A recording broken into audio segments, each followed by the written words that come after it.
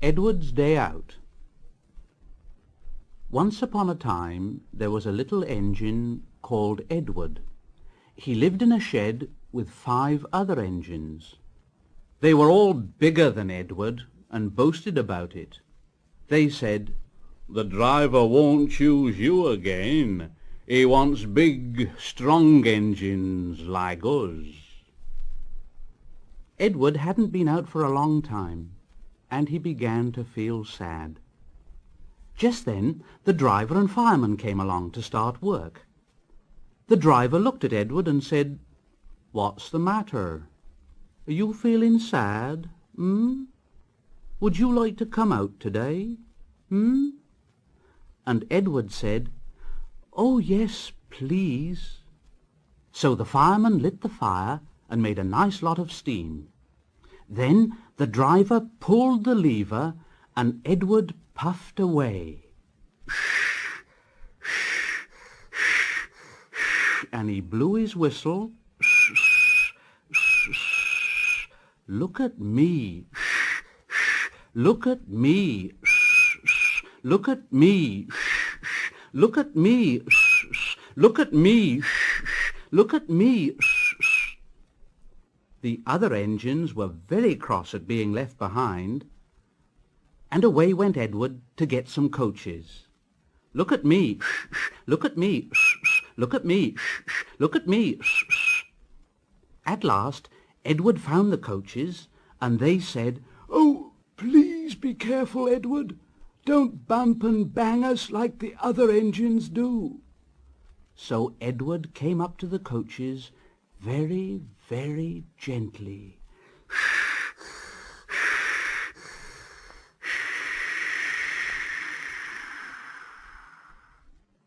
And the shunter fastened the coupling. The coaches were very pleased. "Thank you, Edward. That was kind. We are glad you're taking us today."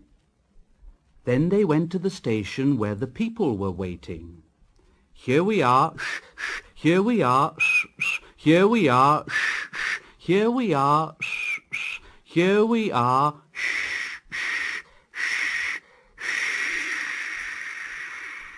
"Come along, get in quickly, please." So the people got in quickly, and Edward waited happily for the guard to blow his whistle and wave his green flag. He waited and waited, and there was no whistle and no green flag. Edward was getting anxious. "Where is that guard?" The driver and fireman asked the station master. Have you seen the guard? No." They asked the porter. Have you seen the guard?" Yes, last night." Edward began to get cross. Are we ever going to start? Just then a little boy shouted, "Here he comes!" And there the guard was, running down the hill with his flags in one hand and a sandwich in the other. He ran onto the platform, blew his whistle, and jumped into his van. Edward puffed off. "Here we go, shh, shh, here we go, shh, shh, here we go, shh, shh, here we go, shh, shh, here we go, shh, shh." He did have a happy day. All the children ran to wave as he went past, and he met old friends at all the stations. He worked so hard that the driver promised to take him out again next day. And he told the other engines in the shed that night, "I'm going out again tomorrow. What do you think of that, But he didn't hear what they thought, for he was so tired and happy that he fell asleep at once. Edward and Gordon. One of the engines in Edward's shed was called Gordon. He was very big and very proud. "You watch me this afternoon, little Edward. When I rush through with the express, that'll be a splendid sight for you." Just then his driver pulled the lever. "Goodbye, little Edward. Look out for me this afternoon. Goodbye, little Edward." Edward went off too, to do some shunting. Edward liked shunting. It was fun playing with trucks. He would come up quietly and give them a quick pull, and the trucks would scream out, "Oh, oh, oh, oh, oh, oh, oh, oh, oh, oh, Oh, whatever's happening? Then Edward would stop quickly, and the silly trucks would bump into each other. "Oh, oh, oh, oh, oh, oh, oh, oh, oh." Edward pushed them until they were running nicely, and when they weren't expecting it, he would stop. One of them would be sure to run onto the other line. Edward played till there were no more trucks. Then he stopped to rest. Presently he heard a whistle, and Gordon came puffing along very slowly and very crossly.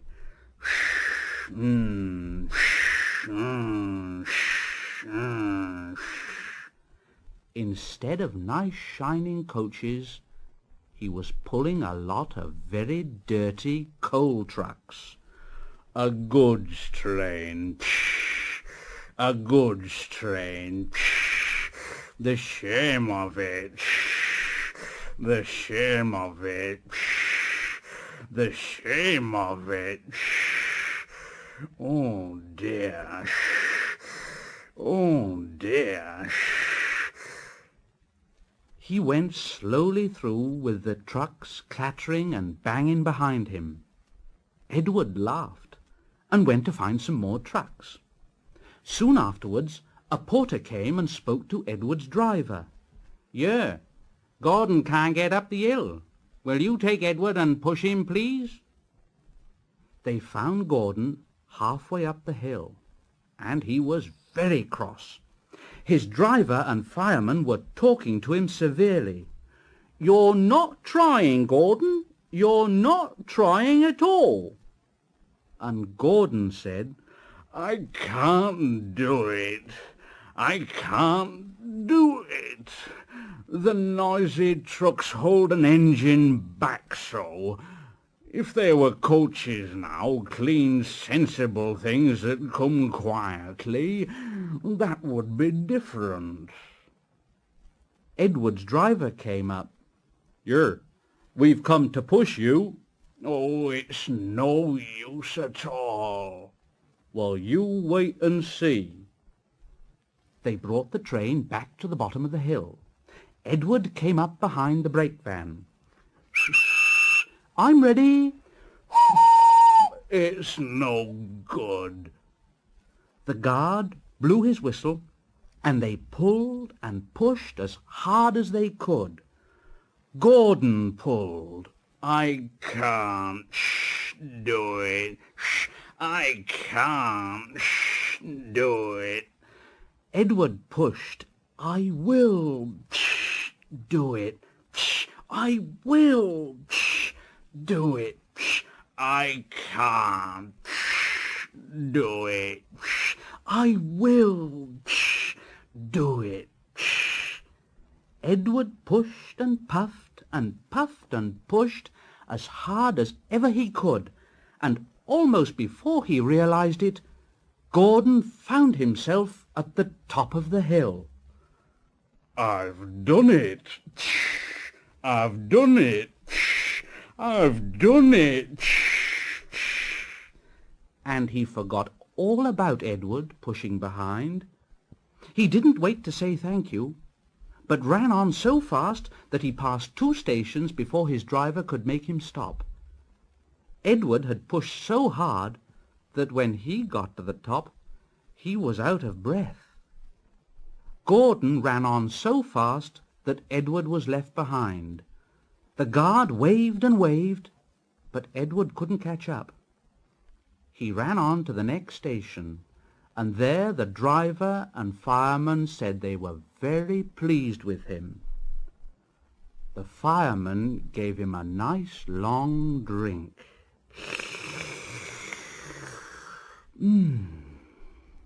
And the driver said, "I'll get my paint out tomorrow and give you a beautiful new coat of blue with red stripes. Then you'll be the smartest engine in the shed."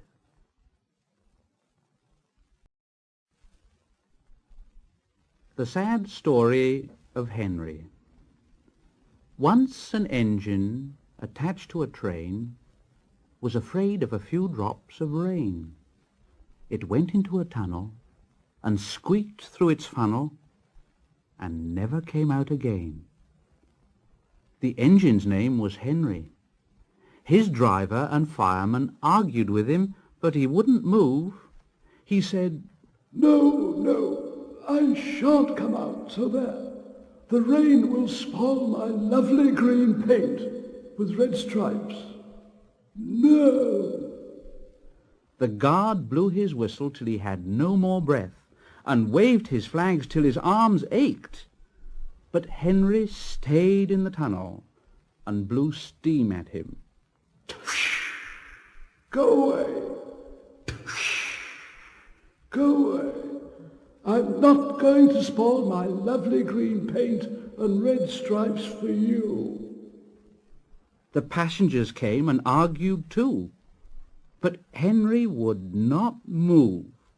No! No! Leave me alone. A fat director who was on the train told the guard to get a rope. Fetch a rope, will you? That's right. Now, Henry, we will pull you out. But Henry only blew steam at him and made him wet. Leave me alone. They hooked the rope on, and all pulled except the fat director. My doctor has forbidden me to pull, don't you know?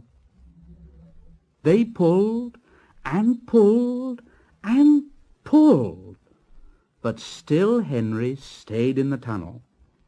Then they tried pushing from the other end. The fat director said, 1, 2, 3, push!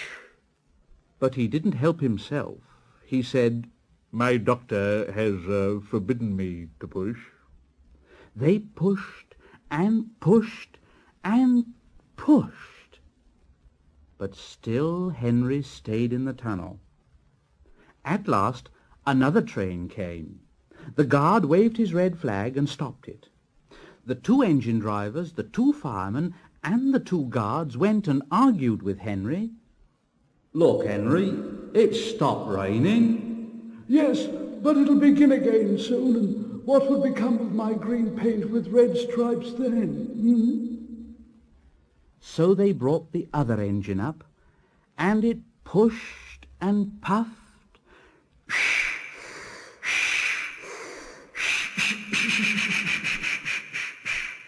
and puffed and pushed,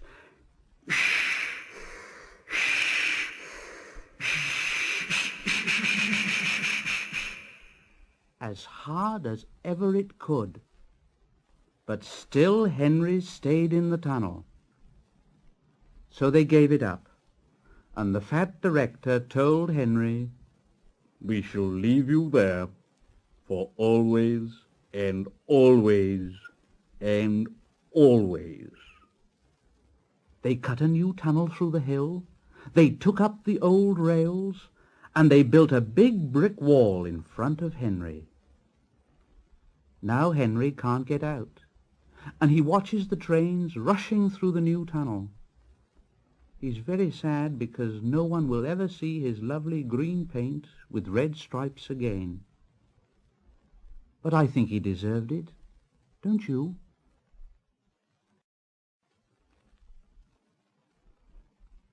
Edward, Gordon, and Henry. Edward and Gordon often went through the tunnel where Henry was shut up. Edward would say, "Hello," and Gordon would say, "Serves you right." Poor Henry had no steam to answer. His fire had gone out. Soot and dirt from the tunnel roof had spoiled his lovely green paint and red stripes. He was cold and unhappy, and wanted to come out and pull trains too. Gordon always pulled the express. He was proud of being the only engine strong enough to do it. There were many heavy coaches full of important people like the fat director who'd punished Henry. Gordon was seeing how fast he could go. Faster, faster, faster, faster. Faster, faster, faster, faster. Faster, faster, faster, faster. And the coaches went.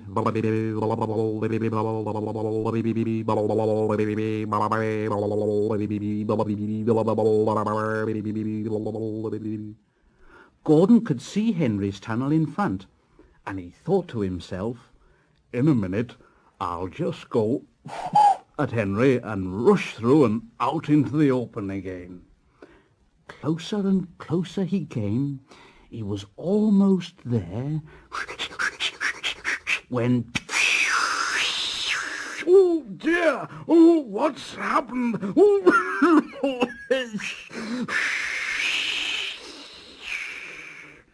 Gordon was in a cloud of steam and going slower and slower. Oh,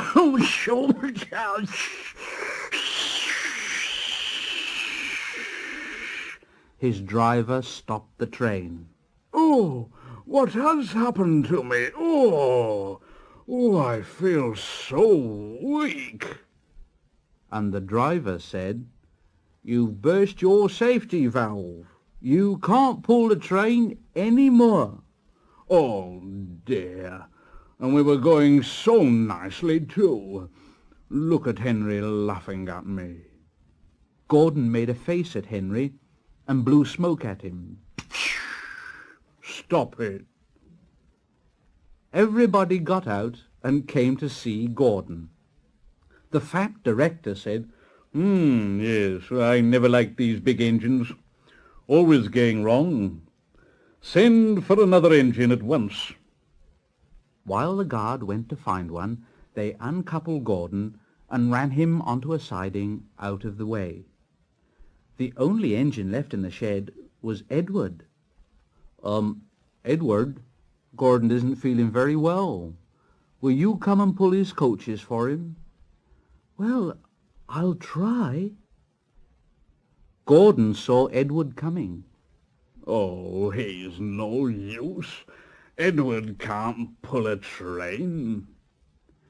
Edward puffed and pulled and pulled and puffed, but he couldn't move the heavy coaches. "I told you so. Why not let Henry try, And the fat director said, "All right, I will. Henry, will you help pull this train?" And Henry was delighted. "Oh, yes, certainly. Only too pleased." So Gordon's driver and fireman lit his fire, some platelayers broke down the wall and put back the rails, and when he had steam up, Henry puffed out. He was dirty. His boiler was black and he was covered with cobwebs. Oh, I'm so stiff. I'm so stiff. "You'd better have a run and ease your joints and find a turntable." Henry came back feeling much better, and they put him in front. Edward said, "I'm ready."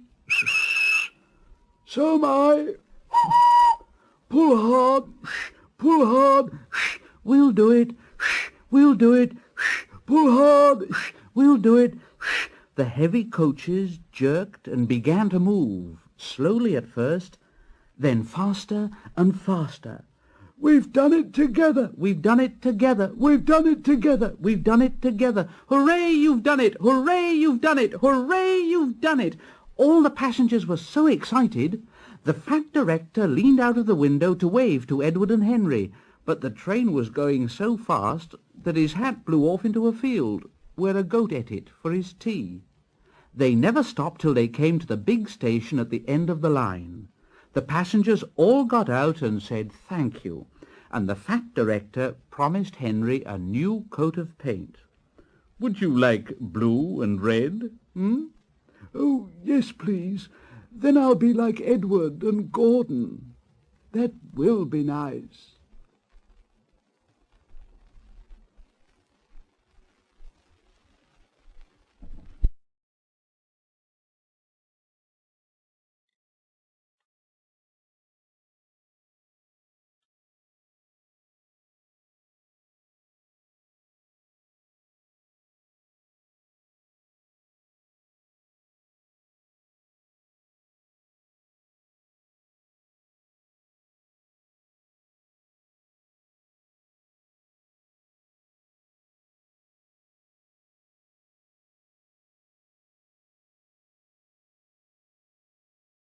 Thomas and Gordon.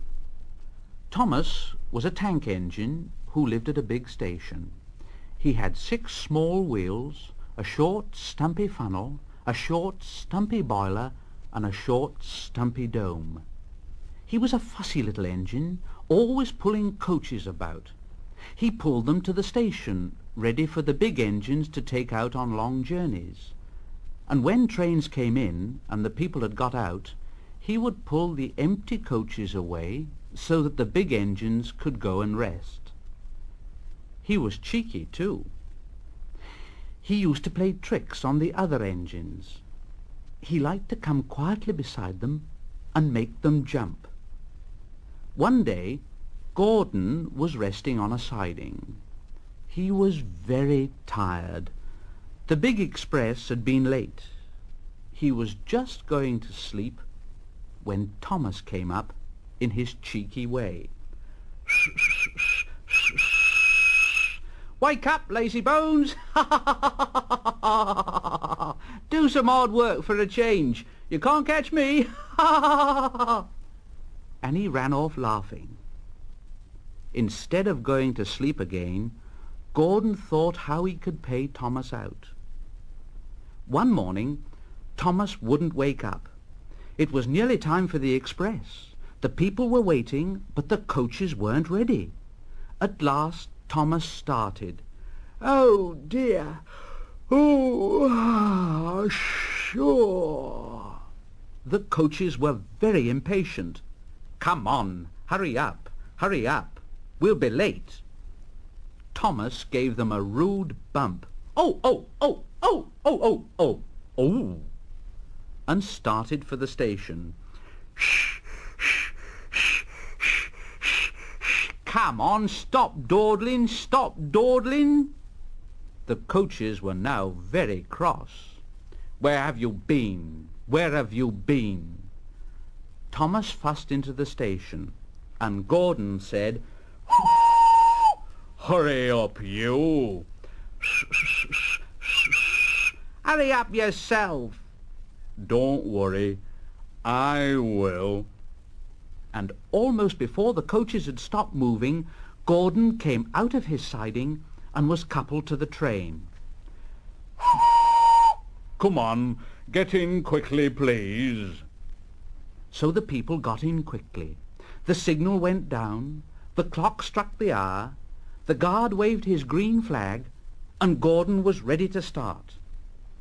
Thomas usually pushed behind the big trains to help them start, but he was always uncoupled first, so that when the train was running nicely, he could stop and go back. This time he was late, and Gordon started so quickly that they forgot to uncouple Thomas. The heavy train slowly began to move out of the station. Gordon grunted at the coaches. Come on, Come on. Shh. Thomas teased Gordon. Pull harder! Pull harder! The train went faster and faster. Too fast for Thomas. He wanted to stop, but he couldn't. Stop! Stop! I can't keep up! You're going too fast! Gordon laughed.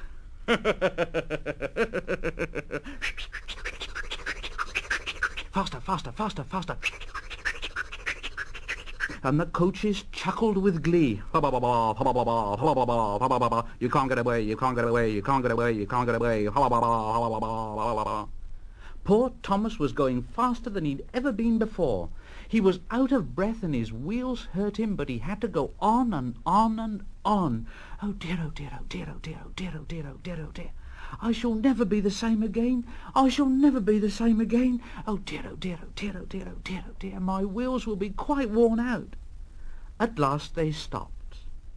Everyone laughed to see Thomas puffing and panting behind.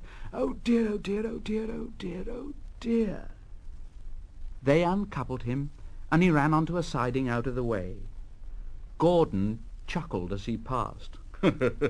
Well, little Thomas, now you know what hard work means, don't you, Poor Thomas couldn't answer. He had no breath. He just puffed slowly away to rest.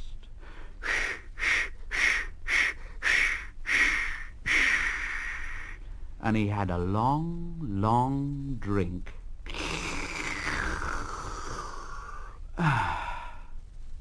And he was careful afterwards never to be cheeky to Gordon again.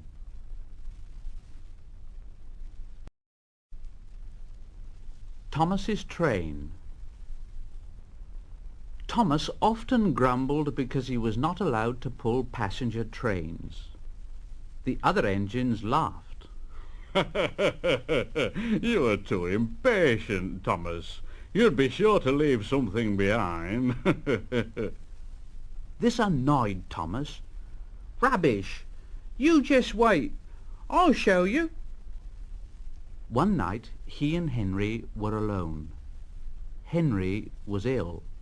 The men worked hard on him, but he didn't get better. Now, Henry usually pulled the first train in the morning, and Thomas had to get his coaches ready. And Thomas thought to himself, now, if Henry is ill, perhaps I shall pull his train. And Thomas ran off and found the coaches. Come along, come along. The coaches were very grumpy. There's plenty of time, there's plenty of time. Thomas took them to the platform and wanted to run round in front at once, but his driver wouldn't let him. Now, don't be impatient, Thomas. So Thomas waited and waited. The people got in.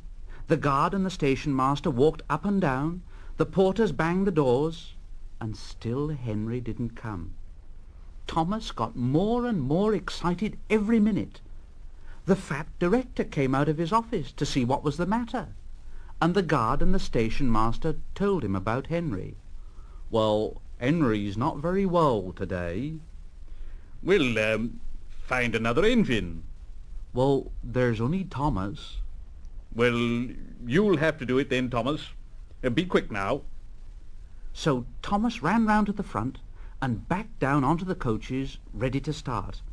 He was so excited his driver had to say to him, Now don't be impatient, Thomas. Wait till everything is ready. But Thomas was too excited to listen to a word he said. What happened then, no one knows. Perhaps they forgot to couple Thomas to the train. Perhaps Thomas was too impatient to wait till they were ready. Or perhaps his driver pulled the lever by mistake. Anyhow, Thomas started. People shouted and waved at him, but he didn't stop. Thomas thought to himself, they're waving because I'm such a splendid engine. Henry says it's hard to pull trains, but I think it's easy. and he pretended to be like Gordon. Faster, faster, faster, faster. Faster, faster, faster, faster. As he passed the first signal box, he saw the man leaning out, waving and shouting. And he thought to himself, "They're pleased with me. They've never seen me pulling a train before. It's nice of 'em to wave." And he hurried on. Faster, faster, faster, faster. Faster, faster, faster, faster. But he came to a signal at danger. "Oh, bother! I must stop. Oh, and I was going so nicely too."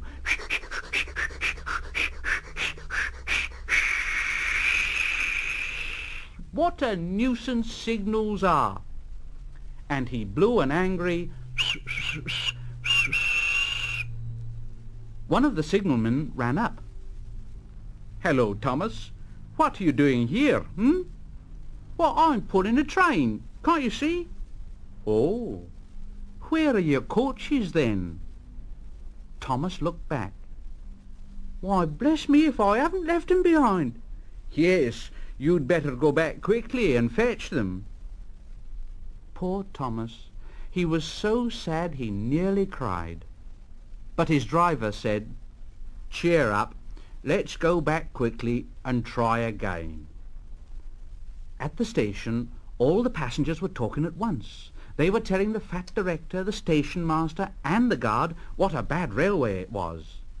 But when Thomas came back, and they saw how sad he was, they couldn't be cross. So they coupled him to the train, and this time he really pulled it. But for a long time afterwards, the other engines laughed at Thomas and said, "Look, there's Thomas, who wanted to pull a train, but forgot about the coaches."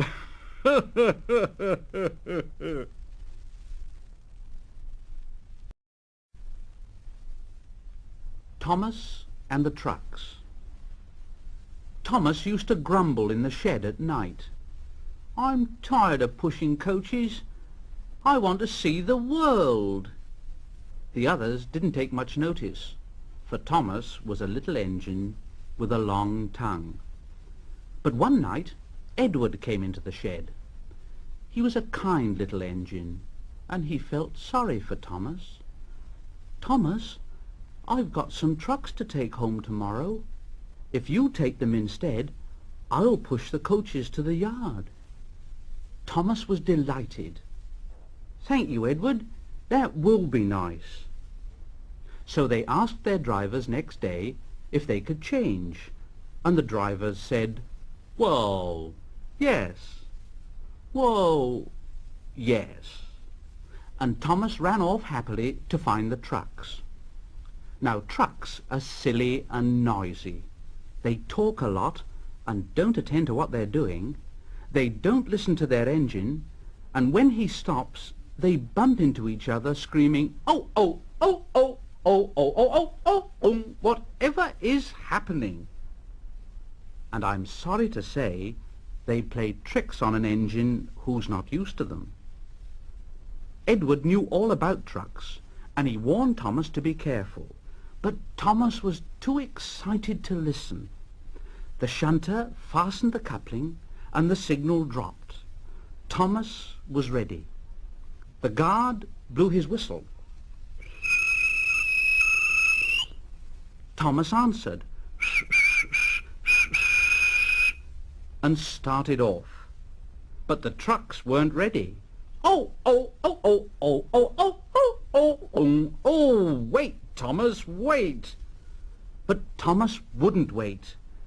"Come on, come on, And the trucks grumbled slowly out of the siding onto the main line.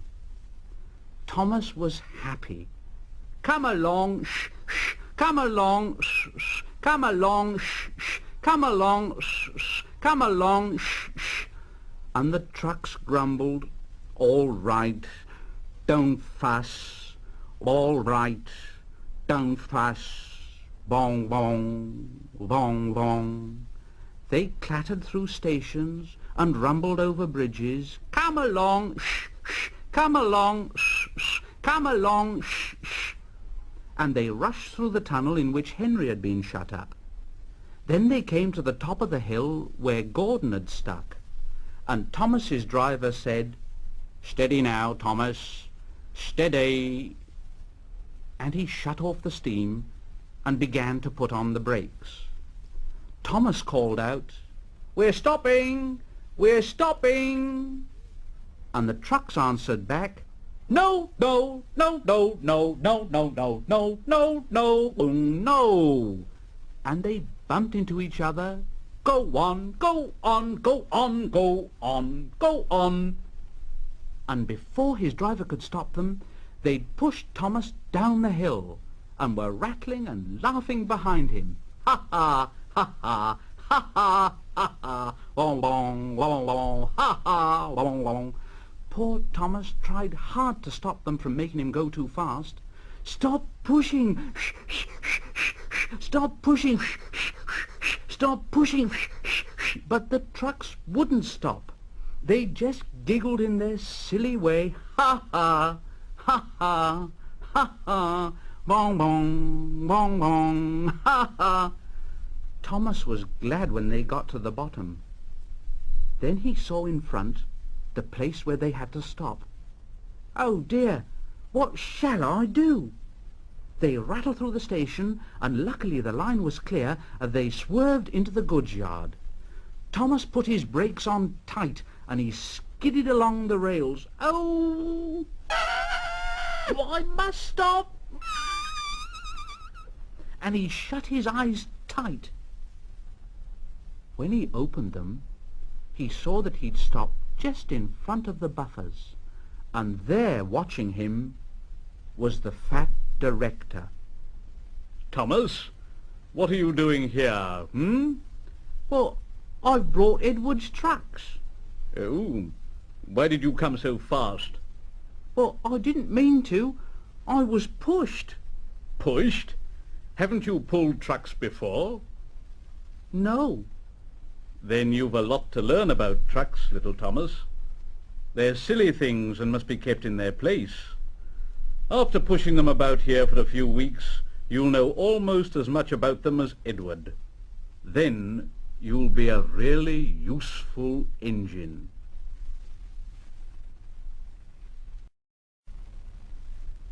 Thomas and the Breakdown Train. Every day the fat director came to the station to catch his train, and he always nodded to Thomas and said, Morning, Thomas." There were lots of trucks in the yard, and Thomas had to push and pull them into their right places. He worked hard. He knew now that he wasn't so clever as he'd thought, and he wanted to learn all about trucks so as to be a really useful engine. But on the siding, by themselves, were some trucks that Thomas was told he mustn't touch. There was a small coach, some flat trucks, and two queer things his driver called cranes. "That's the breakdown train, Thomas, and when there's an accident, the workmen get into the coach, and the engine takes them quickly to help the hurt people, and to clear and mend the line. The cranes are for lifting heavy things like engines and coaches and trucks." One day Thomas heard an engine whistling. "Help! Help!" And a goods train came rushing through very fast.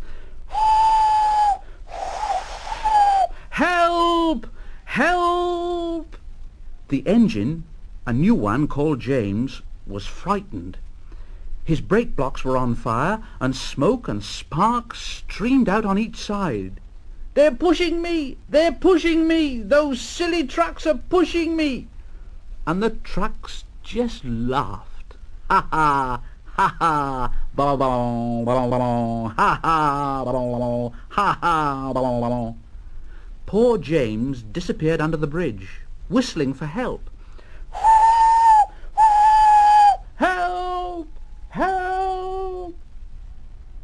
Thomas the tank engine didn't know what to do. "Oh, I'd like to teach those trucks a lesson." Presently a man came, running. "James is off the line. The breakdown train. Quickly!" So Thomas was coupled on. The workmen jumped into their coach, and off they went. Thomas worked his hardest. Faster, faster. Faster, faster. Oh, bother those trucks and their tricks. I only hope poor James isn't hurt. Faster, faster.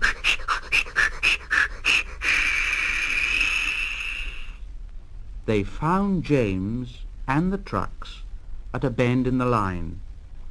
The brake van and the last few trucks were on the rails, but the front ones were piled in a heap. James was in a field, with a cow looking at him, and his driver and fireman were feeling him all over to see if he was hurt. "Never mind, James. It wasn't your fault. We always said your wooden brakes was no good." Thomas pushed the breakdown train alongside. Then he pulled the unhurt trucks out of the way. Oh, oh, oh dear! Oh, don't hurt us, Thomas! Oh, oh, oh, don't hurt us, Thomas! "It serves you right! It serves you right!" He puffed backwards and forwards all the afternoon, and he scolded the trucks. "This'll teach you a lesson! This'll teach you a lesson!" And the trucks answered in groany, creaky sort of voices, "Yes, it will! Oh, ah, yes, it will! Oh, oh, oh!" Then, when they put James back onto the rails, he tried to move, but he couldn't, so Thomas helped him back to the shed. The fat director was waiting anxiously for them. "Well, Thomas, I've heard all about it, and I'm very pleased with you. You're a really useful engine. James shall have some proper brakes and a new coat of paint, and you, well, you shall have a branch line all to yourself." "Oh, sir, thank you." Now Thomas is as happy as can be. He has a branch line all to himself, and puffs proudly backwards and forwards with 2 coaches all day. He's never lonely, because there's always some engine to talk to at the junction.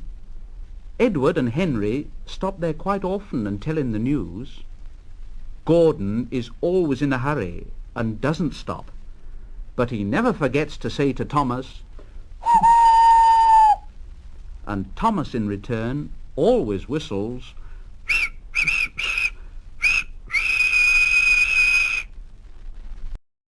James and the Top Hat. James was a new engine who lived at a station at the other end of the line. He had 2 small wheels in front and 6 driving wheels behind. They weren't as big as Gordon's, and they weren't as small as Thomas's. The fat controller told him, "You're a special mixed traffic engine. You'll be able to pull coaches or trucks quite easily." But trucks are not easy things to manage, and on his first day they'd pushed James down a hill into a field. He'd been ill after the accident, but now he had new brakes and a shining coat of red paint.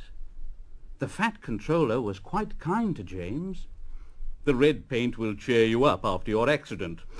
You can pull coaches today, and Edward can help you." So James and Edward went together to find the coaches. Edward knew all about coaches and trucks. "Be careful with the coaches, James. They don't like being bumped. Trucks are silly and noisy. They need to be bumped and taught to behave, but coaches get cross and will pay you out."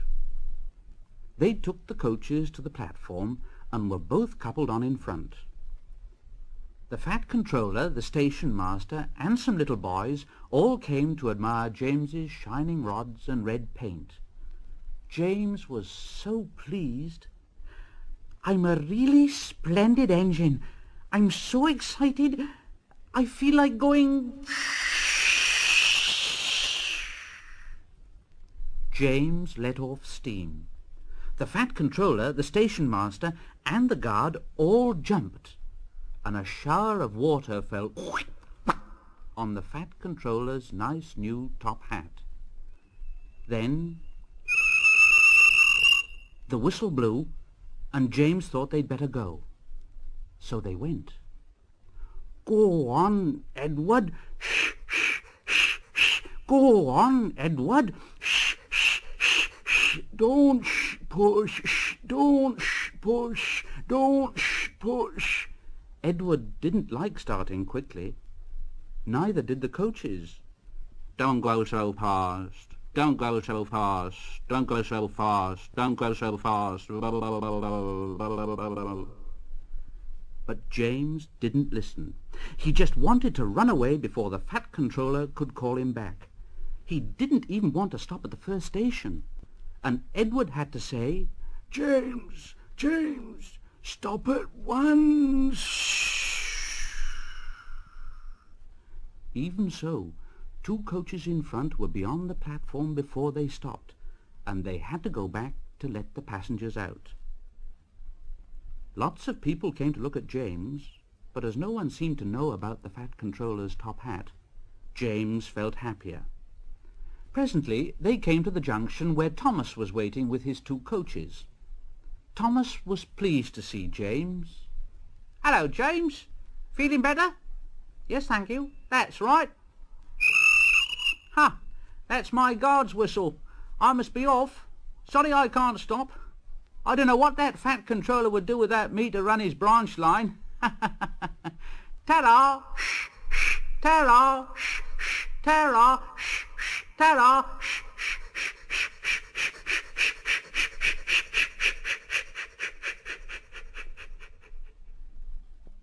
And off he puffed with his 2 coaches into a tunnel. Edward and James pulled away from the junction. They passed the field where James had had his accident. The fence was mended, and the cows back again. James whistled at them, but they paid no attention. On went James and Edward, through Edward's station yard, and they started to climb the hill beyond. "It's ever so steep. It's ever so steep. I've done it before. I've done it before. It's steep, but we'll do it. It's steep, but we'll do it."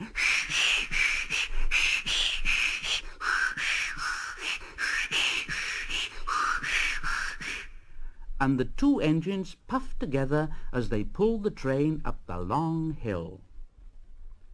They both rested at the next station, and Edward told James the story of how Gordon had stuck on the hill and he had had to push him up. James laughed so much he got hiccups.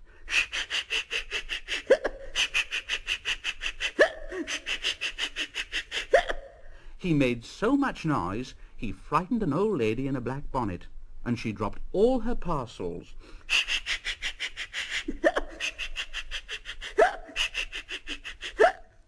3 porters, the station master, and the guard had to run after her, picking them up. James got quieter in his shed that night. He had enjoyed his day, but he was a little afraid of what the Fat Controller would say about the top hat.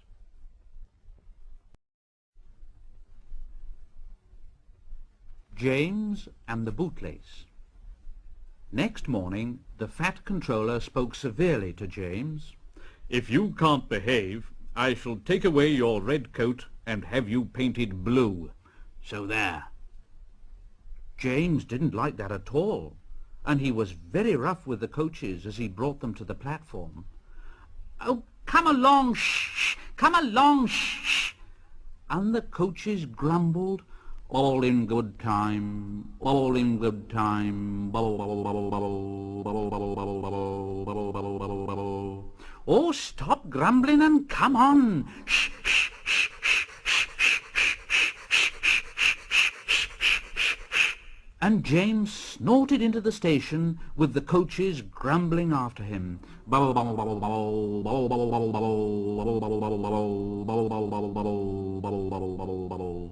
James was cross that morning. Gordon never fetches his own coaches, and he's only painted blue, where a splendid red engine like me should never have to fetch his own coaches.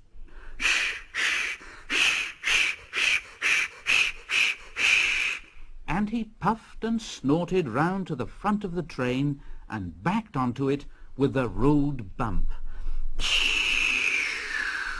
Oh, oh, oh, oh, oh, oh, oh, oh, oh, went the coaches. That was too bad. And no one came near James. He felt very lonely.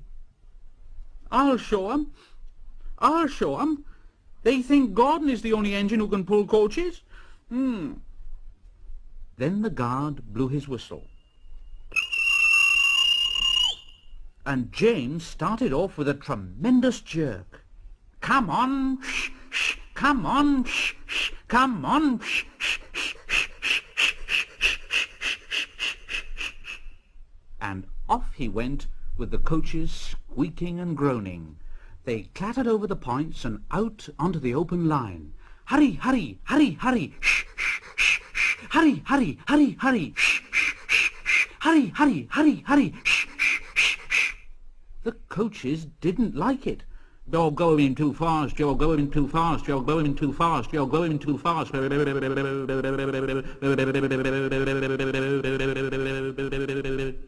And indeed the coaches were going so fast that they swayed from side to side. James laughed and tried to go faster, but the coaches wouldn't let him. We're going to stop, we're going to stop, we're going to stop, we're going to stop, we're going to stop.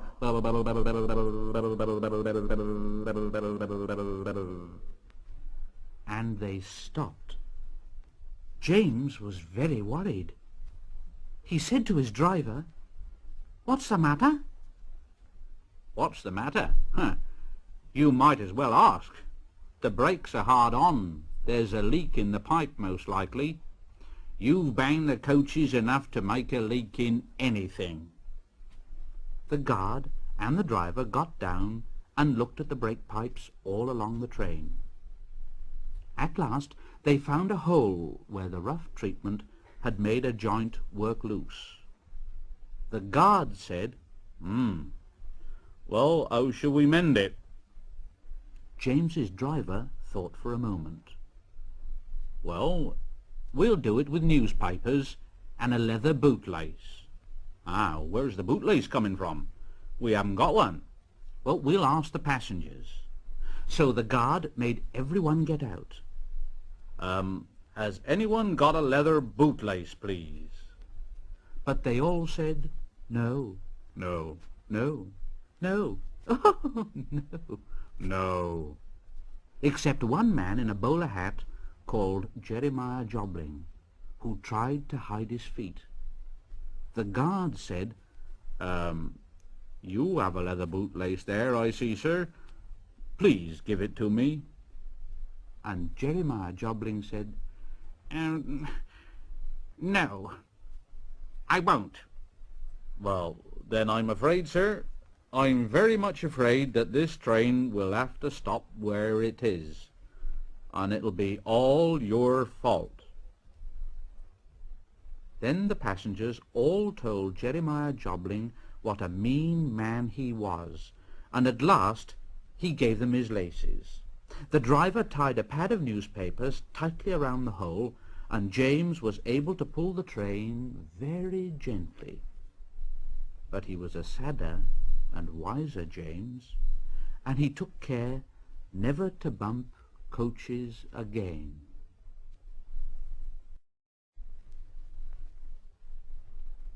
Troublesome Trucks.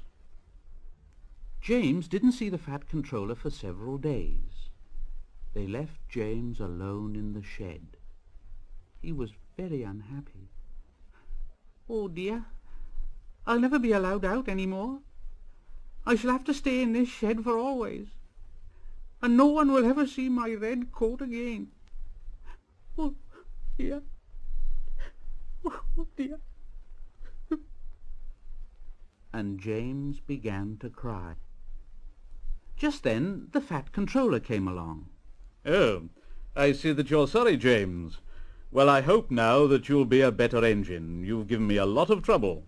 People are laughing at my railway, and I don't like that at all. At all. I'm very sorry, sir. Well, that's a good engine. Well done. Now, I want you to pull some trucks for me, so run along and find them. Oh, very good, sir.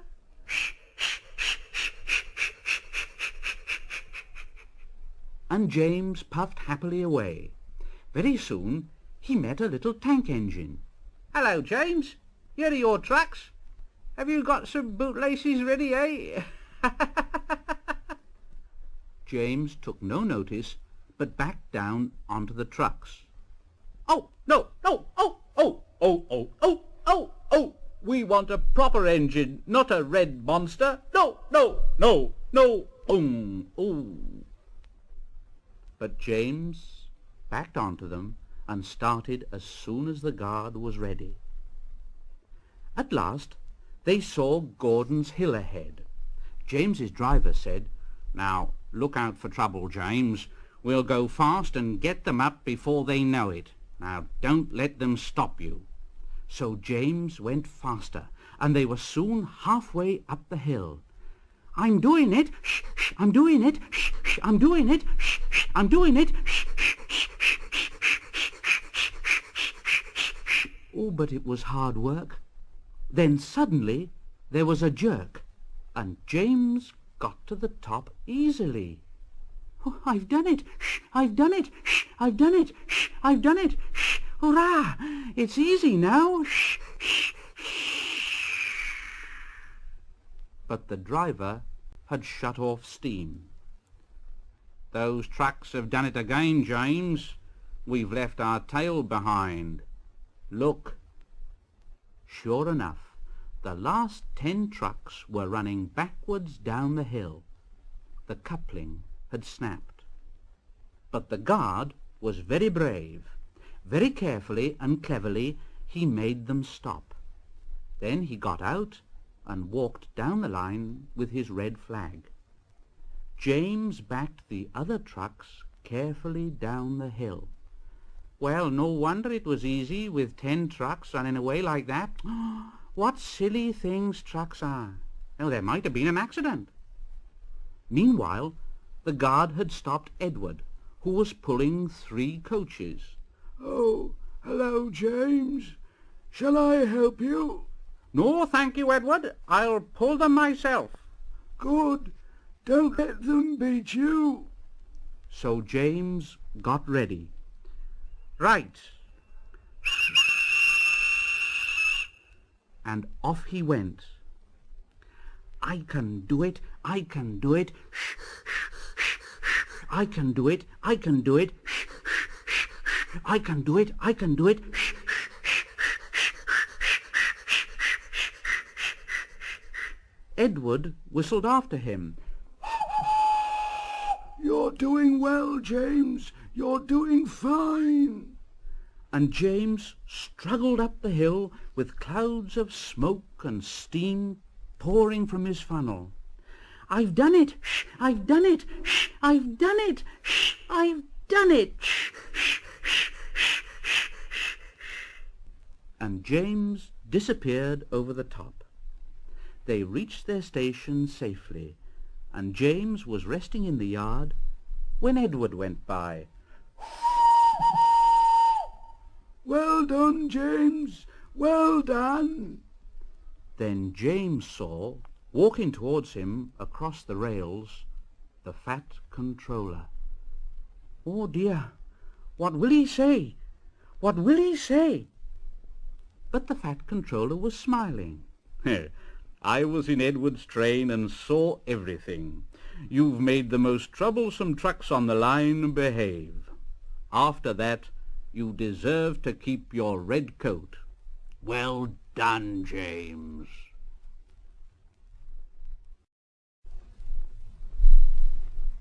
James and the Express. Sometimes Gordon and Henry slept in James's shed, and sometimes they talked of nothing but bootlaces. James tried to talk about engines who got shut up in tunnels and stuck on hills, but they wouldn't listen and went on talking and laughing. Gordon would say, You talk too much, little James. Now, a fine, strong engine like me is something to talk about.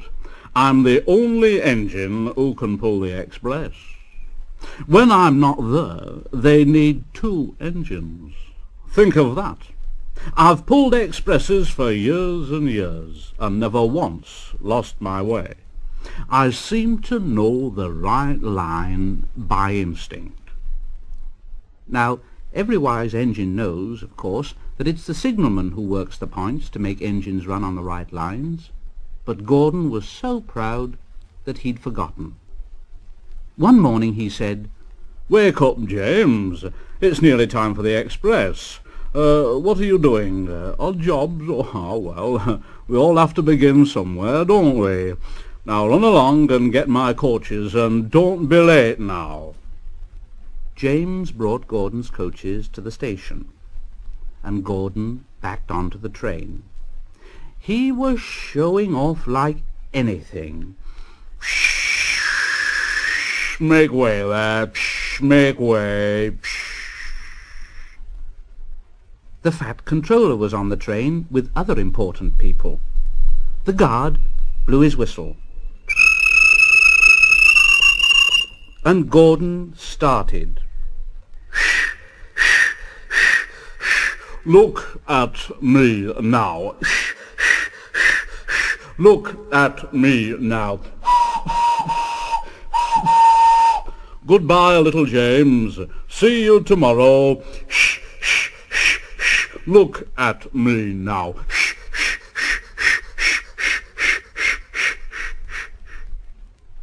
And the coaches glided after him out of the station.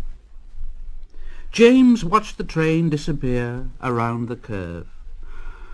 Oh dear, I wish I could pull the express. And then he went back to work. He brought some more coaches to the platform and was just being uncoupled when he heard a mournful, quiet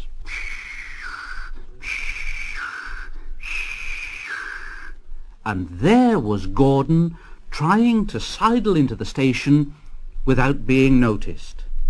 "Hello, Gordon. Is it tomorrow already, then?" Gordon didn't answer. He just let off steam feebly. "Well, did you lose your way, Gordon?" No, I didn't. It was lost for me. I was switched off the main line onto the loop, and I had to go all around and back again. Perhaps it was instinct, Gordon, Oh! Meanwhile, all the passengers hurried to the booking office. "Look here, we want our money back." Yes, we want our money back. "Yes, money back." Money back. Everyone was making such a noise that the fat controller climbed onto a trolley and blew the guard's whistle. Now, wait a moment, please. Wait a moment.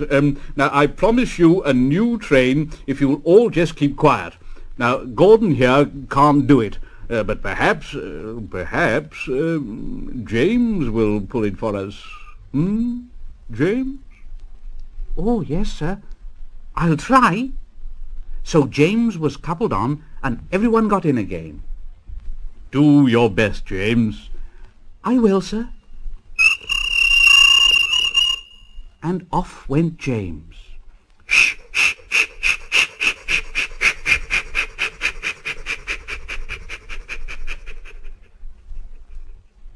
Stations and bridges flashed by.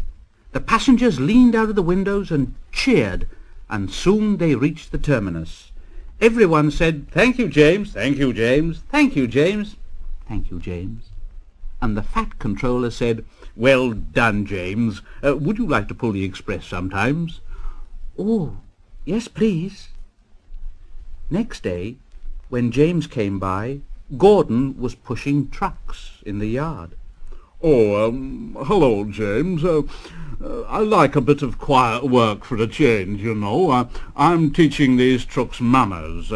You did well with those coaches, I hear. Good. We'll show 'em.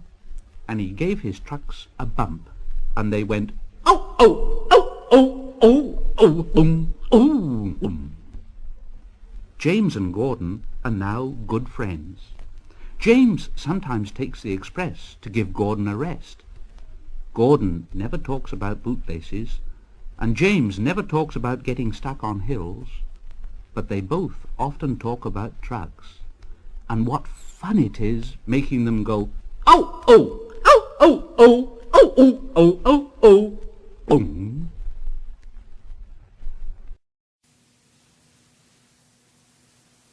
Thomas and the Guard. Thomas the Tank Engine is very proud of his branch line. He thinks it's the most important part of the whole railway. He has 2 coaches.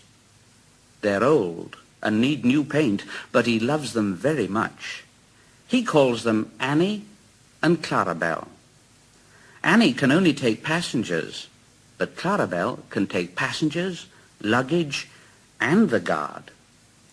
As they run backwards and forwards along the line, Thomas sings them little songs, and Annie and Clarabelle sing too. When Thomas starts from the station, he sings, shh, shh, shh, shh, oh, come along, shh, shh, shh, we're rather late, shh, shh, shh, oh, come along, shh, shh, shh, we're rather late, shh, shh, shh, oh, come along, shh, shh, shh, we're rather late, shh, shh, shh, oh, come along, shh, shh, shh. And the coaches sing, we're coming along, we're coming along, we're coming along, we're coming along. They don't mind what Thomas says to them, because they know that he's trying to please the fat controller. And they know, too, that if Thomas is cross, he's not cross with them. He's cross with the engines on the main line who've made him late. One day, they had to wait for Henry's train. It was late. Thomas was getting crosser and crosser. How can I run my line properly if Henry's always late? He doesn't realize that the fat controller depends on me. And he whistled very impatiently.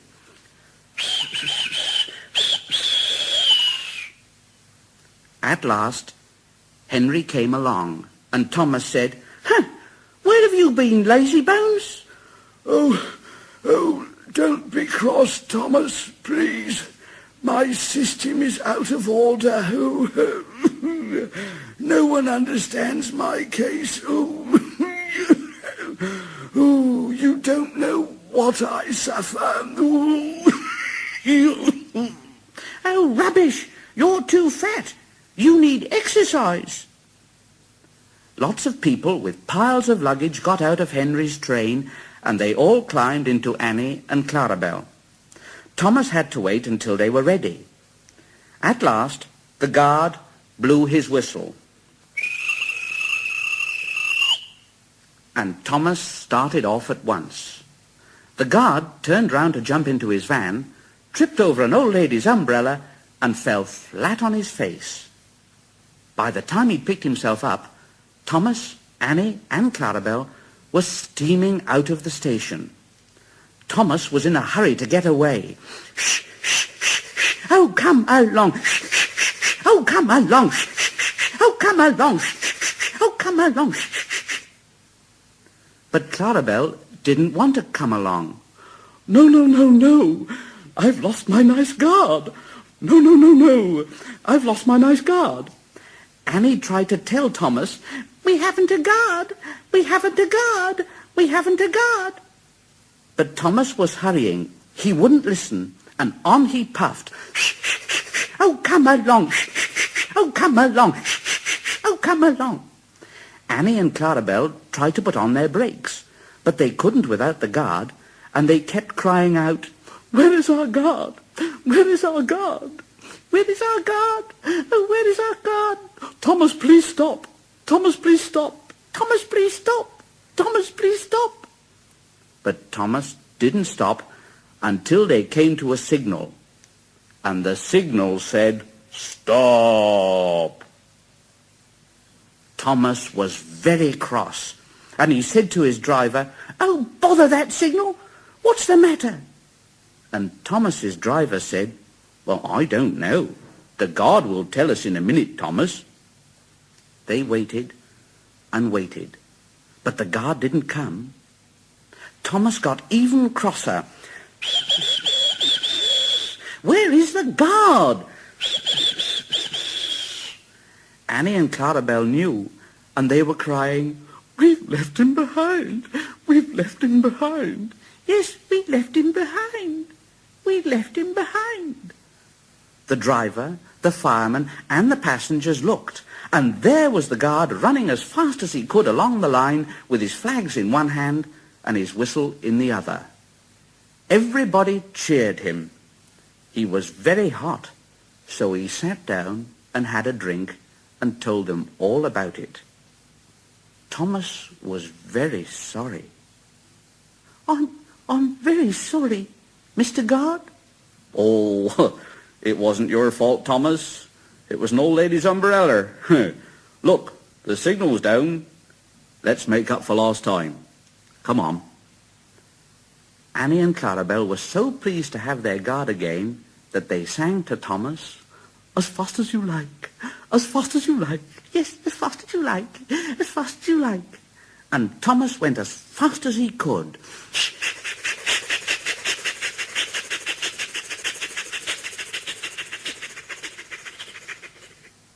And they reached the end of the line quicker than ever before.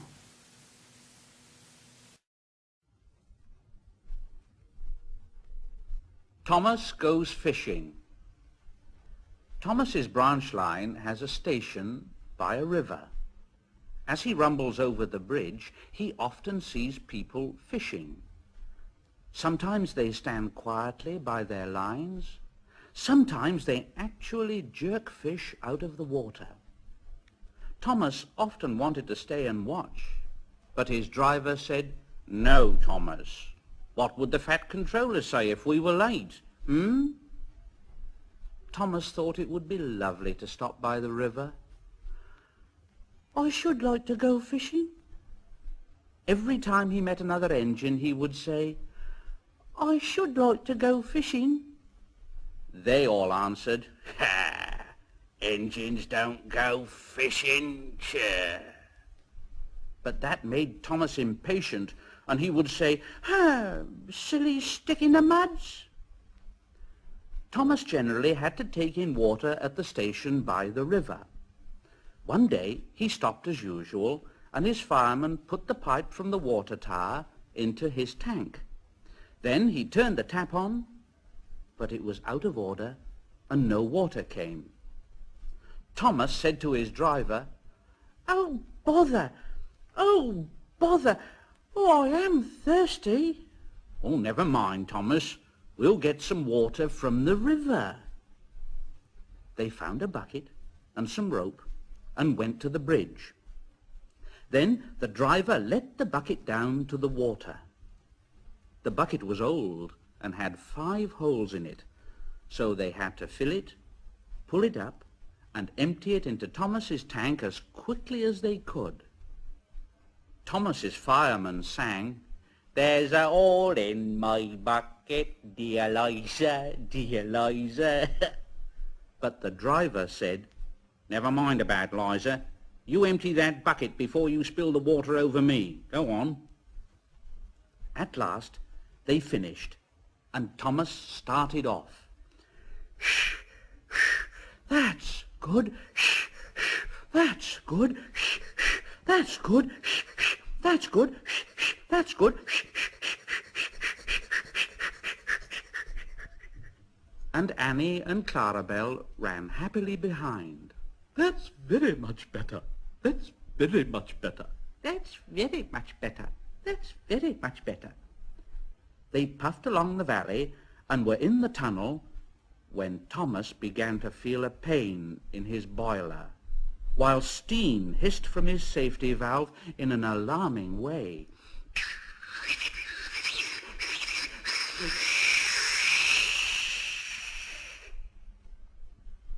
Thomas's driver said, "Oh, there's too much steam." And the fireman opened the tap in the feed pipe to let more water into the boiler, but none came. Thomas groaned. Oh dear, I'm going to burst. Oh, I'm going to burst.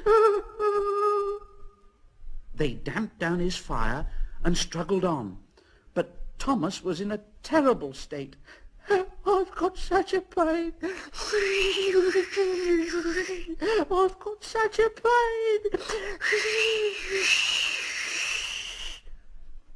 Just outside the last station, they stopped, uncoupled Annie and Clarabel, and ran Thomas, who was still hissing fit to burst, onto a siding right out of the way. Then, while the guard telephoned for an engine inspector, and the fireman was putting out the fire, the driver wrote notices in large letters, which he hung on Thomas in front and behind. "Danger. Keep away." Soon the inspector and the fat controller arrived. "Oh, cheer up, Thomas. We'll soon put you right, yes." The driver told them what had happened, and the inspector said, Oh, so the feed pipe is blocked, eh? Well, I'll just look in the tanks." He climbed up and peered in. Then he came down and said to the fat controller, Excuse me, sir, but look in the tank, will you, and tell me what you can see?" "Oh, yes, certainly, Inspector. Certainly." He clambered up, looked in, and nearly fell off in surprise. Well, I never, Inspector. Can you see fish? Goodness gracious me. How did the fish get in there, driver?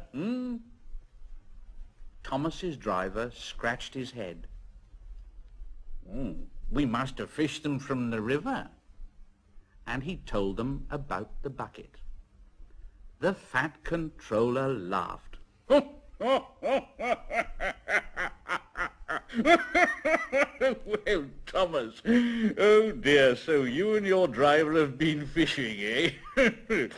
But fish don't suit you, do they? No, we must get them out.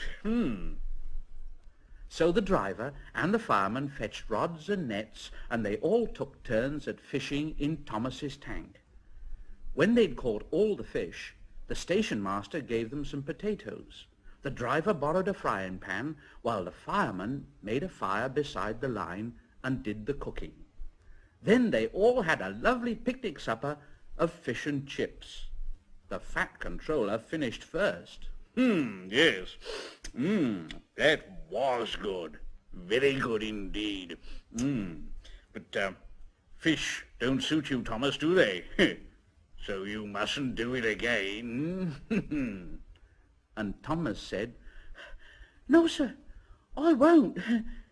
Engines don't go fishing. It's too uncomfortable."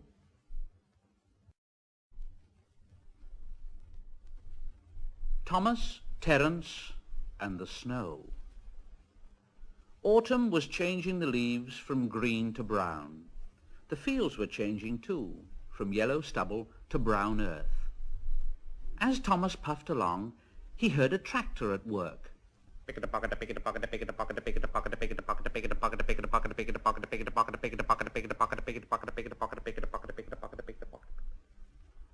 One day, stopping for a signal, he saw the tractor close by. The tractor looked over the fence at Thomas and said, "Hello, I'm Terence. I'm ploughing." "I'm Thomas. I'm pulling a train." "Oh, what ugly wheels you've got." "They're not ugly. They're caterpillar tracks. I can go anywhere with my tracks. I don't need rails. I don't want to go anywhere. I like my rails, thank you. And off went Thomas.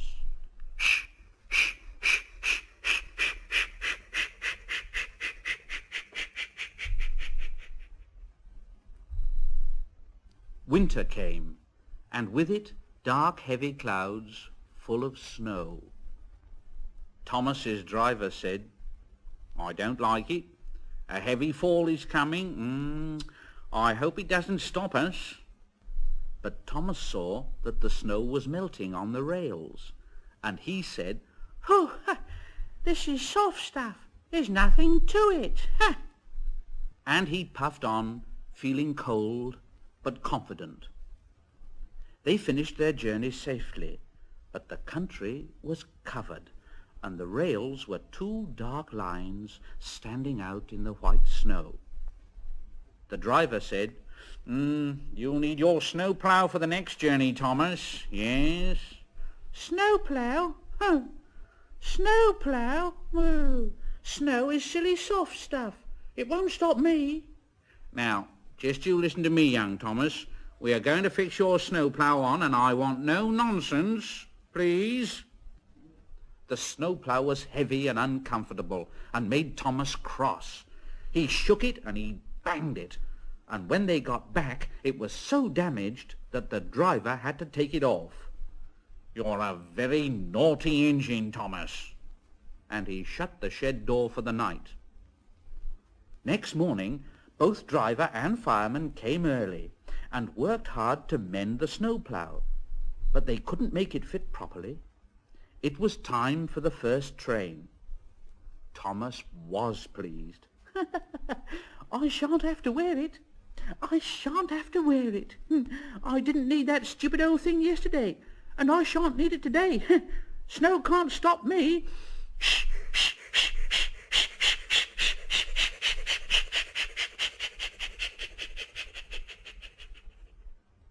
And he rushed off into the tunnel, thinking how clever he was. At the other end, he saw a heap of snow fallen from the sides of the cutting. Ha ha ha! Silly old snow! Silly old snow! Look out! I'm coming! I'm coming! Ooh! Ooh! Ooh! Ooh! Ooh! Ooh! Oh! Cinders and ashes! I'm stuck! And he was. The driver said, Back, Thomas! Back! Thomas tried, but his wheels spun and he couldn't move. More snow fell and piled up around him. The guard went back for help, while the driver, fireman, and passengers tried to dig the snow away. But as fast as they dug, more snow slipped down, until Thomas was nearly buried. Thomas was very upset. Oh, my wheel and coupling rods! Oh, I shall have to stop here till I'm frozen. Oh, what a silly little engine I am. And Thomas began to cry.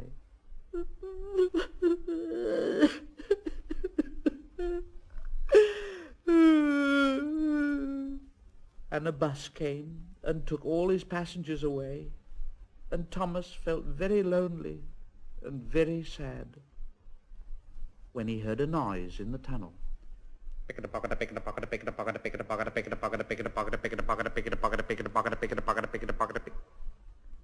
Yes, it was Terence, and he came chugging out of the tunnel.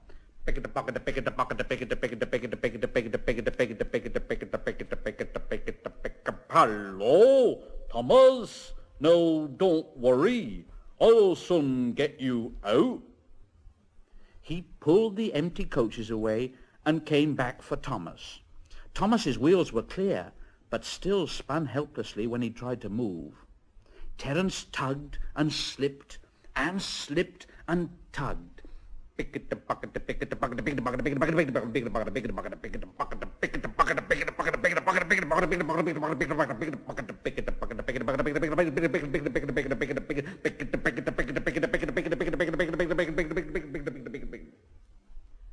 At last he dragged Thomas into the tunnel. Thomas was very grateful. Thank you, Terence. Thank you. Your caterpillar tracks are really splendid. Ha ha! They can take me anywhere, Thomas. And Thomas's driver said, I hope you'll be sensible now, Thomas. I'll try to be. I'll try to be. And Thomas puffed off home.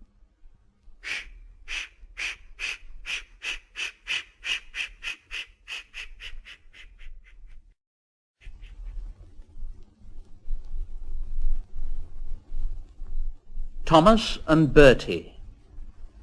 One day, Thomas was waiting at the junction when a bus came into the yard. Thomas said to the bus, Hello, who are you? What's that? Oh, I'm Bertie. Who are you? I'm Thomas. I run this line. Oh, so you're Thomas, are you? Oh, yes. I remember now. You was stuck in the snow, didn't you? I took your passengers and Terence pulled you out, didn't he? Well, I've come to help you with your passengers today. This made Thomas very cross indeed, and he let off steam. Help me! Help me! Oh, wow! I can go faster than you. You can't. I can. You can't. I can. All right, I'll race you. The drivers agreed. The station master said, Right, are you ready? Steady. Go! And they were off. Thomas never could go fast at first, and Bertie drew in front. Thomas was running well, but he didn't hurry. Annie and Clarabel were rather anxious. Why don't you go fast? Why don't you go fast? Why don't you go fast? Why don't you go fast? But Thomas said, Shh, shh, shh, shh. Wait and see. Wait and see. Shh, shh, shh. Wait and see. Shh, shh, shh. Wait and see. He's a long way ahead. He's a long way ahead. He's a long way ahead. He's a long way ahead. But Thomas didn't mind. He remembered the level crossing. There was Bertie fuming at the gates while they sailed gaily through. Ha ha! Goodbye, Bertie! The road left the railway and went through a village, so they couldn't see Bertie. They stopped at the station, and Thomas called out, Quickly, please! Quickly, please! Everybody got out quickly, and the guard whistled, and off they went.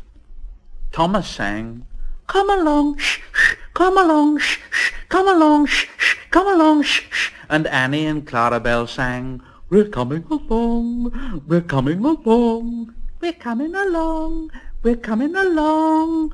Hurry, hurry, hurry, hurry, shh, shh, shh, shh. Hurry, hurry, hurry, hurry, shh, shh, shh, shh. Hurry, hurry. Oh! For there, straight ahead, was Bertie crossing the bridge over the railway, and he was tooting triumphantly on his horn.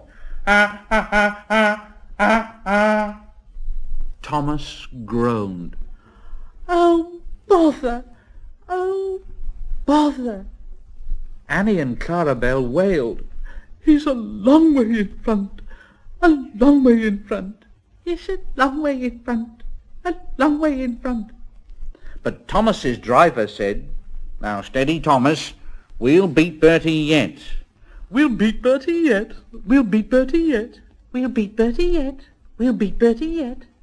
We'll do it. We'll do it. We'll do it. We'll do it. Shh, shh, shh, shh, shh, shh, shh, shh. We'll do it. We'll do it. Oh, bother, there's a station. And as he stopped, he heard something go, ah, ah, ah, ah, ah, ah. Goodbye, Thomas. You must be very tired. Sorry I can't stop. We buses have to work, you know. Ta-ra. The next station was by the river. They got there quickly, but the signal was up. Thomas thought, Oh dear, we've lost now. but he felt better after a drink. Then James rattled through with the goods train, and the signal dropped, showing that the line was clear. "Hurrah! We're off! Hurrah! We're off!"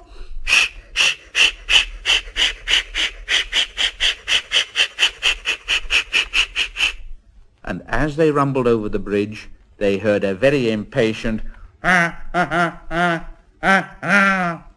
And there was Bertie waiting at the red traffic lights, while cars and lorries crossed the narrow bridge in the opposite direction. But as soon as the lights turned green, Bertie was off with a roar, and soon he and Thomas were racing side by side up a valley. The passengers in the train and in the bus got very excited and started cheering and shouting. And now Thomas reached his full speed, and foot by foot, yard by yard, he gained on Bertie till they were running level. Bertie tried hard, but Thomas was too fast. Slowly but surely he drew ahead till he plunged into a tunnel, leaving Bertie toiling far behind. Thomas was very pleased. "I've done it! Yes, I've done it! I've done it! Yes, I've done it! Yes, I've done it!" So were Annie and Clarabelle. "We've done it, hooray! We've done it, hooray! We've done it, hooray! We've done it, hooray!" And on they went to the last station.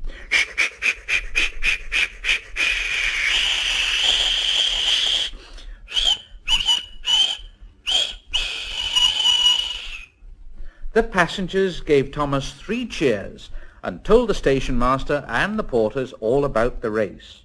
When Bertie came in, they gave him 3 cheers too. And Bertie said, "Whew, that was well done, Thomas. That was fun. But to beat you over that hill, I should have to grow wings and be an aeroplane."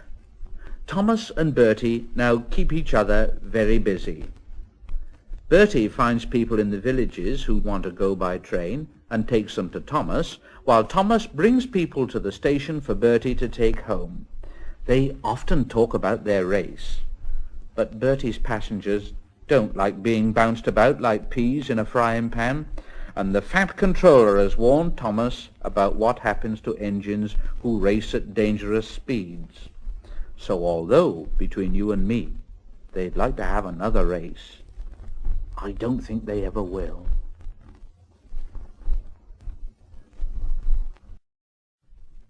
Henry and the Elephant.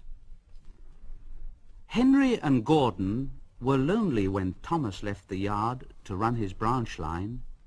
They missed him very much. They had more work to do.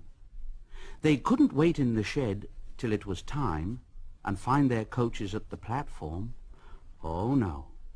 They had to get the coaches themselves, and they didn't like that.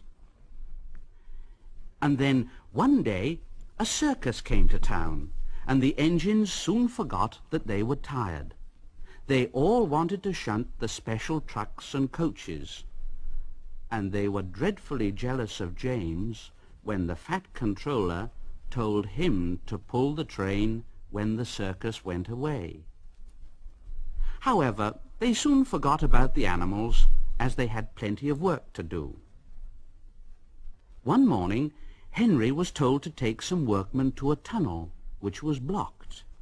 He grumbled away and found 2 trucks to carry the workmen and their tools, and he pushed the trucks along the line and muttered to himself, "Pushing trucks, shh, shh, shh. Pushing trucks, shh, shh, shh. Pushing trucks, shh, shh, shh. Pushing trucks, shh, shh, shh." They came to the tunnel and stopped outside. They tried to look through it, but it was quite dark. No daylight shone from the other end. The workmen took their tools and went inside. Suddenly, they all shouted, "Oh! Oh! Oh! Eh! Oh! Oh! Ah! Ah!" And they came running out of the tunnel. The foreman was outside the tunnel, having a cup of tea, and they said to him, "Look, we went to the blockage and started to dig it away, but it grunted, and moved. And the foreman said, "Go on, get out of it. That's rubbish." "No, it isn't rubbish. It's big and alive, and we're not going in there again. So there." And the foreman said, "All right then, I'll go in. I'll ride in a truck, and Henry shall push this here blockage out of the way." And Henry said, Oh, shoo, shoo, shoo. he hated tunnels. He'd been shut up in one once, and this was worse. There was something big and alive inside the tunnel. Henry said, I don't want to go in. and Henry's driver said, "Well, neither do I, Henry, but we must. We've got to clear the line. Now, come on, Henry. There's a good lad." And Henry puffed slowly into the dark, dark tunnel.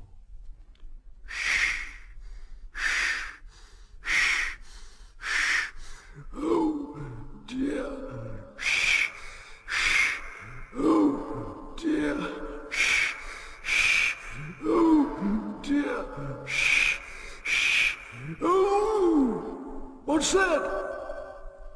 Henry had bumped into something enormous. Henry's driver shut off steam at once. "What is it, Henry?" Oh, I don't know, but I can't move it. It's moving me. It's pushing me backwards. Oh, help!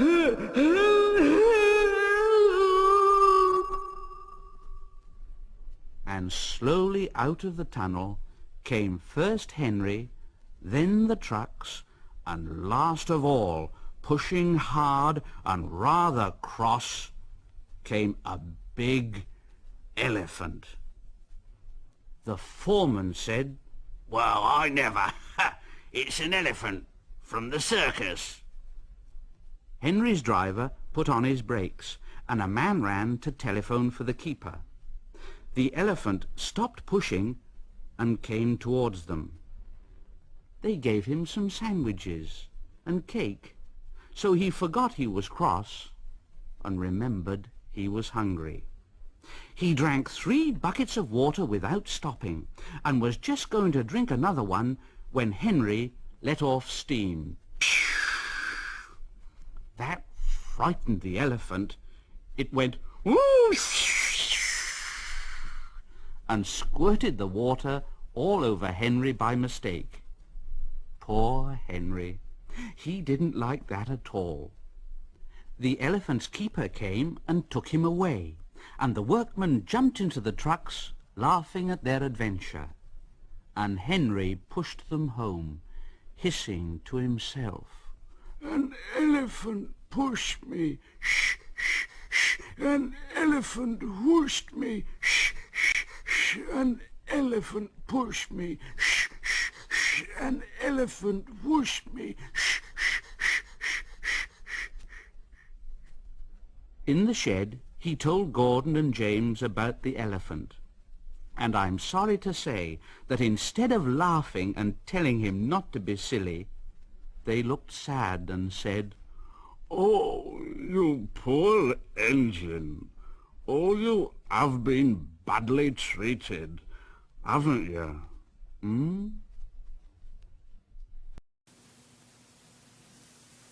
Tenders and turntables.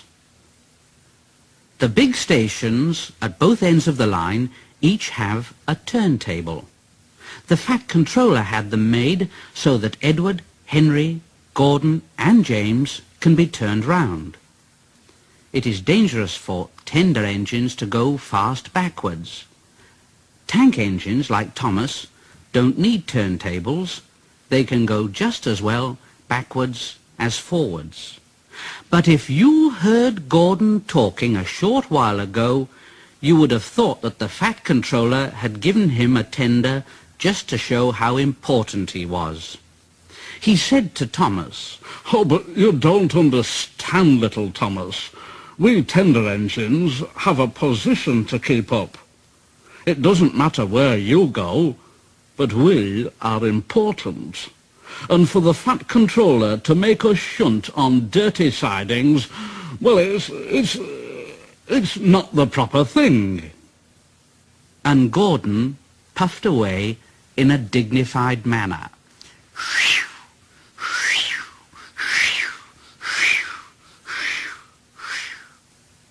Thomas chuckled. "Poor old Gordon, he is upset." And off he went with the two coaches, Annie and Clarabel. Gordon took his coaches and passengers to the terminus and waited until they'd all got out. And then he shunted the coaches to another platform. He was in a bad temper. "It's disgraceful. It's disgraceful. It's disgraceful." And he ran backwards to the turntable. The turntable was in a windy place close to the sea. It was only just big enough for Gordon, and if he was not on it just right, he put it out of balance and made it difficult to turn. But today Gordon was in a bad temper, and the wind was blowing fiercely. Gordon's driver tried to make him stop in the right place, but Gordon wasn't trying. He would not stop in the right place. At last, Gordon's driver said, Oh, I give up. All right then, Gordon. We can't turn you like this because your tender upsets the balance. Now, if you were a nice tank engine, you'd be all right. But you're not. You're a tender engine, and we can't turn you around, so you'll have to pull the next train backwards. So there. When Gordon came to the platform, some little boys shouted out, "Hey, look! Come quick! Here's a new tank engine!" "It isn't, silly. It's only Gordon, back to front." "Oh, so it is. What a swizz." And Gordon said, "Oh, and he puffed off to the junction.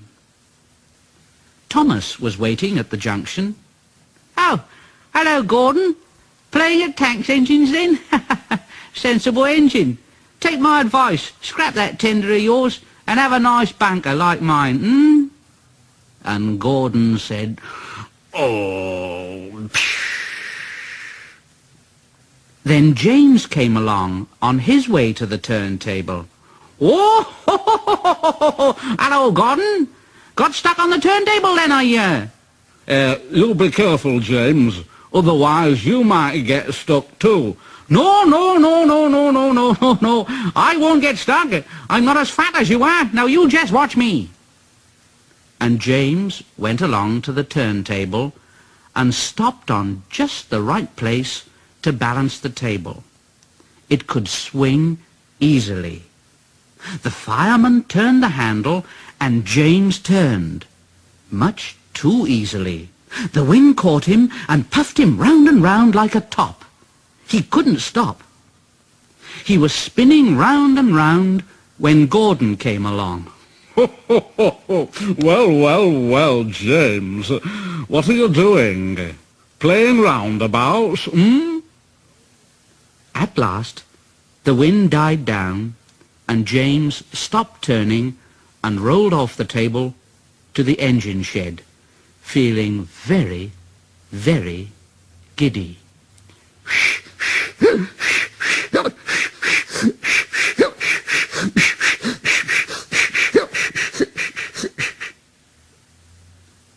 That night, the three engines had an indignation meeting. Gordon did most of the talking, though. "It's shameful to treat tender engines like this. It really is. Henry gets drenched by elephants. James spins round like a top, and I have to go backwards, and everyone laughs at us. Not only that, the fat controller makes us shunt in dirty sidings. It's dreadful. It's dreadful. Now listen, we will act tomorrow. The fat controller will look silly. Now this is what we'll do. In the morning, when the driver and the fireman come,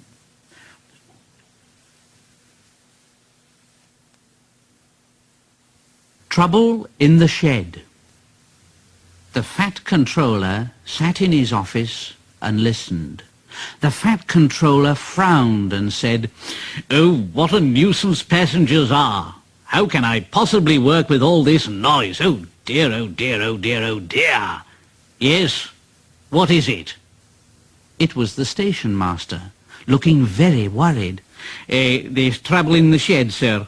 Henry is sulking. There is no train, and the passengers are saying that this is a bad railway. Indeed, really? We cannot allow that. Now, will you quieten the passengers, please, and I will go and speak to Henry. The fat controller found Henry, Gordon and James looking sulky. "Now come along, Henry. It's time your train was ready." But Henry wouldn't answer. It was Gordon who said, Henry's not going, so there, and neither are James or I. We won't shunt like common tank engines. We're important tender engines, if you don't mind. You fetch our coaches for us, and we'll pull them. But we won't shunt. Tender engines don't shunt. So there." And all three engines let off steam in a cheeky way. And the fat controller said, "Oh, indeed. Engines on my railway do as they're told. I'll go and find Edward." Edward was shunting. "I say, Edward, leave those tracks, will you please? I want you to push coaches for me in the yard."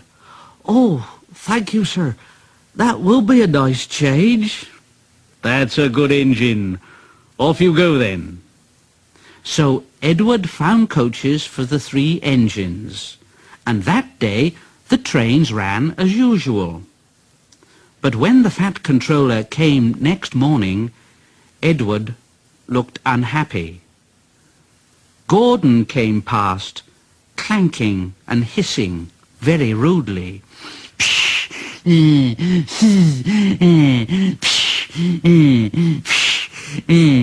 "Why, bless me, what a noise!" "I know. They all hiss at me, sir. They say tender engines don't shunt. And last night they said I had black wheels. I haven't. Have I, sir?" "No, Edward, of course you haven't. You've got nice blue ones, and I'm proud of you. Tender engines do shunt. But all the same, you'd be happier in your own yard. We need a tank engine here." And the fat controller went to an engine workshop and saw all sorts of tank engines. At last he saw a smart little green engine. Yes, I think so. That's the one. I say there, if I choose you, will you work hard? Oh, sir. Yes, sir. Yes, sir. That's a good engine. I'll call you, Percy. Yes, Percy. Do you like that, Percy? Oh, yes, sir. Thank you, sir. Yes, sir. So the fat controller drove Percy back to the yard and introduced him to Edward. Percy soon learned what he had to do, and they had a happy afternoon. And then Henry came by, hissing as usual.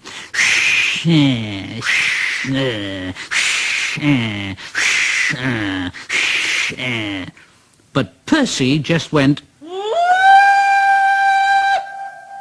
That really frightened Henry. He jumped and ran away. Edward laughed and said, "Oh, how beautifully you whooshed him, Percy. I can't make a noise like that." "Oh, that's nothing. You should hear them in the workshops. You have to make a noise like that to be heard." Next morning, Thomas arrived. "Hello, Edward." "Oh, hello, Thomas. The Fat Controller sent for me. I expect he wants help." "Oh, he does indeed, Thomas. Here he comes now." Well done, Thomas. You have been quick.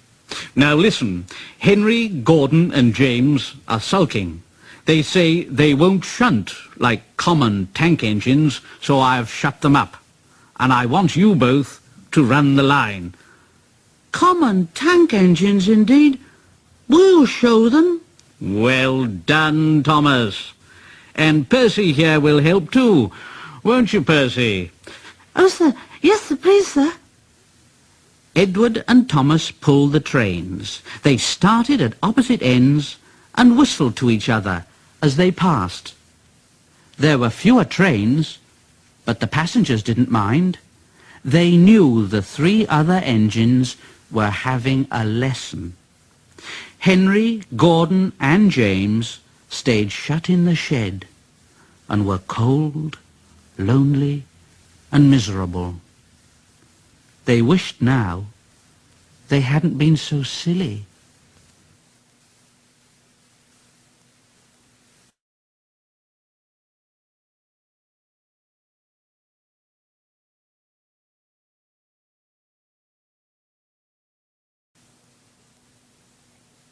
Percy runs away. Henry, Gordon and James were shut up for several days. At last, the Fat Controller opened the shed. Ah, now then, I hope you're sorry and understand you're not so important after all. Thomas, Edward and Percy have worked the line very nicely. Now they need a change, and I will let you out if you promise to be good. Now, will you? Yes, sir. We will. Yes, sir, we will. Yes, sir. We will. That's right. But please remember, this no shunting nonsense must stop. And the Fat Controller told Edward, Thomas and Percy that they could go and play on the branch line for a few days. They ran off happily and found Annie and Clarabelle at the junction. The two coaches were so pleased to see Thomas again, and he took them out for a run at once. Edward and Percy played with the trucks and pushed them into their proper sidings. The trucks made a terrible fuss. They went, "Oh, oh, oh, oh, oh, oh, oh, oh, oh, oh, stop, stop, stop, stop, stop, stop, stop." But the two engines laughed.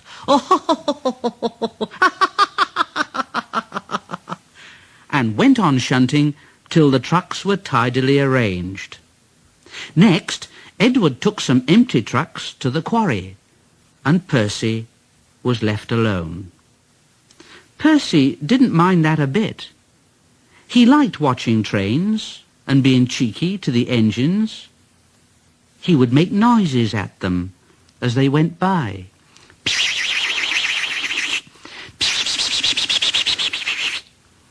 Gordon, Henry and James got very cross.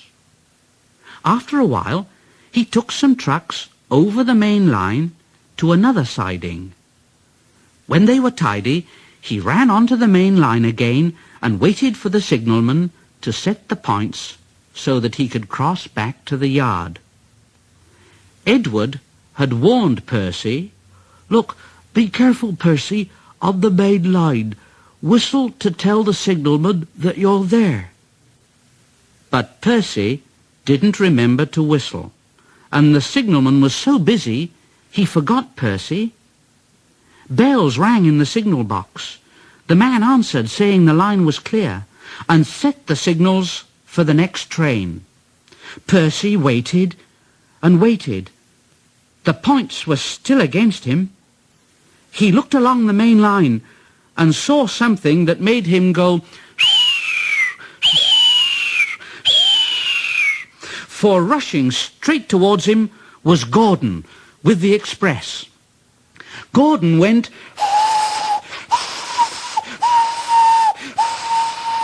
his driver shut off steam and applied the brakes. Percy's driver turned on full steam. Back, Percy, back! But Percy's wheels wouldn't turn quickly. Gordon was coming so fast that it seemed he couldn't stop. Percy just shut his eyes and waited for the crash. His driver and fireman jumped out. Gordon yelled, "Oh, get out of my way! Get out of my way! Oh!" Percy opened his eyes. Gordon had stopped with Percy's buffers a few inches from his own. Percy was very, very frightened. He began to move backwards. "I won't stay here. I'll run away. Shh, shh, shh, shh, shh, shh. I won't stay here. I'll run away. Shh, shh, shh, shh, shh. I won't stay here. I'll run away." He was soon clear of the station and running as fast as he could. He whistled through Edward Station, and he ran right up Gordon's Hill without stopping. He was getting tired and wanted to stop, but he couldn't. He had no driver to shut off steam and to apply the brakes. Oh dear, I shall have to run till my wheels wear out. Shh, shh, shh, shh. I want to stop. Shh, shh, shh, shh. I want to stop. Shh, shh, shh, shh. I want to stop. Just then he passed another signal box, and the signalman called out, "I know just what you want, little Percy." He set the points, and Percy puffed wearily onto a nice empty siding, and at the end of the siding was a big bank of earth. Percy was too tired now to care where he went. "I want to stop. Shh, shh, shh, shh. I want to stop. Shh, shh, shh, shh, shh." Oh, I have stopped. Yes, the big bank of earth had stopped Percy. His bunker was buried in it. The workmen came to dig him out. "Never mind, Percy. You'll feel better after a drink." Presently, Gordon arrived. Oh, well done, Percy. You know, you started so quickly that you stopped a nasty accident. "Oh, I'm sorry I was cheeky, Gordon. You were clever to stop." Percy now works in the yard and finds coaches for the trains. He is still cheeky. He's that sort of engine. But he's always most careful when he goes on the main line.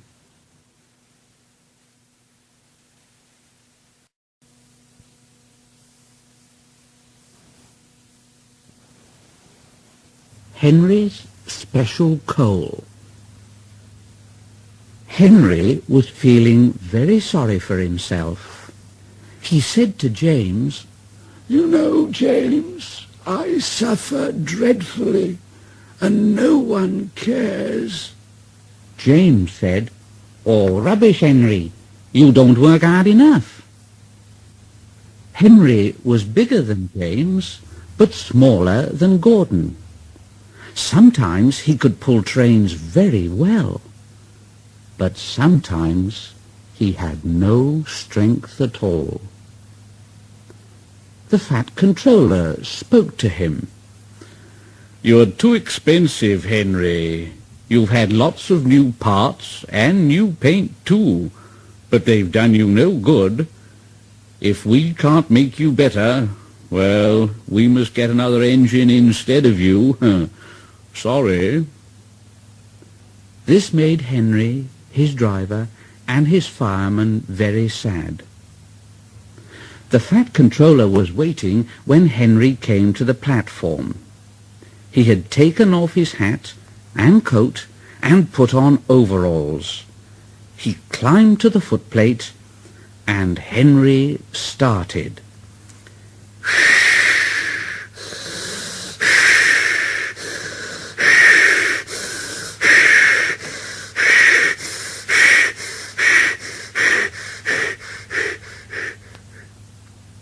Henry's fireman said, "You know, sir, Henry is a bad steamer.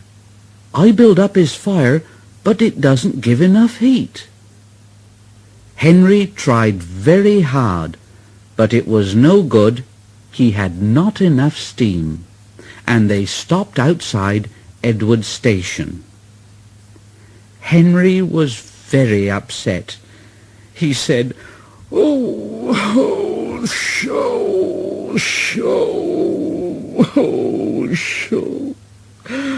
I shall have to go away.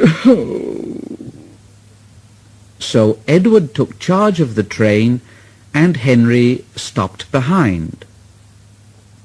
The fat controller said to the fireman, "Look here, what do you think is wrong with Henry, "Well, sir, if you don't mind my saying so, the coal is wrong. We've had a poor lot lately, and today it's worse. The other engines can manage.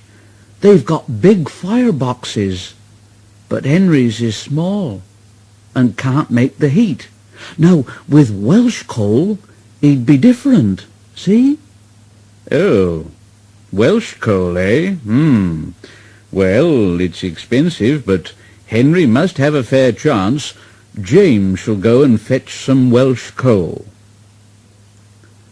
When the Welsh coal came, Henry's driver and fireman were excited. This is fine now. We'll show them, Henry, old fellow, eh?" And they carefully oiled all his joints and polished his brass till it shone like gold. Henry's fire had already been lit, so the fireman made it carefully. He put large lumps of coal like a wall round the outside. Then he covered the glowing middle part with smaller lumps. Henry said, Hey, you're spoiling my fire. "No, we're not, Henry. You wait and see. We'll have a roaring fire just when we want it." And he was right. When Henry reached the platform, the water was boiling nicely, and he had to let off steam to show how happy he was. Oh,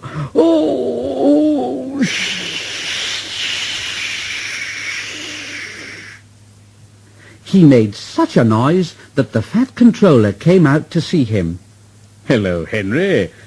How are you, Oh, I feel fine, thank you, sir. Fine, oh, fine. "Well done, Henry. Have you got a good fire, driver?" "Never better, sir, and plenty of steam." "Good. Well, no record breaking now, and don't push Henry too hard." "Bless you, sir. Henry don't need any pushing. I'll have to hold him back." And off they went.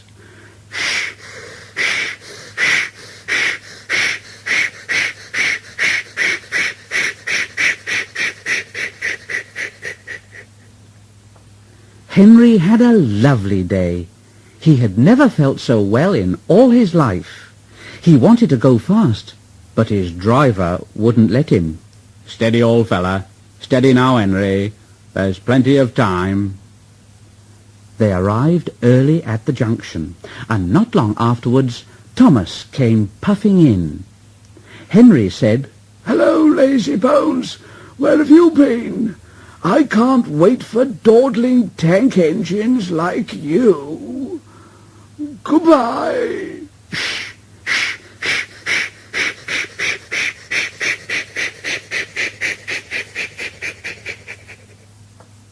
Thomas was astonished.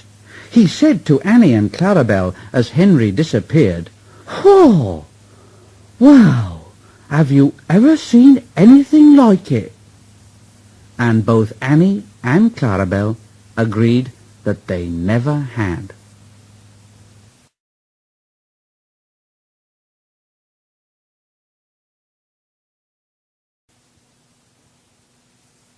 The Flying Kipper. Lots of ships use the harbour at the big station by the sea. The passenger ships have spotless paint and shining brass. Other ships though smaller and dirtier, are important too. They take coal, machinery, and other things abroad and bring back meat, timber, and things we need. Fishing boats also come there. They unload their fish on the quay. Some of it is sent to shops in the town, and some goes in a special train to other places far away. The railwaymen call this train the Flying Kipper. One winter evening, Henry's driver said, "Well, we'll be out early tomorrow, Henry. We've got to take the Flying Kipper. Now, don't tell Gordon, but I think that if we pull the Kipper nicely, the fat controller will let us pull the express." Henry was very excited. "Oh, I say, oh, shh, hurrah, shh, hurrah, shh, that will be lovely." He was ready at 5 o'clock. There was snow and frost. Men hustled and shouted, loading the vans with crates of fish. The last door banged. The guard showed his green lamp, and Henry started off. But his wheels slipped on the icy rails.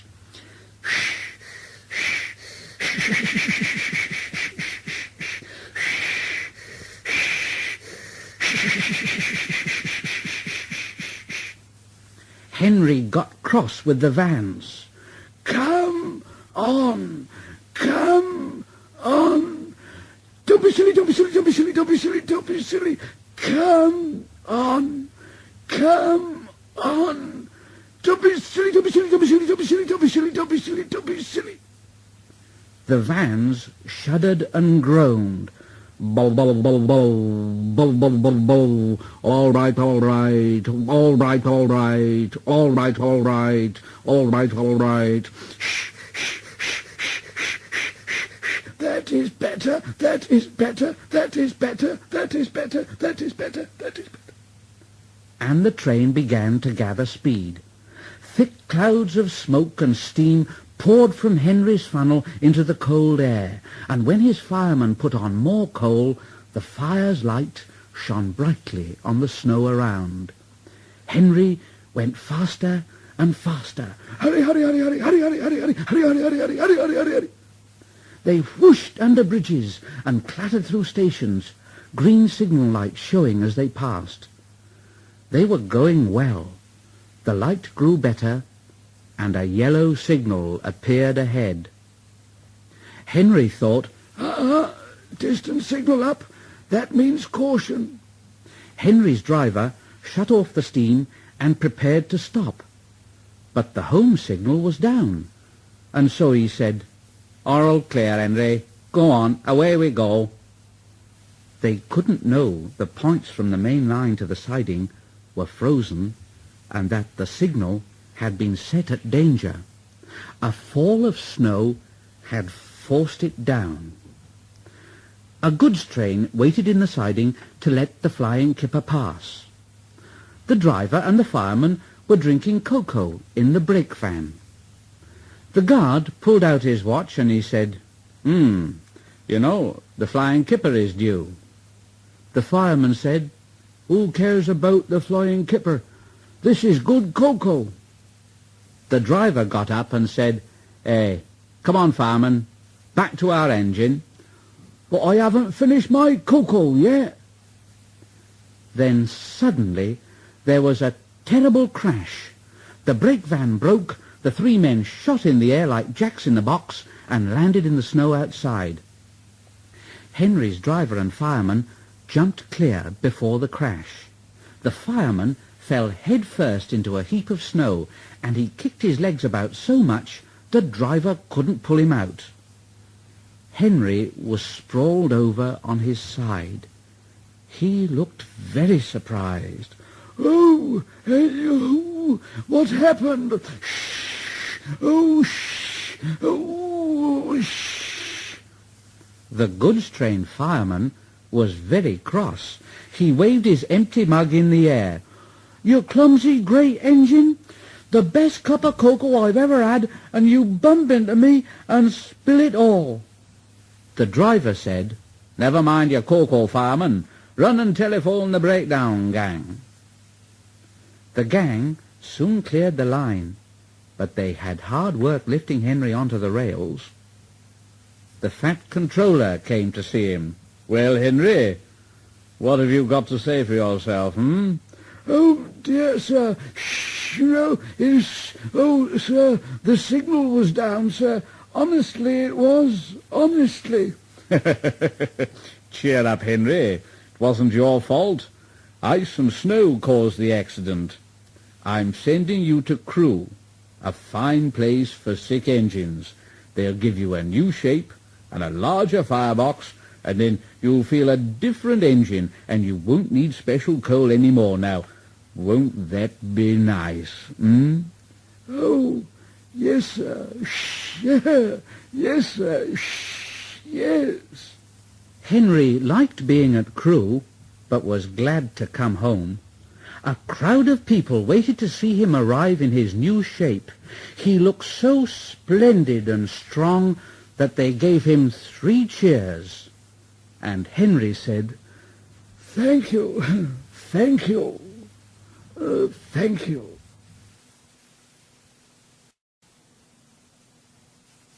Gordon's Whistle. Gordon was cross, very cross. Why should that Henry have a new shape? A shape good enough for me is good enough for him, surely. He goes gallivanting off to Crewe, leaving us to do his work. Oh, it's disgraceful, it really is. It's disgraceful. It's not good enough. And there's another thing. Henry whistles too much. No respectable engine ever whistles loudly at stations. It's not that it's wrong to whistle at stations, but we just don't do it. We just don't do it. Poor Henry didn't feel happy any more. He said, "Oh, dear.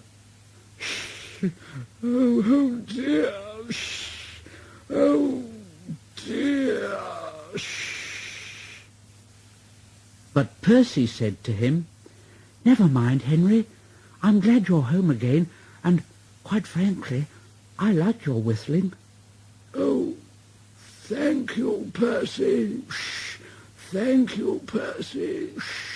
My friend." Next morning, Gordon was leaving the shed, and he called out to Henry, "Goodbye, Henry. Goodbye, Henry. We are glad to have you with us again, but be sure and remember what I said about whistling. Now, don't forget."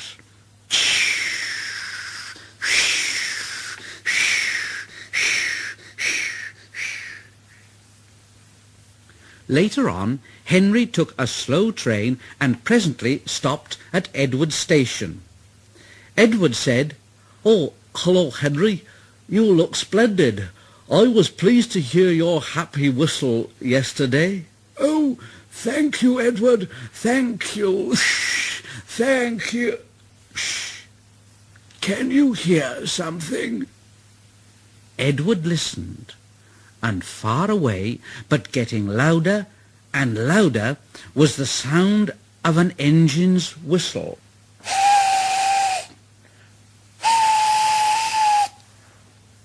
Edward said, "Well, it sounds like Gordon, and it ought to be Gordon. But Gordon never whistles like that." It was Gordon. He came rushing down the hill at a tremendous rate. He didn't look at Henry, and he didn't look at Edward. He was purple in the boiler, and whistling fit to burst.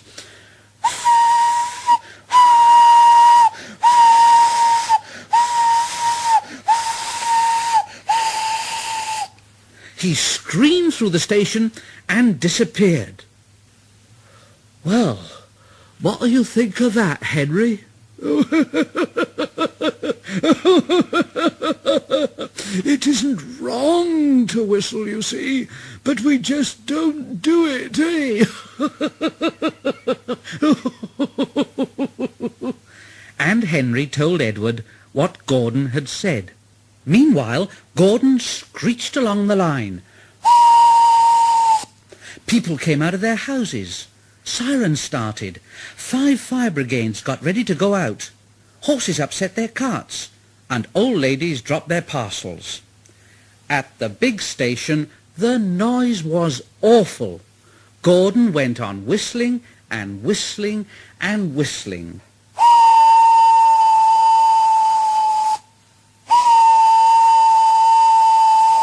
Porters and passengers held their ears. The fat controller held his ears too. He gave a lot of orders, but no one could hear them, and Gordon went on whistling. At last, the fat controller clambered into Gordon's cab. "Oh, take him away! Take him away! And stop that noise! Oh, dear! Oh, dear!" Poor Gordon, he couldn't stop whistling, and he puffed sadly away. He whistled as he crossed the points. He whistled on the siding. He was still whistling as the last deafened passenger left the station. 2 fitters came and climbed up onto Gordon, and with a hammer they knocked his whistle valve back into place. And there was silence. Gordon slunk into the shed. He was glad it was empty. The others came in later, and Henry said quietly, and to no one in particular, It isn't wrong, you know, but we just don't do it. No one mentioned whistles. Percy and the Trousers.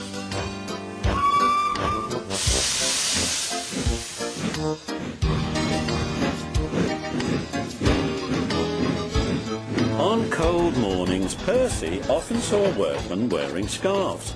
"My funnel's cold, my funnel's cold," he would puff. "I want a scarf, I want a scarf." "Rubbish, Percy," said Henry one day. "Engines don't want scarves." "Engines with proper funnels do," said Percy in his cheeky way. "You've only got a small one." Henry snorted. He was proud of his short, neat funnel. Just then a train came in, and Percy, still puffing, "I want a scarf, I want a scarf," went to take the coaches to their siding. His driver always shut off steam just outside the station, and Percy would try to surprise the coaches by coming in as quietly as he could. 2 porters were taking some luggage across the line. They had a big load and were walking backwards to see that none fell off the trolley. Percy arrived so quietly that the porters didn't hear him until the trolley was on the line. The porters jumped clear.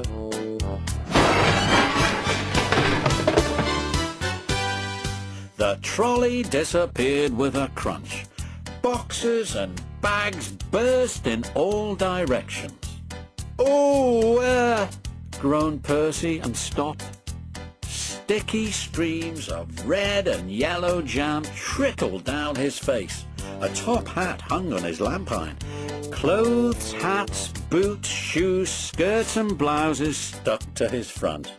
A pair of striped trousers coiled lovingly round his funnel. They were grey no longer. Angry passengers looked at their broken trunks. The fat controller seized the top hat. "Mine," he said crossly. "Percy," he shouted, "look at this." "Yes, sir. I am, sir," a muffled voice replied. "My best trousers, too." "Yes, sir. Please, sir," said Percy nervously. "I am very cross," said the fat controller. "We must pay the passengers for their spoiled clothes. My house is dented and my trousers are ruined, all because you will come into the station as if you were playing grandmother's steps with the coaches." The driver unwound the trousers. The fat controller waved them away. "Percy wanted a scarf. He shall have my trousers for a scarf. They will keep him warm." Percy wore them back to the yard. He doesn't like scarves now. Henry's Sneeze. One lovely Saturday morning, Henry was puffing along.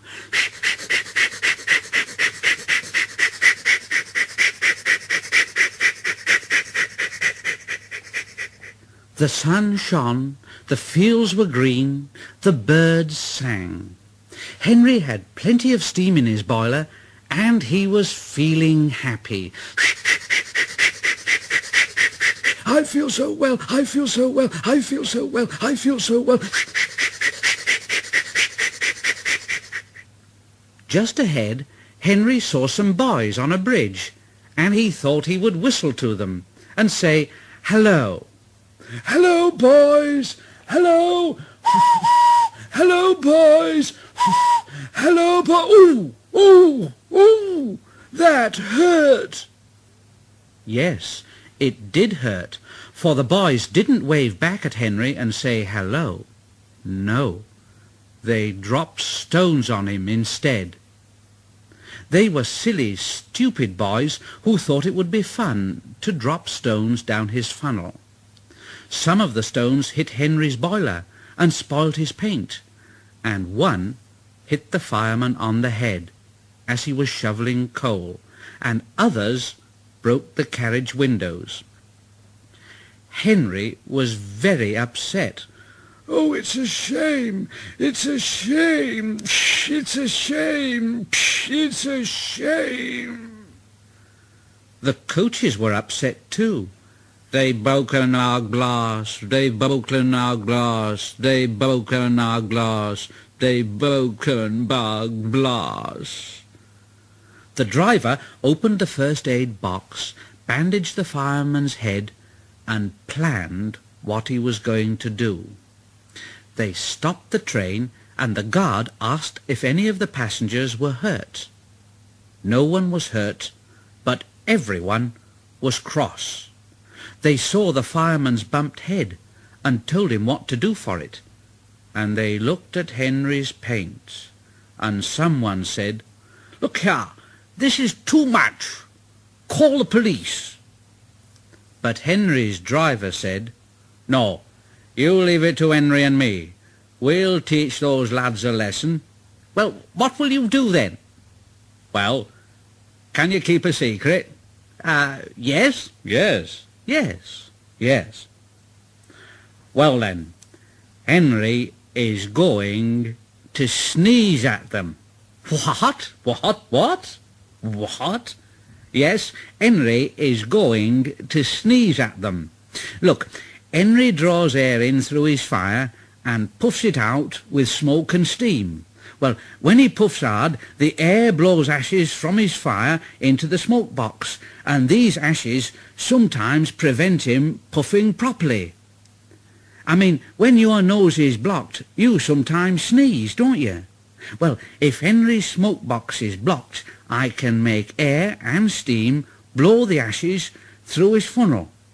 We will do it at the bridge and startle those young fellow my lads.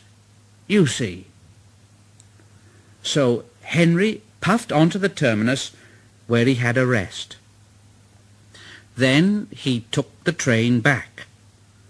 Lots of people were waiting at the station just before the bridge. They wanted to see what would happen. Henry's driver said, "Well, that's all right, Henry. Now, he's got plenty of ashes. Now, keep all the windows shut until we've passed the bridge. Henry is as excited as we are. Aren't you, old fellow, eh?" And he patted Henry's boiler. Henry didn't answer. He was feeling just a bit stuffed up. But he went, "Oh, yeah, yeah." He was already feeling like sneezing. The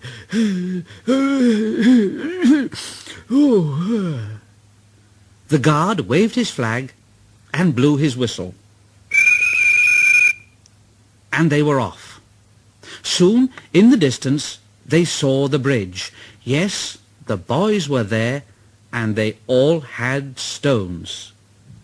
Henry's driver said, "Are you ready then, Henry? Now, sneeze hard when I tell you. Ready? Steady. Now!" And he turned the handle, and Henry went,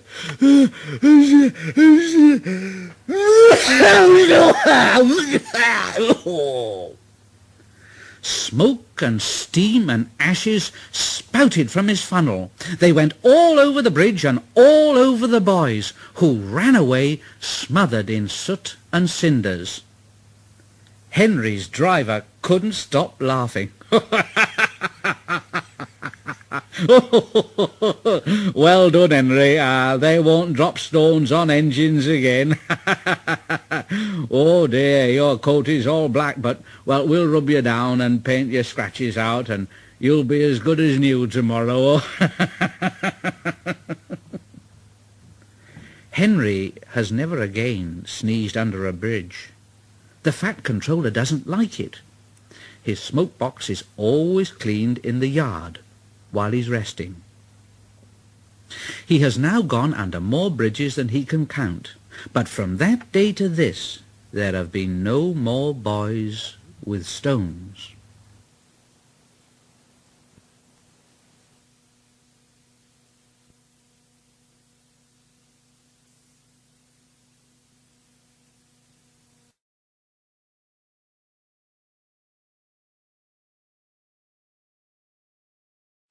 Toby and the Stout Gentleman. Toby is a tram engine. He is short and sturdy. He has cowcatchers and side plates, and he doesn't look like a steam engine at all. He takes trucks from farms and factories to the main line, and the big engines take them to London and elsewhere. His tram line runs along roads and through fields and villages. Toby rings his bell cheerfully to everyone he meets.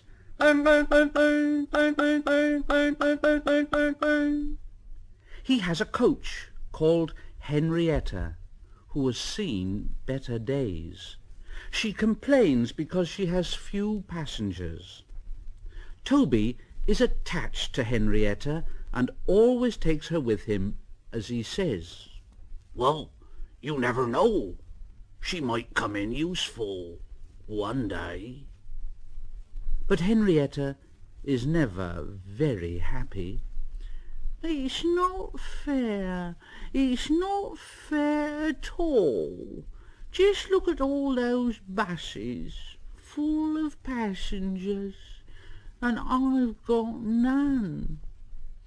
I remember the day when I used to be full of passengers, and have 9 trucks following behind me, but now there are only 3 or 4. Yes, it was sad, because now the farms and factories sent their goods mostly by lorry. Toby is always careful on the road. The cars, buses and lorries often have accidents. Toby hasn't had an accident for years, but the buses are crowded, and Henrietta is empty. It puzzles Toby. "I can't understand it. I can't understand it." People come to see Toby, and they come by bus, and stare at him, and laugh, and say, "Oh, isn't he quaint? Oh, yes, isn't he quaint?" They make Toby cross. One day a car stopped close by, and a little boy jumped out and called to his sister, "Come on, Bridget! Come on, Bridget! Come on!" And together they ran across to Toby. 2 ladies and a stout gentleman followed. The gentleman looked important, but nice. The children ran back. "Oh, come on, grandfather! Oh, come, grandfather! Do look at this engine!" And seizing his hands, they almost dragged him along. The stout gentleman said, "Well, well, well, well, that's a tram engine, Stephen, a tram engine." "Oh, may we go in it, grandfather? Oh, please, may we go in, please?" "Oh, very well, all right." And the stout gentleman and his family went for a ride to the junction. There they waited for Toby to take them back to their car, and the stout gentleman said to Toby, "By the way, what is your name, "Oh, Toby, sir." "Oh, Toby, is it? Well, thank you, Toby. Thank you very much for a very nice ride."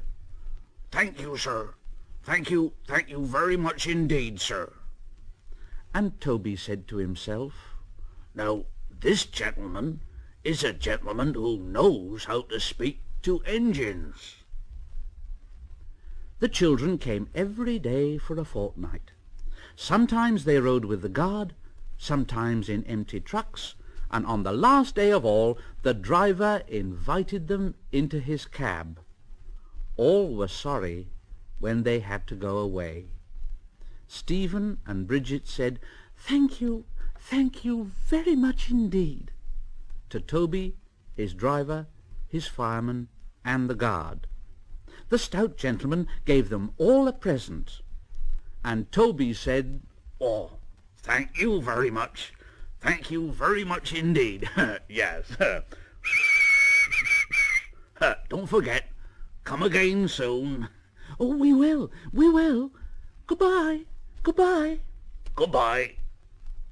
And they waved until Toby was out of sight. The months passed. Toby had very few trucks and fewer passengers, and Toby's driver said to him, "Well, this is our last day, Toby. The manager says we must close tomorrow." And Toby puffed very sadly to his shed. "Oh dear, oh dear, oh dear." And he went off unhappily to sleep. Next morning the shed doors were flung open, and Toby woke with a start to see his fireman dancing a jig outside. The driver was very excited and waving a piece of paper. "Wake up, Toby, me boy! Wake up and listen to this! It's a letter from the stout gentleman." Toby listened. But I mustn't tell you any more, or I will spoil the next story.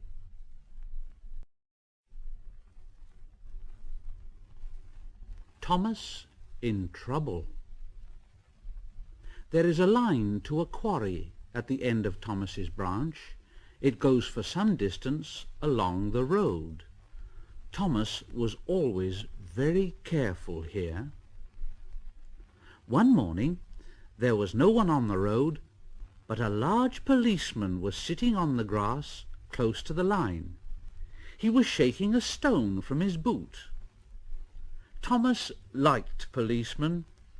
He had been a great friend of the constable who used to live in the village, but had just retired.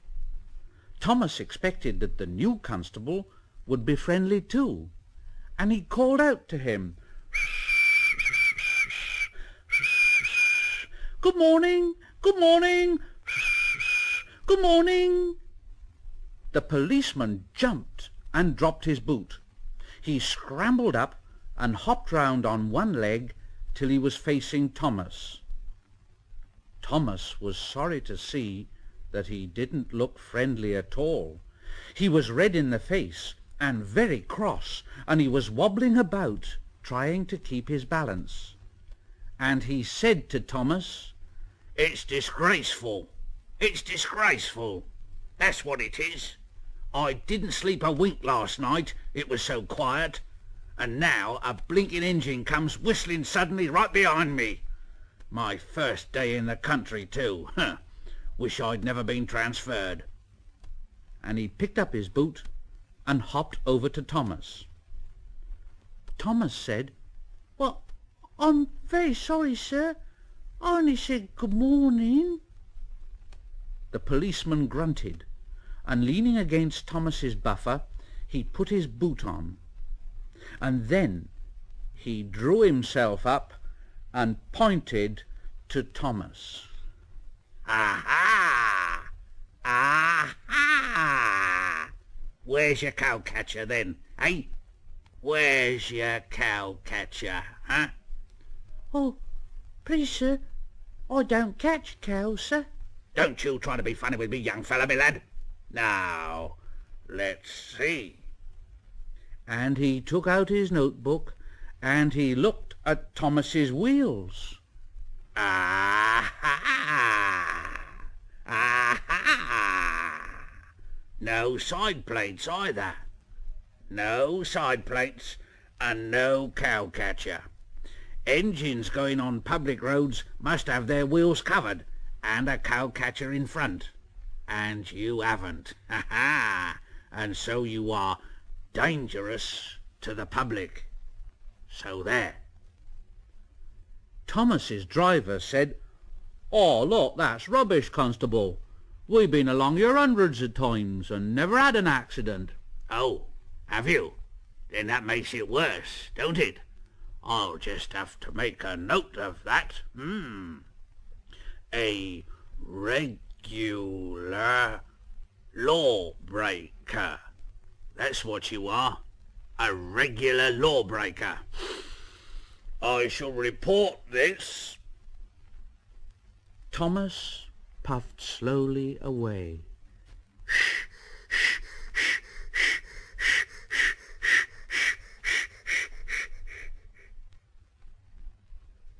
The fat controller was having breakfast when the telephone rang. "Oh, bother that telephone," And he said to his wife, "I'll be back in a minute. Oh, dear, dear, dear, dear." But when he came back, he said, "Oh, bother, bother. I'm sorry, my dear, but Thomas is in trouble with the police. I must go down at once." He gulped down his coffee and hurried from the room. The policeman was waiting at the station. The fat controller spoke to him at once, and a crowd collected. Other policemen came to see what was happening, and the fat controller argued with them too, but it was no good. The policeman said that the law is the law, and that's that and all about it. The fat controller felt exhausted. He mopped his face and said to Thomas's driver, "I'm sorry, driver. Oh dear, it's no use arguing with policemen. We will have to make one of those cow-catcher things for Thomas, I suppose." Thomas was horrified. "Everyone will laugh, sir. They'll say that I look like a tram." "Eh? What? Like a tram? Why, yes. Well done, Thomas. Why didn't I think of that before? We want a tram engine. Now, when I was on my holiday, I met a nice little engine called Toby. Now, he hasn't enough work to do and needs a change. I'll write to his controller at once." A few days later, Toby arrived, and the fat controller said to him, "Well done, Toby. That's a good engine. I see you've brought Henrietta with you." "Oh, you don't mind, sir, do you? But the station master wanted to use her as a hen house, and that would never do, sir, would it?" "Oh, no, indeed it wouldn't. We couldn't allow that." Toby made the trucks behave even better than Thomas did. At first, Thomas was jealous, but he was so pleased when Toby rang his bell and made the policeman jump that they have been firm friends ever since.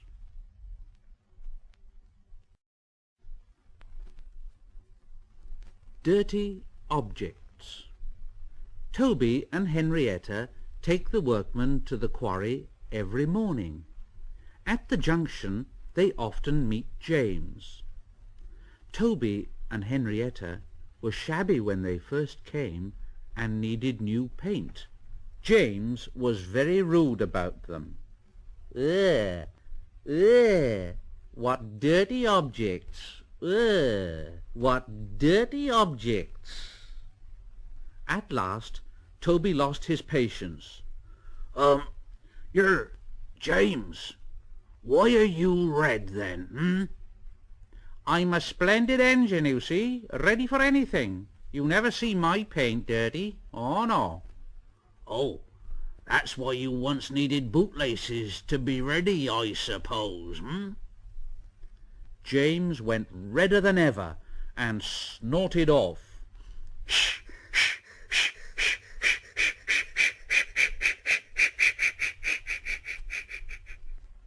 At the end of the line, James left his coaches and got ready for his next train. It was a slow goods, stopping at every station to pick up and set down trucks. James hated slow goods trains. Dirty trucks from dirty sidings. I hate them. I hate them, I do, there you are. Starting with only a few trucks, he picked up more and more trucks at each station till he had a long train. At first the trucks behaved well, but James bumped them so crossly that they determined to pay him out. Presently, rumbling over the viaduct, they approached the top of Gordon's Hill. Heavy goods trains halt here to pin down their brakes. James had had an accident with trucks before, and should have remembered this. His driver called to him, "Wait, James, wait, wait!" But James wouldn't wait. He was too busy thinking what he would say to Toby when they next met. All too late he saw where he was, and he tried to stop. The trucks saw their chance and started to laugh and shout, "Ha ha ha ha, ha ha ha," and banging their buffers, they pushed him down the hill. The guard tightened his brakes until they screamed, and the trucks shouted, "Oh, oh, oh, oh, oh, oh, oh, oh, oh, oh, oh." James was frightened. "I've got to stop! I've got to stop!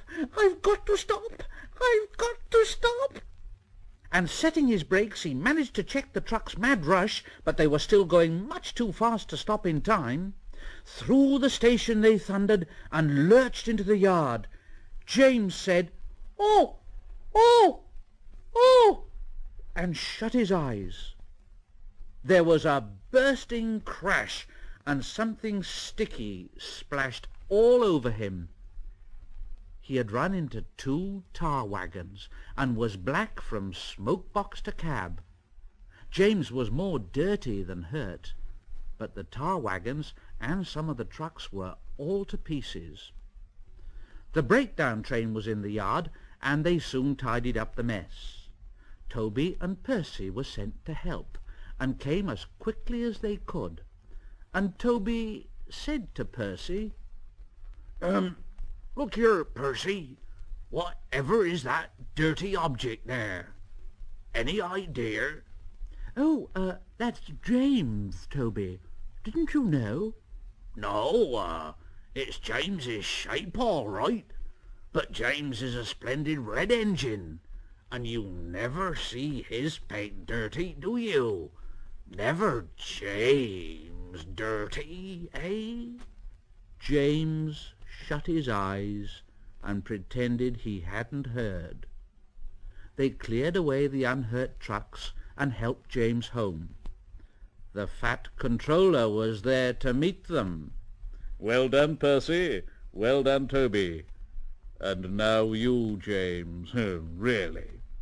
Fancy letting your trucks run away like that. I'm surprised. You're not fit to be seen. You must be cleaned at once. And Toby shall have a coat of paint.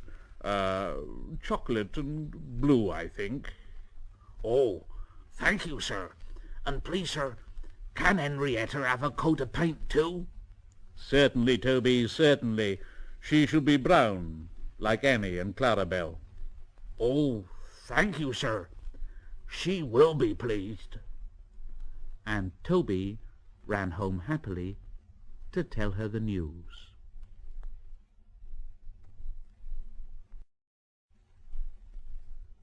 Mrs. Kyndley's Christmas. It was nearly Christmas. Annie and Clarabelle were packed full of people and parcels. Thomas was having very hard work pulling them. Come on, come on. Come on, come on. The coaches grumbled and were feeling so full. We're feeling so full. We're feeling so full. We're feeling so full. Thomas looked at the hill ahead. Can I do it? Can I do it? Can I do it? Can I do it? Suddenly he saw a handkerchief waving from a cottage window. He felt better at once. Yes, I can. Oh, yes, I can. Oh, yes, I can. Shh, shh, shh, shh, shh, shh, shh. Oh, yes, I can. He pulled his hardest and was soon through the tunnel and resting in the station. Thomas's driver said to him, "That was Mrs. Kyndley who waved to you, Thomas. She has to stay in bed all day." "Oh, has she? Oh, poor lady, I am sorry for her. I am sorry." Engines have heavy loads at Christmas time, but Thomas and Toby didn't mind the hard work when they saw Mrs. Kyndley waving. But then it began to rain. It rained for days and days. Thomas didn't like it. Mrs. Kyndley couldn't wave on wet days. But whether she waved or not, they always whistled when they passed the little lonely cottage. Its white walls stood out against the dark background of the hills. Then, one day, Thomas's fireman said, "Hullo, look at that." The driver came across the cab. "Ah, something's gone wrong there." And there, hanging, flapping, and bedraggled from a window of Mrs. Kyndley's cottage, was something that looked like a large red flag. "Mrs. Kyndley needs help, I expect. Let's stop, Thomas." And he put on the brakes, and Thomas gently stopped. The guard came squelching through the rain and mud up to Thomas's cab, and the driver pointed to the flag. "See if there's a doctor on the train, and ask him to go to the cottage. Then walk back to the station and tell him that we've stopped." The fireman went to see if the line was clear in front. 2 passengers left the train and climbed to the cottage. Then the fireman returned, and the driver said, "Well, I think we'll back down to the station, so that Thomas can get a good start." But the fireman said, "We shan't get up that hill. Come and see what's happened." They walked along the line, round the bend, and the driver said, "Oh, Jiminy Christmas! Go back to the train. I'm going to the cottage." He found the doctor with Mrs. Kyndley. "Are you all right, Mrs. Kyndley?" "Oh, yes, thank you. It was silly of me to faint, wasn't it? But you saw the red dressing-gown hanging out of the window, didn't you? Are you all safe?" "Oh, yes, thank you, ma'am. I've just come to thank you. You know what, doctor? There's a landslide in the cutting. Mrs. Kyndley saw it from the window, and she stopped us. She saved our lives." "God bless you, ma'am." And the driver went back to the train. They cleared the line by Christmas Day, and the sun shone as a special train puffed up from the junction. First came Toby, then Thomas with Annie and Clarabel, and last of all, but very pleased at being allowed to come, was Henrietta. The Fat Controller was there, and lots of other people who wanted to say thank you to Mrs. Kyndley. The engines whistled and called out when they reached the cottage. Happy Christmas! Happy Christmas! Happy Christmas! The people got out and climbed to the cottage.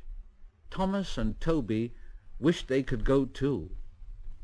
Mrs. Kyndley's husband met them at the door. The Fat Controller, Thomas's driver, fireman and guard went upstairs to give her some presents. Mrs. Kyndley was very pleased. "Oh, you're very good to me. Very good indeed." And the Fat Controller said, The passengers and I hope that you will accept these tickets for the South Coast, Mrs. Kyndley, and get really well in the sunshine. We cannot thank you enough for preventing an accident, a nasty accident. Now, I hope we've not tired you. Goodbye, and a happy Christmas. Then, going quietly downstairs, they joined the group outside the window and sang some carols. Mrs. Kyndley is now at Bournemouth, getting better every day, and Thomas and Toby are looking forward to the time when they can welcome her home.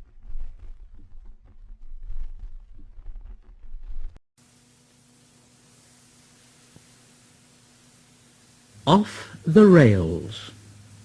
Gordon was resting in a siding when Henry came by and said, "Hello, fat face! Hello, fat face!" Gordon was furious. "What cheek! What cheek! That Henry is too big for his wheels. Fancy speaking to me like that. To me! To me, who has never had an accident. Never, ever had an accident." Percy was a bit puzzled. "Oh, but Gordon, aren't jammed whistles and burnt safety valves accidents?" "No, indeed, they are not accidents. Not accidents. They're just high spirits. I mean, it might happen to any engine. But to come off the rails, well, I ask you, is it right? Is it decent, A few days later, it was Henry's turn to take the express. Gordon watched him getting ready. "Better be careful, Henry. You're not pulling the Flying Kipper now, you know. Mind you keep to the rails today, won't you, Fat face! Shh, fat face! Shh, fat face! Shh, fat face! Shh, shh, shh, shh. And Henry went on his way. But Gordon didn't care. He yawned and went off to sleep.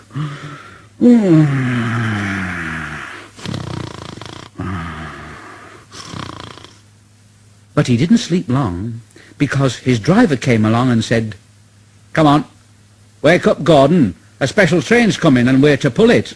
A special train? Is it coaches or trucks? "It's trucks." Oh, trucks! I don't like trucks.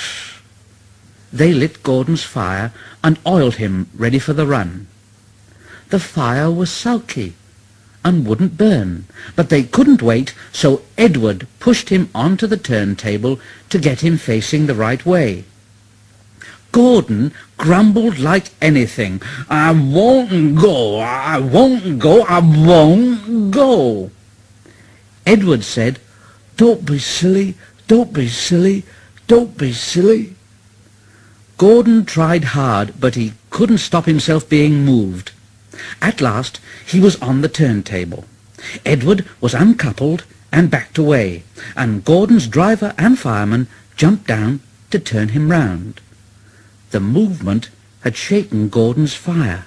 It was now burning nicely and making steam.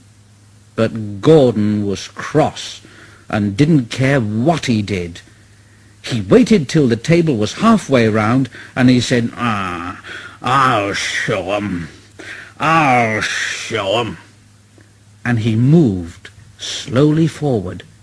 He only meant to go a little way, just far enough to jam the table and stop it turning as he'd done once before. But he couldn't stop himself, and he crashed through the side of the turntable and then through some wooden railings, and he slipped and slithered down a bank into a ditch. His wheels churned around in the mud. My wheels are spinning. I can't get out. I can't get out. Oh, please get me out. Please get me out. But his driver and fireman said, No, not a hope, not a hope. You're stuck, you silly great engine, you silly great engine. Don't you understand that? Don't you understand that, They telephoned the Fat Controller, who said, Yes, yes, yes.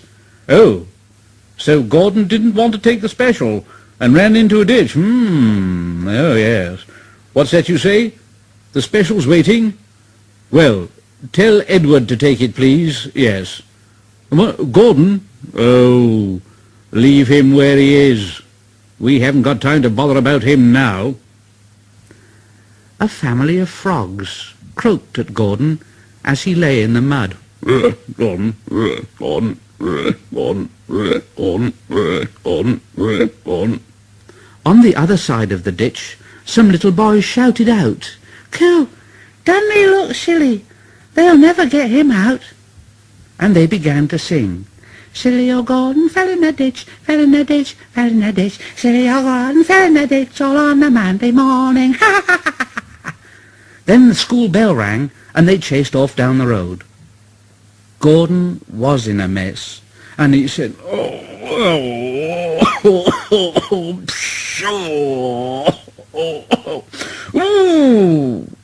And he blew away 3 tadpoles and an inquisitive newt.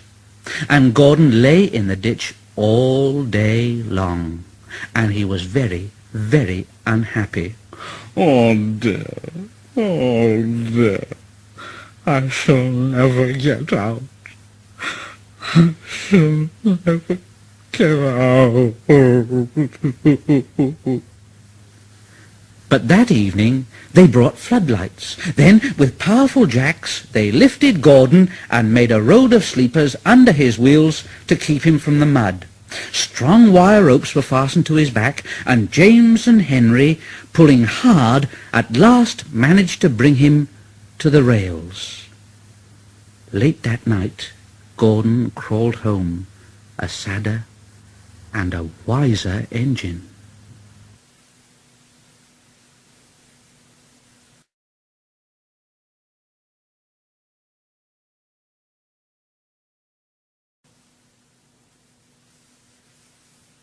Autumn leaves. 2 men were cleaning Gordon. Gordon didn't like it. My eye, my eye, you've got your holes in my eye. Oh, stop it. Oh, shut up, silly. Shut up. Here, Bert, did you ever see such mud? No, Alf, I never did. You ought to be ashamed, Gordon, giving us extra work like this. The hosing and the scrubbing stopped. Gordon opened one eye, but shut it quickly. The Fat Controller came along. Now, wake up, Gordon, and listen to me, will you? Now, look, you will pull no more coaches until you're a really useful engine. Understand that? A really useful engine. So there. So Gordon had to spend his time pulling trucks, and he felt his position deeply. Oh, goods trains. Goods trains. Oh, I ate goods trains. I ate them. And he went up to the trucks, and he banged them about, and they shouted out, "Oh, oh, oh, oh, oh, oh, oh, oh, oh, oh, oh, James, who was watching all this, said, "It's no good going on like that, Gordon. Trucks will be trucks, you know." "Ah, well, not with me they won't, not with me. Huh. I'll teach 'em. Go on." And another truck scurried away. They tried to push me down the hill this morning, James. It's slippery there. You'll probably need some help with the express, you know." "Me? Help? I don't need any help on hills." Gordon laughed and got ready for his next train. And James went away to take the express. Slippery hills indeed. I don't need help. Come on, you coaches. Come on.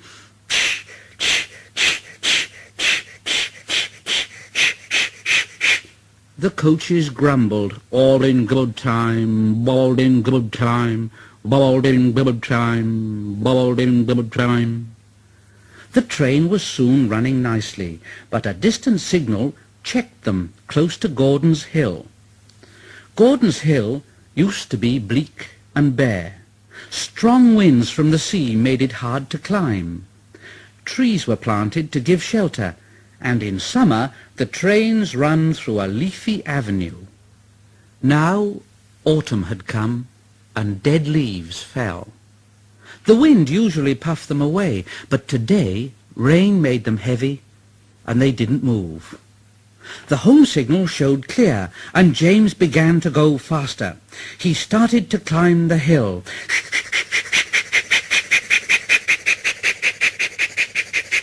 "Easy, do it, easy, do it, easy, do it, easy, do it, easy, do it, easy, do it, easy, do it." Halfway up, he was not so sure. "I must do it, I must do it, I must do it, I must do it, I must do it." But try as he would, his wheels slipped on the leaves, and he couldn't pull the train at all. "What's the matter? What's the matter? What's the matter? Matter, matter, matter, matter, matter, matter, matter, matter. What's the matter? What's the matter, matter, matter, matter, matter, matter, matter, matter, matter?" James's driver tried to calm him. "Steady, old boy, steady."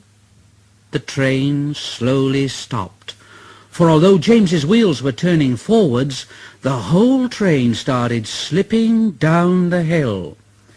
James shouted, "Help! Help! Help!" James's driver shut off steam, carefully put on the brakes, and skillfully stopped the train. The guard came along and poked his head into the cab. "Now what? Back to the station and send for a banker." So they brought the train safely down. But Gordon, who had followed with a goods train, saw what had happened. "Hello, James. I thought you could climb hills." All James could say was, he hadn't enough steam. "Ah, well, James, we live and learn, don't we? We live and learn. Never mind, little James. I'm going to push behind. Now look, whistle when you are ready, So James waited till he had plenty of steam, and then he went, "Right, pull hard, James, pull hard. We'll do it. Pull hard. We'll do it. We'll do it. Pull hard. Pull hard." Clouds of smoke and steam towered from the snorting engines as they struggled up the hill. "We can do it. "We will do it. We can do it. We will do it. We can do it. We will do it." The greasy rails sometimes made Gordon's wheels slip, but he never gave up, and presently they reached the top. "We've done it. We've done it. We've done it. We've done it. All right, James. Well, goodbye." Goodbye, Gordon, and thank you very much indeed. Gordon watched the coaches wistfully till they were out of sight. Then slowly he trundled back to his waiting trucks.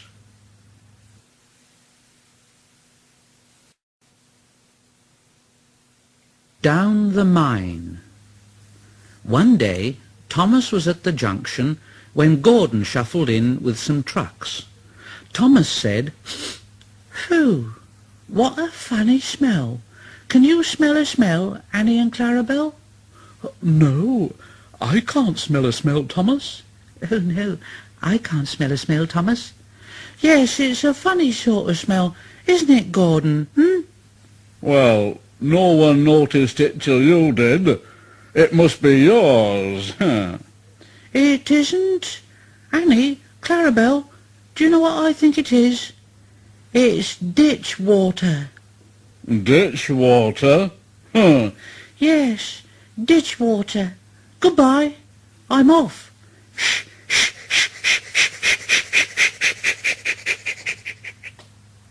Annie and Clarabelle could hardly believe their ears. They kept telling Thomas, You mustn't be rude. You make us ashamed. "Oh, you mustn't be rude. You make us ashamed."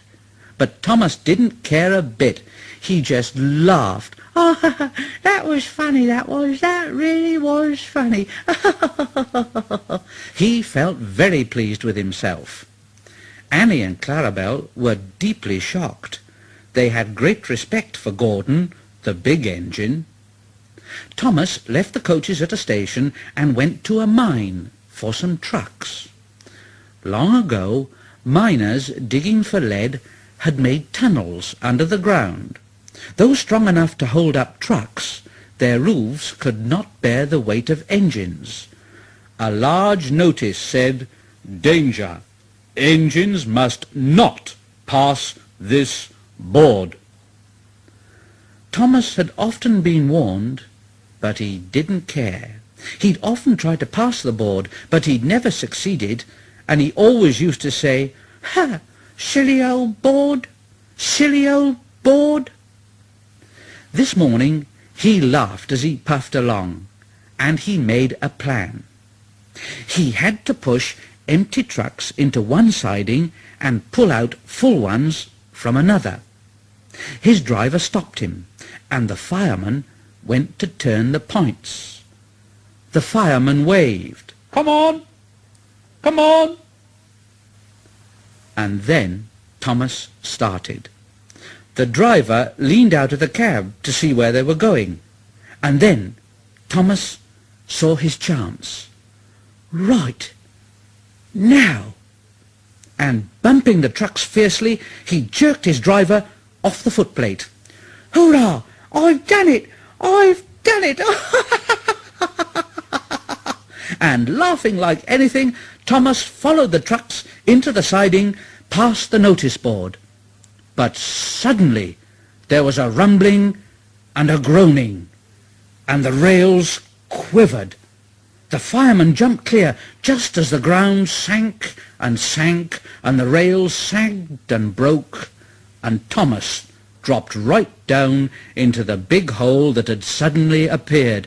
"Oh, oh dear! Shh, shh! Oh, fire and smoke! Oh, oh, oh! Oh, oh, I'm sunk!"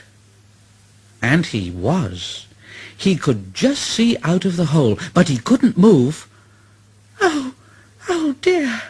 Oh, oh dear!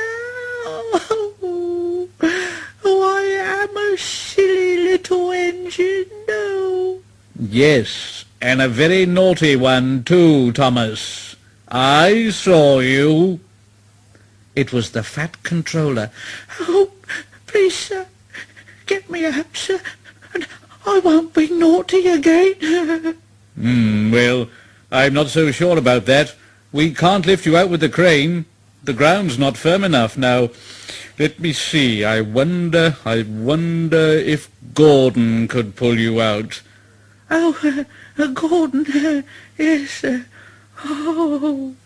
Thomas didn't want to meet Gordon just yet. When Gordon heard what had happened, he started to laugh.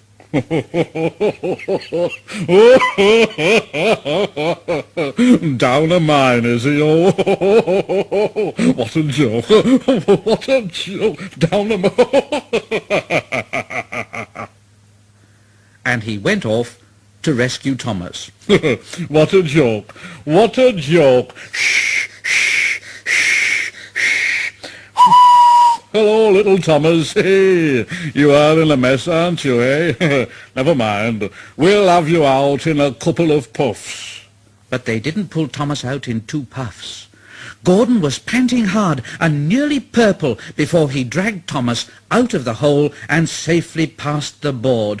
"Oh, Gordon, I am sorry that I was so cheeky." Oh, that's all right, Thomas. You made me laugh, you know, and, well, it did me good, you see, because I'm in disgrace, you know, and, well, I feel a bit low. "Oh, but I'm in disgrace too, Gordon." Why, so you are, Thomas. We're both in disgrace. Look, shall we form an alliance? An ally, what was it? An alliance, Thomas. United we stand, together we fall. You help me, and I help you. How about that? Oh, right you are, Gordon. Good. That's settled then. And buffer to buffer, the Allies puffed home.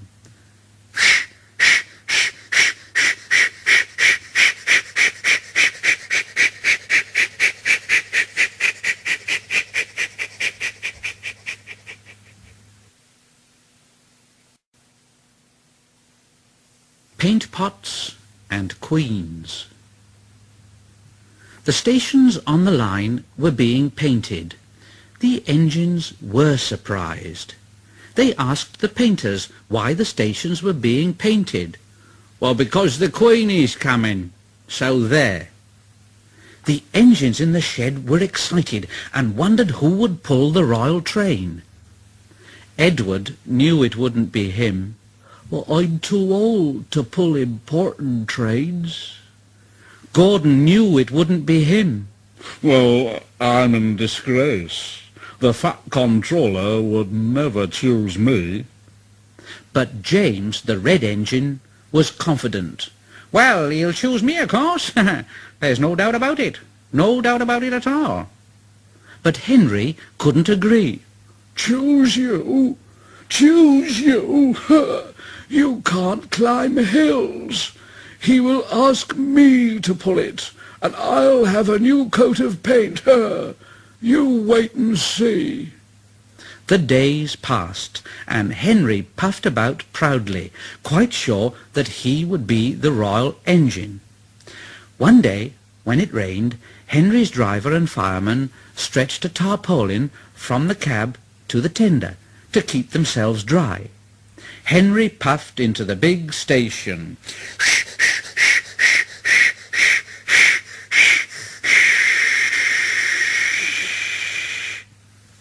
A painter was climbing a ladder above the line. Henry's smoke puffed upwards in a big cloud. It was thick and black. The painter choked and couldn't see. He missed his footing on the ladder, dropped his paint pot, and fell, whoa, plop, onto Henry's tarpaulin. The paint poured all over Henry's boiler and trickled down each side, and the paint pot perched on Henry's dome. The painter clambered down and shook his brush at Henry. "Ah, you spoil my clean paint with your dirty smoke, and then you take the whole lot and make me go and fetch some more. Oh dear, oh dear, oh dear." The fat controller came pushing through the crowd. Dear me, you look like an iced cake, Henry." "That won't do for the royal train. Oh no. I'm afraid that I must make other arrangements, yes." And he walked over to the yard. Gordon and Thomas saw him coming, and both began to speak at once. Please, sir, I want..." Excuse me, sir, but I was thinking." Now, one at a time, please, one at a time. Now, what is it, Gordon?" Well, sir, I just wanted to ask you if Thomas could have his branch line back again. I see. Uh-huh. And what do you want, Thomas? Oh, pray, sir, can Gordon pull coaches again? I see. So that's it. Well, you've both been quite good lately, and you deserve a treat, so when the Queen comes, Edward will go in front and clear the line, Thomas will look after the coaches, and Gordon will pull the train. Oh, sir. Thank you, sir. Thank you. Oh, thank you, sir. Thank you. The great day came. Percy, Toby, Henry and James worked very hard bringing people to the town. Thomas sorted all their coaches in the yard. They're coming! They're coming! Edward steamed in, looking smart with flags and bright paint. 2 minutes passed, then 5, then 7, and then 10, and then... Everyone knew that whistle, and a mighty cheer went up as the Queen's train glided into the station. Gordon was spotless, and his brass shone. Like Edward, he was decorated with flags, but on his buffer beam he proudly carried the royal arms. The Queen was met by the Fat Controller, and before doing anything else, she thanked him for their splendid run. The Fat Controller bowed and said, "Not at all, Your Majesty. Thank you." And then the Queen said to the Fat Controller, "We have read a great deal about your engines. May we see them, please?" So he led the way to where all the engines were waiting. Toby and Percy said, They're coming! They're coming! Henry and James said, "Shh." But Toby and Percy were too excited to care. The Fat Controller told the Queen their names, and she talked to each engine. Then, as she turned to go, Percy bubbled over. Oh, I say, 3 cheers for the Queen. Hip, hip! Hip, hip! Hip, hip! The Fat Controller held his ears, but the Queen, smiling, waved to the engines till she passed the gate. Next day, the Queen spoke specially to Thomas, who fetched the coaches, and to Edward and Gordon, who took her away, and no engines ever felt prouder than Thomas and Edward and Gordon, the big engine.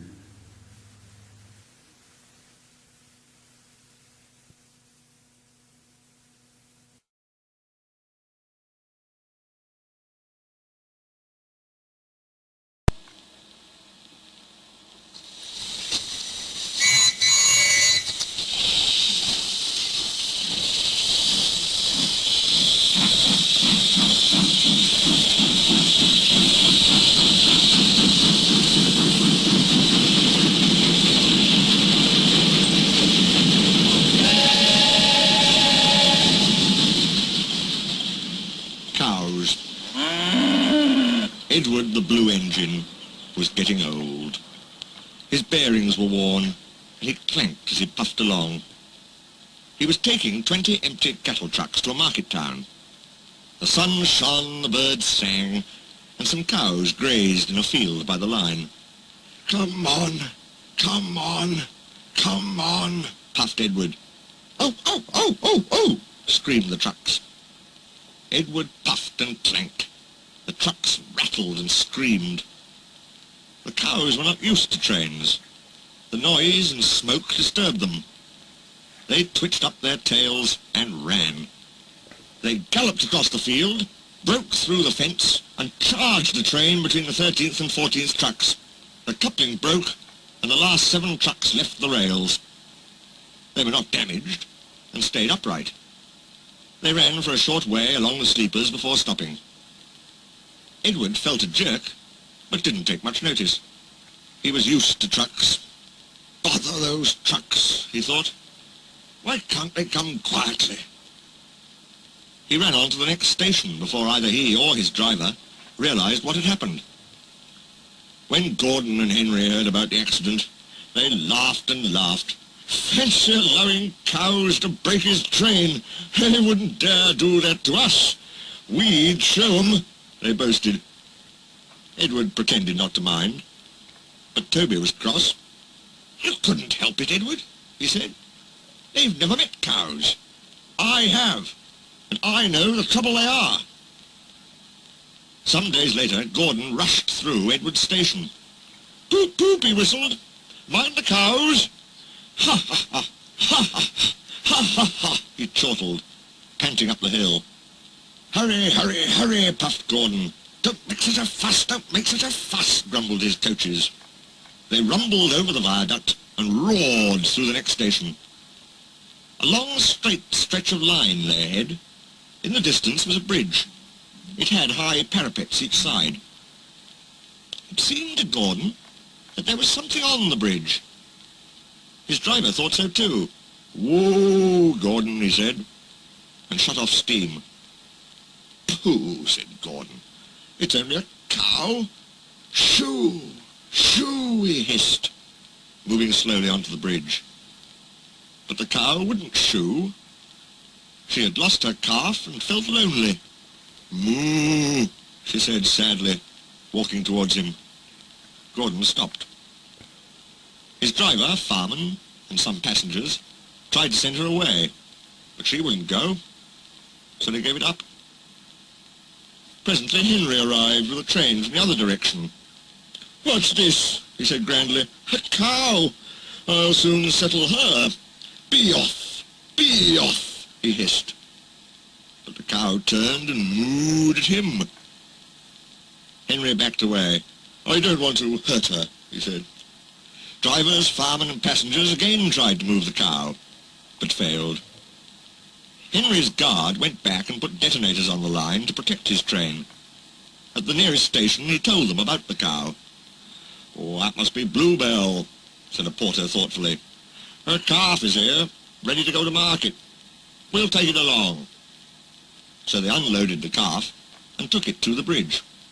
Moo, moo, wailed the calf. Moo, moo, bellowed Bluebell. She nuzzled her calf happily, and the porter led them away. The two trains started. Not a word, keep it dark, whispered Gordon and Henry as they passed. But the story soon spread.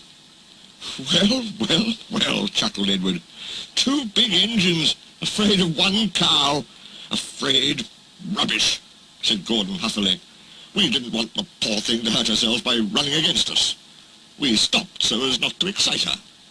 You see what I mean, my dear Edward? Yes, Gordon, said Edward gravely. Gordon felt somehow that Edward saw only too well.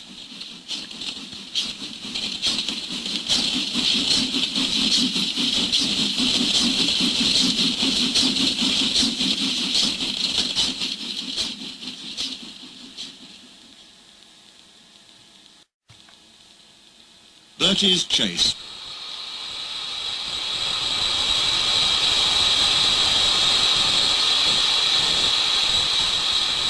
Beep, beep, we're late, fussed Edward. Beep, beep, beep, beep, beep, beep, beep. Where is Thomas? He doesn't usually make us wait. Oh dear, what can the matter be, sang the fireman. Johnny's so long at... Never you mind about Johnny, laughed the driver. Just you climb on the cab and look for Thomas. Can you see him? No. The guard looked at his watch. 10 minutes late, he said to the driver. We can't wait here all day. Look again, Sid, said the driver, just in case. The fireman got to his feet. Can you see him? No, he answered. There's Bertie Bus in a tearing hurry. No need to bother with him, though. Likely he's on a coach tour or something. He clambered down. Right away, Charlie, said the guard, and Edward puffed off. Toot, toot, stop, stop, wailed Bertie, roaring into the yard. But it was no good. Edward's last coach had disappeared into the tunnel. Bother, said Bertie. Bother Thomas's fireman not coming to work today. Oh, why did I promise to help the passengers catch the train?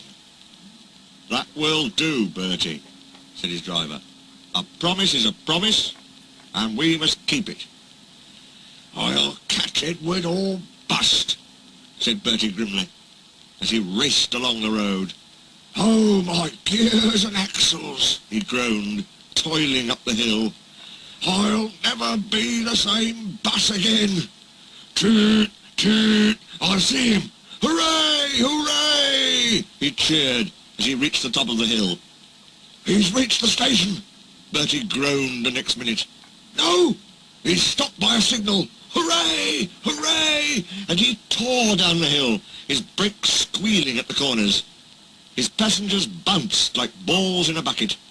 Well done, Bertie, they shouted. Go it! Go it! Hens and dogs scattered in all directions as he raced through the village. Wait! Wait! He tooted, skidding into the yard. He was just in time to see the signal drop, the guard wave his flag, and Edward puff out of the station. His passengers rushed to the platform, but it was no good, and they came bustling back. I'm sorry, said Bertie unhappily. Never mind, Bertie, they said. After him, quickly. Third time lucky, you know. Do you think they'll catch him at the next station, driver? There's a good chance, he answered. Our road keeps close to the line, and we can climb hills better than Edward. He thought for a minute. I'll just make sure. He then spoke to the station master, while the passengers waited impatiently in the bus. This hill is too steep, this hill is too steep, grumbled the coaches as Edward snorted in front. They reached the top at last and ran smoothly into the station. Beep, beep, whistled Edward. Get in quickly, please. The porters and people hurried, and Edward impatiently waited to start. Beep, whistled the guard, and Edward's driver looked back. But the flag didn't wave.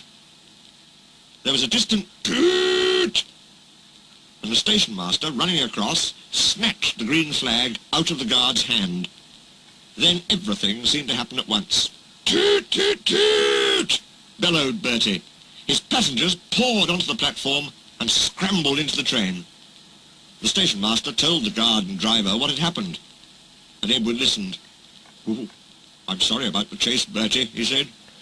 My fault, panted Bertie. Late at junction. You didn't know about Thomas's passengers. Beep, beep. Goodbye, Bertie. We're off, whistled Edward.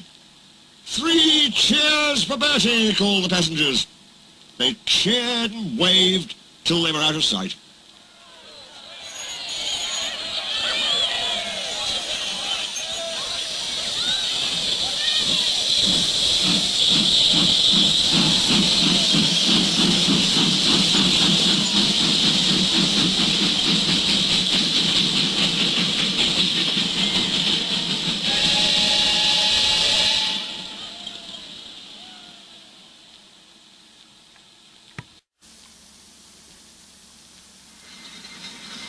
Saved from scrap.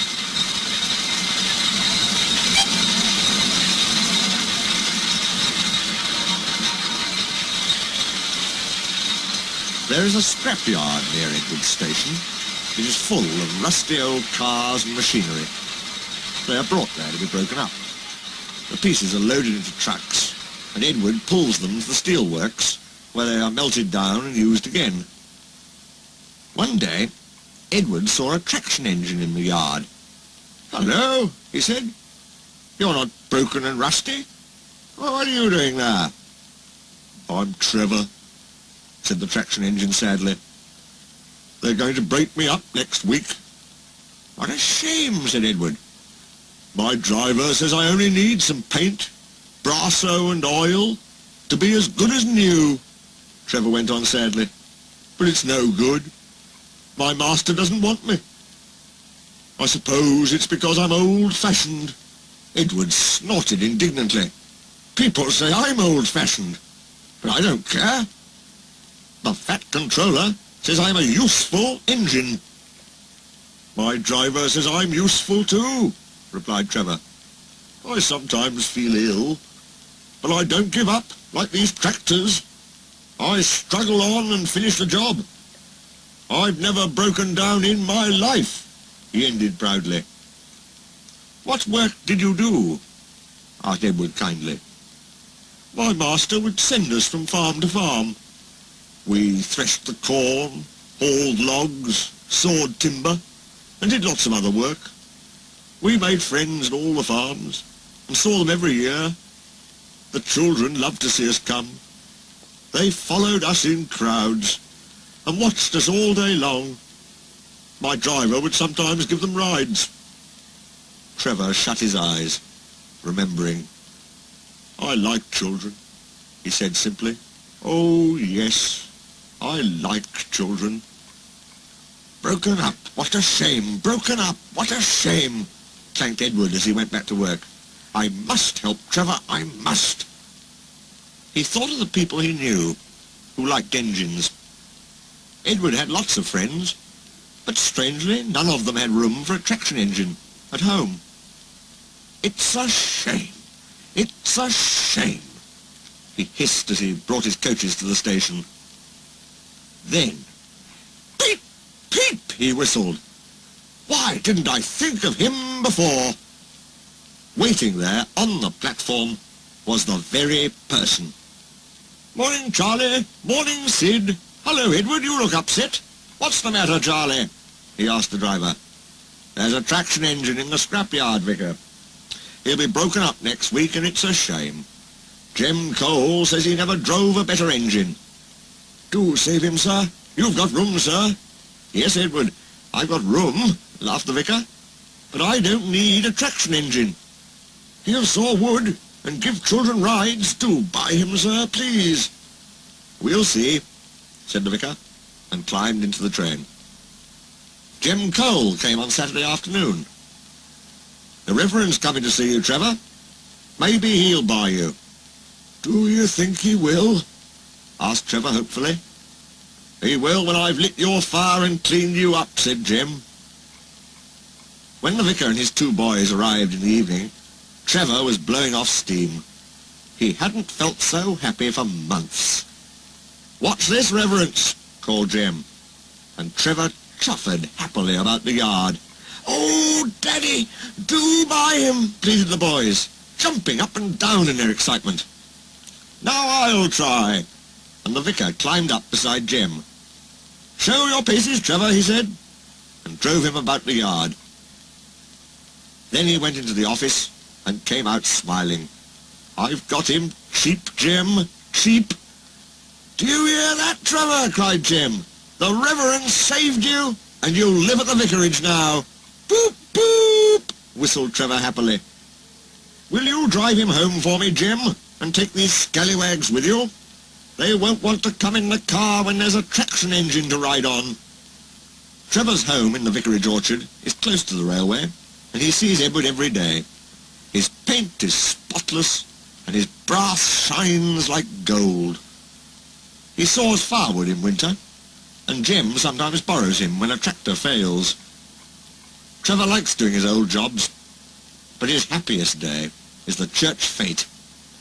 Then, with a long wooden seat bolted to his bunker, he chuffers round the orchard, giving rides to children.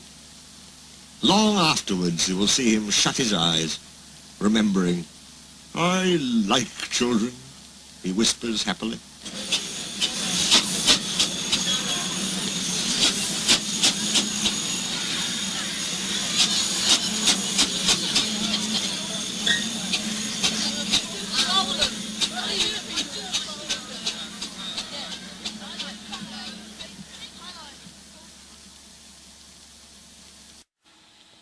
Hold on.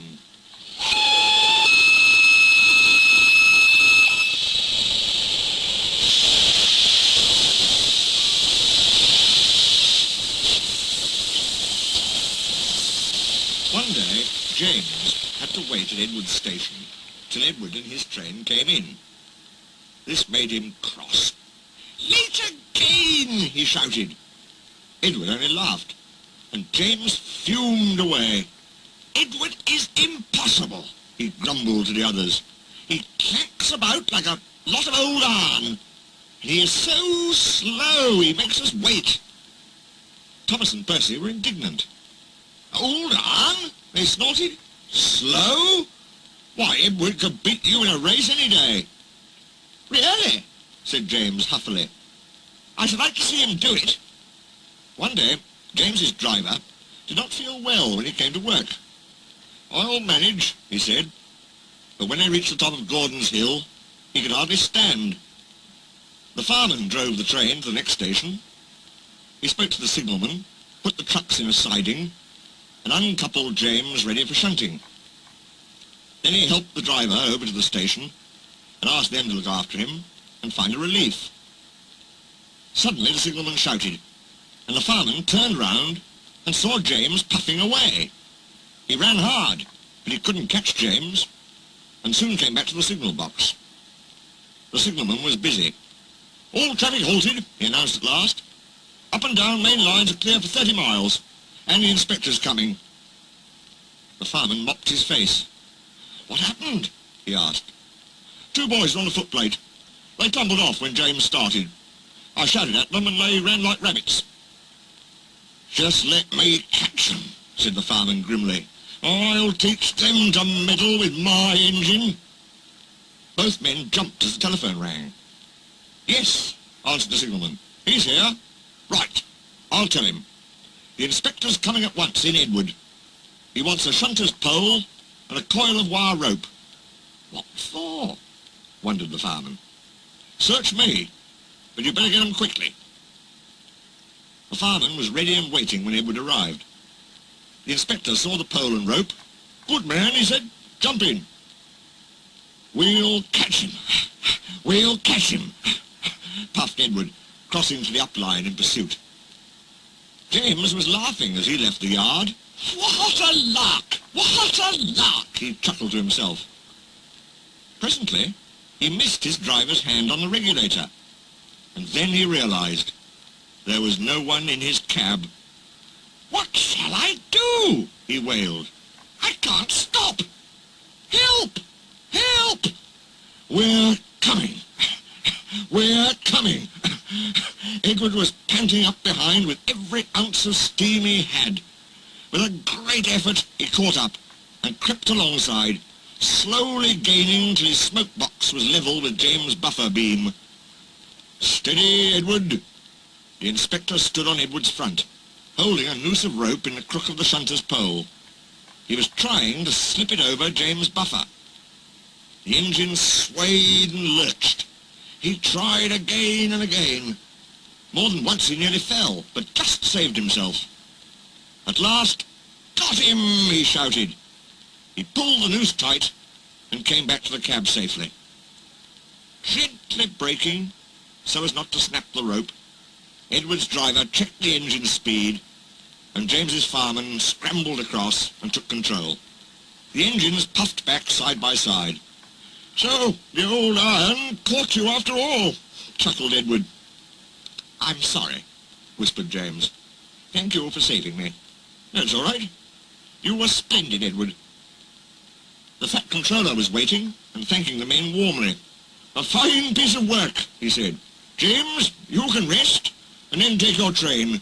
I'm proud of you, Edward.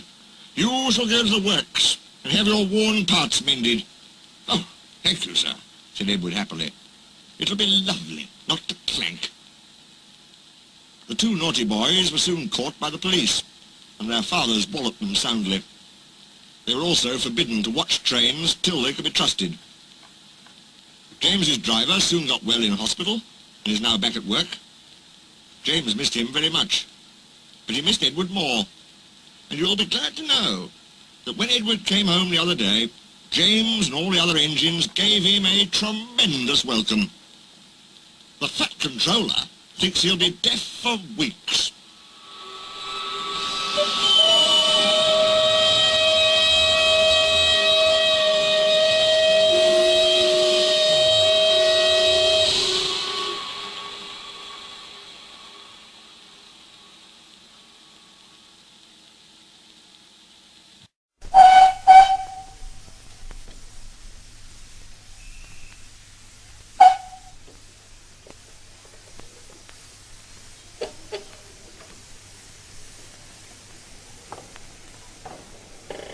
Skarloey Remembers.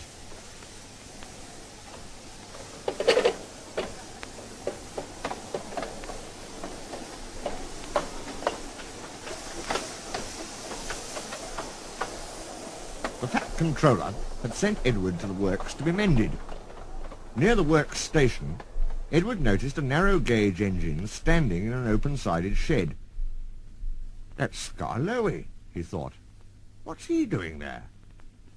He remembered Skarloey and his brother Renius, because in the old days he had often brought passengers who wanted to travel up to the lake in their little train.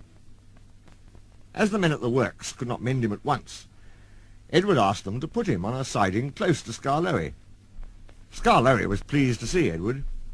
"The owner has just bought 2 more engines," he said. "He told me I was a very old engine and deserved a good rest.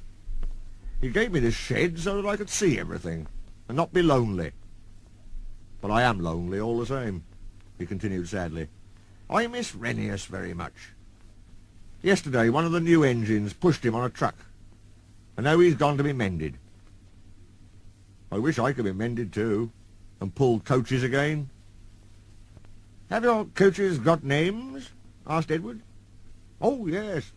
There's Agnes, Ruth, Jemima, Lucy and Beatrice.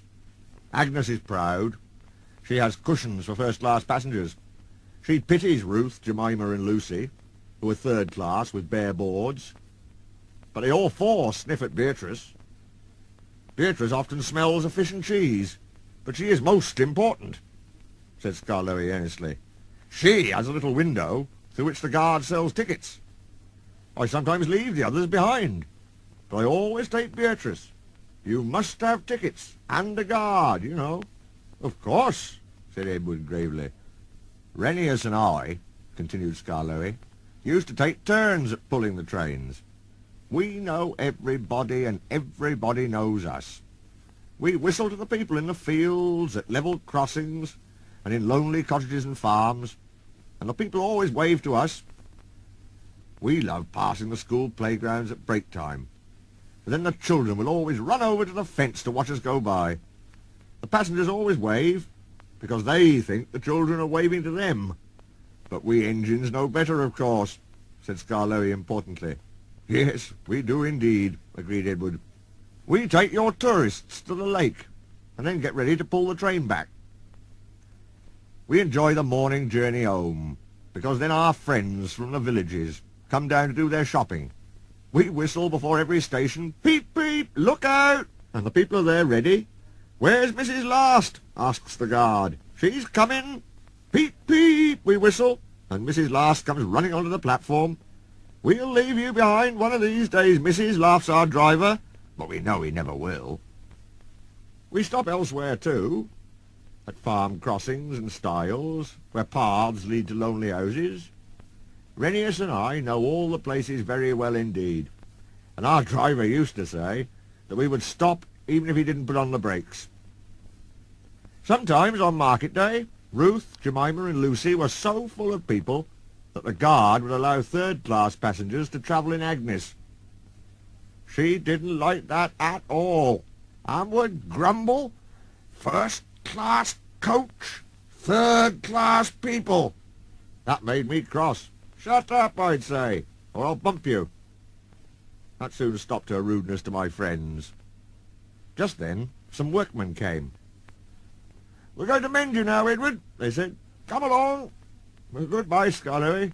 Thank you for telling me about your railway. It's a lovely little line.' 'It is, it is. Thank you for talking to me, Edward. You've cheered me up. Goodbye.'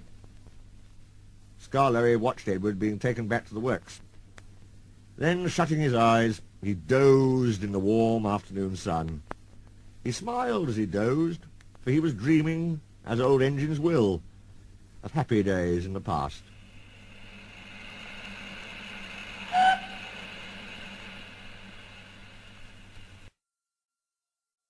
Sir Handel.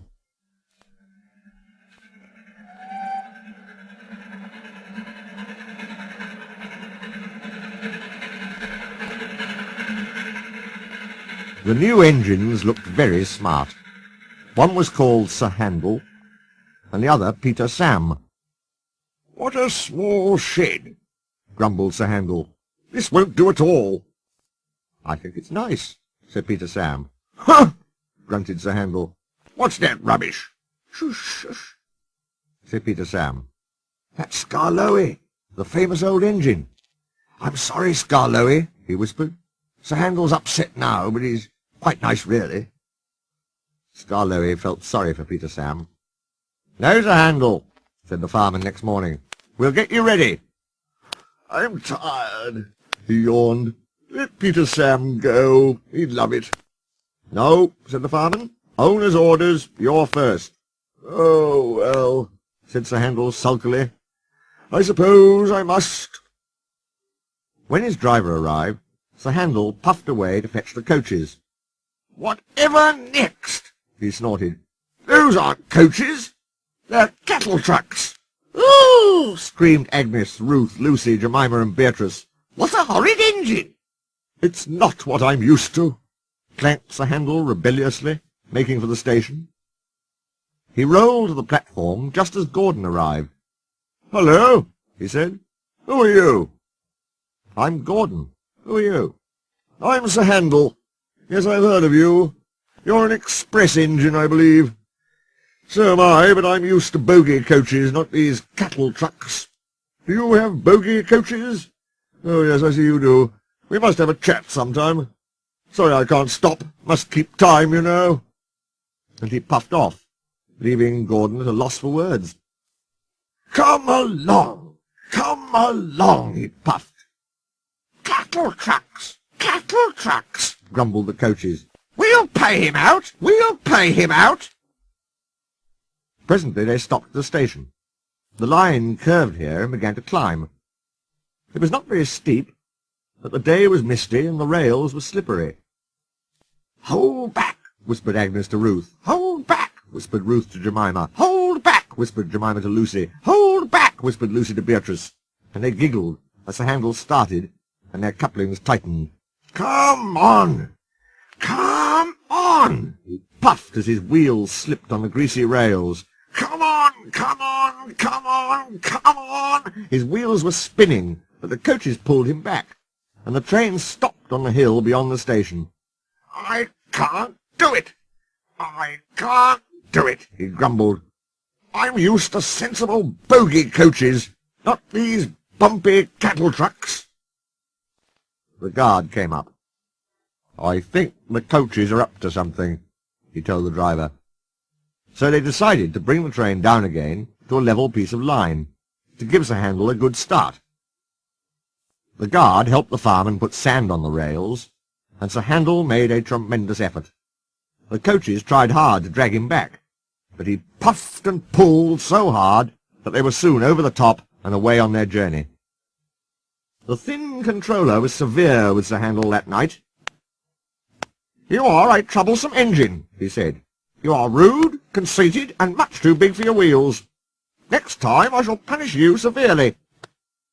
Sir Handel was impressed, and behaved well for several days. Then, one morning, he took the train to the top station. He was cross. It was Peter Sam's turn, but the thin controller had made him go instead. "We'll leave the coaches," said his driver, "and fetch some trucks from the quarry." "Trucks!" snorted Sir Handel. "Trucks!" "Yes," his driver repeated.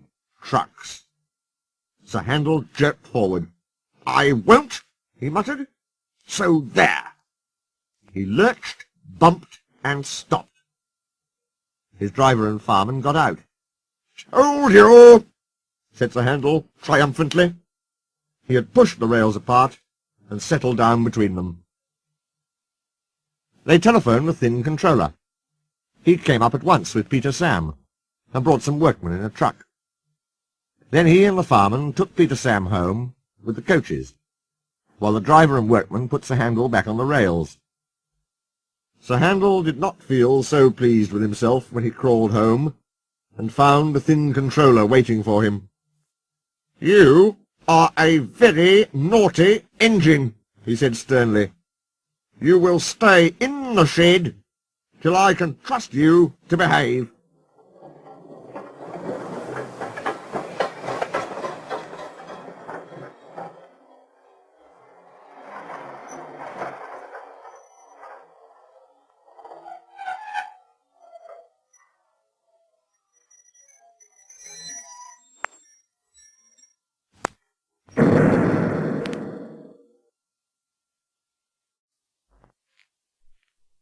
Peter, Sam, and the Refreshment Lady.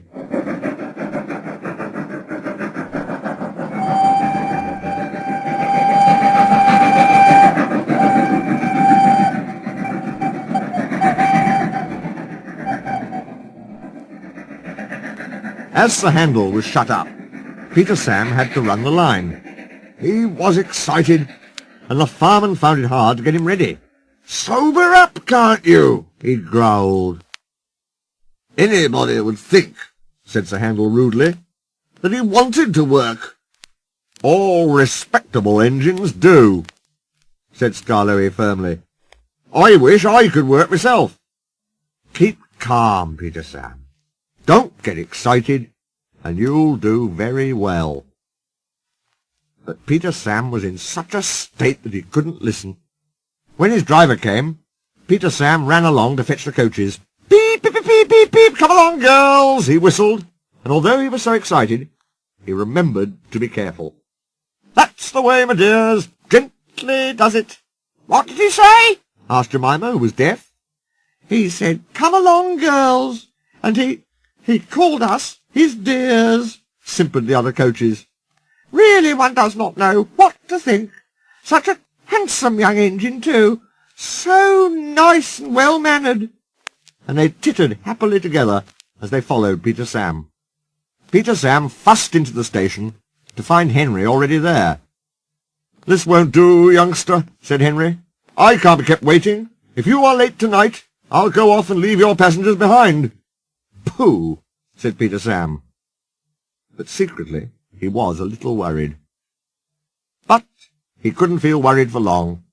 What fun it all is, he thought as he ran around his train. He let off steam happily, while he waited for the guard to blow his whistle and wave his green flag. Peter Sam puffed happily away, singing a little song. "I'm Peter Sam, I'm running this line, I'm Peter Sam, I'm running this line." The people waved as he passed the farms and cottages, and he gave a loud whistle at the school. The children all ran to see him puffing by. Agnes, Ruth, Jemima, Lucy, and Beatrice enjoyed themselves too. "He's cocky, trot, trot, but he's nice, trot, trot. He's cocky, trot, trot, but he's nice, trot, trot," they sang as they trundled along. They were growing very fond of Peter Sam. Every afternoon they had to wait an hour at the station by the lake. The driver, fireman, and the guard usually bought something from the Refreshment Lady, and went and sat in Beatrice. The Refreshment Lady always came home on this train. Time passed slowly today for Peter Sam. At last his driver and fireman came. "Beep, beep! Hurry up, please!" he whistled to the passengers, and they came strolling back to the station.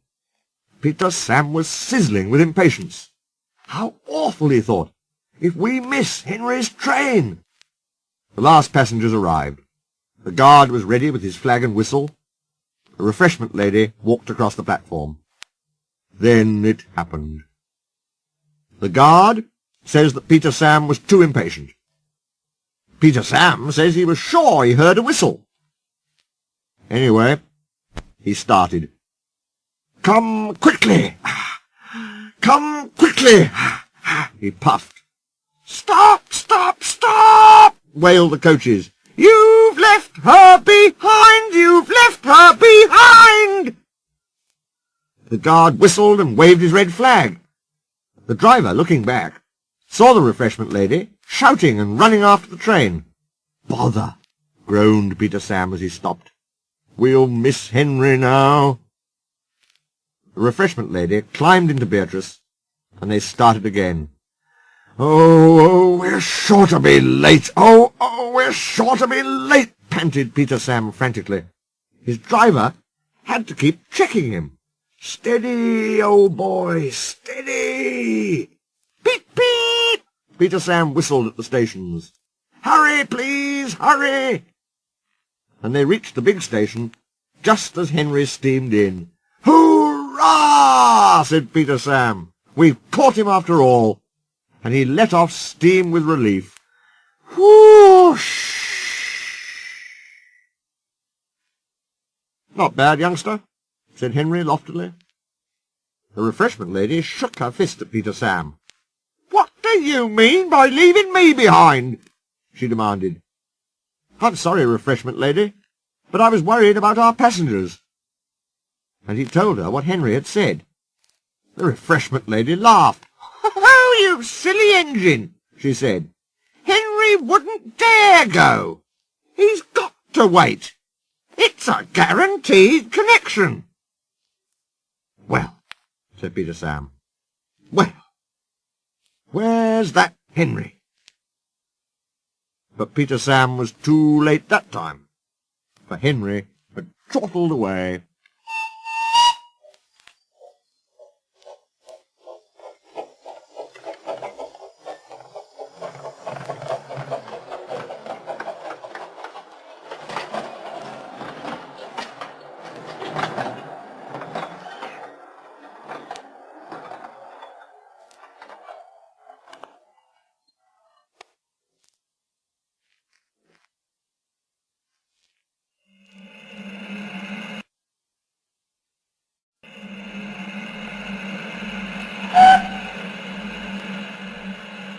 Old Faithful.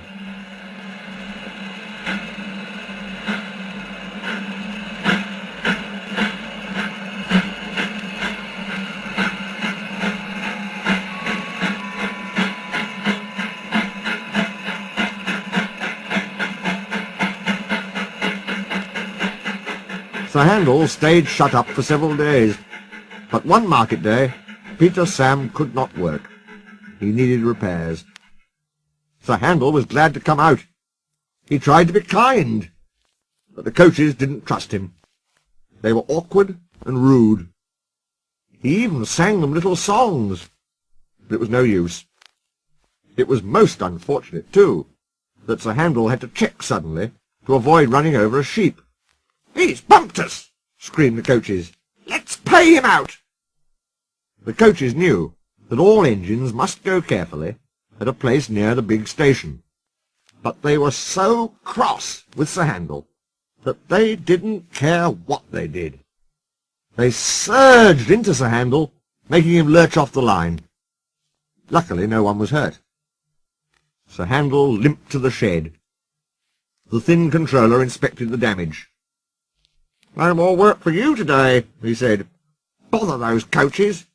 We must take the village people home and fetch the tourists, all without an engine." "What about me, sir?" said a voice. "Skarloey!" he exclaimed. "Can you do it?"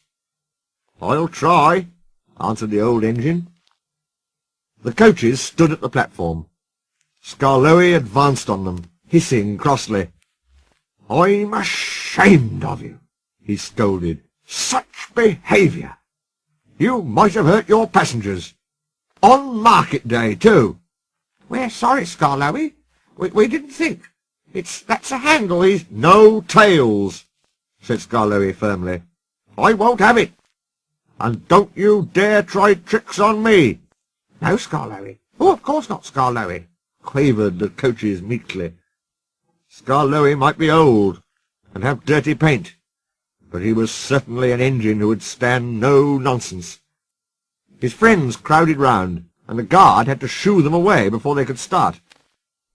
Skarloey felt happy. He remembered all the gates and stiles where he had to stop, and whistled to his friends. The sun shone, the rails were dry. "This is lovely," he thought. But presently they began to climb, and he felt short of steam. "Oh, bother my tubes!" he panted. "Take your time, old boy," soothed his driver. "I'll manage. I'll manage." He wheezed, and pausing for breath at the stations, he gallantly struggled along. After a rest at the top station, Skarloey was ready to start. It'll be better downhill, he thought. The coaches ran nicely, but he soon began to feel tired again. His springs were weak, and the rail joints jarred his wheels. Then with a crack, a front spring broke, and he stopped. "I feel all crooked," he complained. "That's torn it," said his driver. "We'll need a bus now for our passengers." "No," pleaded Skarloey. "I'd be ashamed to have a bus take my passengers. I'll get home or burst," he promised bravely. The thin controller looked at his watch and paced the platform. James and his train waited impatiently too. They heard a hoarse peep, peep. Then groaning, clanging and clanking, Skarloey crept into sight. He was tilted to one side and making fearful noises, but he plodded bravely on. "I'll do it!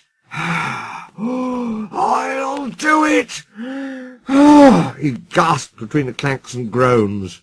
I've done it! And he sighed thankfully as the train stopped where James was waiting. James said nothing. He waited for his passengers and then respectfully puffed away. "You were right, sir," said Skarloey to the owner that evening. "Old engines can't pull trains like young ones." The owner smiled. "They can if they're mended, old faithful," he said. "And that's what will happen to you. You deserve it." "Oh, sir," said Skarloey happily. Sir Handel is longing for Skarloey to come back. He thinks Skarloey is the best engine in the world. He does his fair share of the work now, and the coaches never play tricks on him, because he always manages them in Skarloey's way.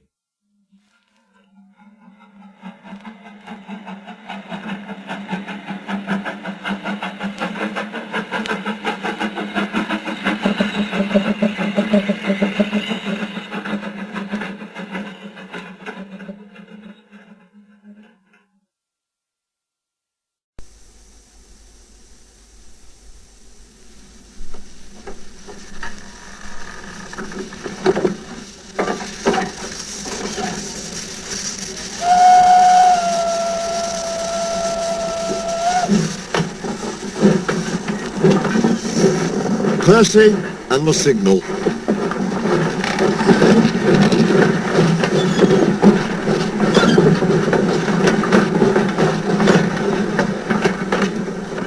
Percy is a little green tank engine who works in the yard at the big station. He is a funny little engine and loves playing jokes. These jokes sometimes get him into trouble. "Peep, peep," he whistled one morning. "Hurry up, Gordon! The train's ready!" Gordon thought he was late and came puffing out. "Ha ha ha!" laughed Percy and showed him a train of dirty coal trucks. Gordon didn't go back to the shed. He stayed on a siding thinking how to pay Percy out. "Stay in the shed today," squeaked Percy to James. "The fat controller will come and see you." James was a conceited engine. "Ah," he thought, "the fat controller knows I'm a fine engine, ready for anything. He wants me to pull a special train." So James stayed where he was, and nothing his driver and fireman could do would make him move. But the fat controller never came, and the other engines grumbled dreadfully. They had to do James's work as well as their own. At last an inspector came. "Show a wheel, James," he said crossly.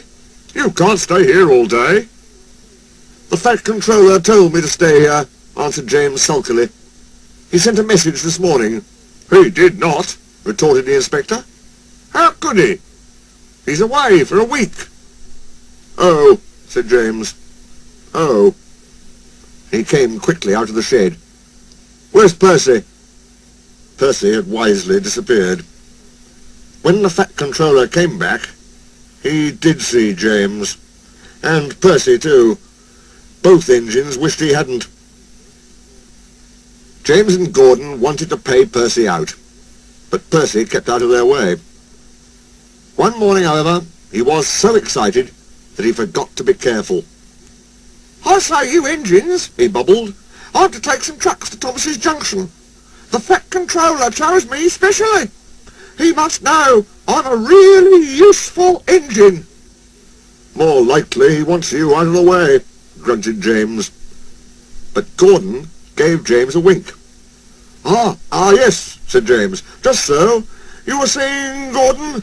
"James and I were just speaking about signals at the junction. We can't be too careful about signals. But then I needn't say that to a really useful engine like you, Percy." Percy felt flattered. "Oh, of course not," he said. "We had spoken of backing signals," put in James. "They need extra special care, you know. Would you like me to explain?" "No, thank you, James," said Percy airily. "I know all about signals." And he bustled off importantly. James and Gordon solemnly exchanged winks. Percy was a little worried as he set out. "I wonder what backing signals are," he thought. "Never mind, I'll manage. I know all about signals." He puffed crossly to his trucks and felt better. He saw a signal just outside the station. "Bother," he said. "It's a danger!"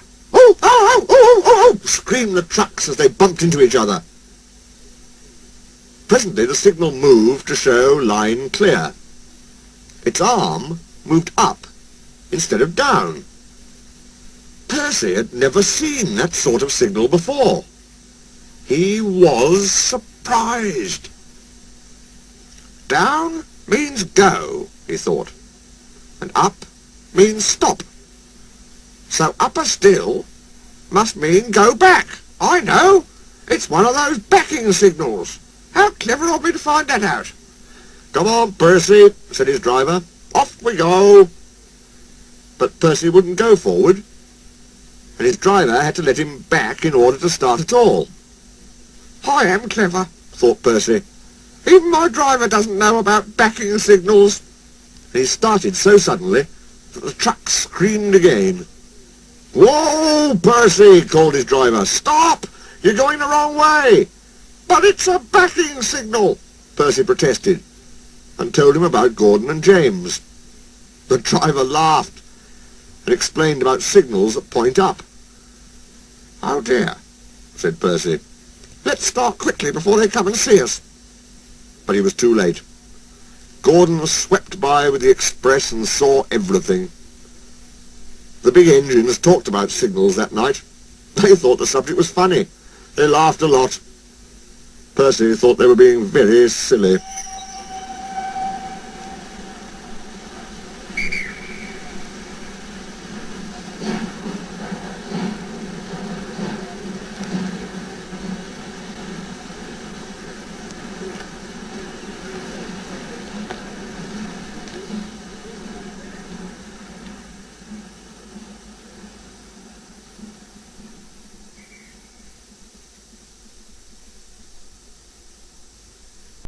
Duck takes charge.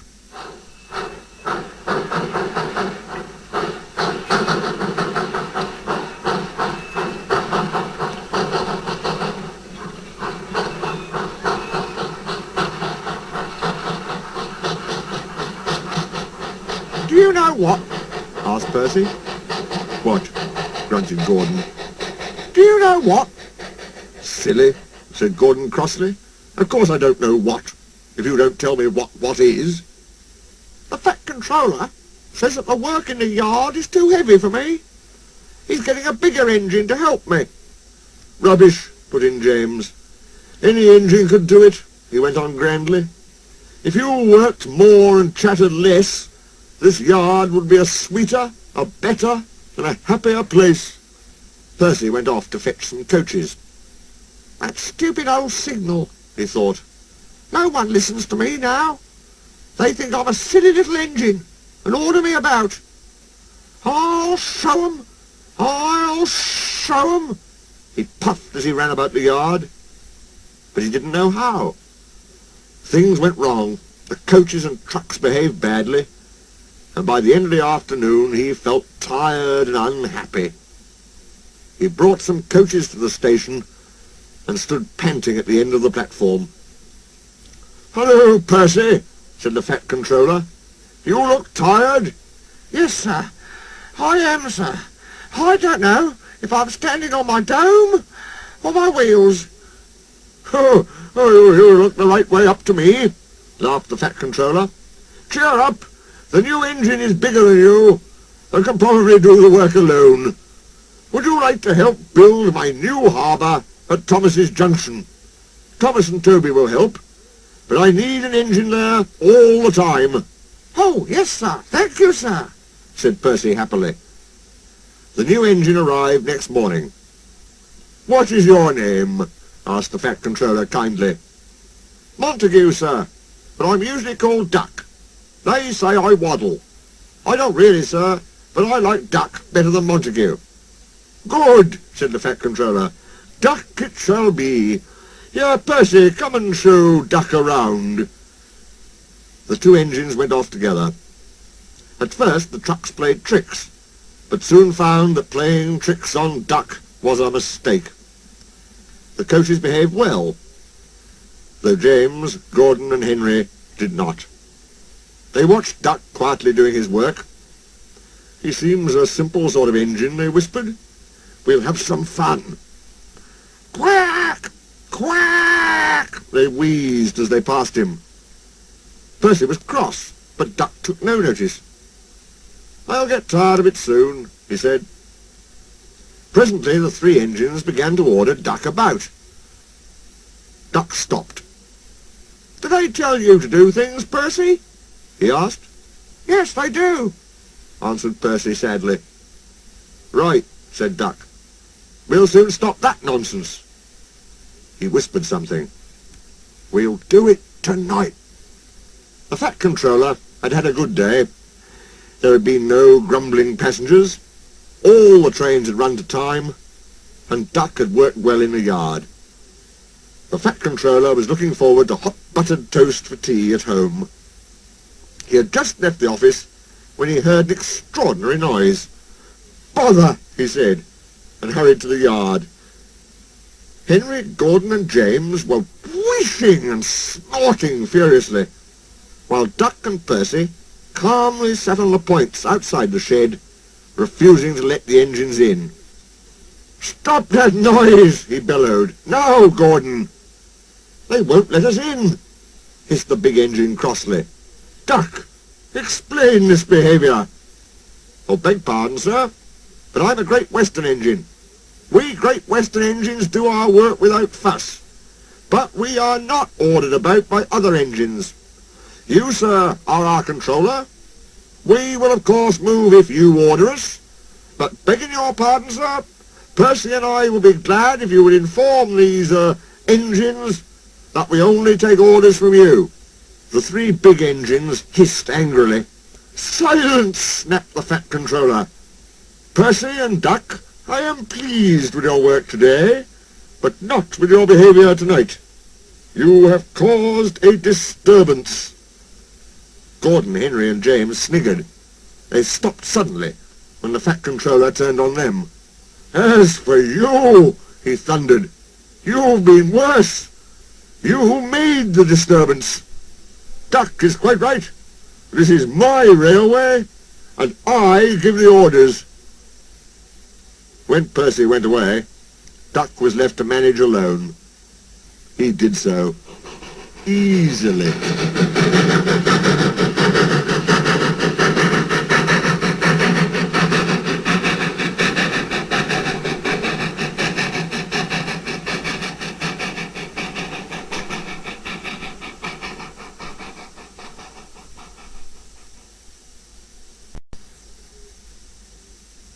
Percy and Harold.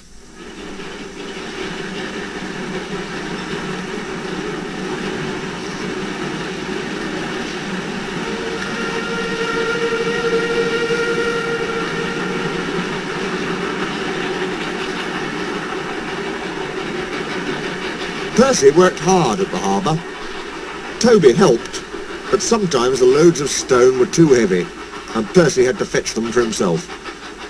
Then he would push the trucks along the quay to where the workmen needed the stone for their building. An airfield was close by, and Percy heard the aeroplanes zooming overhead all day. The noisiest of all was a helicopter, which hovered, buzzing like an angry bee. "Stupid thing," said Percy. "Why can't it go and buzz somewhere else?" One day, Percy stopped near the airfield. The helicopter was standing quite close. "Hello," said Percy. "Who are you?" "I'm Harold. Who are you?" "I'm Percy.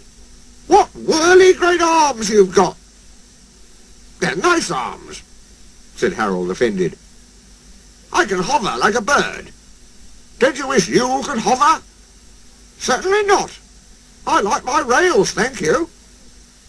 "I think railways are slow," said Harold in a bored voice. "They're not much use, and quite out of date." He whirled his arms and buzzed away. Percy found Toby at the top station, arranging trucks. "I say, Toby," he burst out, "that Harold, that stuck-up whirlybird thing, says I'm slow and out of date. Just let him wait. I'll show him." He connected his trucks and started off, still fuming. Soon, above the clatter of the trucks, they heard a familiar buzzing. "Percy," whispered his driver, "there's Harold. He's not far ahead. Let's race him." "Yes, let's," said Percy excitedly, and quickly gathering speed, he shot off down the line. The guard's wife had given him a flask of tea for elevenses. He had just poured out a cup when the van lurched and he spilt it down his uniform. He wiped up the mess with his handkerchief and staggered to the front platform. Percy was pounding along. The truck screamed and swayed, while the van rolled and pitched like a ship at sea. "Well, I'll be ding-dong-danged," said the guard. Then he saw Harold buzzing alongside and understood. "Go it, Percy," he yelled. "You're gaining." Percy had never been allowed to run fast before. He was having the time of his life. "Hurry, hurry, hurry, hurry, hurry," he panted to the trucks. We don't want to, they grumbled, but it was no use. Percy was bucketing along with flying wheels, and Harold was high and alongside. The fireman shovelled for dear life, while the driver was so excited he could hardly keep still. "Well done, Percy," he shouted. "We're gaining! We're going ahead! Oh, good boy! Good boy!" Far ahead, a distant signal warned them that the wharf was near. "Shut off steam, whistle, beep, beep, beep! Brakes guard, please!" Using Percy's brakes too, the driver carefully checked the train's headlong speed. They rolled under the main line and halted smoothly on the wharf. "Oh dear," groaned Percy. "I'm sure we've lost." The fireman scrambled to the cab roof. "We've won! We've won!" he shouted, and nearly fell off in his excitement. "Harold's still hovering! He's looking for a place to land!" "Listen, boys," the fireman called. "Here's a song for Percy." Said Harold Helicopter to our Percy, "You are slow. Your railway is out of date and not much use, you know." But Percy with his stone trucks did the trip in record time, and we beat that helicopter on our old branch line. The driver and guard soon caught the tune, and so did the workman on the quay. Percy loved it. "Oh, thank you," he said. He liked the last line best of all.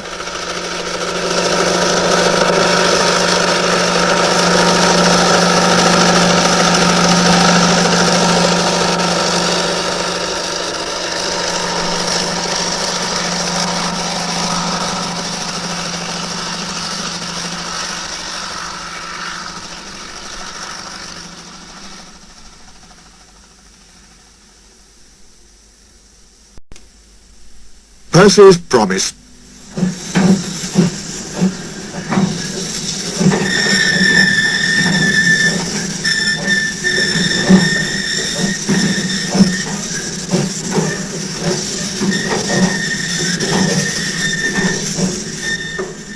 mob of excited children poured out of Annie and Clarabel one morning and raced down to the beach. "They're the Vicar's Sunday School," explained Thomas. "I'm busy this evening, but the station master says I can ask you to take them home." "Of course I will," promised Percy. The children had a lovely day, but at tea time it got very hot. Dark clouds loomed overhead. Then came lightning, thunder, and rain. The children only just managed to reach shelter before the deluge began. Annie and Clarabel stood at the platform. The children scrambled in. "Can we go home, please, station master?" asked the vicar. The station master called Percy. "Take the children home quickly, please," he ordered. The rain streamed down on Percy's boiler. "Ugh!" he shivered and thought of his nice dry shed. Then he remembered. "A promise is a promise," he told himself. "So, here goes." His driver was anxious. The river was rising fast. It foamed and swirled fiercely, threatening to flood the country any minute. The rain beat in Percy's face. "I wish I could see! I wish I could see!" he complained. They left a cutting and found themselves in water. "Oh, my wheels!" shivered Percy. "It's cold!" But he struggled on. "Whoosh!" he hissed. "It's sloshing my fire!" They stopped and backed the coaches to the cutting and waited while the guard found a telephone. He returned looking gloomy. "We couldn't go back if we wanted," he said. "The bridge near the junction is down." The fireman went to the guard's van carrying a hatchet. "Hello," said the guard. "You look fierce. I want some dry wood for Percy's fire, please." They broke up some boxes, but that did not satisfy the fireman. "I'll have some of your floorboards," he said. "What, my nice floor?" grumbled the guard. "I only swept it this morning." But he found a hatchet and helped. Soon they had plenty of wood stored in Percy's bunker. His fire burnt well now. He felt warm and comfortable again.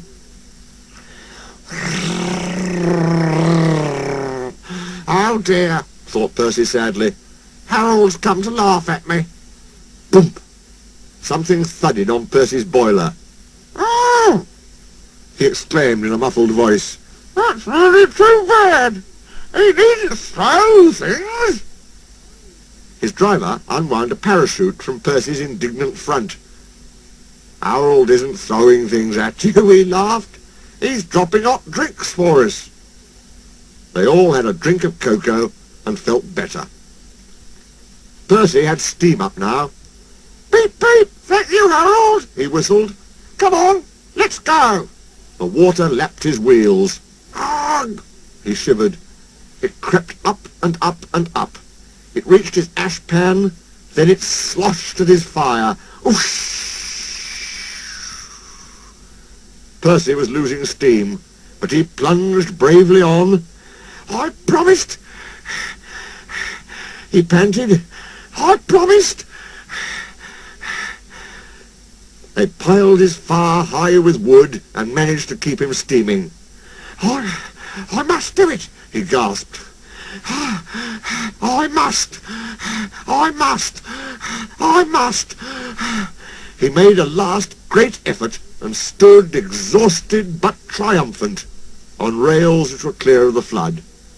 He rested to get steam back, then brought the train home.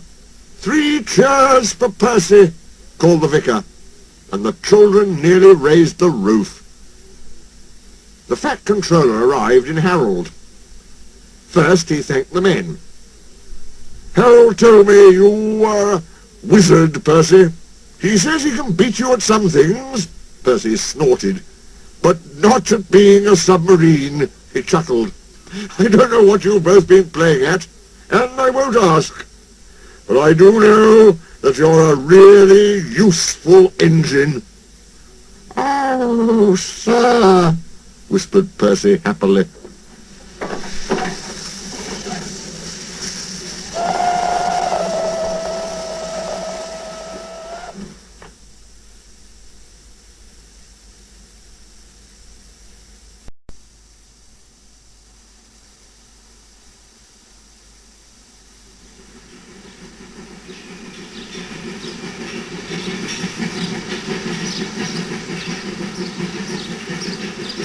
Percy takes the plunge.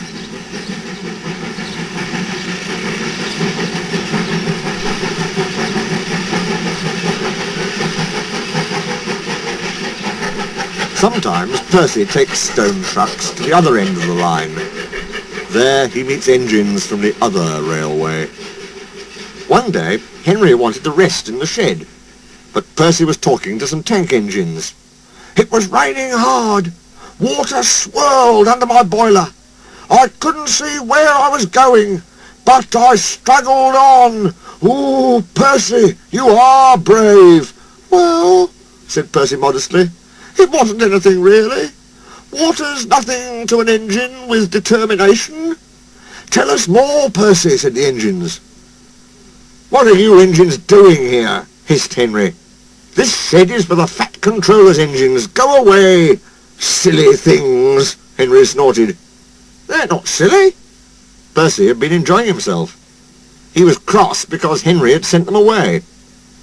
They are silly, and so are you. Water's nothing to an engine with determination. Pah! Anyway, said cheeky Percy, I'm not afraid of water. I like it. He ran away singing, once an engine attached to a train was afraid of a few drops of rain. Percy arrived home feeling pleased with himself. Silly old Henry, he chuckled. Thomas was looking at a board on the quay. It said, danger. We mustn't go past it, he said. That's orders. Why? Danger means falling down something, said Thomas. I went past danger once and fell down a mine. Percy looked beyond the board. I can't see a mine, he said.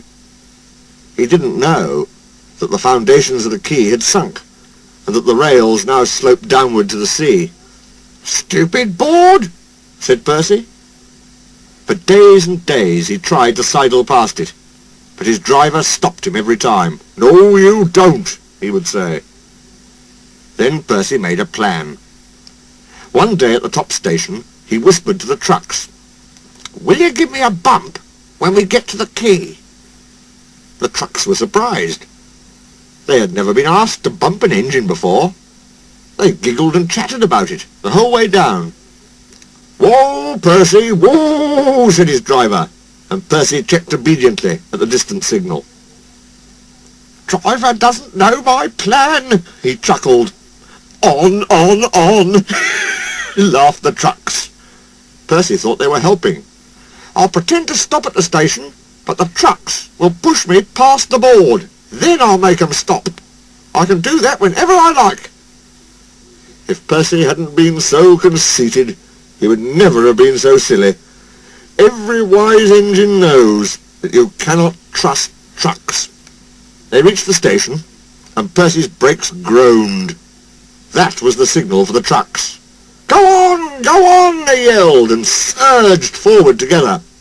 They gave Percy a fearful bump, and knocked his driver and fireman off the footplate. Ow! Said Percy, sliding past the board. The day was misty, the rails were slippery, his wheels wouldn't grip. Percy was frantic. That's enough, he hissed. But it was too late. Once on the slope, he tobogganed helplessly down, crashed through the buffers, and slithered into the sea. You are a very disobedient engine.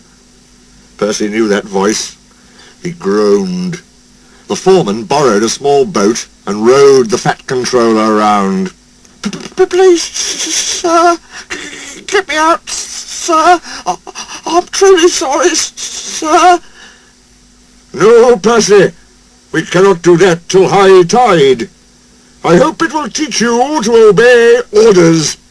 Yes, sir. Percy shivered miserably. He was cold. Fish were playing hide-and-seek through his wheels. The tide rose higher and higher. He was feeling his position more and more deeply every minute. It was nearly dark when they brought floating cranes, cleared away the trucks and lifted Percy out. He was too cold and stiff to move by himself. So he was sent to the works next day on Henry's goods train. Well, well, well, chuckled Henry. Did you like the water? No. I am surprised. You need more determination, Percy.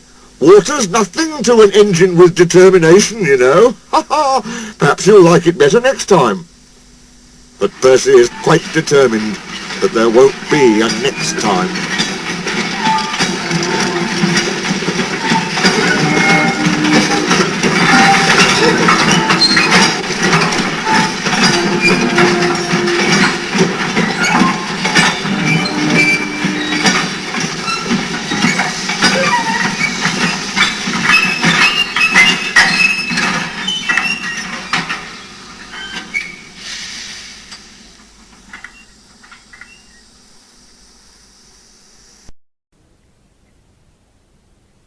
Gordon goes foreign.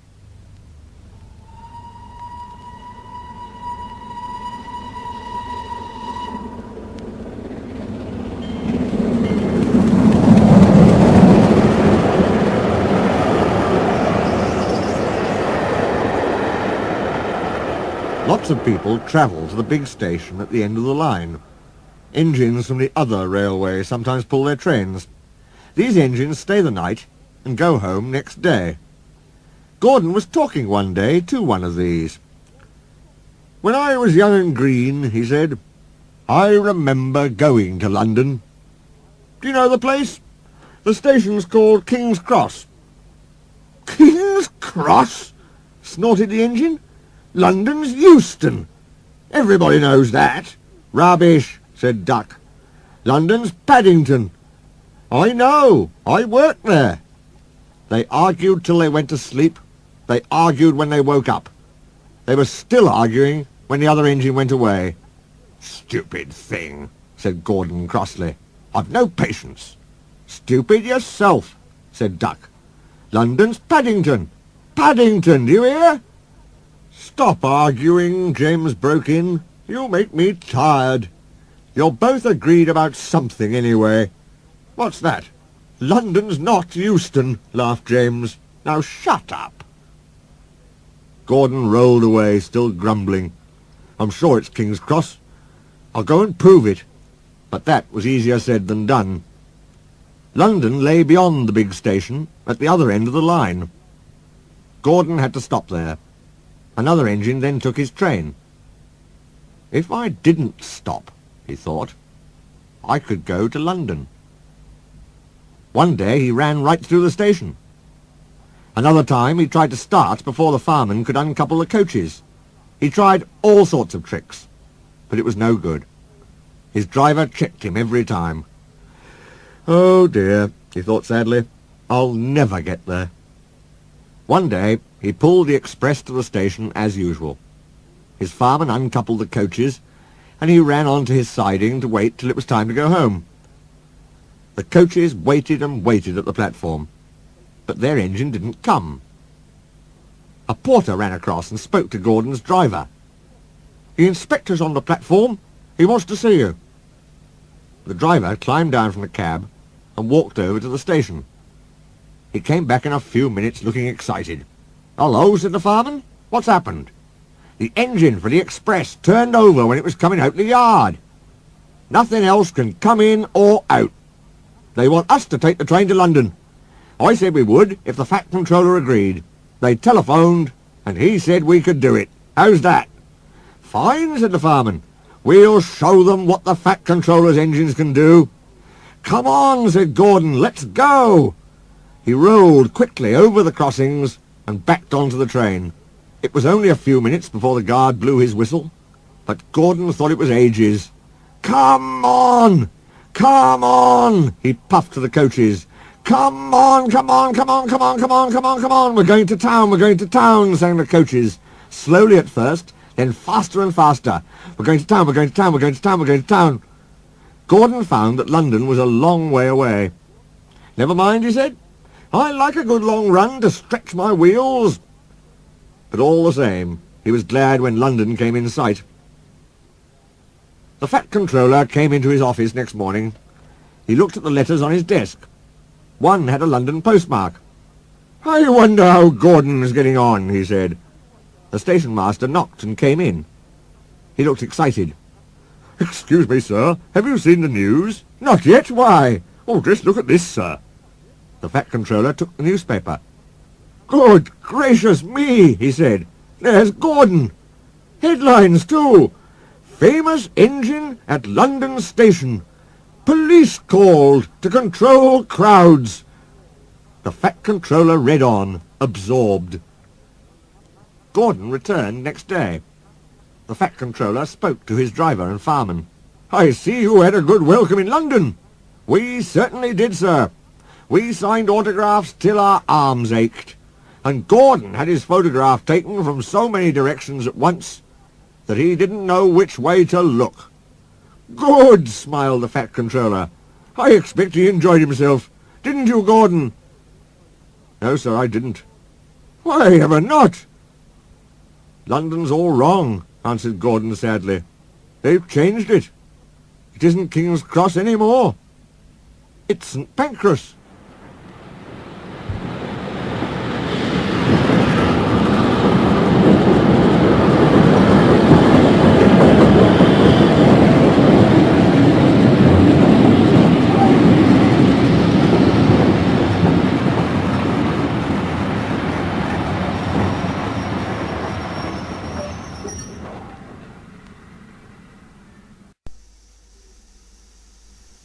Double header.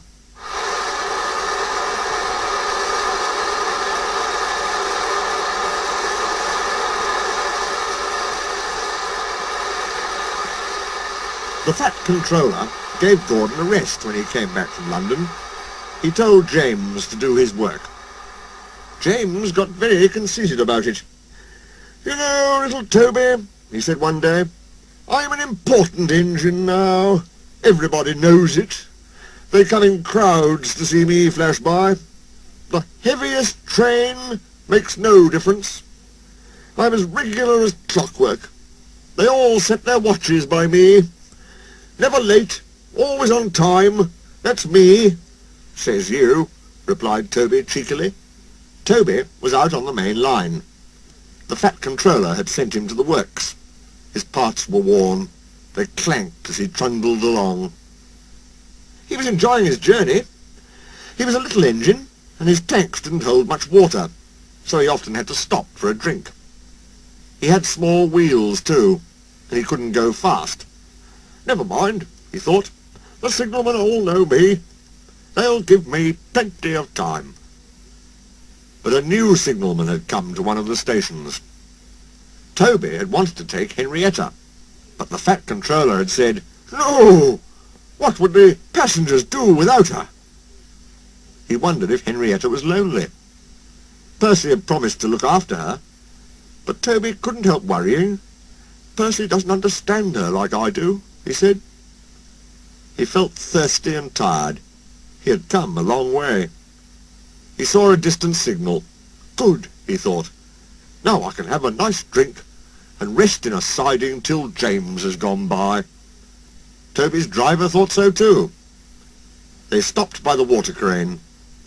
His fireman jumped out and put the hose in his tank. Toby was enjoying his drink when the signalman came up. Toby had never seen him before. "No time for that," said the signalman. "We must clear the road for the express." "Right," said the driver. "We'll wait in the siding." "No good," said the signalman. "It's full of trucks. You'll have to hurry to the next station. They've got plenty of room for you there." Poor Toby clanked sadly away. "I must hurry, I must hurry," he panted. But hurrying used a lot of water, and his tanks were soon empty. They damped down his fire and struggled on, but he soon ran out of steam and stood marooned on the main line, far away from the next station. The fireman walked back. He put detonators on the line to warn James and his driver. Then he hurried along the sleepers. "I'll tell that signalman something," he said grimly. James was fuming when Toby's fireman arrived and explained what had happened. "My fault," said the signalman. I didn't understand about Toby. No, James, said his driver. You'll have to push him. What? Me? Snorted James. Me? Push Toby and pull my train? Yes, you. Shan't. The driver, the fireman, the passengers and the guard all said he was a bad engine. All right, grumbled James. He came up behind Toby and gave him a bump. Get on, you, he said crossly. James's driver made him push Toby all the way back to the works. It serves you right for being cross, he said. James had to work very hard, and when he reached the workstation he felt exhausted. Some little boys ran along the platform. "Phew," said one. "The express is late. A double-header, too. Do you know what I think? I think," he went on, "that James couldn't pull the train, so Toby had to help him." "Caw," said James, and disappeared in a cloud of steam.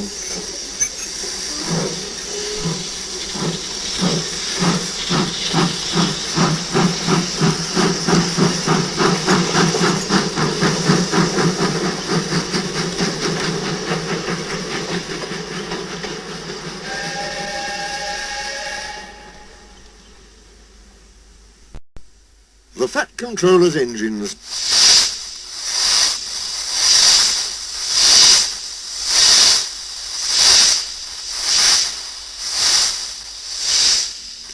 One evening, Thomas brought his last train to the junction. He went for a drink. "I'm going to the big station," he said to Percy and Toby. "So are we," they answered. "Do you know," Percy went on, "I think something's up." Toby looked at the sky. "Where?" "Down here, silly," laughed Thomas. "How," asked Toby reasonably, "can something be up when it's down?" "Look," said Thomas excitedly. "Look!" 7 engines from the other railway were coming along the line. "Hello, Ginty," whistled Percy. "Hello, Pug. They're friends of mine," he explained. "I don't know the others." Ginty and Pug whistled cheerfully as they puffed through the station. "What is all this?" asked Thomas. "The Fat Controller's got a plan," answered his driver, "and he's going to tell it to us. Come on." So they followed to the big station at the end of the line, where all the engines had gone.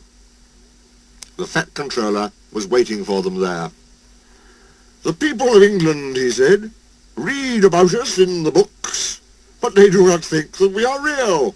"Shame!" squeaked Percy. The Fat Controller glared. Percy subsided. "So," he continued, "I am taking my engines to England to show them. Hurrah, hurrah, hurrah, hurrah, hurrah!" The engines whistled. The Fat Controller held his ears. "Silence!" he bellowed. "We start the day after tomorrow at 8 a.m. Meanwhile, as these engines have kindly come from the other railway to take your place, you will show them your work tomorrow." Next day, as Annie and Clarabelle were going to England too, Thomas and Ginty practised with some other coaches. Thomas was excited. He began boasting about his race with Bertie. "I whooshed through the tunnel and stopped an inch from the buffers, like this. Crash!" The buffers broke. No one was hurt, but Thomas's front was badly bent. They telephoned the Fat Controller.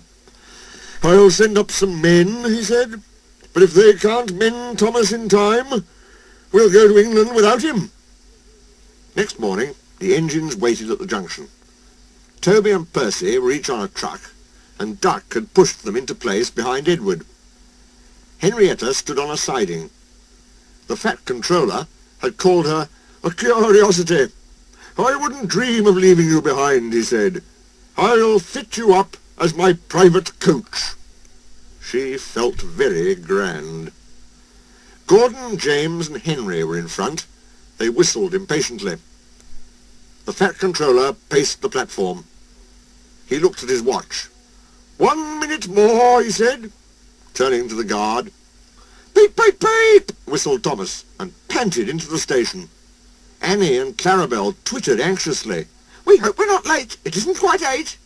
Thomas, said the Fat Controller sternly, I am most displeased with you.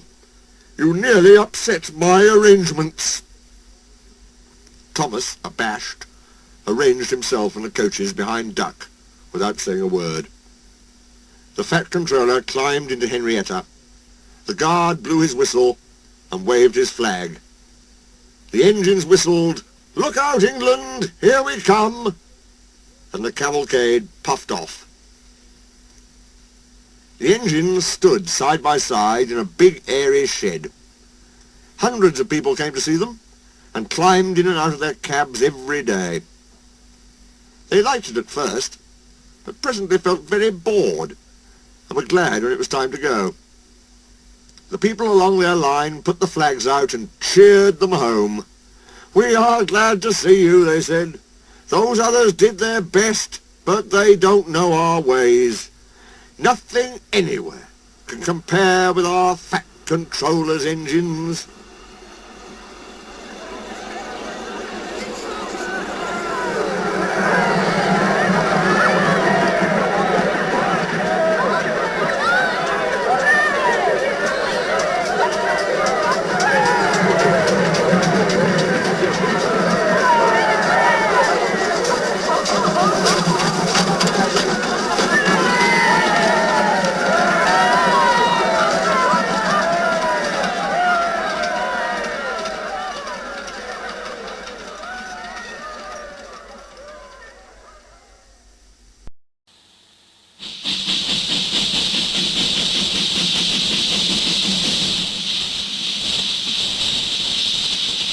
Domeless Engines.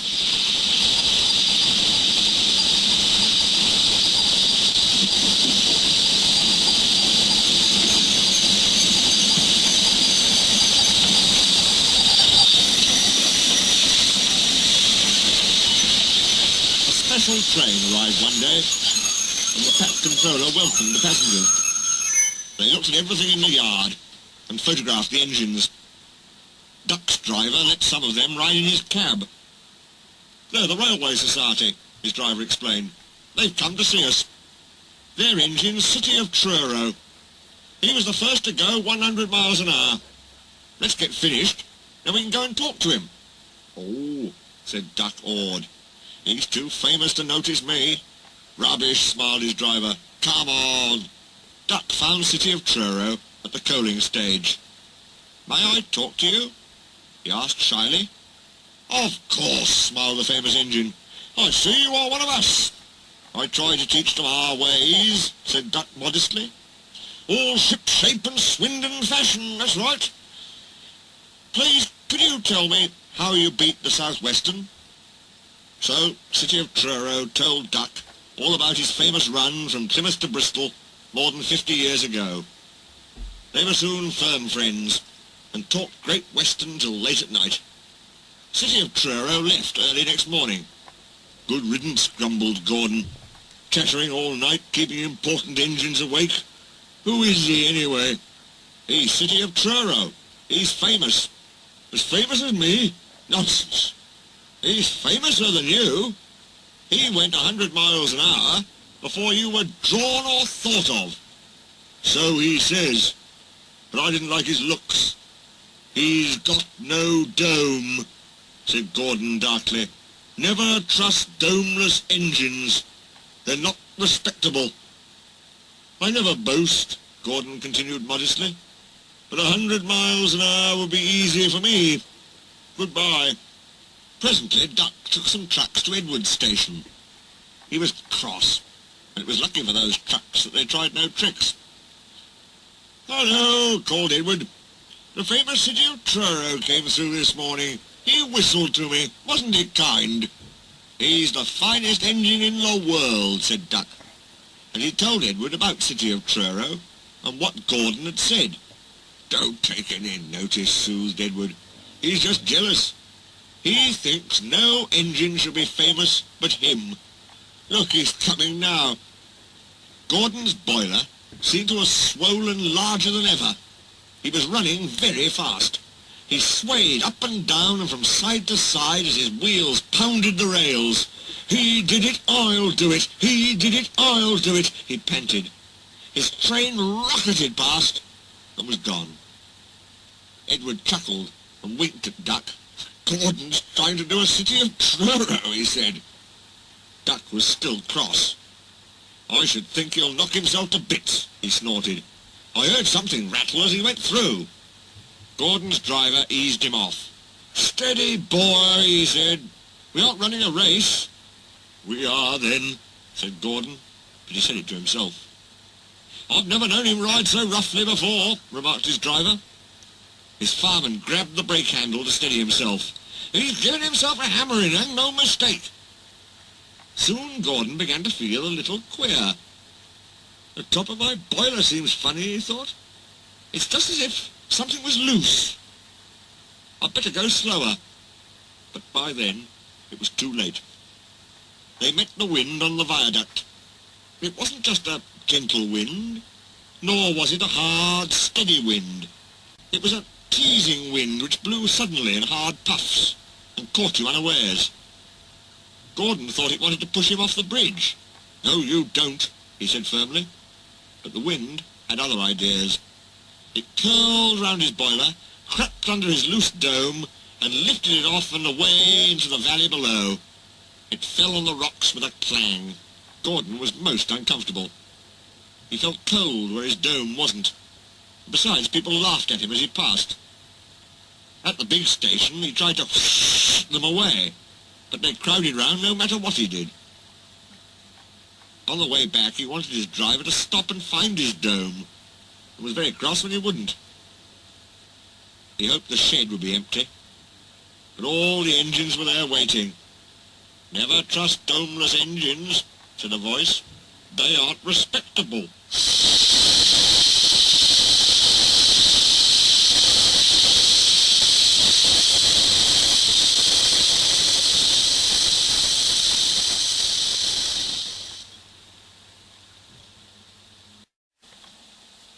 Pop goes the diesel.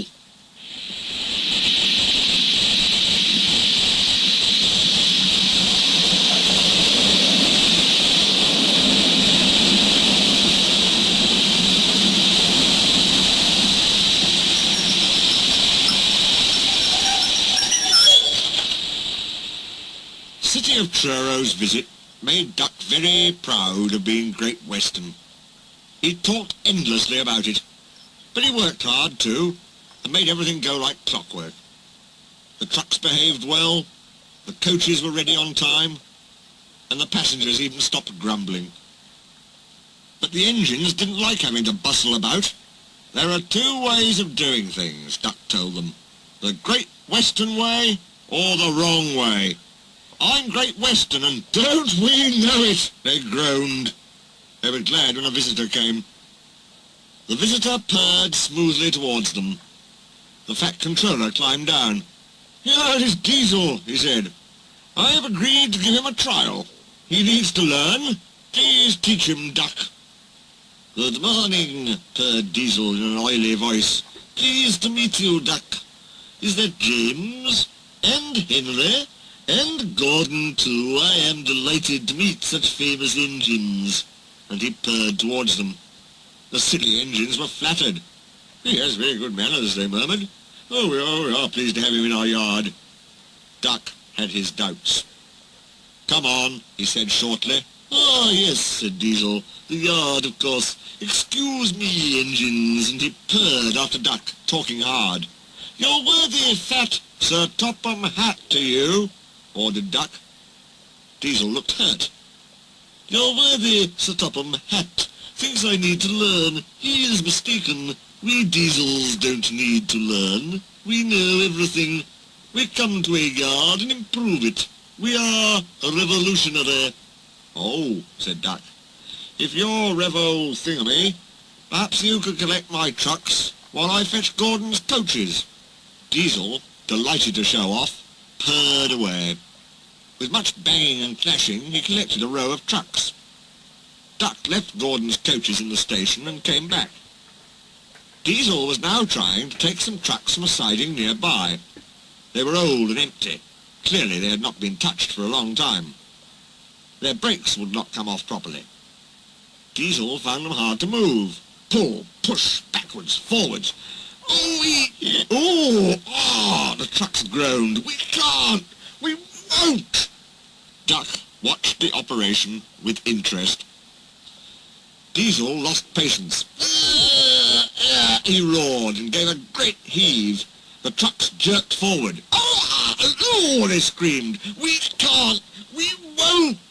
Some of their brakes broke, and the gear hanging down bumped on the rails and sleepers. We can't! We won't! Their trailing brakes caught in the points and locked themselves solid. Roared Diesel. A rusty coupling broke, and he shot forward suddenly by himself.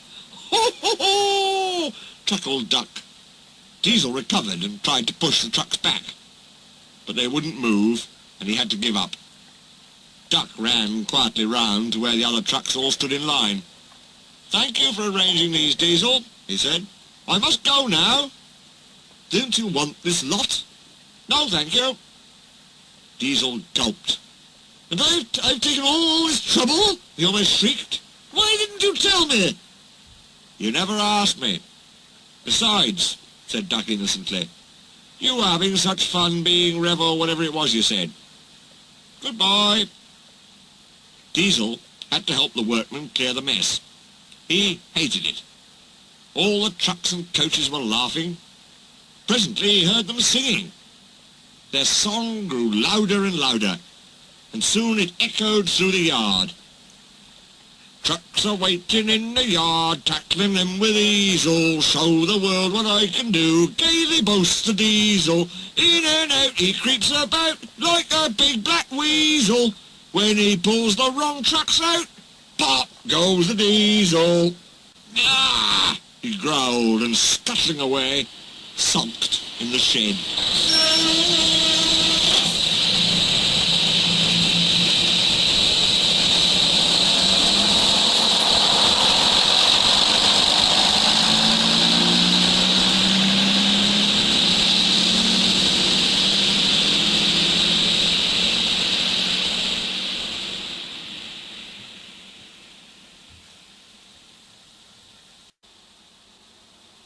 Dirty work.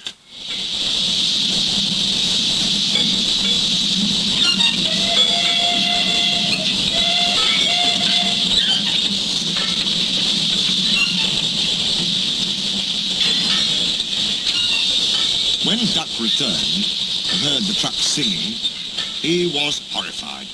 "Shut up," he ordered, and bumped them hard. "I'm sorry our trucks were rude to you, Diesel," he said. Diesel was still furious. "It's all your fault.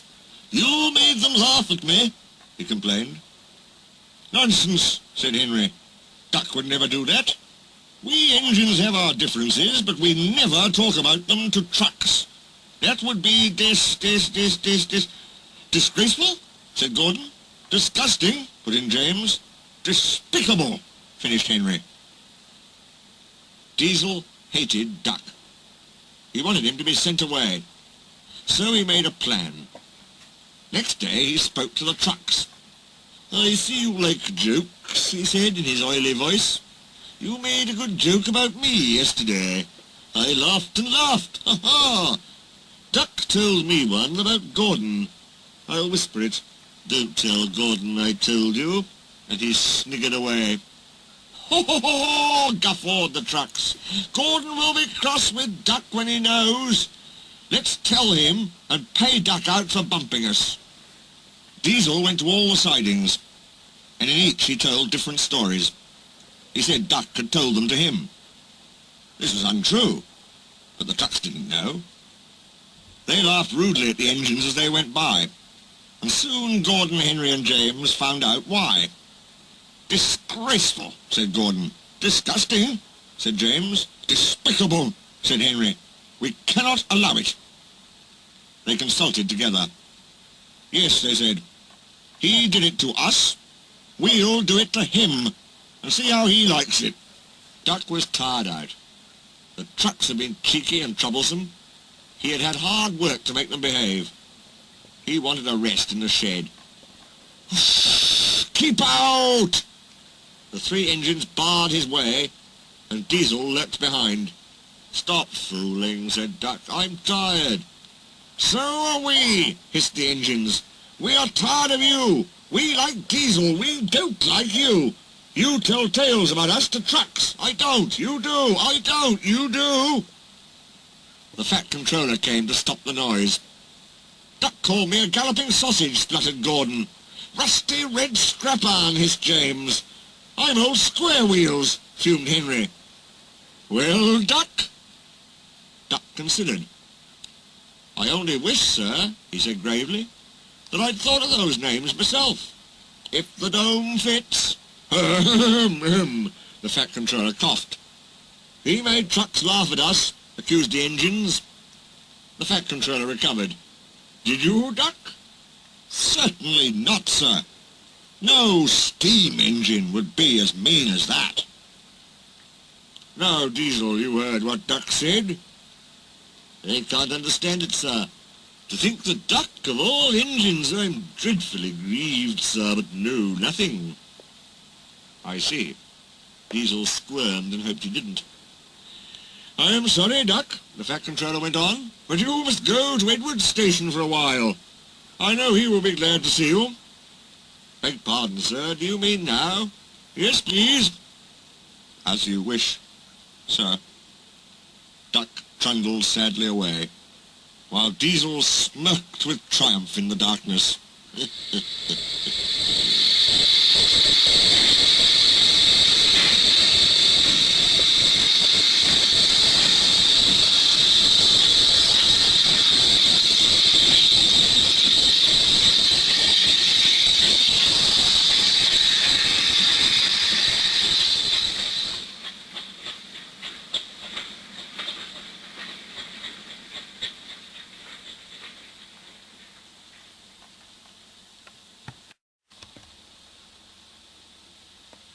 Close shave.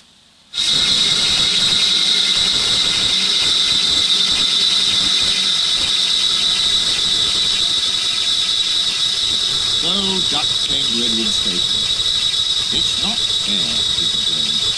Diesel has made the Fat Controller and all the engines think I'm horrid. Edward smiled. Oh, I know you aren't, he said, and so does the Fat Controller. You wait and see. Duck felt happier with Edward. He helped him with his trucks and coaches, and sometimes helped foreign engines by pushing their trains up the hill. But Gordon, Henry and James never spoke to him at all.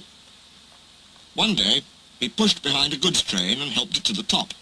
Beep, beep, goodbye, he called, and rolled gently over the crossing to the other line. Duck loved coasting down the hill, running easily with the wind whistling past. He hummed a little tune. Diddle-dee-dum, diddle-dee-dum, diddle-dee-dum, diddle-dee. That sounds like a guard's whistle, he thought. But we haven't a guard. His driver heard it too and looked back. Hurry, Duck, hurry, he called urgently. There's been a breakaway. Some trucks are chasing us. There were 20 heavily loaded trucks. Hurrah, hurrah, hurrah, they laughed. We've broken away, we've broken away, we've broken away. And before the signalman could change the points, they followed Duck onto the down line. Chase him, bump him, throw him off the rails, they yelled, and hurtled after Duck, bumping and swaying with ever-increasing speed. The guard saved Duck. Though the trucks had knocked him off his van, he got up and ran behind, blowing his whistle to attract the driver's attention. Now what? Asked the fireman. As fast as we can, said the driver grimly. Then they'll catch us gradually. They raced through Edward Station, whistling furiously, but the trucks caught them with a shuddering jar. The fireman climbed back, and the van brakes came on with a scream. Braking carefully, the driver was gaining control. Another clear mile, and we'll do it, he said. They swept round a bend. Oh, glory! Look at that! A passenger train was just pulling out on their line from the station ahead. The driver leapt to his reverser. Hard over, full steam, whistle. "It's up to you now, Duck," he said. Duck put every ounce of weight and steam against the trucks. They felt his strength. On, they yelled, but Duck was holding them now. "I must stop them. I must." The station came nearer and nearer. The last coach cleared the platform. "It's too late." Duck groaned and shut his eyes. He felt a sudden swerve and slid, shuddering and groaning, along a siding.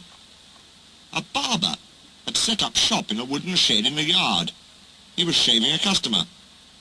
There was a sliding, groaning crash, and part of the wall caved in. The customer jumped nervously, but the barber held him down. "It's only an engine," he said calmly, and went on lathering. "Beg pardon, sir," gasped Duck. Excuse my intrusion." "No, I won't," said the barber crossly. "You frightened my customers and spoilt my new paint. I'll teach you."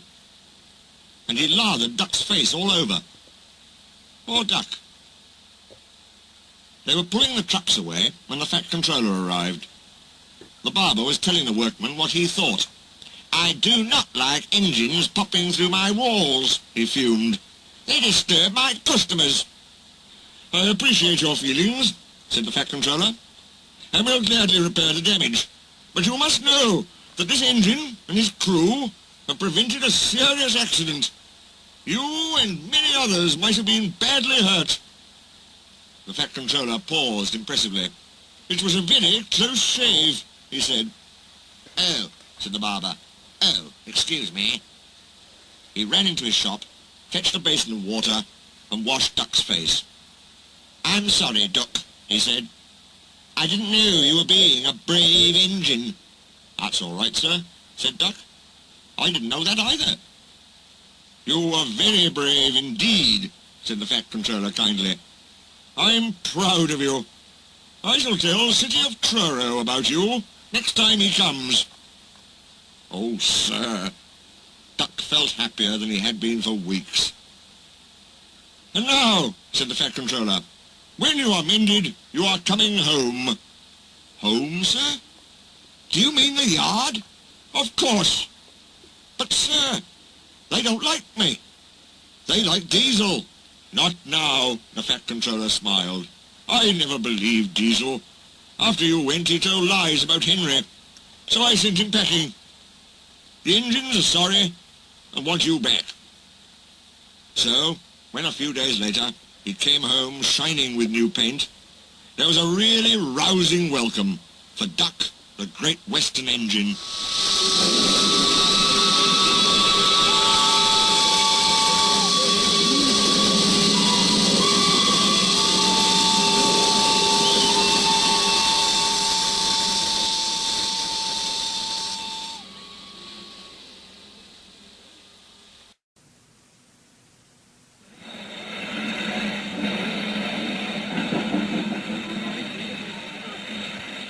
Trucks.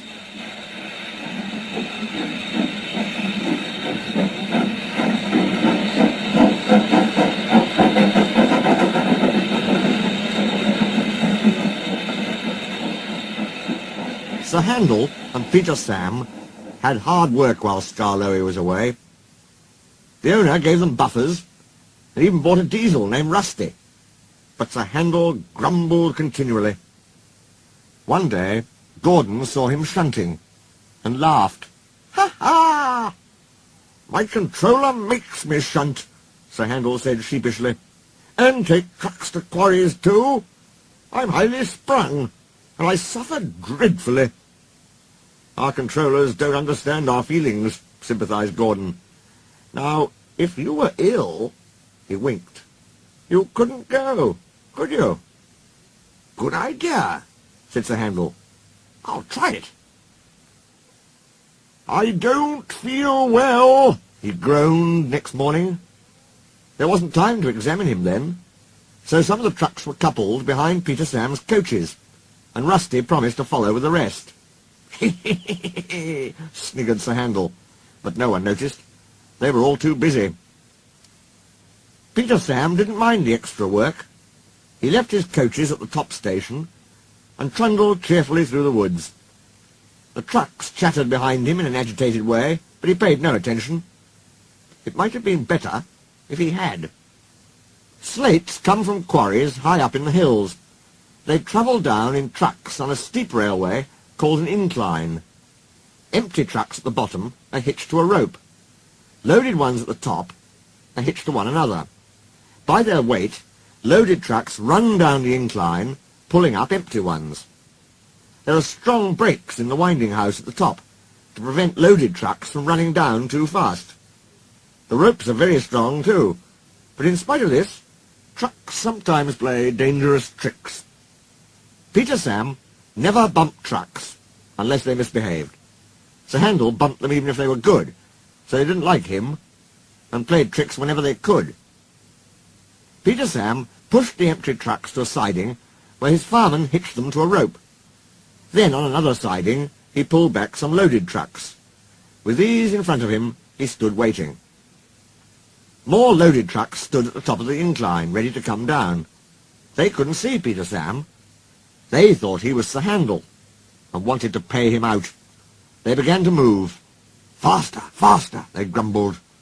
They reached halfway, gathering speed. Scrag him, they yelled. No, no, wailed the empty trucks. It's Peter Sam, it's Peter Sam. But it was no use. The loaded trucks were straining at the rope. They broke it with a crack. Hurrah! Hurrah! They roared, hurtling down the hill. Peter Sam heard them. He shut his eyes. His driver and fireman crouched in his cab. The crash jerked him violently backwards. Ouch! He shivered. I didn't expect a cold bath. The water poured from a channel smashed by flying slates. He was soaked from funnel to cab. Click, click, he spluttered, and was glad when he heard Rusty's answering toot. Bust my buffers! Exclaimed Rusty. What a mess! Never mind, Peter Sam. We'll get you out. He soon pulled him away from the water and the trucks. Peter Sam felt battered. His funnel was cracked and his boiler dented. But he was glad his driver and fireman were unhurt. He thanked Rusty and limped slowly home. Rusty stayed to help clear the wreckage. I'm sorry about your accident, Peter Sam, said Sir Handel. I always stand well back. Trucks don't like me, you see. Why didn't you warn me? I didn't think. You never do, said a stern voice. You can start now, while you are doing Peter Sam's work as well as your own. That'll teach you to pretend you are ill. Sir Handel did start thinking. He thought about thin controllers, and he thought about Gordon. He wanted to give Gordon a piece of his mind.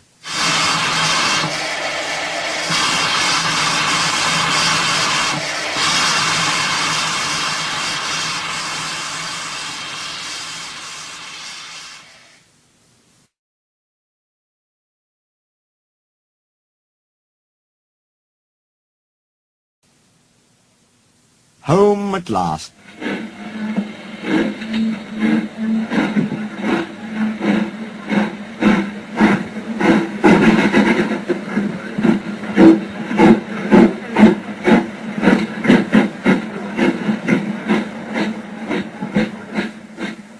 Peter Sam wanted to start work, but the thin controller wouldn't let him. Another day's rest will do you good, he said. Besides, I've got a surprise for you. For me, sir? How nice, sir. What is it, sir? Wait and see, smiled the thin controller. The surprise was Skarloey. Oh, said Peter Sam, I am glad you've come home. They lit Skarloey's fire, and he sizzled happily. I feel all excited, he said, just like a young engine. I'm longing to pull my dear old coaches again. Are they running nicely? Yes, they're running well, Peter Sam answered. But we have 5 other coaches now. Skarloey was interested. Oh, he said. Tell me about them. Cora is a guard's van. She isn't as big as Beatrice, and she hasn't a ticket window, but I like her best. She was my guard's van in the old days.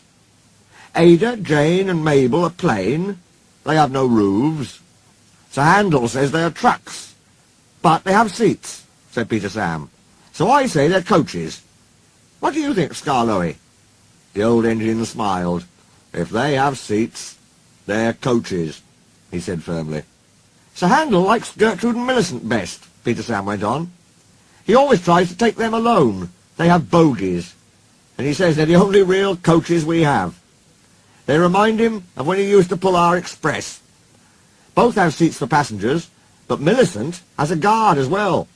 He sells tickets and travels in a tiny cupboard place.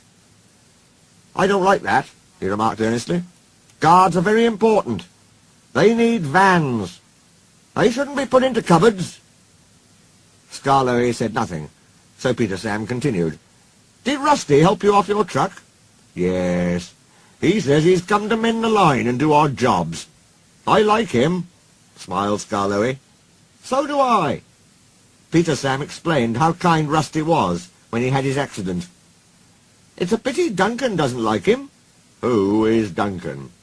He came as a spare engine after my accident. Is he useful? He'll pull anything. And I'm sure he means well, but he's bouncy and rude.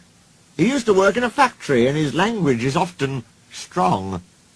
I understand, said Skarloey gravely. Just then the telephone rang, and Skarloey's driver and fireman climbed into his cab. Come on, old boy, they said. Duncan is stuck in the tunnel, and we'll have to get him out. Skarloey was pleased. He wanted a run, and looked forward to meeting Duncan. They found Cora and some workmen, and hurried up the line. How nice and smooth the rails are, thought Skarloey. They've mended all the old bumps. Rusty has helped to do that. I must tell him how nice it is. Duncan had stuck at the far end of the tunnel. His coaches were outside, and the passengers were helping the driver and fireman to dislodge some rocks wedged between the top of his cab and the tunnel roof. Duncan was cross. I have a plain, blunt engine, he kept saying. As speak as I find. Tunnels should be tunnels and not rabbit holes. This railway is no good at all. Don't be silly, snapped his driver. This tunnel is quite big enough for engines who don't want to rock and roll. They cleared away the rocks, and Skarloey pulled Duncan and his coaches safely through. Cora was left on a siding, and the workmen stayed to make sure all was safe. Duncan grumbled all the way home, but Skarloey paid no attention. The thin controller was waiting for them. Listen to me, Duncan, he said. There is nothing wrong with that tunnel. You stuck because you tried to do rock and roll. If it happens again, I'll cut down your cab. And your funnel, too. Duncan, abashed, was neither plain nor blunt for a whole evening.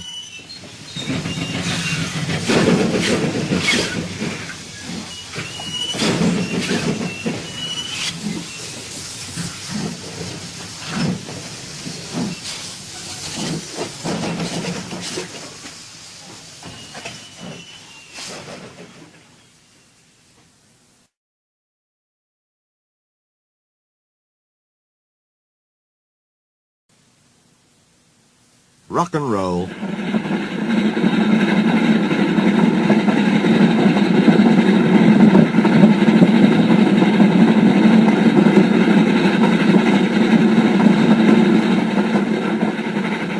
When Skarloey's turn came, he was glad to take out the coaches and meet old friends.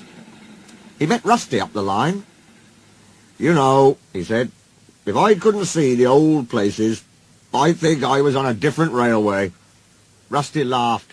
Well, we hoped you would. Mr. Hugh, our foreman, said, Rusty, Skarloey's coming home. Let's mend the track so well that he doesn't know where he is. And we did. And you didn't, if you take my meaning. Skarloey chuckled away. He liked this hard-working, friendly little engine. There's still one bad bit, said Rusty anxiously that evening. It's just before the first station. We hadn't time. Never mind, said Skarloey. It's much better now than it was. Maybe better, but it's not good, replied Rusty. An engine might come off there.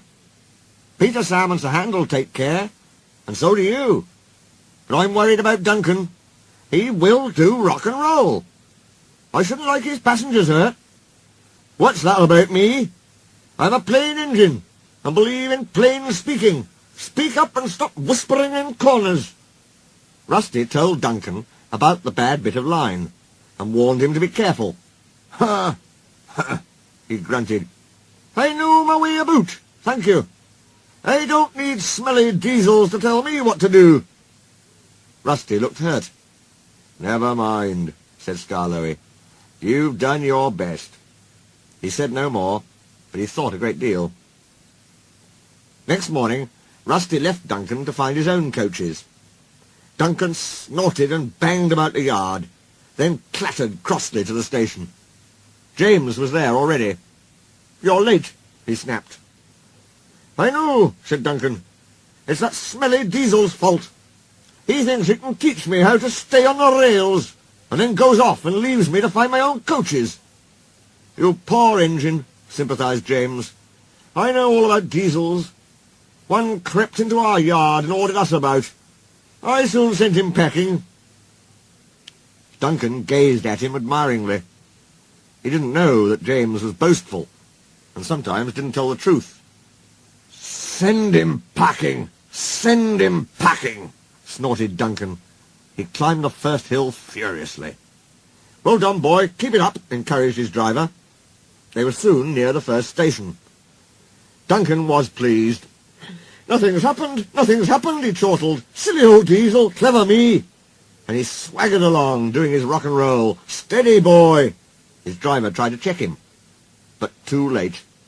There was a tearing, cracking, crunching sound, and Duncan stopped bumpily. Sleepers and ballast, he exclaimed. I'm off. And he was. I warned him, said Rusty crossly. Duncan, I said, you be careful on that bit of line. But all he did was to call me names.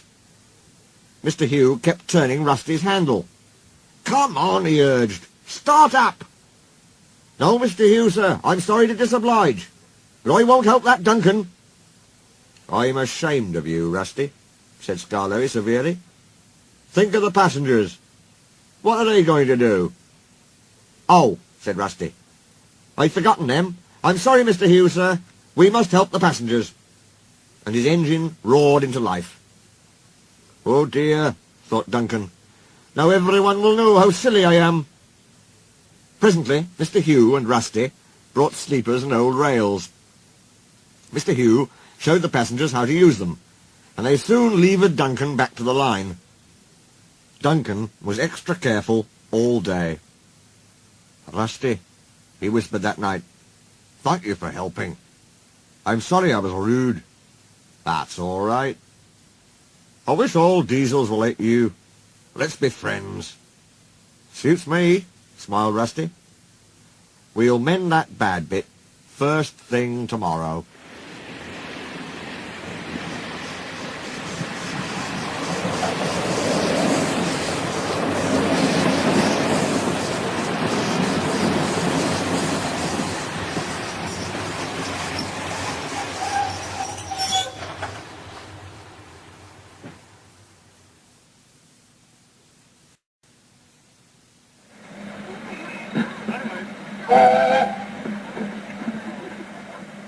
Little Old Twins.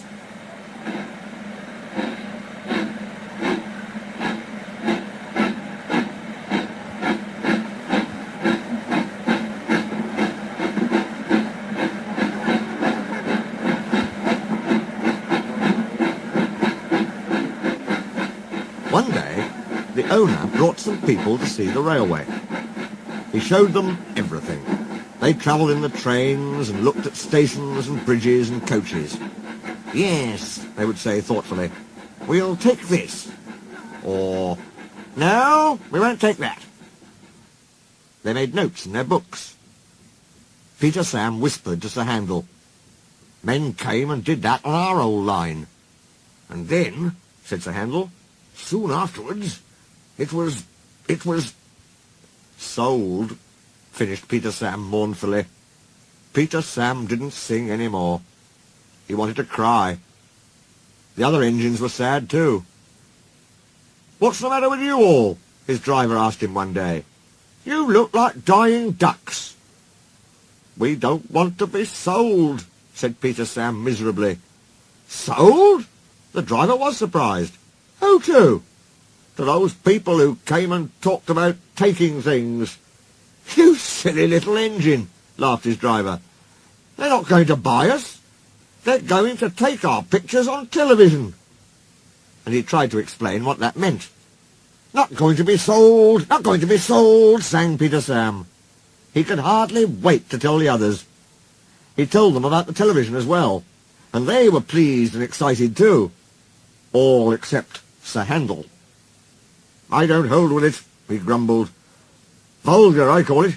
Fancy traipsing about making an exhibition of yourselves. I won't do it, I tell you. Tilly's something indeed.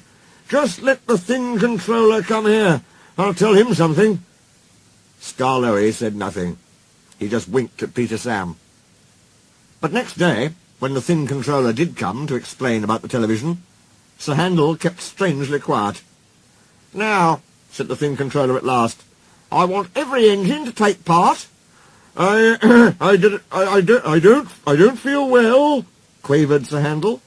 "You poor engine," said the thin controller gravely. "You can stay in the shed." Sir Handel smiled broadly. "And your driver and fireman shall take you to pieces. That will make a very interesting picture. Just what we need." Sir Handel's feelings were beyond words. "That's that," said the thin controller. "Now, Skarloey, will you take Agnes, Ruth, Lucy, Jemima and Beatrice?" "Yes, please, sir. I was hoping you would let me have them." "Duncan shall have a goods train, while Rusty, with Mr. Hugh and the men, can show how we mend the line." "Please, sir. What about me, sir?" asked Peter Sam anxiously. The thin controller smiled. "You, Peter Sam, shall pull the special television train." "Oh, sir, bubbled Peter Sam in ecstasy. The television men built towers for cameras beside the line. They put cameras on Ada, too, and filled Gertrude with wires and instruments. Some trucks coupled behind carried aerials and generators. Everyone practiced hard till they knew just what they had to do.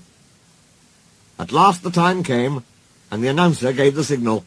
"We're on the air! We're on the air!" puffed Peter Sam, and he rolled the heavy train to the shops, where Sir Handel was being mended.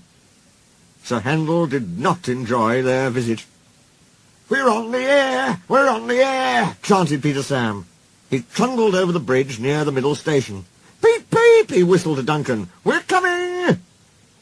The announcer talked to Duncan, and then they puffed over the second bridge to Quarry Siding, where Rusty, Mr. Hugh and the men were waiting to explain about their work. Soon they had to go. Peter Sam whistled, Rusty tooted in reply, and they clattered through the tunnel, rumbled over the viaduct near the waterfall, and rolled at last into the top station. The owner climbed down. "We arranged for television," he said, "to let everyone see our little old engine. We are proud of him. 95 years old and good as new. There's nothing like him anywhere. 3 cheers for Skarloey." "Beep, beep, beep," whistled Peter Sam, and everybody joined in.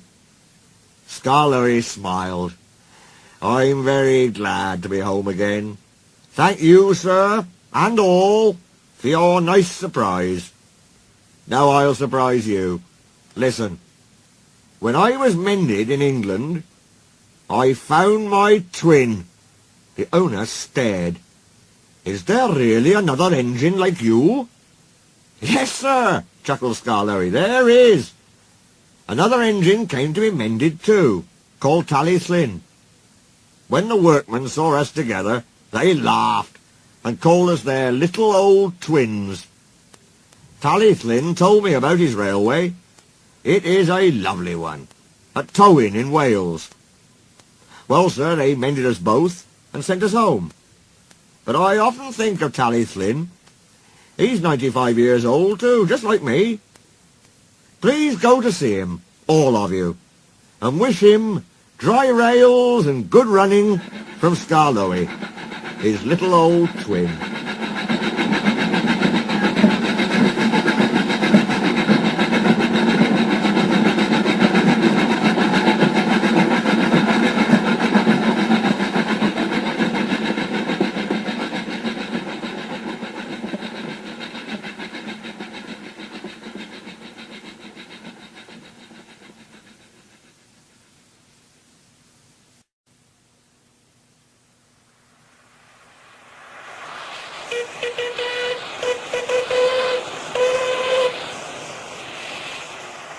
Hullo Twins.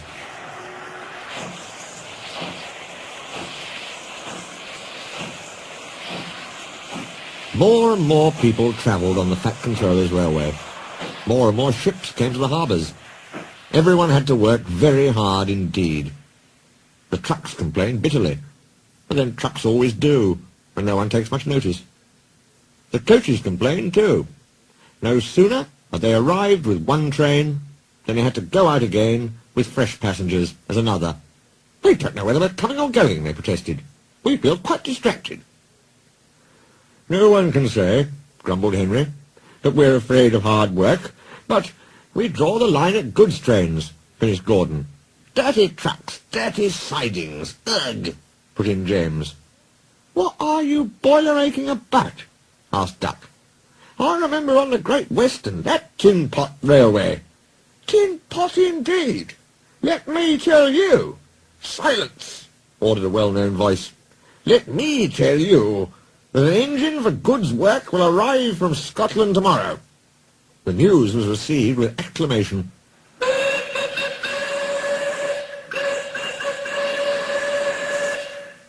The Fat Controller stared.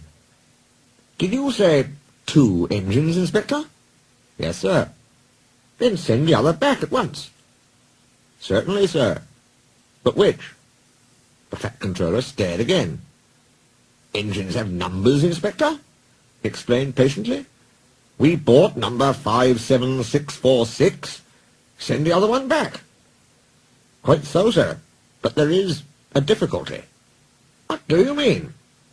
"The 2 engines are exactly alike, sir, and have no numbers. They say they lost them on the way." The Fat Controller seized his hat. "We'll soon settle that nonsense," he said grimly.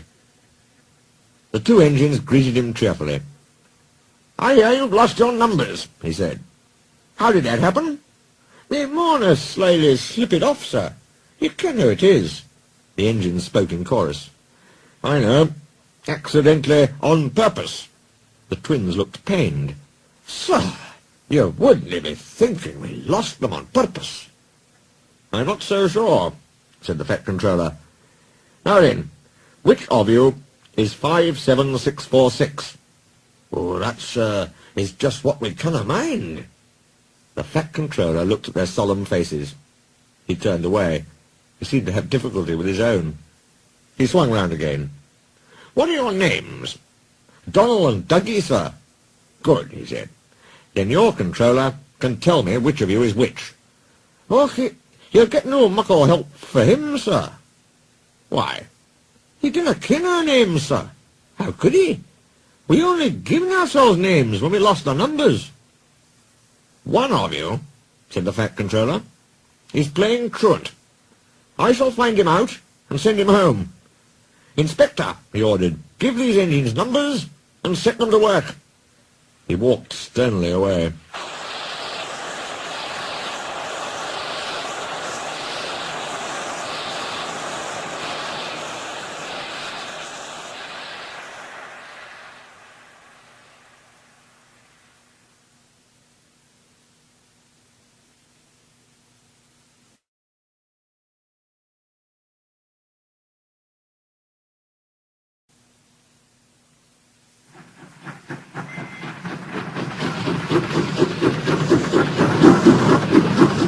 The missing coach.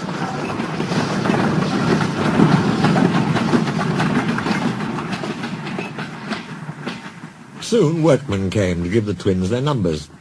Donald was 9 and Douglas 10. When the men went away, they were left alone in the shed. "You may have noticed, Dougie, that yon painters forgot something." "What did they forget?" They painted braw new numbers on our tenders, but they put none on us. Donald winked broadly at his twin. You mean, grinned Douglas, that we can... Just that, chuckled Donald. Who'd you wished? Here's the inspector. No 9 and 10, smiled the inspector. Here's Duck. He'll show you round before you start work. The twins enjoyed themselves, and were soon friends with Duck. They didn't mind what they did. They tackled goods trains and coaches easily. For once the twins had shunted them, trucks knew better than to try any tricks. We like it fine here, said Donald. That's good, smiled Duck. But take my tip. Watch out for Gordon, Henry and James. They're sure to try some nonsense. Get a fash yourself, chuckled Douglas. We'll soon settle them. Donald and Douglas had deep-toned whistles. They sound like buses, said Gordon. Or ships, sniggered Henry. Tugboat Annie, laughed Gordon. Ha, ha, ha. Donald and Douglas cruised quietly up, one on each side. You wouldn't be making fun of us, would you now? Asked Donald. Gordon and Henry jumped. They glanced nervously from side to side. No, said Gordon. No, certainly not, said Henry. That's fine, said Douglas. Now just mind the both of you, and keep it that way. That was the way Gordon and Henry kept it. Every day, punctually at 3:30, Gordon steams in with the express. It is called the Wild Nor'Wester, and is full of people from England, Wales and Scotland. There is also a special coach for passengers travelling to places on Thomas's branch line. When the other coaches are taken away empty, engines have to remember to shunt the special coach to the bay platform. It doesn't wait there long. Thomas, with Annie and Clarabelle, comes hurrying from the junction to fetch it. Thomas is very proud of his special coach. One afternoon, Douglas helped Duck in the yard, while Donald waited to take a goods train to the other end of the line. As Duck was busy arranging Donald's trucks, Douglas offered to take away Gordon's coaches.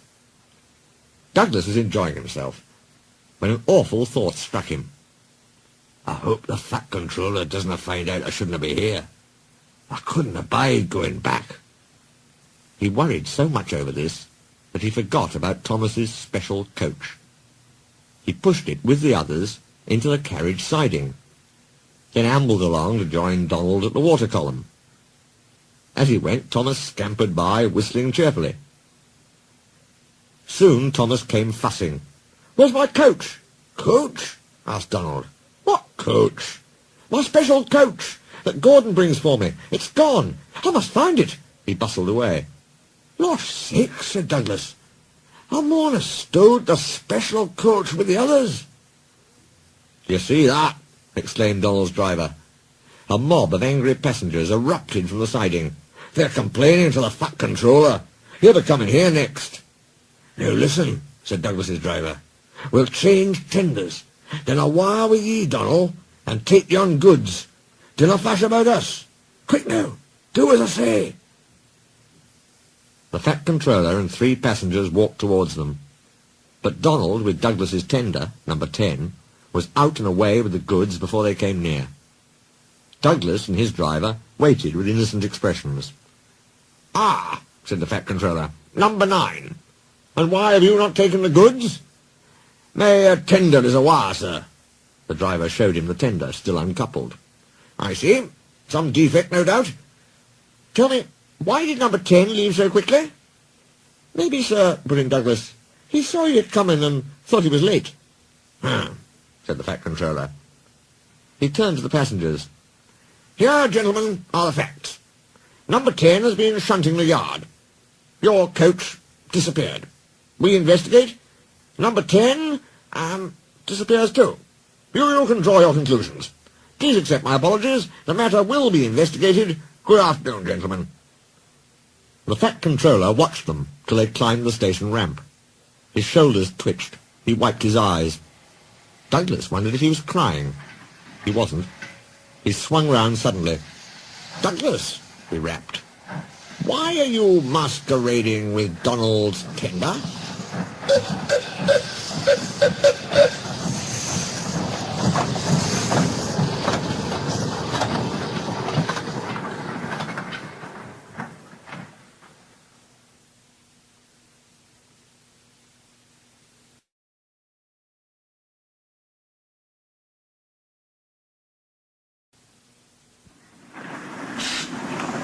brake van.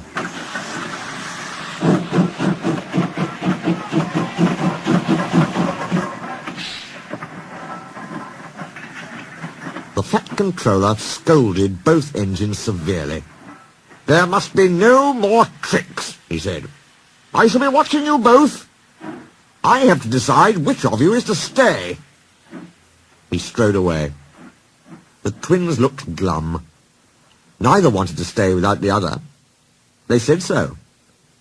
"Then what's to do?" wondered Douglas. "Och," said Donald, "each mun be as good as the other. Then he'll have to keep us both." Their plan was good, but they'd reckoned without a spiteful brake van.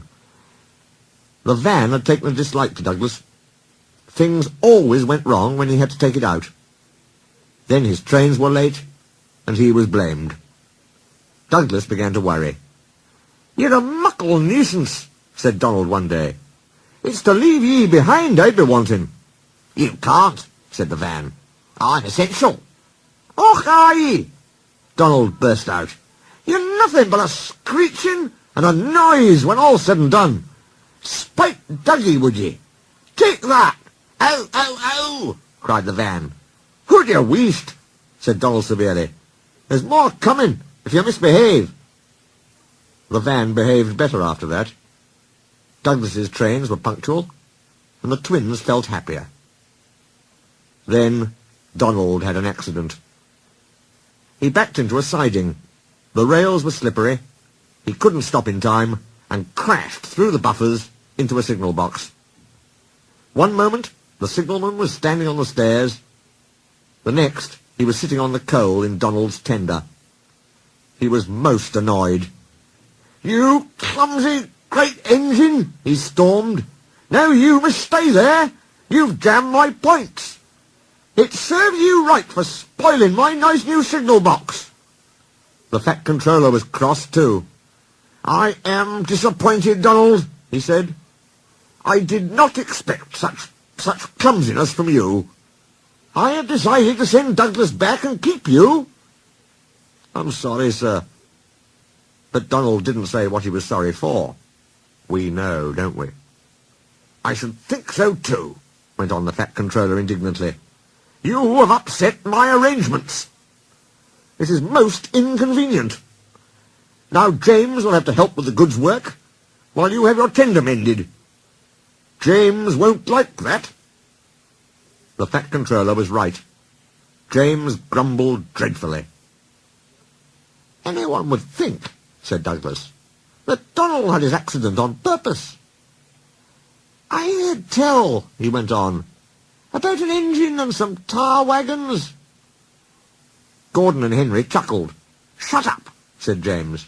"It's not funny." Well, said Douglas innocently.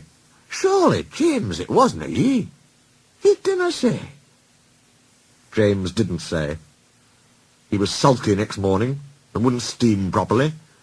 When at last he did start, he bumped the trucks hard.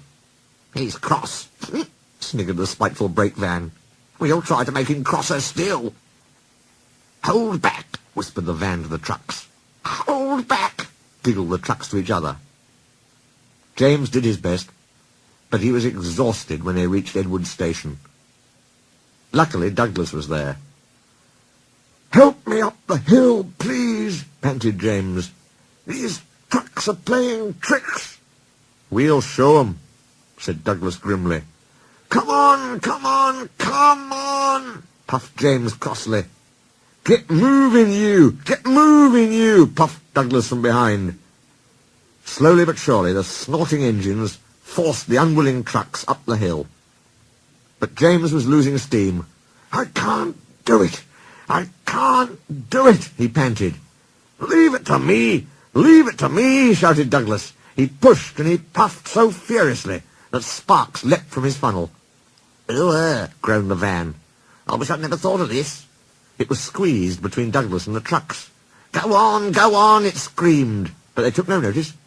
The guard was anxious. Go steady, he yelled to Douglas. The van's breaking. It was too late. The guard jumped as the van collapsed. He landed safely on the side of the line. I might have known it would be Douglas. I'm sorry, sir. Maybe I was clumsy, but I wouldn't have been beaten by yon tricksy van. I see, said the Fat Controller. Edward brought workmen to clear the mess. Douglas was grand, sir, he said. James had no steam left, but Douglas worked hard enough for 3. I heard him from my yard. 2 would have been enough, said the Fat Controller dryly. I want to be fair, Douglas, he went on. I admire your determination, but I don't know. I really don't know. He turned and walked thoughtfully away.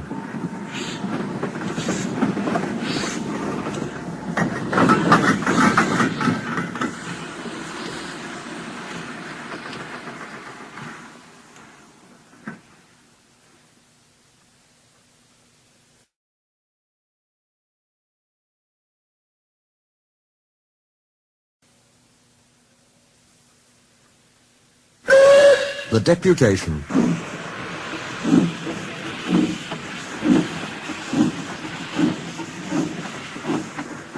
He'll send us a war for sure, Donald.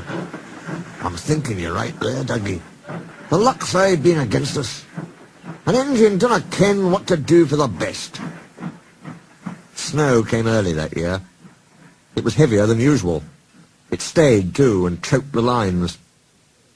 Most engines hate snow. Donald and Douglas were used to it. They knew what to do. Their drivers spoke to the inspector, and they were soon coupled back to back with a van between their tenders. Then, each with a snowplough on their fronts, they set to work. They puffed busily backwards and forwards, patrolling the line. Generally, the snow slipped away easily, but sometimes they found deeper drifts. Then they would charge them again and again, snorting, slipping, puffing, panting, till they had forced their way through. Presently they came to a drift which was larger than most. They charged it, and were backing for another try. There was a feeble whistle. People waved and shouted. "Lord sakes, Donald, it's Henry! Dinna fash yourself, Henry! Bide a wee! We'll have you out!"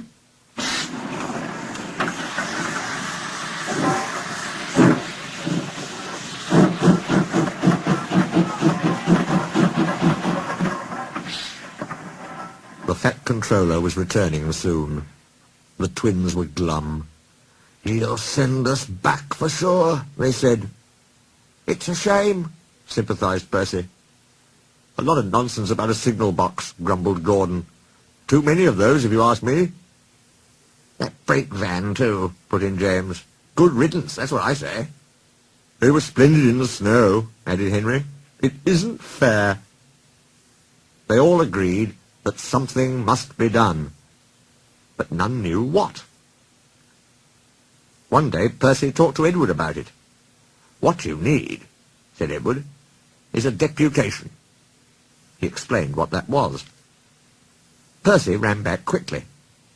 "Edward says we need a depot station," he told the others. "Of course," said Gordon. "The question is—" "What is a desperation?" asked Henry. "It's when engines tell the Fat Controller something's wrong and ask him to put it right." "Did you say tell the Fat Controller?" asked Duck thoughtfully. There was a long silence. "I propose," said Gordon at last, "that Percy be our, disputation." "Hi!" squeaked Percy. "I can't." "Rubbish, Percy," said Henry. "It's easy." "That's settled then," said Gordon. Poor Percy wished it wasn't. "Hello, Percy. It's nice to be back." Percy jumped. Some trucks went flying. Yes, sir, please, sir." "You look nervous, Percy. What's the matter?" "Please, sir, they've made me a desperation, sir. To speak to you, sir. I don't like it, sir." The Fat Controller pondered. "Do you mean a deputation, Percy?" he asked. "Yes, sir, please, sir. It's Donald and Douglas, sir. They say, sir, that if you send them away, sir, they'll be turned into scrap, sir. That'll be dreadful, sir. Please, sir, don't send them away, sir. They're nice engines, sir." "Thank you, Percy. That will do." He walked away. "I had a deputation yesterday," said the Fat Controller. I understand your feelings, but I do not approve of interference. He paused impressively. Donald and Douglas, I hear that your work in the snow was good. What colour paint would you like? The twins were surprised. Oh, blue, sir, please. Very well, but your names will be painted on you. We'll have no more mistakes. Thank you, sir. Does this mean that the both of us... The Fat Controller smiled. It means... But the rest of his speech was drowned in a delighted chorus of cheers and whistles.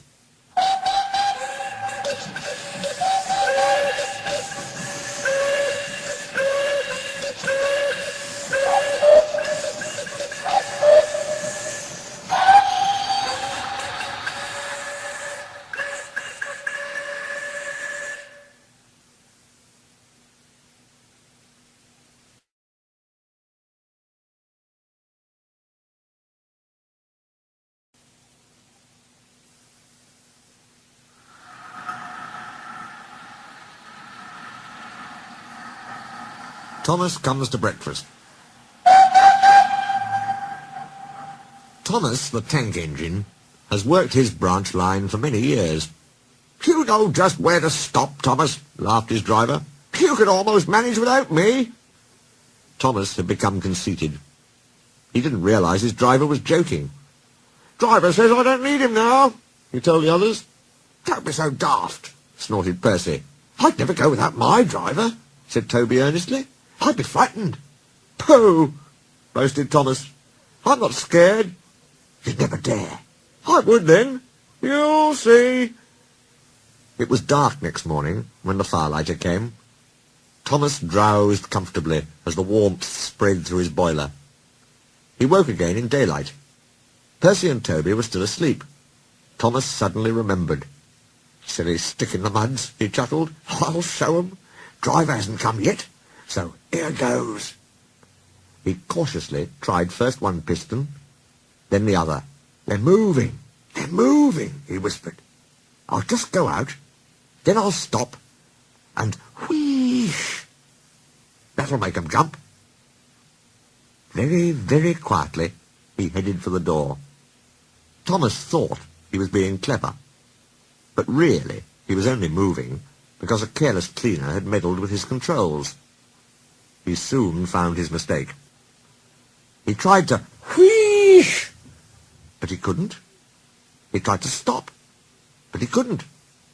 He just kept rolling along. The buffers will stop me, he thought hopefully. But that siding had no buffers. It just ended at the road. Thomas's wheels left the rails and crunched the tarmac. Horrors! He exclaimed and shut his eyes. He didn't dare look at what was coming next. The station master's family were having breakfast. They were eating ham and eggs. There was a crash. The house rocked, broken glass tinkled, plaster peppered their plates. Thomas had collected a bush on his travels. He peered anxiously into the room through its leaves. He couldn't speak. The station master grimly strode out and shut off steam. His wife picked up her plate. You miserable engine, she scolded. Just look what you've done to our breakfast. Now I shall have to cook some more. She banged the door. More plaster fell. This time it fell on Thomas. Thomas felt depressed. The plaster was tickly. He wanted to sneeze, but he didn't dare in case the house fell on him. Nobody came for a long time. Everyone was much too busy. At last, workmen propped up the house with strong poles. They laid rails through the garden, and Donald and Douglas, puffing hard, managed to haul Thomas back to the yard. His funnel was bent. Bits of fencing, the bush, and a broken window frame festooned his front, which was badly twisted. He looked comic. The twins laughed and left him. He was in disgrace. You are a very naughty engine. Oh, no, sir. Oh, I'm sorry, sir. Thomas's voice was muffled behind his bush. You must go to the works and have your front end mended. It'll be a long job. Yes, sir, faltered Thomas. Meanwhile, said the Fat Controller, a diesel rail car will do your work. Diesel, sir, Thomas spluttered. Yes, Thomas. Diesels always stay in their sheds till they are wanted. Diesels never gallivant after breakfast in station masters' houses. The Fat Controller turned on his heel and sternly walked away.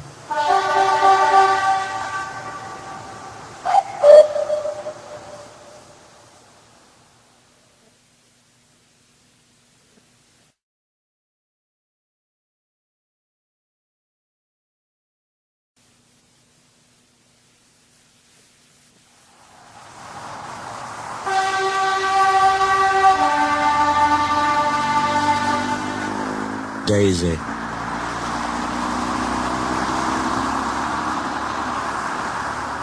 Fat Controller stood on the platform. Percy and Toby watched him anxiously. Here, he said, is Daisy, the diesel rail car, who has come to help while Thomas is, indisposed. Please, sir, asked Percy, will she go, sir, when Thomas comes back, sir? That depends, said the Fat Controller. Meanwhile, however long she stays, I hope you will both make her welcome and comfortable. Yes, sir, we'll try, sir, said the engines. Good. Run along now and show her the shed. She'll want to rest after her journey. Daisy was hard to please. She shuddered at the engine shed. This is dreadfully smelly, she announced. I'm highly sprung, and anything smelly is bad for my swerves. They tried the carriage shed. This is better, said Daisy. But whatever is that rubbish? The rubbish turned out to be Annie, Clarabelle, and Henrietta, who were most offended. We weren't supposed to be insulted, they fumed. Percy and Toby had to take them away, and spend half the night soothing their hurt feelings. The engines woke next morning, feeling exhausted. Daisy, on the other hand, felt bright and cheerful. Yee-hoo! Yee-hoo! She tooted as she came out of the yard, and back to the station. Look at me, she purred to the waiting passengers. I'm the latest diesel, highly sprung and right up to date. You won't want Thomas's bumpy old Annie and Clarabelle now. The passengers were interested. They climbed in and sat back comfortably, waiting for Daisy to start. Every morning a van is coupled to Thomas's first train. The farmers send their milk to the station, and Thomas takes it down to the dairy. Thomas never minds the extra load, but Daisy did. As soon as she saw that the van was to be coupled to her, she stopped purring. "Do they expect me to pull that?" she asked indignantly. "Surely," said her driver, "you can pull one van." "I won't," said Daisy. "Percy can do it. He loves messing about with trucks." She began to shudder violently. "Nonsense," said her driver. "Come on now, back down." Daisy lurched backwards. She was so cross that she blew a fuse. "Told you," she said, and stopped. The shunter, the guard, the station master, and her driver all argued with her. But it was no use. "It's fitter's orders," she said. "What is?" "My fitter's a very nice man.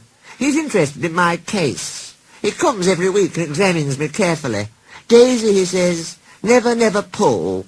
You're highly sprung, and pulling is bad for your swerves.'" "So that's how it is," finished Daisy. "Stuff and nonsense," said the station master. "I can't understand," said the shunter, "whatever made the Fat Controller send us such a feeble... feeble, spluttered Daisy. "Let me..." "Stop arguing," grumbled the passengers. "We're late already." So they uncoupled the van, and Daisy purred away, feeling very pleased with herself. "That's a good story," she chuckled. "I'll do just what work I choose, and no more." But she said it to herself.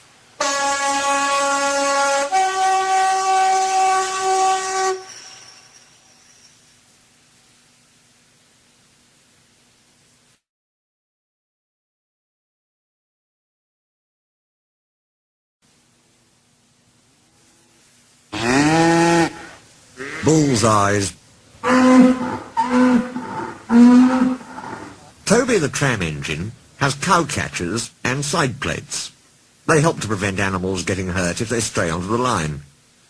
Daisy thought they were silly. She said Toby was afraid of getting hurt himself. "I'm not," said Toby indignantly. "You are. I've not got stupid cow-catchers, but I am not frightened. I just toot, and they'd all get out of the way." "But they don't," said Toby simply.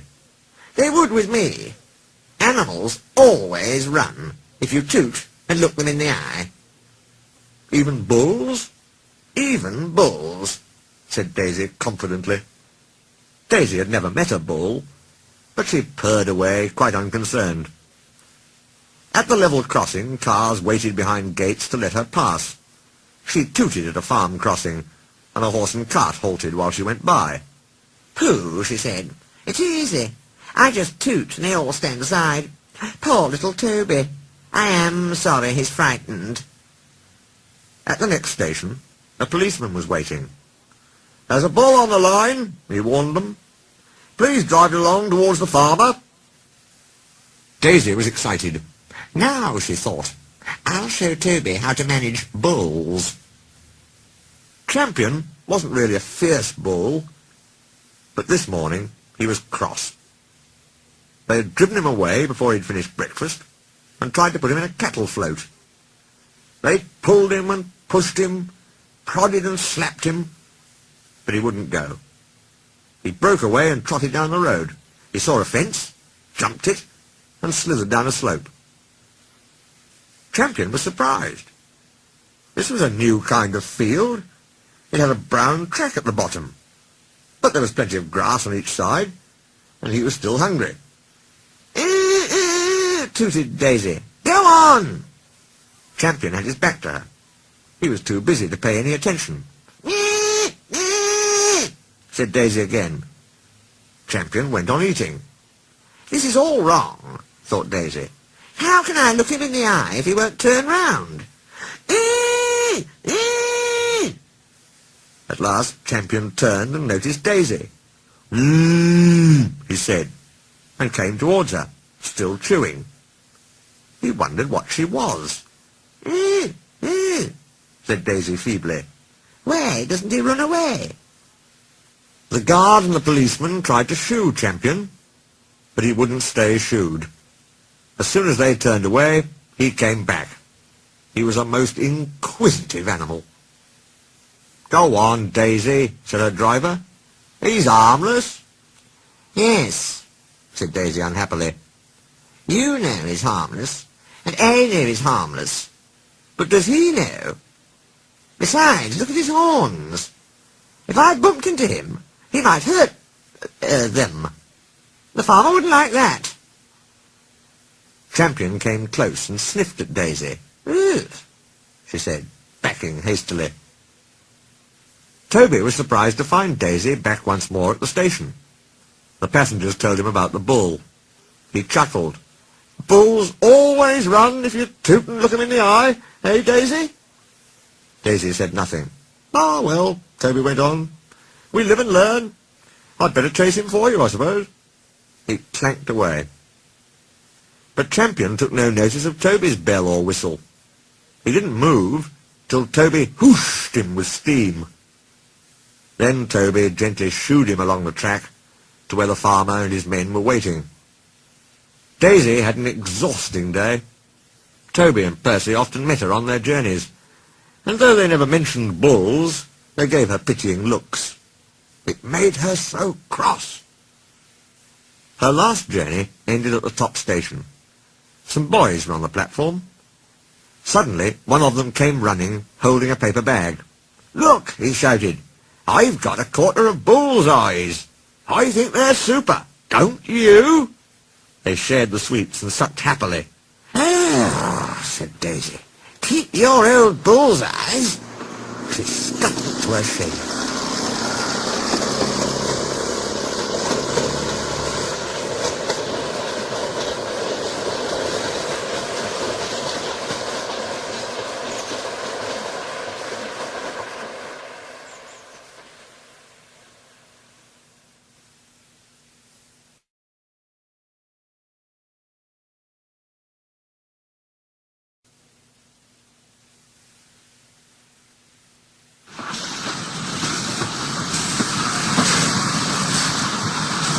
Percy's Predicament.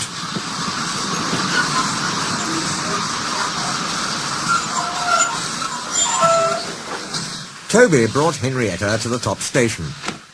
Percy was grumpily shunting. "Hello, Percy," he said. "I see Daisy's left the milk again." "I'll have to make a special journey with it, I suppose," grumbled Percy. "Anyone would think I'd nothing to do." Toby pondered the problem. "Tell you what," he said at last. "I'll take the milk. You fetch my trucks." Their drivers and the station master agreed, and both engines set off. They thought it would be a nice change. Percy trundled away to the quarry. He'd never been there before. "It's steep," he thought, "but I can manage. Trucks don't dare to play tricks on me now." He marshalled them in a lordly way. "Hurry along there," he said, and bumped them as they dallied. The trucks were annoyed. "This is Toby's place," they grumbled. "Percy's got no right to poke his funnel up here and push us around."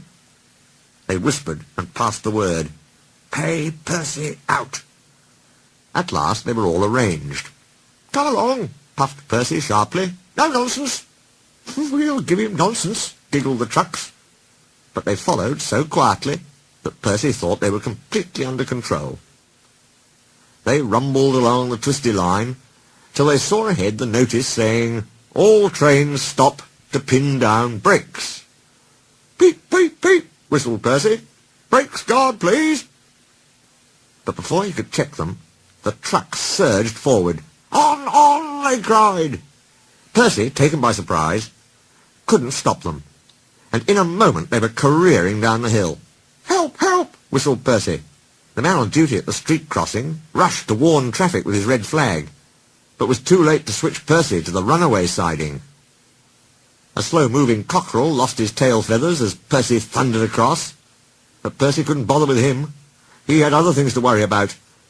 Frantically trying to grip the rails, he slid past the engine shed into the yard. "Peep, peep, look out!" he whistled. His driver and fireman jumped clear. Percy shut his eyes and waited for the end. At the end of the yard, there are sheds where workmen shape rough stone brought from the quarry. Then they loaded into trucks, which are pulled to another siding out of the way. A train of these stood here when Percy came slithering down. The guard had left his van. He was talking to the station master. They heard frantic whistling and a splintering crash. They rushed from the office. The brake van was in smithereens. Percy, still whistling fit to burst, was perched on a couple of trucks, while his own trucks were piled up behind him. The fat controller arrived next day. Toby and Daisy had helped to remove most of the wreckage, but Percy still stood on his perch. "We must now try," said the fat controller crossly, "to run the branch line with Toby and a diesel. You have put us in an awkward predicament." "I'm sorry, sir." "You can stay there," the fat controller went on, "till we are ready. Perhaps it will teach you to be careful with trucks." Percy sighed. The trucks wobbled beneath his wheels. He quite understood about awkward predicaments. The fat controller spoke severely to Daisy, too. "My engines do not tell lies," he said.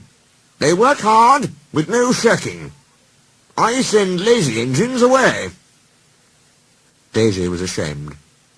"However," he went on, "Toby says you worked hard yesterday after Percy's accident, so you shall have another chance." "Thank you, sir," said Daisy. "I will work hard, sir. Toby says he'll help me." "Excellent. What Toby doesn't know about branch line problems," the fat controller chuckled, "such as balls, isn't worth knowing. Our Toby is an experienced engine." Thomas came back next day, and Percy was sent to be mended. Annie and Clarabelle were delighted to see Thomas again, and he took them for a run at once, because they hadn't been out while he was away. Thomas, Toby and Daisy are now all friends. Daisy often takes the milk for Thomas, and when Toby is busy, she takes Henrietta. Toby has taught Daisy a great deal. She shooed a cow off the line all by herself the other day. That shows you, doesn't it?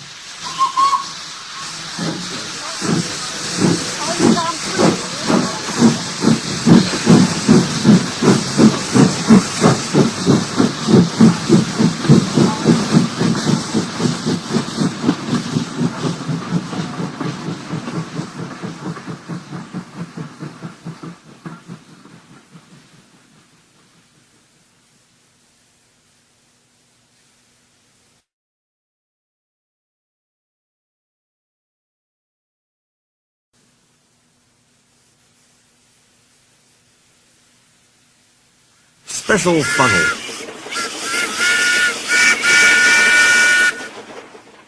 Peter Sam's funnel had never been quite the same since his accident with the slate trucks. Now, as he puffed up and down the line, the winter wind tugged at it, trying to blow it away. "My funnel feels wobbly," he complained. "I wish the thin controller would hurry up with my new one.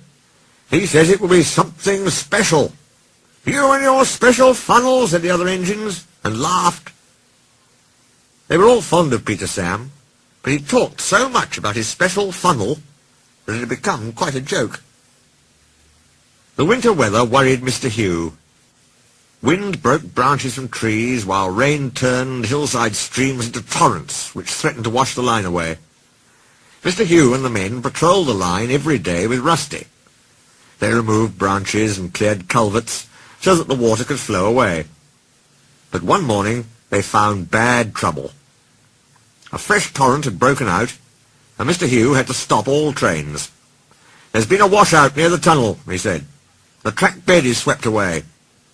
The men worked hard and repaired the damage in a week.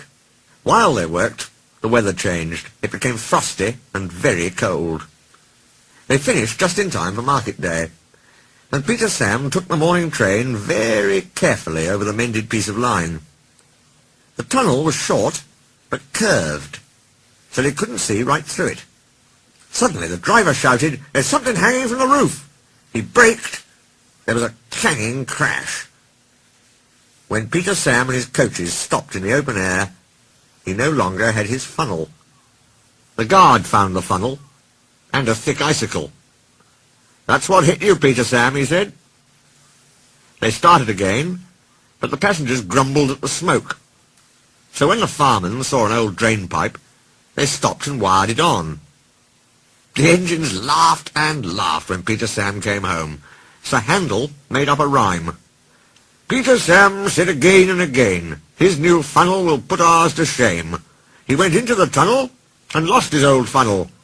Now his famous new funnel's a drain. Ha!" They teased Peter Sam dreadfully, but his new funnel arrived quite soon. "Oh dear," he said. "Someone squashed it." The thin controller laughed. It's a Diseasel, the most up-to-date funnel there is. Listen, when you puff, you draw air through your fire to make it burn brightly. With your old funnel, puffing is hard work. It uses strength you need for pulling trains. Your new funnel has special pipes, which help the air come easily. Puffing will be easier, so you will have more strength for your work." "Yes, sir," said Peter Sam, doubtfully. At first, Peter Sam's special funnel was a great joke. Sir Handel and Duncan asked him why he'd sat on it, and then hooted with laughter. But when Peter Sam started work, it was a very different story. Even Sir Handel was impressed. "I can't understand it," he said. "Peter Sam never seems to work hard. He just says, and simply strolls away with any train he's given. He makes it look so easy." They don't laugh at Peter Sam's funnel now. They wish they had one like it.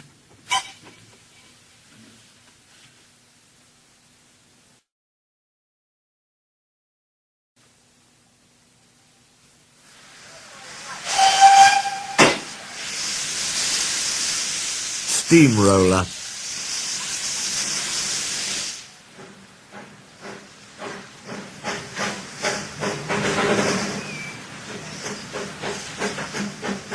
Sir Handel kept slipping between the rails, so they gave him new wheels with broad tyres. The other engines teased him. "Look at his steamroller wheels," they laughed. "You shut up," Sir Handel snorted. "You're jealous. My wheels are special, like Peter Sam's funnel.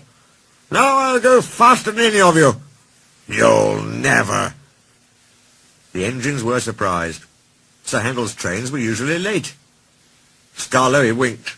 "With your grand new wheels, Sir Handel," he said gravely, "you're just the engine to tackle George." "Who's George?" Sir Handel asked. While Sir Handel was in the shed waiting for his new wheels, workmen had come to widen the road which ran for a mile or two beside the railway. They pulled down the wall, and nothing now protected the line. George was their steamroller. He chuffed to and fro, making rude remarks when the engines passed. "Railways are no good," he would say. "Pull them up. Turn them into roads." Skarloey had often heard that talk before, and he warned the others to take no notice. But he hoped that when the two boastful engines met, he and the others would have some fun. "Don't worry any more," said Sir Handel importantly, when they told him about George. "Leave him to me. I'll soon send him packing." Next morning, George was standing near the halt by the level crossing. "Ah," he said, "you're Sir Handel, I suppose." "And you, I suppose, are George." "Yes, I've heard of you." "And I've heard of you. You swank around with steamroller wheels, pretending you're as good as me." "Actually," said Sir Handel sweetly, "I'm better. Goodbye." He puffed away.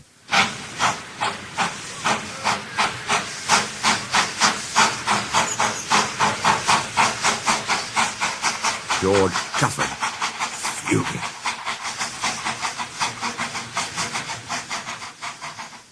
One afternoon, Sir Handel had to bring a special load down after the last train had gone. When he reached the road, he saw George trundling home. "Pip, pip, pip, pip." George took no notice. He trundled along close to the track. There was barely room to pass. "Pip, pip, pip, pip, pip, pip, pip, pip, pip." Sir Handel slowed and crept cautiously alongside. "Get out of my way, you great clumsy road hog," he hissed. "I don't move for imitation steamrollers," retorted George with spirit. They lumbered along side by side, exchanging insults. No one could ever explain what happened next. George's driver says he signalled for Sir Handel to stop. Sir Handel's driver says he signalled to George. There was a crash. The brake van tilted sideways, and the guards scrambled out to find George's front roller nuzzling his footboard. The two drivers were hotly arguing whose fault it was. A policeman strolled up in time to stop the argument turning to fisticuffs, and when Sir Handel's fireman came back with Rusty and Mr. Hugh, they all set to work clearing up the mess. Neither engine had been going fast enough to cause much damage, so Sir Handel was able to bring his train on when George had backed himself away. Next day, the workmen put up a fence between road and railway and then went away, taking George with them. This was because they'd finished their work. But Sir Handel thought he had made George go away. He was more conceited than ever, and talked everlastingly about steamrollers. "Oh dear," whispered Skarloey one evening, "he's worse than ever. I'm sorry my plan was no good." "Never mind," said Rusty. "We'll think of something else."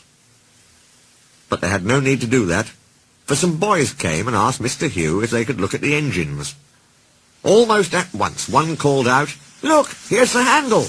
He raced a steamroller last week. The roller nearly beat him too. It was most exciting." Sir Handel never mentioned steamrollers now.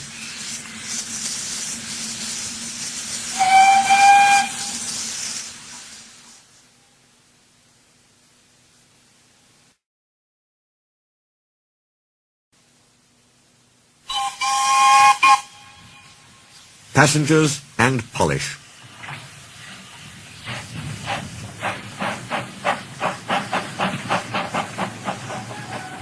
Nancy is a guard's daughter.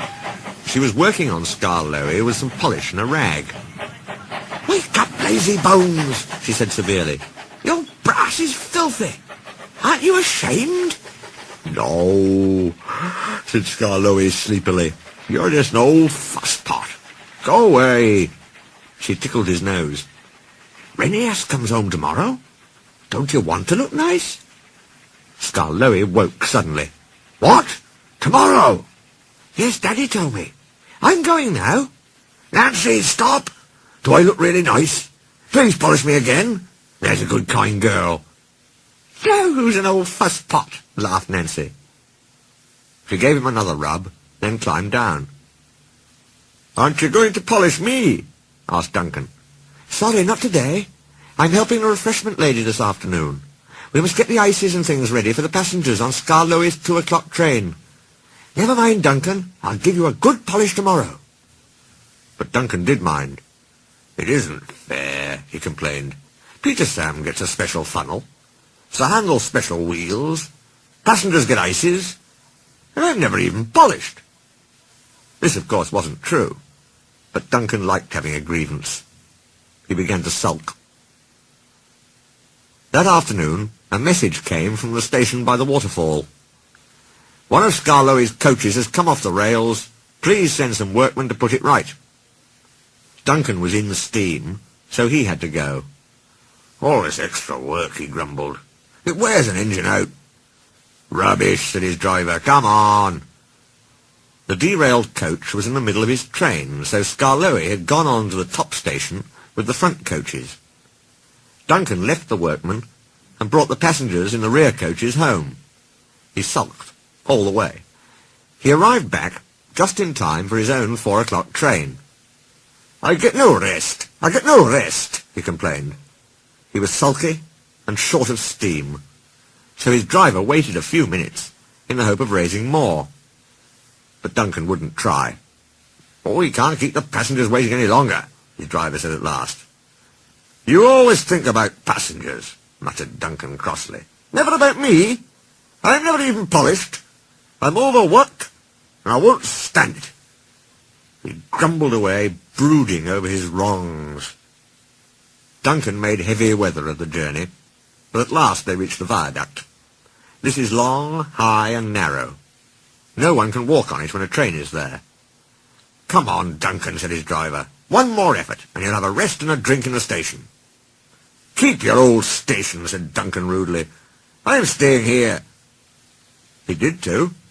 He stopped his train right on the viaduct, and nothing his driver or fireman could do would make him move another yard. Skarloey came from the top station to haul Duncan and his train to the platform. The passengers were very cross. They burst out of the train and told the drivers, the fireman and the guard what a bad railway it was. Skarloey had to pull the train to the top station too. Duncan wouldn't even try. The thin controller was waiting at the shed for Duncan that evening. He spoke to him severely. But Duncan still stayed sulky. He muttered to himself, no polish, no passengers, in an obstinate sort of voice.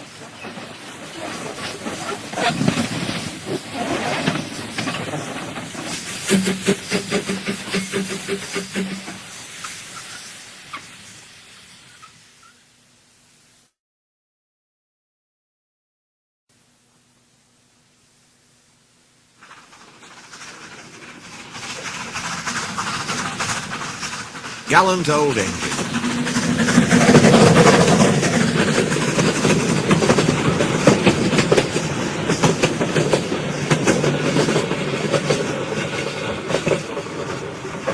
I'm ashamed of you, Duncan, said Skarloey.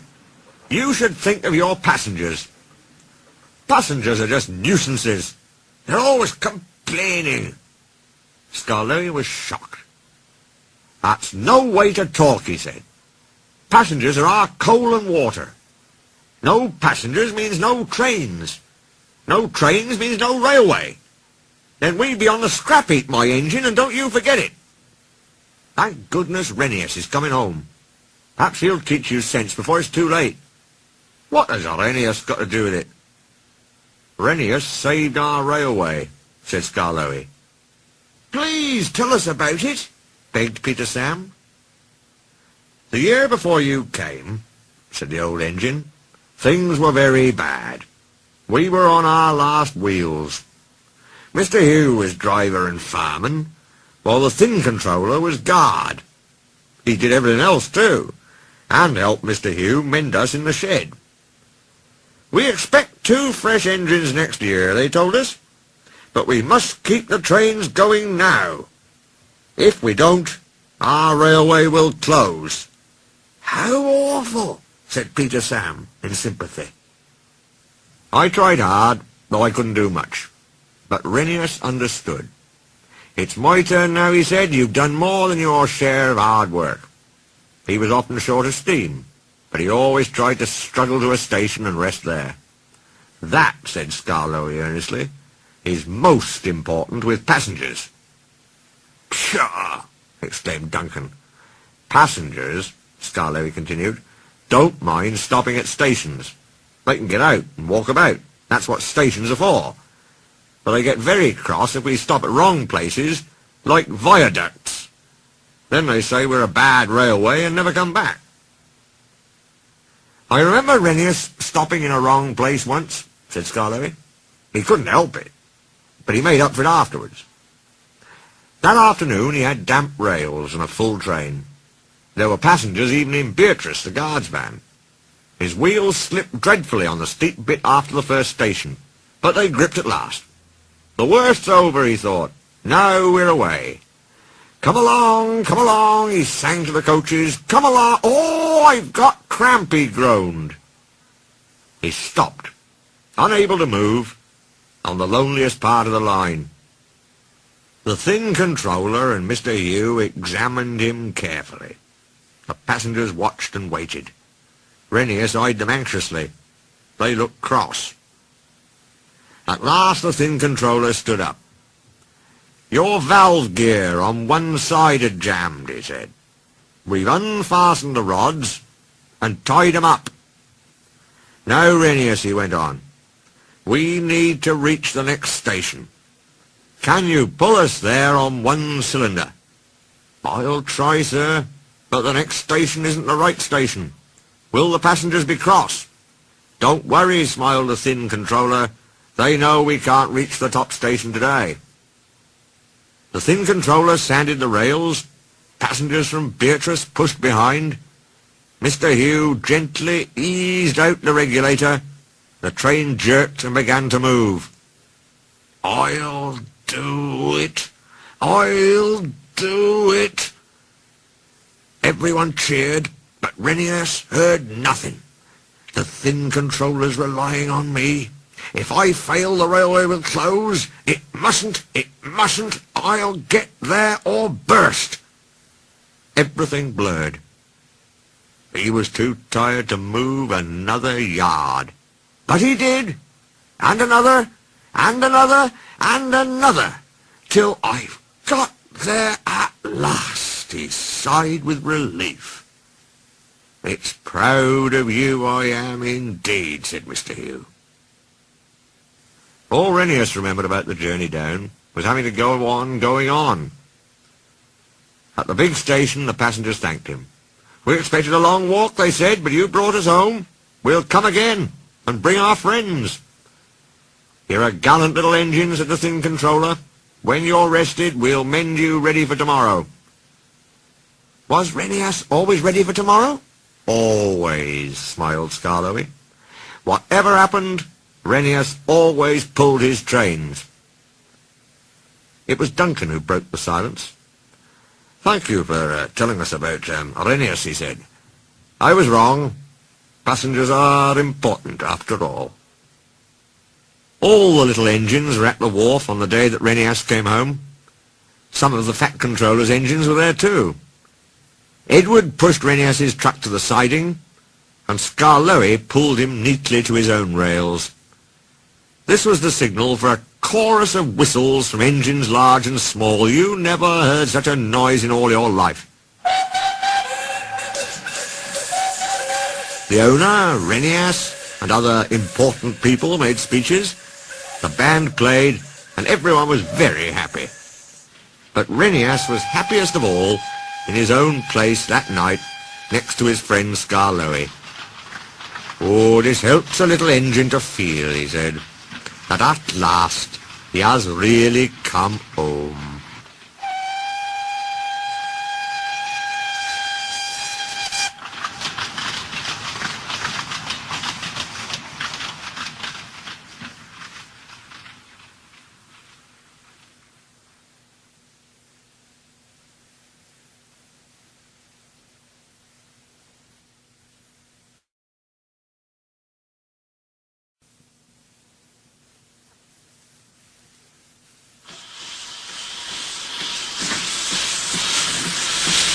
Bluebells of England.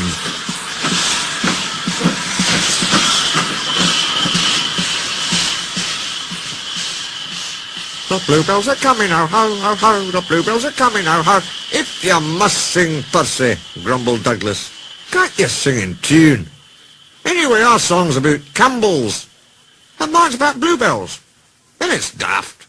Bluebells are flowers. Flowers can't come, they grow. My song isn't daft. Percy was indignant.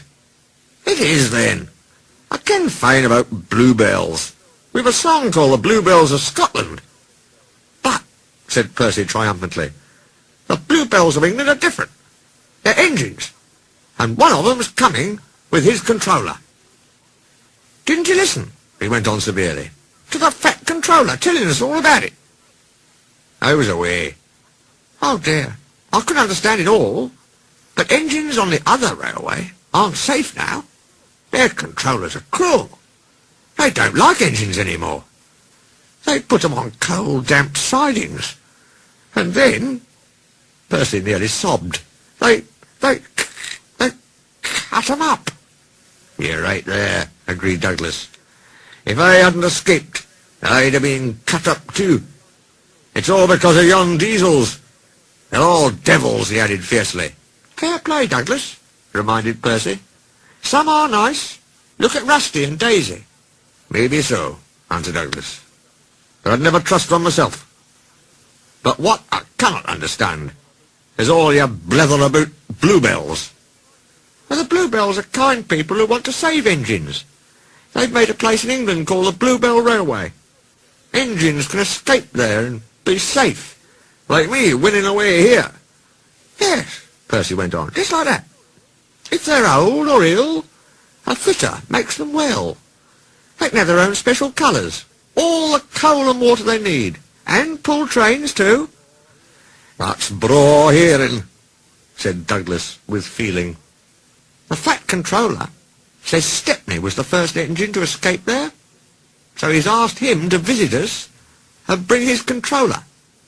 But, objected Douglas, how about yon diesels? Mightn't they catch him on the way? We thought so too, said Percy. But the fat controller says there's no danger of that. Stepney's a match for any diesel. Besides, his controller will take care of him. He's a brave engine for all that, said Douglas admiringly. Fancy fighting his way through all those diesels just to see us. Look, squeaked Percy, the station's crowded. Silly, how can I look? Unless I be a corkscrew. Why have they all come? There's no train. But Percy was wrong. The signal dropped, and from far away an engine whistled. A gleam of yellow shone through the bridge girders. Here he comes, yelled Douglas. Boop, boop, beep, beep, boop, boop. The two engines whistled excitedly in welcome. Peep, peep, replied Stepney, as with passengers and people waving and cheering, he puffed proudly through the junction on the last stage of his long journey.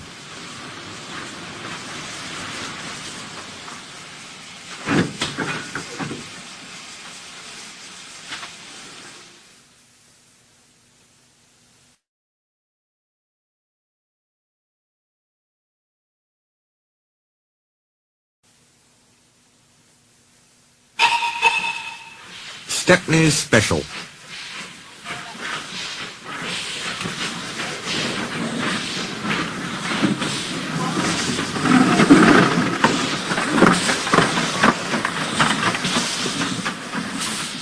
So I tried very hard, but I couldn't work properly, and they put me on a siding. I stayed there for days and days. Other engines were there too. I was afraid.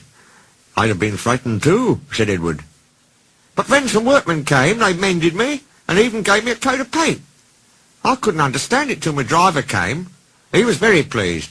Stepney, you lucky old engine, he said, you've been saved. The Bluebell Railway has bought you. What a lovely surprise, smiled Edward. Have they saved other engines besides you, he asked. Oh, yes, answered Stepney. You'd like our Bluebell and Primrose. They're twins, he chuckled, and it's like as two peas. They only had numbers at first. Bluebell is 323 and Primrose is 27. They were very pleased when our controller gave them names. Some say he was wrong to do it. It certainly made them cocky, but they do work hard, and I think our controller was right. All engines ought to have names.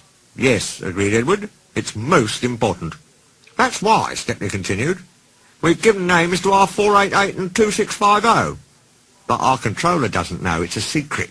Don't tell him, will you? Of course not, smiled Edward. They're both very pleased about it, because now they feel part of the family. We call 488 Adams after his designer, you know. He's a lovely engine. A South-Western from Devon. He can stroll away with any load he's given. Cromford, who's 2650, has been pulling trucks up high peaks in Derbyshire. He's tough as Cromford. He had to be for that job. Captain Baxter's tough too, Stepney went on. And rather rude. But he's worked in a quarry, and you know what that does to an engine's language and manners. I do indeed, said Edward gravely. He's a good sort, really, said Stepney. I like him. We both miss our work with trucks. He paused. I oughtn't to say this, he went on, after everyone's been so kind, but our line is very short. I'll never get any good runs now. I miss them dreadfully. Never mind, smiled Edward. Perhaps you'll get some while you're here. Stepney said goodbye to Edward, and then returned to the big station. There he helped Duck shunt the yard. They were soon great friends and enjoyed their afternoon together. Thomas arrived before they'd finished, and stayed till it was time for his last branch line train. But that train's tail lamps were hardly out of sight when the two engines heard a commotion at the station. Hello, said Duck. I wonder what's up. Presently the night-duty shunter came hurrying to the shed. The bell in the cabin on the branch line rang once, then 5, pause 5. That means shunt to allow following train to pass. The signalman was puzzled. He telephoned control. Oh, a special, is it? Ah, I see. Thomas and his passengers grumbled at being delayed, but there was no help for it. Soon they heard an unfamiliar puffing. Express headlamps swayed and twinkled. Then Stepney, pulling one coach, loomed in the station lights. He slowed to exchange tablets, whistled a greeting, then gathered speed into the night. Well, bust my boiler, said Thomas the tank engine. Shunted, fumed Thomas next morning. On my own branch too. It's a disgrace. I'm sorry, said Stepney. I was a special, he explained. Why? An important passenger came after you'd gone. He said he must get home and ordered a special. Duck kindly let me take it. We had a splendid run. No record breaking, of course, but... Ah, well, said Thomas modestly. Perhaps when you know the road as I do... Exactly, put in Stepney. You're such an expert. Thomas, flattered, forgot he was cross, and told Stepney all about his branch line.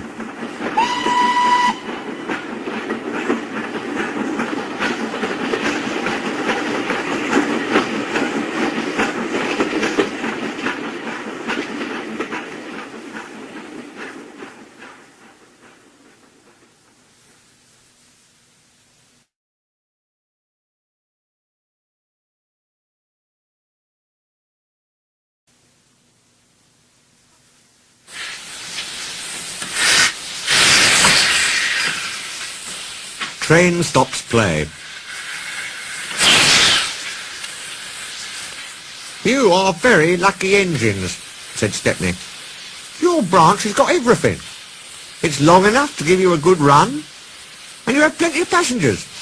Then you've a quarry, A mine? And some factories? So you need plenty of trucks. Trucks are fun, he went on wistfully. I miss them on our line. Percy looked surprised. You can take mine and welcome this morning, he said. So they asked permission, and then went off to collect them. Toby and Thomas gaped in wonderment. Stepney took his trucks to the harbour, picked up a load of empties and started back. On the way they were stopped by a signal near a cricket field, where a match had just started. They settled down to watch. Presently some fielders came towards them and waved. "Could you move, please?" they asked. "Your last few trucks are behind the bowler's arm." "Sorry," smiled the driver. "Will this do?" And he eased Stepney forward till he stood under the signal. The cricketers shouted their thanks, and play started again. The batsman hit out, and soon a skyer towered towards the train. Clunk! Down went the signal. There was another clunk, too, as the ball fell on the train, but neither driver nor fireman heard it. They were too busy. "Stop!" yelled the fieldsman, but Stepney's noisy starting drowned their shouts. "Come along! Come along!" he puffed to the trucks, and left the frantic fieldsman behind. "Our one and only ball," they said sadly. 4 of them piled into an ancient car. "Wake up, Caroline," they said. Caroline coughed crossly, reluctantly came to life, and they rolled out onto the road. Stepney wasn't hurrying. He had just crossed the river when Caroline came up behind. "Toot, toot," she wailed. Road and rail ran side by side. The cricketers waved and shouted, but they were too far away for the fireman to recognise them, or hear clearly what they said. "If these jokers want a race," remarked the driver, "they can have one." He advanced his regulator, and Stepney drew ahead. Poor Caroline wasn't happy. She rattled along at twice her usual speed. "Master shouldn't treat me like this," she grumbled. "This pace is too hot for my system. It'll fuse all my circuits." "Hurrah!" she exclaimed. "That silly train has run into a hole, so we can't catch it. Now Master will have to be sensible and go home." But Master didn't go home. Caroline nearly boiled with fury when he made her climb a steep hill and run down to the station on the other side.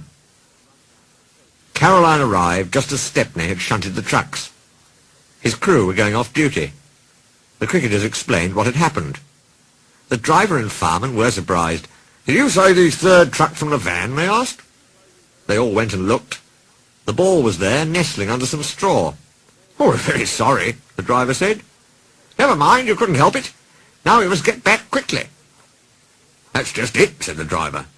"You'll never be quicking Caroline. She looks worn out." "Wait a minute," he went on. "I've got a plan."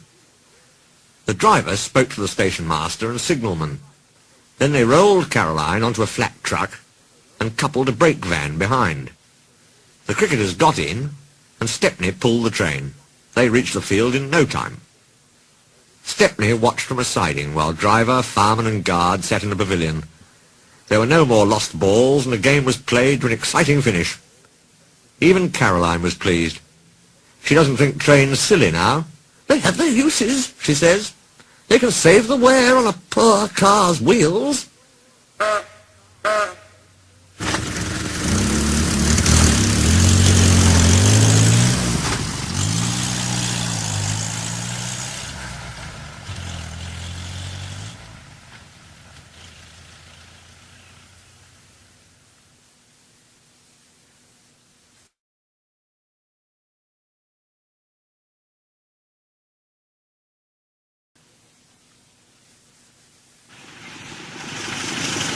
Bowled out.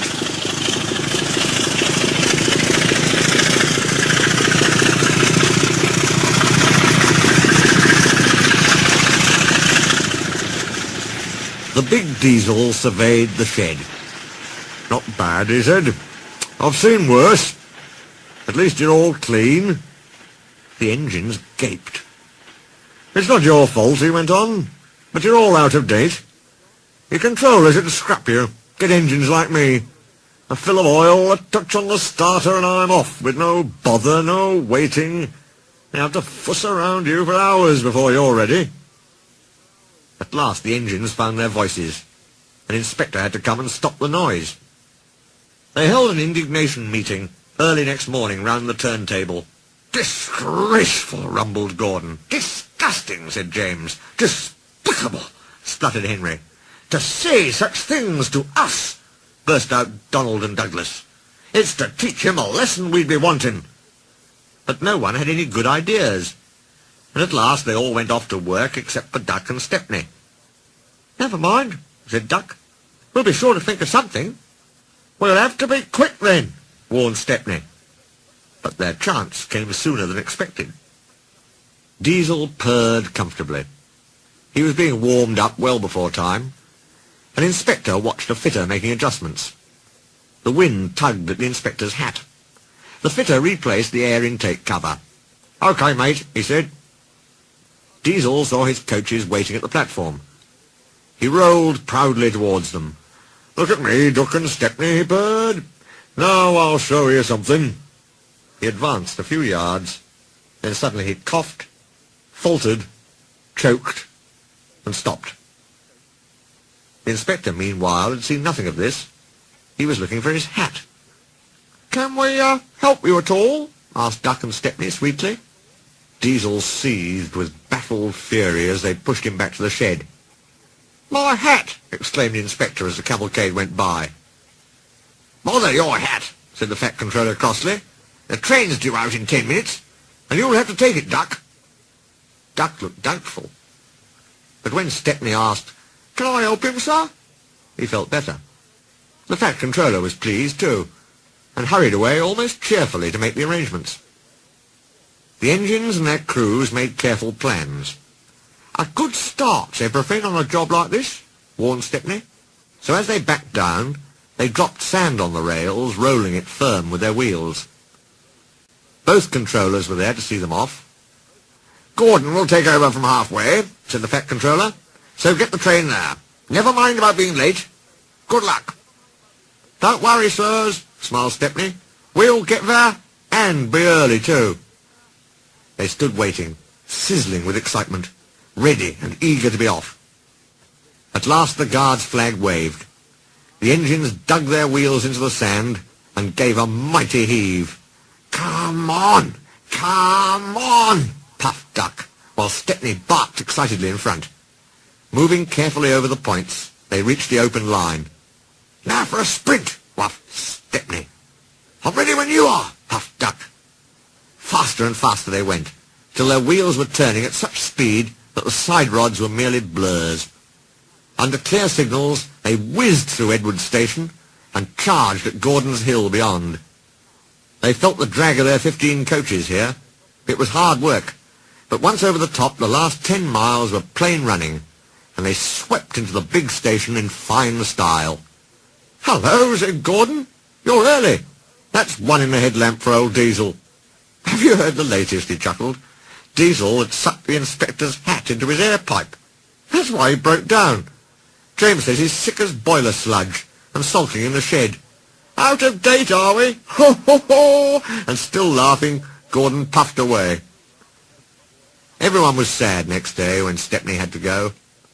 All the engines who could came to see him off. The fat controller made a speech, and so did Stepney's controller. Donald and Douglas made everyone sing Old Lang Syne, and then Stepney and his controller puffed off to a chorus of cheers and whistles. "Goodbye, Stepney, come again, goodbye, goodbye." But what about Diesel? He'd slipped away the night before. He said goodbye to no one, but left two things behind: the nasty smell of bad manners and a battered bowler hat.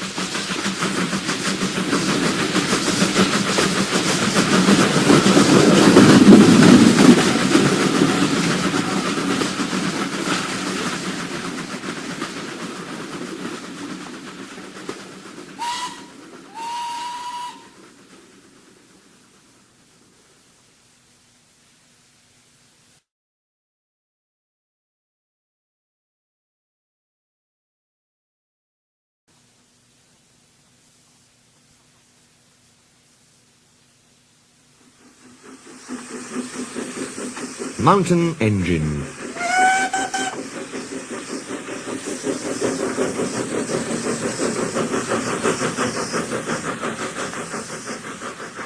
Sir Handel had had a bad day. The old coaches, Agnes, Ruth, Lucy, Jemima and Beatrice, had been awkward. They'd made him slip to a standstill twice. He was furious. "Those cattle trucks should be scrapped," he fumed. Skarloey was shocked. "I won't have it," he protested. "Those old dears need kindness, not bad names." "Exactly so," agreed Renius. He winked at Skarloey. "You be thankful, Sir Handel, that we're not a mountain railway." "A mountain railway? What's that?" "A railway which climbs mountains, of course." "But it can't," said Sir Handel. "Its engine's wheels would slip." "But it can," said Renius firmly. "We've heard of one quite near here." "It can't." "It can." A noisy argument started just as Donald shunted a flat truck to the siding nearby. On the truck was a queer-looking engine. He had 6 small wheels and a stovepipe chimney. His boiler was tilted downwards, and his cylinders were back to front. "Wheesht," whispered Donald hoarsely. "Dinna wake the wee engine. It's tired he is. He's away back from England after being mended. You ken how it is." "We understand, but who is he?" "He's called Culdee, after the mountain his railway climbs." "Well, did you ever?" exclaimed the 2 old engines. They looked at Sir Handel and chuckled. "I don't believe it," said Sir Handel. "Oh, you'd best ask him yourself. Then maybe you'll learn it's the truth I've been telling you." Donald puffed away, offended. Culdee woke to find the engines gazing at him. "Where am I?" he asked. They told him. "That's good," he said. "I'm nearly home now." "Do you really climb mountains?" asked Skarloey. "I've done it for years." "You must be clever. We couldn't. Our wheels would slip." "I'm not really clever," laughed Culdee. "I was just drawn like that." "Like what?" "With pinion wheels on my driving axles. They have teeth, you see, which fit into a rack rail. I can't slip, however steep the line is." "That," said Arrhenius, "must help you going up. But if your line is so steep, aren't you frightened coming down?" "Why? We have good brakes." "Coaches," went on Renius, "are sometimes silly and try to push us downhill. Some engines find it hard to stop 'em." Sir Handel blushed and looked at his buffers. "Our coaches," answered Culdee, "are never silly like that. They know such tricks are dangerous. I've never had that sort of accident. But," he went on thoughtfully, "I was frightened once. Very frightened indeed." "Please tell us," said all the engines. "One day, long ago, before our line was opened, our drivers made all 5 of us engines stand ready outside our shed. 'The inspector's coming,' they said. 'We don't know which of you he'll choose.' He chose me, climbed into my cab, and made me push 2 coaches to the summit. 'So far so good,' he said. 'Now we'll test your brakes.' So he went and stood on the steepest part of the line. Down, down it fell, with a nasty curve below, edging a precipice. 'Brakes off, driver! Let him roll!' "Oh!" gasped the little engine in horror. The coaches nudged me. We gathered speed downhill. I was terrified. My driver's hand stole to the brake. "Hands off!" ordered the inspector. Then I remembered. I had automatic brakes. I could put these on myself. Perhaps the inspector wanted to see if I could. They worked beautifully. "Well done, Culdee," said the inspector. "You'll do." I smiled, of course, but felt very shaky. My driver and fireman mopped their faces. They'd been nervous too. "I'm never nervous now," finished Culdee. "Why should I be? There's no need."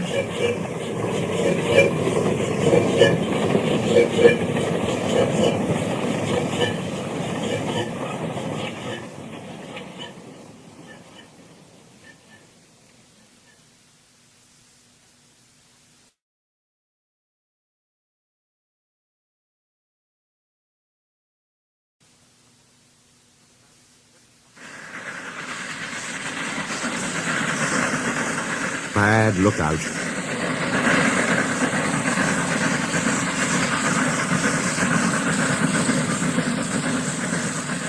Renias and Skarloey were talking quietly to Kyndley next morning when Duncan stormed up, followed by Sir Handel. "Hello," chuckled Renias. "Here we go." "I nearly came off," fumed Duncan. "Those coaches pushed me. The thing controller says they didn't. He says I kept a bad lookout. "We've no money to mend you," he said. "And if it happens again, I'll leave you at the back of the shed." "Why does he always pick on me? It's no fair." Skarloey said nothing. He just winked at Renias. "As you were saying, Kyndley," remarked Renias, "you had 2 coaches on your trial trip. Do you ever take more? Now our line is so steep that we're only allowed 1. We each have our own. Mine's called Catherine. I know her well. That's most important." "Why?" asked Sir Handel. "They're only coaches." "Ours," said Kyndley, "are something more. You pull your coaches, and you can see ahead. We push ours up, so we can't see. They watch the line for us. The guard watches too, of course, but Catherine's so clever that I know at once if anything is wrong." "That must take a load off your mind," said Skarloey. Kyndley smiled. "But not off my buffers. Climbing's hard work and needs a lot of steam. My farmer and I have a tiring time. Coming down," he went on, "it's different. Catherine and I just roll. We need no steam for that." Sir Handel sighed enviously. "Ah, I should like that," he said. "With your automatic brakes, it sounds like a rest cure." "That," replied Kyndley, "was just the mistake poor Godred made."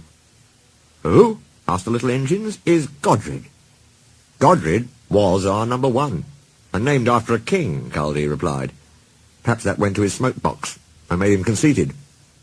He'd never keep a good lookout. He'd roll down the line looking anywhere but at the track.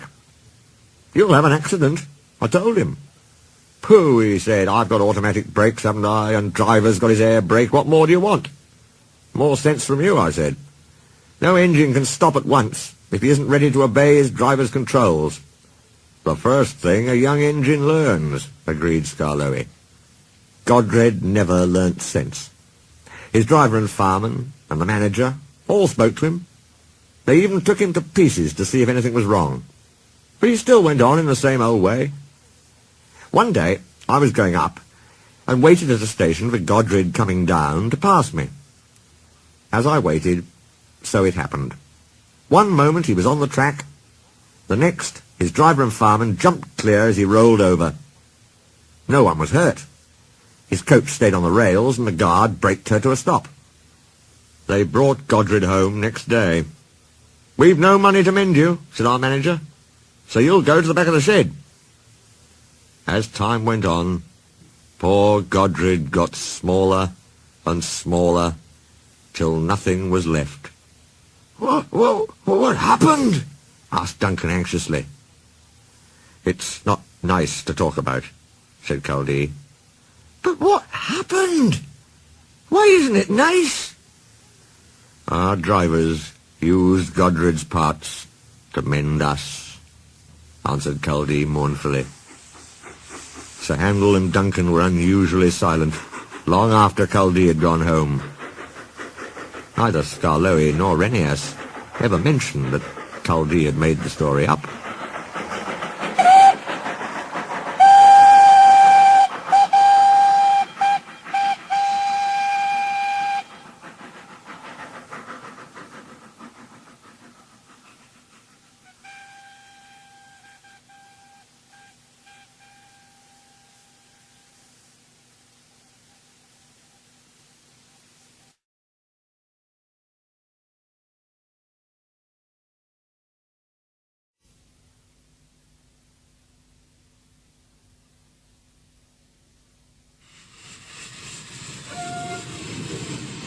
Danger points.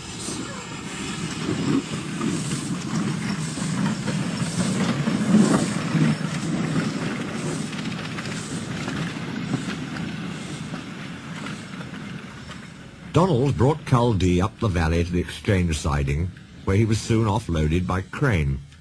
His driver and fireman and the manager were there. They all said goodbye and thank you to Donald. Then they lit Kyndley's fire and while waiting for steam they looked him over carefully.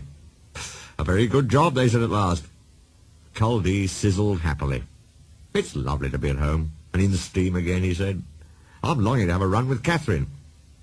Come on then, said his driver, and they trundled to the shed. Catherine was pleased to see him, and they went for a short run. I've had to go with Lord Harry lately, she said. He takes risks and frightens me. When I warn him, he laughs. Never mind, comforted Kyndley. It'll be all right now. Later he met two old friends, Ernest, number 2, and Wilfrid, number 3. After some happy gossip, Kyndley asked, Who is Lord Harry? He's one of the new engines, they said, who came while you were away. He's number 6. Alaric and Eric are 7 and 8. They're nice, quiet engines. But old Harry's a terror. Next afternoon, Lord Harry rolled by with a reluctant coach on his way to the platform. Stupid things, he grumbled. They're all scared of coming with me. You're too reckless, said Kyndley. That's why. Rubbish. I'm up to date, that's all. I can go twice your speed in perfect safety. All the same, we don't take such risks on mountain railways. There's no risk. Why, with my superheat. Oh, interrupted Kyndley. It's superheat, is it? I'd have said it was conceit myself. Lord Harry snorted furiously away. Oh, screamed the coach as our wheels ground on the curves. Be careful. Pooh, snorted Lord Harry. I like things to be exciting. Every wise mountain engine knows that you do not take risks, and that points must be taken slowly, for there the rack rail can have no guards.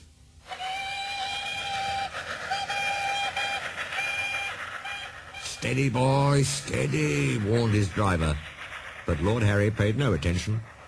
He was thinking what he'd say to Kyndley next time they met. There's no danger, he boasted, storming up the final slope. That patched-up old ruin was talking nonsense.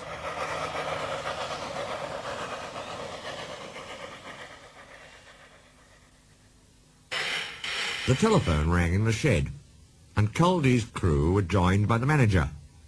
Lord Harry's off at Summit, he said. We shall have to go and put things right. So they collected some workmen and the tool van and set out at once. It was getting dark when they arrived. Lord Harry's shape loomed against the sky. He had come off at the points and blocked both roads of the station. Wilfrid was there with his coach, unable to start his journey down. The passengers buzzed around Lord Harry like angry bees. He was feeling harassed. The manager pacified the passengers, while Kyndley buffered up behind to take the strain when the men levered the engine's front wheels onto the rails. Wilfrid, he called, who is this wreck? It's Lord Harry, didn't you know? It looks like old Harry. It's fat as old Harry. But of course it can't be old Harry. Why ever not? You see, old Harry's an up-to-date engine. He can go twice our speed in perfect safety. Tee-hee-hee-hee, tittered the coaches. Lord Harry seethed in silence. They pushed Lord Harry out of the way and took the passengers home. Then Kyndley helped him back to the shed. It was that coach, sir, blustered Lord Harry. She never... No tails, said the manager sharply. It was your fault, and you know it. You upset our passengers and damaged yourself by taking risks. We cannot have that on our mountain railway. But, sir, that is enough. You will stay in the shed till we have decided what to do with you. He turned and walked sternly away.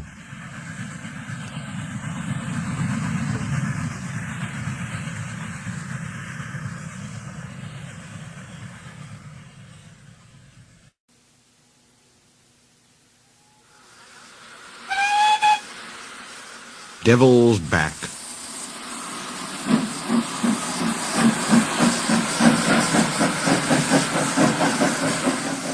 As a punishment, they took Lord Harry's name away and put him at the back of the shed. He soon heard Kyndley's story about Godred. Pooh, he said. That couldn't happen to me. But he was anxious all the same. Please, sir, I'm sorry. I'll try to be different. The passengers don't trust you, said the manager. You will take the truck instead. So number 6 took supplies to Summit Hotel, and he took gangers to work in the morning and brought them home in the evening. He found it dull and grumbled. It's important work, protested Wilfrid. And tough, too. Tough? That little lot. Yes, tough, said Kyndley. Have you ever been across Devil's Back in a gale? No, said number 6 thoughtfully. But I see what you mean. A mile below Summit, the line runs along a rocky ridge. Always there is wind. Sometimes it is gentle. At others it is fierce and very dangerous. Then all passenger trains stop at Devil's Back Station. But whatever the weather, stores trains and rescue trains must get through. A few days later, number 6 reached Devil's Back at 5:15. He was on his way with the truck to fetch railway staff from Summit. All clear now, said the station master, as the last down train left the loop. Don't waste time, the wind's rising. We'll have a gale in half an hour. He went inside to set the points. But the telephone rang, and he came out looking worried. There's trouble, he told the crew. Come in and discuss it out of the wind. They filled the truck's big tank with water, and sandbags ballasted the van. The wind whistled round them as they worked. What is all this? Asked number 6. There's been a climbing accident, explained his driver. Kyndley and Catherine are bringing up a doctor and a rescue team. But Catherine's too light to stand this gale, so we'll go up ourselves. The water and the sandbags will steady us, and if you can keep going, we have a good chance of getting through. Can you do it? I'll have a jolly good try, said number 6. When Kyndley arrived, the doctor and the rescue team changed trains. The manager was there too. Splendid, he said, when he saw the preparations. Now, number 6, it's up to you. The guard signalled the driver, and they were off. A real job at last, crowed number 6 exultantly. Now I'll show 'em. Now I'll show 'em. Leaving the shelter of the station, the full force of the gale struck him like a blow. Kyndley and Catherine saw him waver. Go it! Go it! They yelled. Number 6 heard them for a moment. The next he was battling on alone. He didn't feel so brave now. All he wanted was to get out of the vicious, stinging, icy wind, which seemed to come at him from all directions. The truck lurched and swayed as the wind tore at it. It whimpered and groaned as though in pain. She wants to go back, thought number 6, and so do I, but we can't. The manager's relying on me to save those climbers. We must go through. We must. We must. Slowly, doggedly he struggled on, till in shelter again on the other side, they climbed the final steep ascent and rolled triumphant into Summit Station. They brought the climbers safely down, and an ambulance whisked them to hospital. Next morning their leader came to say thank you. My friend Patrick, he said, hurt himself helping me, but he's mending now thanks to you and your brave engine. We'd all be proud if you'd call him Patrick too. The manager smiled. Well, number 6, would you like that? He asked. Oh, sir, yes, please. Patrick and the others are all good friends. He is still brave, still ready to take risks when needed, but he knows now that it is stupid to take them just for the sake of showing off.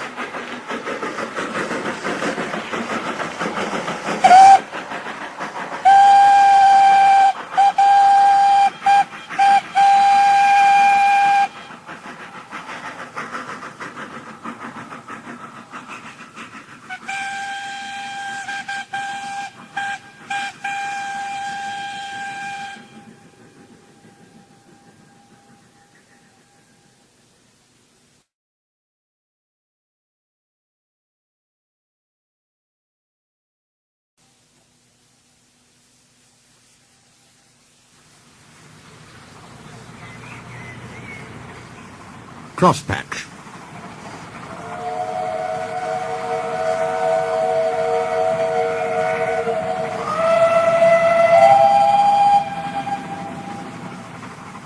Skarloey made a face.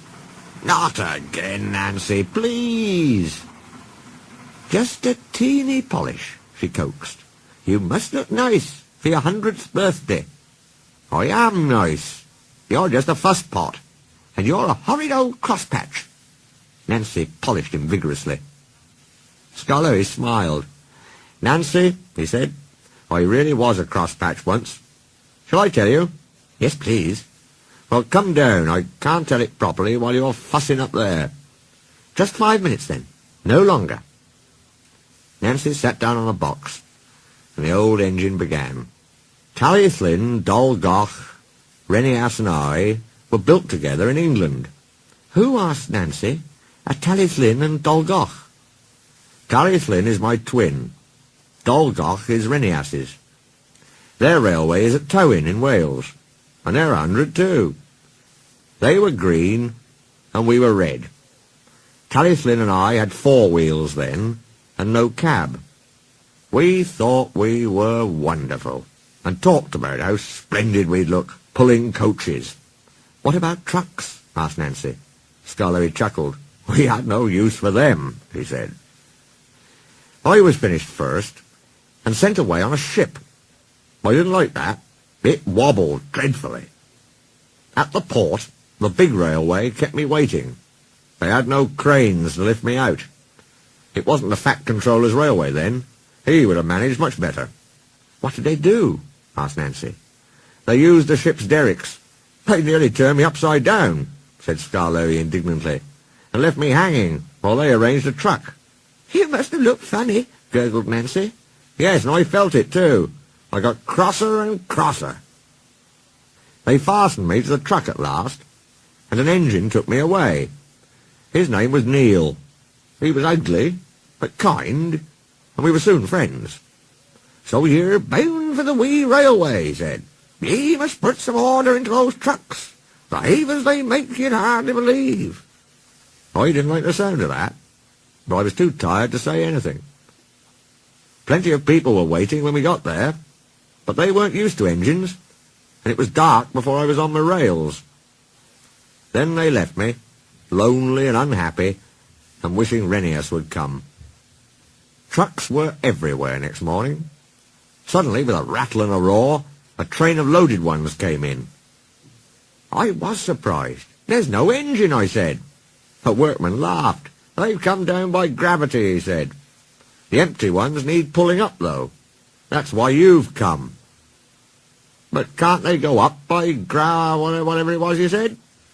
'Gravity only brings things down. We need horses, or engines like you, to pull them up.' 'What? Have I to pull trucks?' 'Of course.' 'I won't. I want coaches.' He just laughed and walked away. Soon Mr. Mack, the manager, arrived with some men. He showed them my parts from a book. 'We're going to steam you, Skarloey,' he said. 'Can I pull coaches, sir?' 'No, certainly not.' I gave him such a look. They didn't understand engines, so it was easy. My fire wouldn't burn, and I made no steam. I just blew smoke at them. They called me bad names, but I didn't care.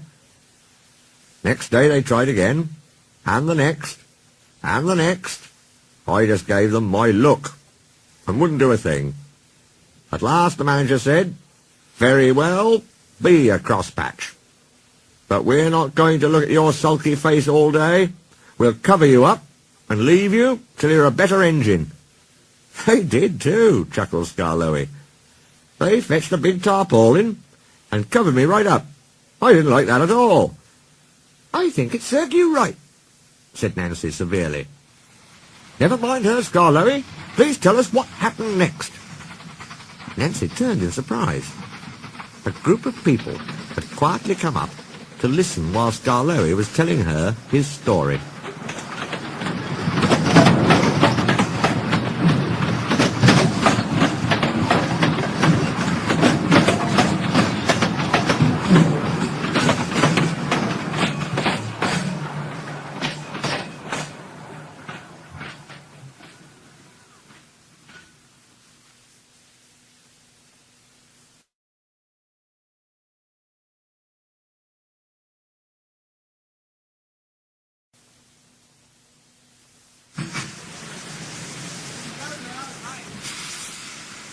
bucking Bronco.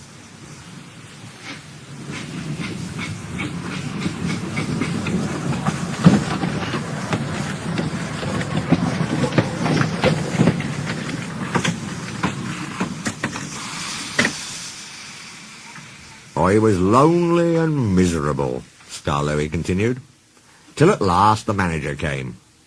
I hope now that you're a better engine. Oh, yes, sir, please, sir, because I've asked Mr. Bobby to come and look after you. Mr. Bobby had helped to build me in England. I liked him, so we soon had steam up. Come on, Skarloey, he said. We must help the workmen finish the line before the inspector comes. I didn't mind pulling trucks with Mr. Bobby, and we worked so hard that by the time Renias arrived, the line was ready. Renias never got so excited and bouncy as I did. He worked without hurry or fuss. Trucks often played tricks on me to make me cross, but they soon found that teasing Renias was a mistake. He was shunting one day when I came alongside. I was excited. I'm pulling the director's train, I said, and taking the inspector tomorrow. Think of that. Renias pondered. You mind your bucks and bounces then, Skarloey, he said at last. The directors won't like them. Pooh, I snorted, and bounced away to fetch the coaches.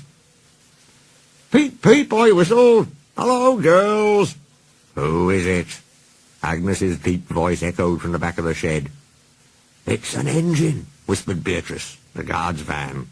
He's come to take us out. Beware of strange engines, warned Agnes.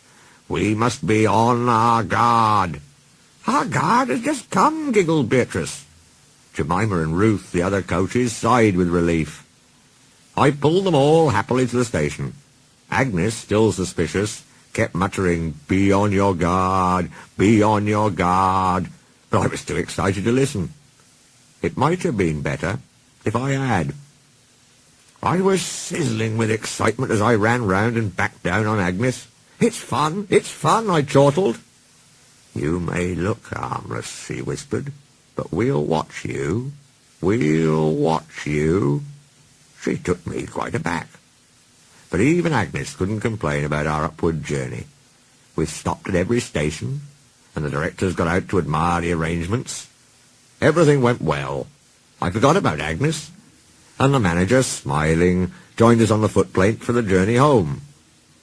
It looks so easy, Mr. Bobby, he said, as we rolled gently down. Can I drive him, please? We were running nicely. First rate, I hissed happily, gaining speed, and all unknowing, I began to bounce. The manager, alarmed, closed my regulator, too quickly and too much. Agnes's buffers clashed. He's playing tricks. Bump him, girls, bump him. They surged against me, urging me on. I bounced and lurched. I couldn't help it. The manager lost his footing, grabbed wildly for a handhold, and disappeared. Beep, beep, beep. Brakes, guards, please. Mr. Bobby seized my controls, stopped the train, and looked back. Two legs waved wildly from a bush. The manager was unhurt, but very cross. I'll not ride that bucking Bronco again, he said. He sat in Beatrice for the rest of the journey. The directors complained they'd been badly shaken. They said it was my fault. Renias will take the inspector tomorrow, they ordered. You will stay out of sight in the shed. But late that evening the manager came. I'm sorry, sir, I did try to be good. It wasn't your fault, Skarloey. I'm sorry I was cross. We must do what the directors say now, but I'll make it up to you later. The inspector was pleased with Renias. You've done very well, he said kindly, for a new engine. He told the directors about some improvements which were needed. But he went on the whole, your arrangements are good. He came to see me, and the directors told him what they thought had happened. I think, gentlemen, he said, that you are mistaken. Skarloey should prove to be a useful engine, but he needs another pair of wheels. Take my advice and have them fitted. Then you'll see the difference. Good day.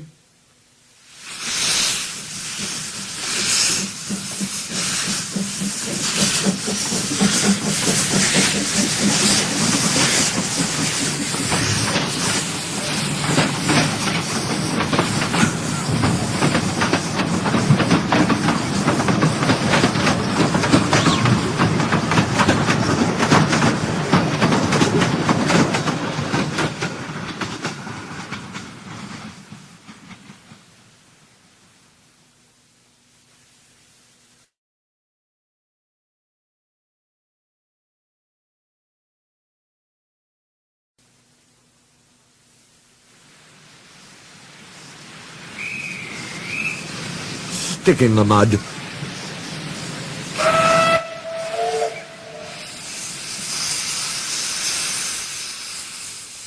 The manager was as good as his word, Skarloey continued. I came home from the works with 6 wheels and a cab. A cab is the latest thing for engines, he told me. I hope it will cheer you up after your disappointment. Renias chuckled. It cheered him up too much. And those silly coaches made him worse. Such a handsome engine, they tittered. 6 wheels and a cab so distinguished, my dears, it's a pleasure to see him. He soon got too big for his wheels. Skarloey smiled ruefully. Oh, he did too, he said. Go on, Renias. He boasted about his cab till I was tired, said Renias. You should get one like me and be up to date, he would say. No, thank you, you look like a snail with that house on your back. You don't go much faster either. Slow am I, let me tell you. Who was late 3 times last week? Oh, it's no use talking. You're just an old stick in the mud. He called me more names and we quarrelled. We ended up back to back, not speaking. It went on for days and days. One dark Monday morning, Skarloey had to take the workman's train to the quarry. It had rained for 3 days. You always pick on me for wet days, he complained. You, said Mr. Bobby. I've got a cab to keep us dry. Come on. Skarloey slipped and snorted on the damp rails. He began to wonder if cabs were worth it. An hour later, I was warming up when Skarloey's guard came coasting down in an empty truck. He stopped by our shed. There's a landslide beyond the tunnel, he said. Skarloey's run into it. He's stuck. Show a wheel, Renias. Look lively. I'm sorry, Mr. Peter, sir, but that Skarloey's too swanky. He says I'm a stick in the mud. He can jolly well stick in the mud himself. It serves him right. But, went on my driver, there's poor Mr. Bobby and the quarrymen. Does it serve them right too? The guard says the mud's like treacle. Oh dear, I said, that will never do. We must save them before they get sucked in. And off we puffed with 2 trucks and some workmen. Things weren't too bad after all. The men had partly cleared the line and had levered Skarloey back. He was hissing and grumbling dreadfully, but we didn't listen to him. We cleared the rest of the line and I pushed Skarloey out of the way before taking the quarrymen to work. Mr. Bobby cleaned and oiled his wheels and motion, so when I returned with the coaches, I could help him back to the shed. I'm sorry I was swanky, he said at last. Thank you for helping me. Not at all, I said, but I was still cross. Then Skarloey began to laugh. I'm the stick in the mud after all, he gurgled helplessly. Not you. I laughed too. I couldn't help it. He looked so funny. We were laughing when the cleaners came. We were still laughing when they left. Poor engines, they said, tapping their foreheads. But we weren't mad. We'd learnt sense, and we've been firm friends ever since. It was nearly dark. The listeners stirred and stretched. Thank you, Skarloey and Renias, they said. Now you've told us about the old days, we can give you both a splendid birthday next week.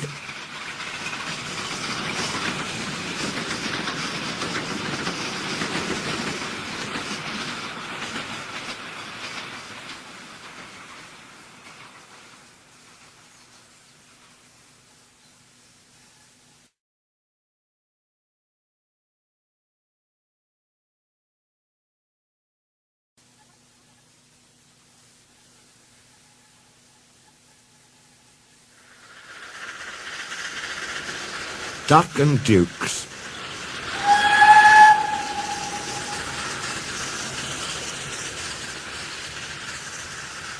But I keep telling you, said Duck, there are no dukes. They were fine and stately, but they've all been scrapped. Peter Sam goggled in horror. This is dreadful, he wailed. The thin controller said the owner said the Duke said he was coming to our centenary to open our extension round the lake. And now he's scrapped. And Skarloey's and Renias's birthday will be spoilt. Oh dear, oh dear. He bustled away with his empty coaches to tell his bad news. I think, said Skarloey, "that Duck was pulling your wheels." "No, Skarloey, he was quite serious." "He always jokes like that," chuckled Skarloey. But no one agreed, and they argued so loudly that the thin controller came to stop their noise. They told him about Duck, but he paid no attention. "I've no time for his nonsense now," he snapped. "There's a change in tomorrow's work. Skarloey, you will meet the Duke at 11 instead of 10:30. And he hurried away. "If there is a Duke," said Duncan, but they were all too tired to argue any more. They spent a gloomy night, but cheered up next morning when the cleaners greeted the birthday engines with an all-metal band. Drivers and firemen joined in, and even the thin controller banged a metal plate as loudly as anyone. The engines punctuated the music with their whistles. The owner laughed and held his ears. Presently he looked at his watch. "That's enough," he ordered. So Rusty, Sir Handel, and Duncan went at once to find their coaches. Visitors crowded the big station. They wanted to go to places along the line to watch the celebrations. Peter, Sam, and Renias had carefully practised their parts. Passengers in Agnes, Ruth, Lucy, Jemima, and Beatrice all wore clothes of 1865. Renias had to pull them behind Peter Sam's television train, not too close and not too far away, so that the cameramen could take their pictures. Visitors waved as they went by, and at last they reached the special sidings near the extension, where they settled down to wait. "Listen," said Peter Sam at last. "Here's Skarloey. They're cheering him." "Good," answered Renias. "Perhaps that will make up for his disappointment over the Duke." Skarloey wasn't disappointed at all. "I've brought the Duke! I've brought the Duke! I've brought the Duke!" he puffed, and triumphantly came to a stand between the two trains. A distinguished-looking man stepped out, climbed to Skarloey's footplate, and drove him on the new line round the lake and back again. Then, standing on Skarloey's front buffer beam, he said, "Ladies, gentlemen, and engines, I have pleasure in declaring your lovely lakeside loop line now open." Peter Sam could bear it no longer. "Excuse me, Sir Duke," he burst out. "Are you real?" There was shocked silence. The Duke smiled. "Skarloey said you'd been listening to Duck," he answered. "Duck thinks Dukes were Great Western engines, but Dukes are really people. I am happy to assure you, Peter Sam, that I am a real live Duke." "I'll give Duck Dukes," muttered Peter Sam, but he was sternly hushed. The Duke turned to the owner. "I congratulate you, sir, on your remarkable railway. It must be a record indeed to have 2 locomotives in regular service and both 100 years old. Long life, then, and good running to Skarloey and Renias, your famous old engines." The cheering and clapping died away. "Speech!" shouted someone, and the cry was taken up. "Go on, Renias," whispered the owner. So rather nervously, the old engine began. "Thank you, your Grace, and everyone, for your kind wishes. You've given us both a lovely 100th birthday. But, your Grace, Skarloey and I aren't the only record engines. We've got twin brothers. Tallithlin and Dolgoch were built at the same time as us, so they're 100 too. And they're still at work. Their railway is at Towyn in Wales. Please go and see them, your Grace, and everybody, and wish them many happy returns from Skarloey and Renias, their little old twins."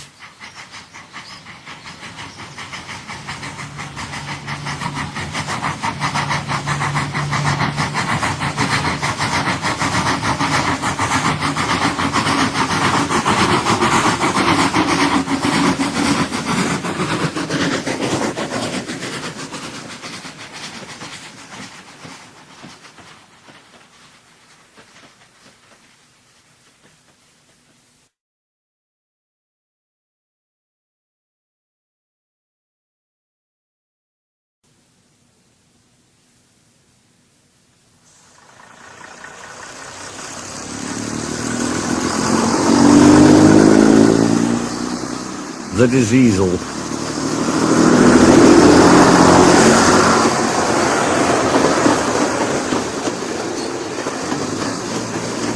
Bill and Ben are tank engines who live at a port on Edward's Line. Each has 4 wheels, a tiny chimney and dome, and a small squat cab. They're kept busy pulling trucks for ships in the harbour and engines on the main line. The trucks are filled with china clay dug from the nearby hills. China clay is important. It's needed for pottery, paper, paint, plastics and many other things. One morning they arranged some trucks and went away for more. They returned to find them all gone. They were most surprised. Their drivers examined a patch of oil. "That's a diesel," they said, wiping the rails clean. "It's a wattle?" asked Bill. "A Diseasel, I think," replied Ben. "There's a notice about them in our shed. I remember coughs and sneezels spread diseasels. Who had a cough in his smoke box yesterday? Fireman cleaned it, didn't he? Yes. But the dust made him sneezle, so there you are. It's your fault the Diseasel came. It isn't. It is."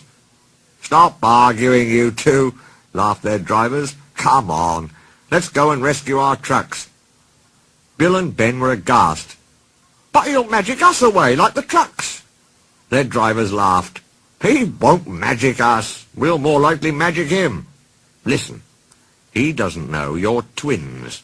So we'll take your names and numbers off, and then this is what we'll do." Bill and Ben chuckled with delight. "Come on, let's go," they said eagerly. Creeping into Edward's yard, they found the diesel on a siding with the missing trucks. Ben hid behind, but Bill went boldly alongside and stood facing the diesel on the points leading out to the main line. The diesel looked up. "Do you mind?" he asked. "Yes," said Bill, "I do. I want my trucks, please." "These are mine," said the diesel. "Go away." Bill pretended to be frightened. "You're a big bully," he whimpered. "You'll be sorry." He moved over the points, ran back, and hid behind the trucks on the other side. Ben now came forward. The diesel had to stop suddenly. "Truck stealer!" hissed Ben. He ran away too, and Bill took his place. This went on and on till the diesel's eyes nearly popped out. "Stop!" he begged. "You're making me giddy." The 2 engines gazed at him side by side. He shut his eyes. "Are there 2 of you?" he whispered. "Yes, we're twins." "I might have known it," he groaned. Just then Edward bustled up. "Bill and Ben, why are you playing here?" "We're not playing," protested Bill. "We're rescuing trucks," squeaked Ben. "What do you mean?" "Even you don't come in our yard without asking, and you only take the trucks we give you." "But," they both squeaked indignantly, "this Diseasel didn't even ask. He just took the lot." "There is no cause to be rude," said Edward severely. "This engine is a Metropolitan Vickers Diesel Electric Type 2. The twins were abashed. "We're sorry, Mr. "Never mind," he smiled. "Call me Boko. I'm sorry I didn't understand about the trucks." "That's all right then," said Edward. "Off you go, Bill and Ben. Fetch Boko's trucks, then you can take these." The twins scampered away. Edward smiled. "There's no real harm in them," he said, "but they're maddening at times." Boko chuckled. "Maddening," he said, "is the word."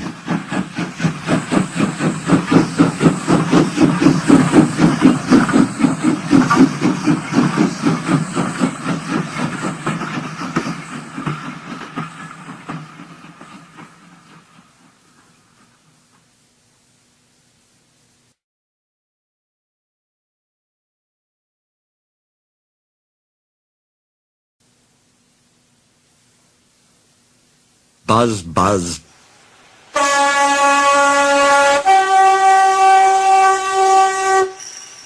Boko reached the big station and arranged his trucks. Then he went to the shed and asked politely if he could come in.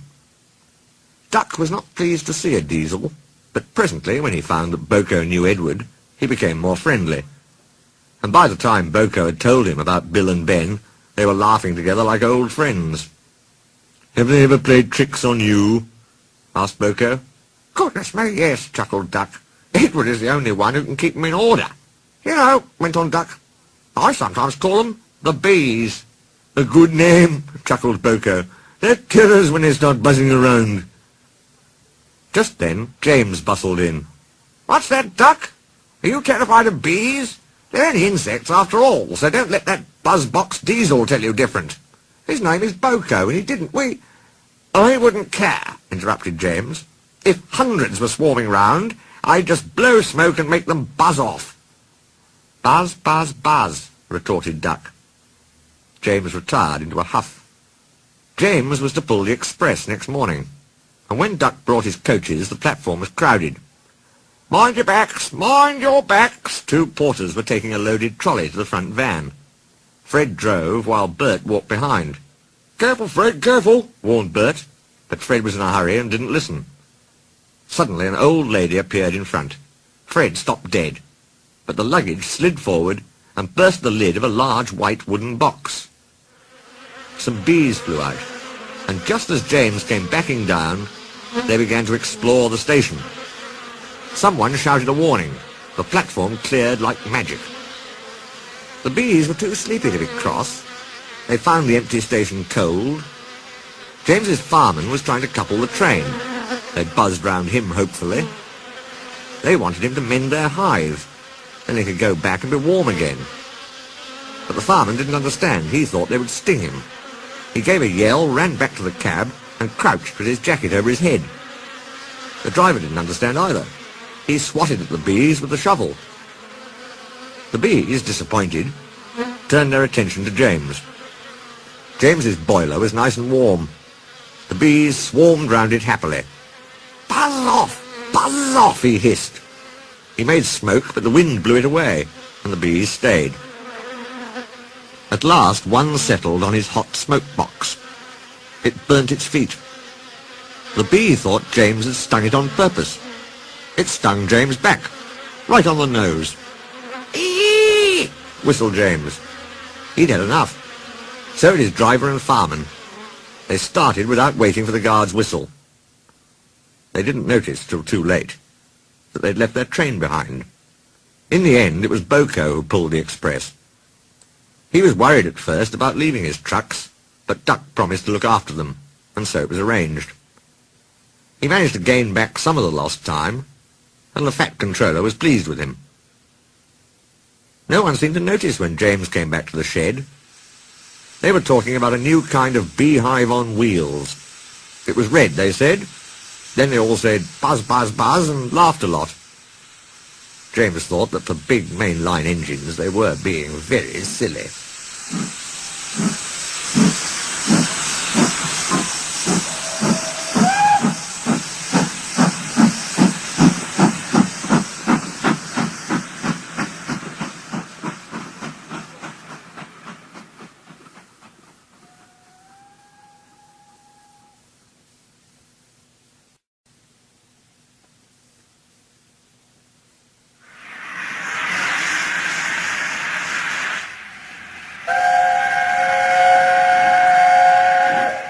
Wrong road.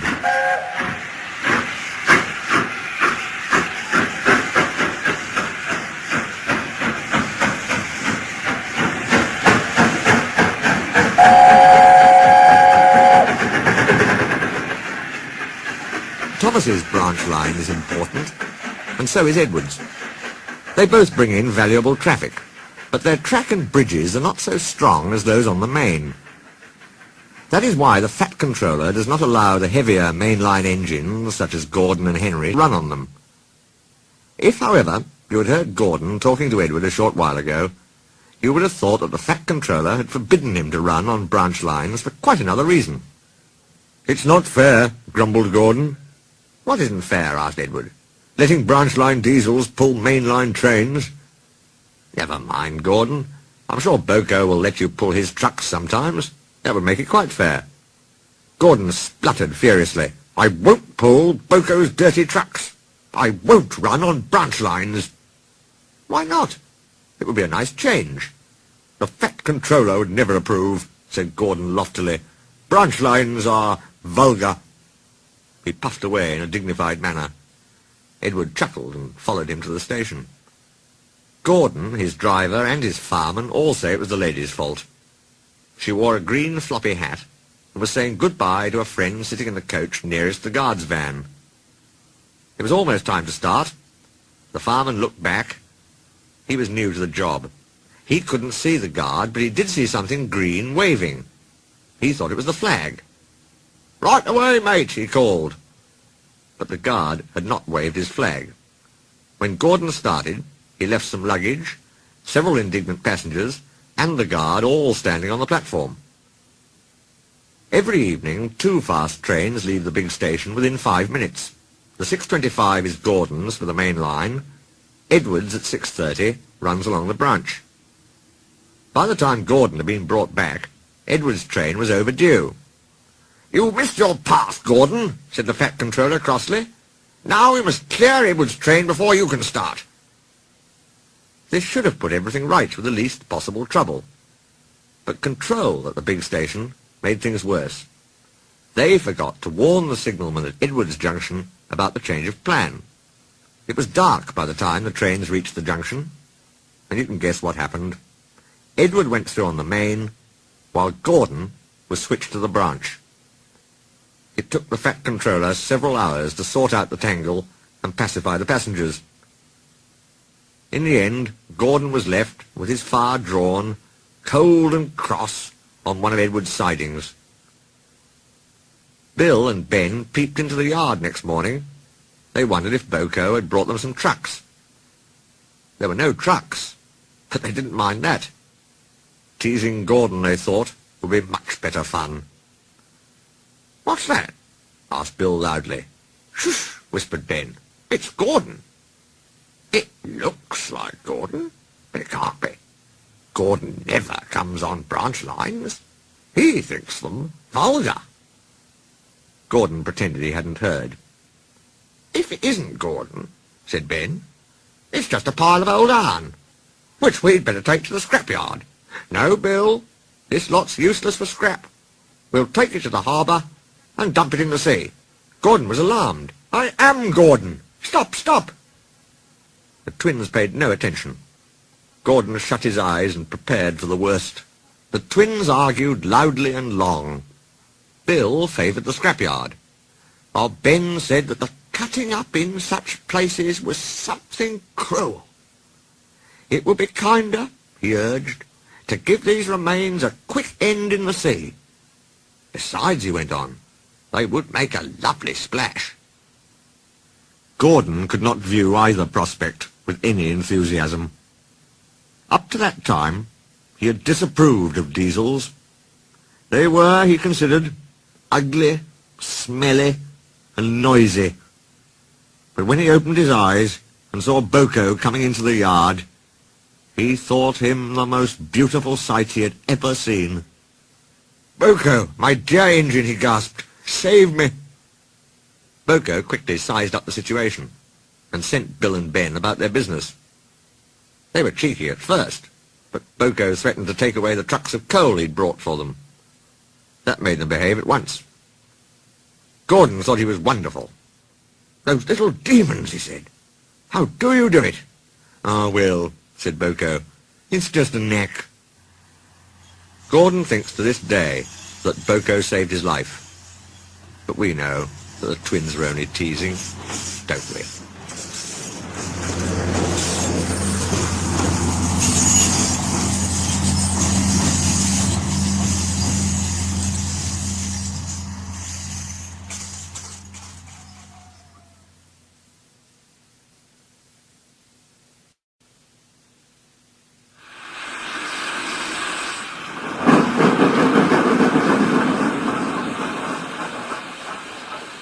Edward's exploit.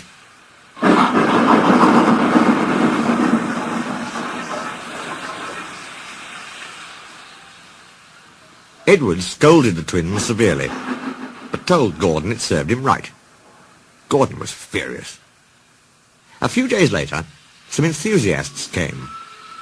On their last afternoon, they went to the China Clay Works. Edward found it hard to start the heavy train. Did you see him straining? Asked Henry. Positively painful, remarked James. Just pathetic, grunted Gordon. He should give up and be preserved before it's too late. Shut up, burst out Duck. You're all jealous. Edward's better than any of you. You're right, Duck, said Boko. Edward's old, but he'll surprise us all. Bill and Ben were delighted with their visitors. They loved being photographed, and took the party to the workings in a brake van special. On the way home, however, the weather changed. Wind and rain buffeted Edward. His sanding gear failed, his wheels slipped, and his fireman rode in front, dropping sand on the rails by hand. "Come on! Come on! Come on!" panted Edward breathlessly. "This is dreadful!" But there was worse to come. Before his driver could check them, his wheels slipped fiercely again and again. With a shrieking crack, something broke and battered his frame and splashers up and out of shape. The passengers gathered round while the crew inspected the damage. Repairs took some time. "One of your crank pins broke, Edward," said his driver at last. "We've taken your side rods off. Now you're a single, like an old-fashioned engine. Can you get these people home? They must start back tonight." "I'll try, sir," promised Edward. They backed down to where the line was more nearly level. Edward puffed and pulled his hardest, but his wheels kept slipping and he just could not start the heavy train. The passengers were getting anxious. Driver, fireman and guard went along the train, making adjustments between the coaches. "We've loosened the couplings, Edward," they said. "Now you can pick your coaches up one by one, just as you do with trucks." "That will be much easier," said Edward gratefully. So, with the fireman sanding carefully in front, the driver gently opened the regulator. "Come on," puffed Edward. He moved cautiously forward, ready to take the strain as his tender coupling tightened against the weight of the first coach. The first coach moving helped to start the second second helped the third, and so on down the train. "I've done it! I've done it!" puffed Edward, his wheels spinning with excitement. "Steady, boy," warned his driver, skillfully checking the wheel slip. "Well done, boy. You've got 'em! You've got 'em!" And he listened happily to Edward's steady beat as he forged, slowly but surely, up the hill. The passengers were thrilled. Most had their heads out of the windows. They waved and shouted, cheering Edward on. The fat controller paced the platform. Henry, with the special train, waited anxiously too. They heard a beep-beep. Then, battered, weary but unbeaten, Edward steamed in. The fat controller stepped angrily forward. He pointed to the clock. But excited passengers swept him aside. They cheered Edward, his driver and fireman to the echo before rushing off to get in Henry's train. Henry steamed away to another storm of cheers, but not before everyone knew Edward's story.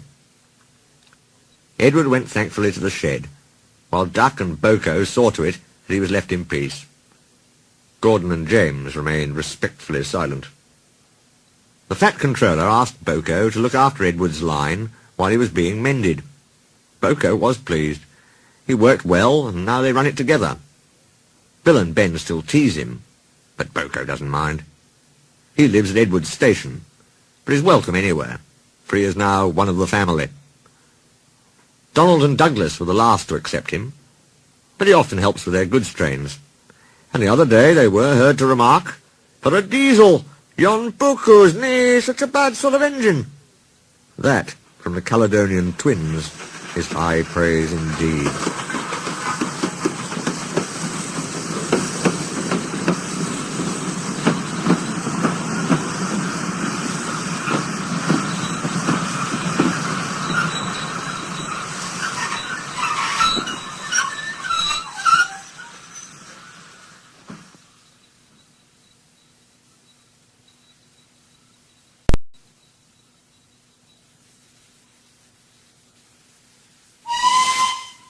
Ballast.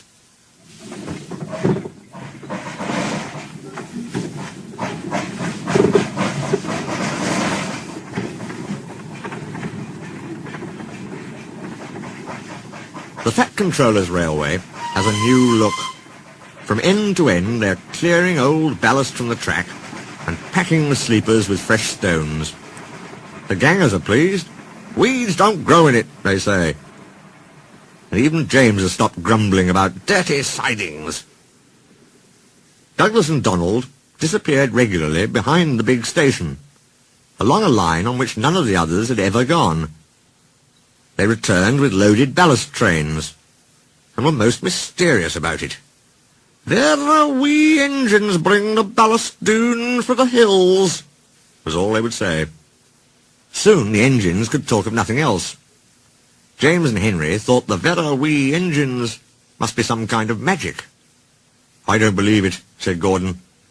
"Donald and Douglas have pulled our wheels before." But Duck wanted to see for himself, so he asked permission to take some trucks. When he arrived, he was told to push them under the chute. This was like a tunnel made of steel girders. On top of it stood some queer-looking trucks. "What do you think of our chute?"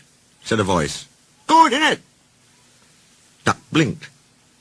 Standing beside him was a small green engine. "Where did you spring from?" asked Duck. "I've been here all the time," smiled the small engine. "I'm Rex, and you, I'm sure, are Duck. How did you know?" "That's easy. There's only one Great Western engine in these parts." There was a sudden rattling and roaring.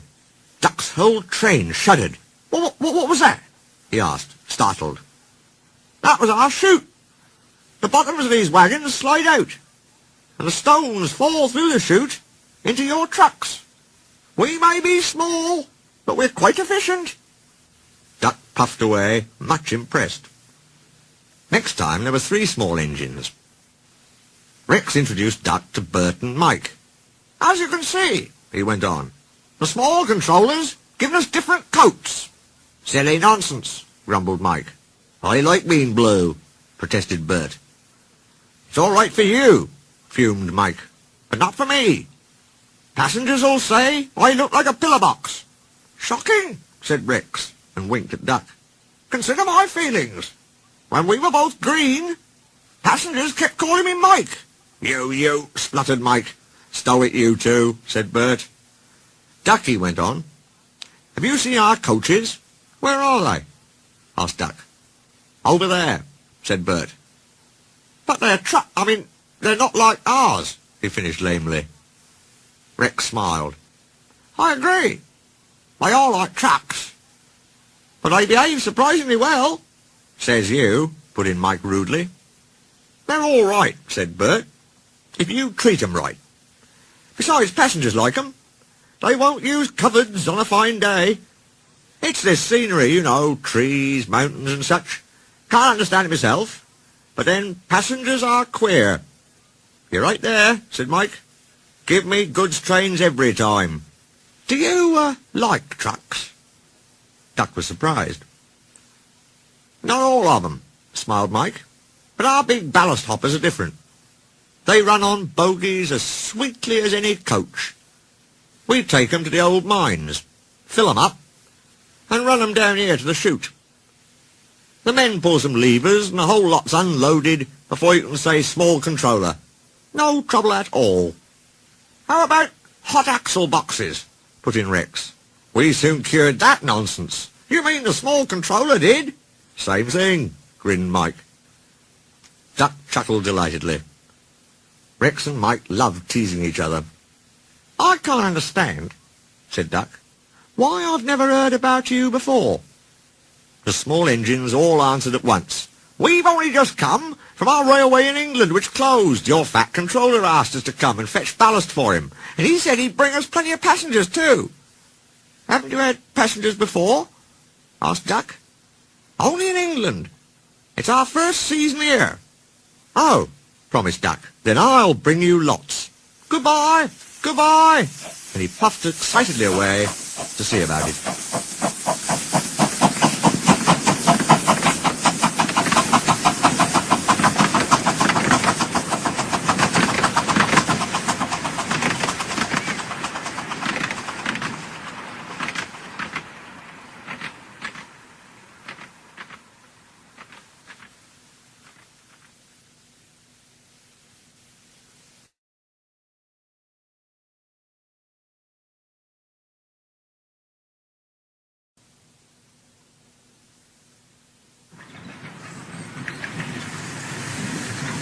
tit for tat.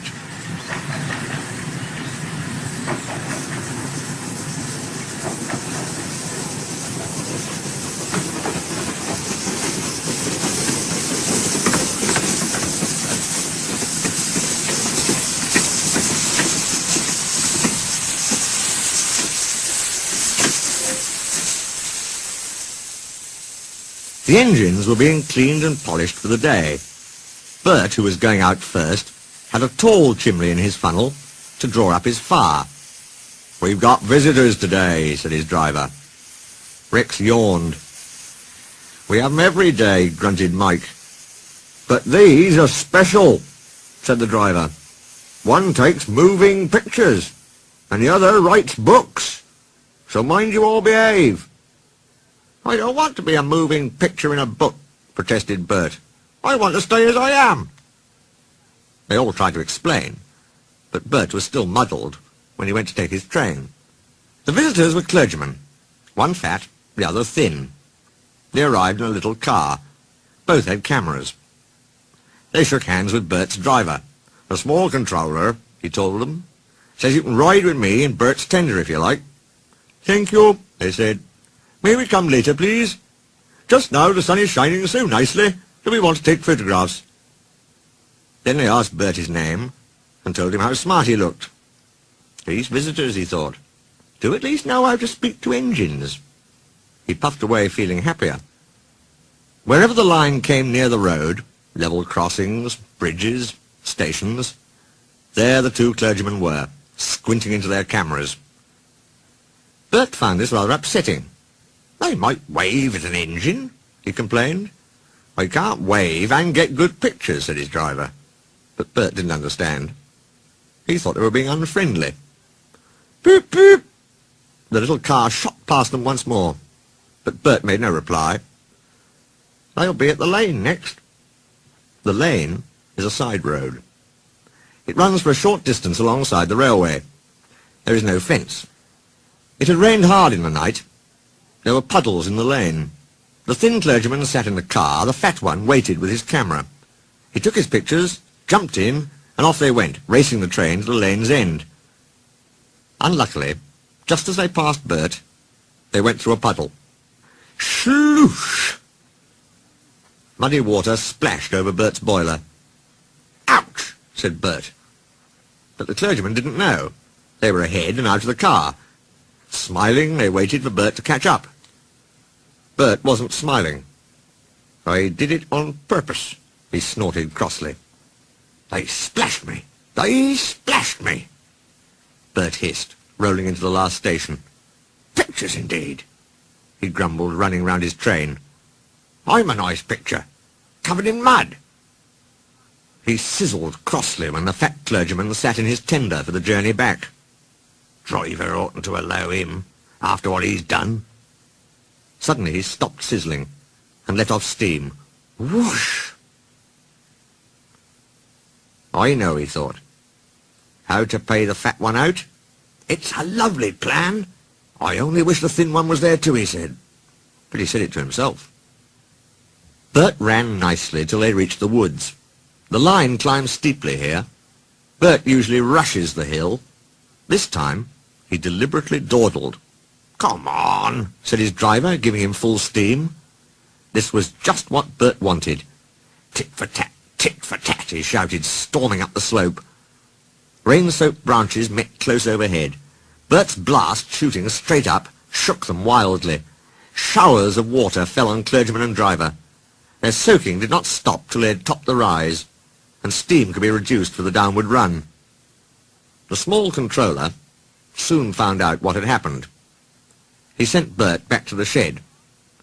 "You are a very naughty engine," he said sternly. "I won't have rudeness to visitors." "They splashed me," faltered Bert. "I only. That's no excuse. I'm ashamed of you." Bert went sadly away. But he was happy again when Rex and Mike came in. "Those visitors are nice," he told them. "They came and said sorry, and I said sorry too. Then they cleaned me like driver does. They know lots about engines," he went on. The thin one's writing about me in a book. He promised he'd write about you too. Think of that.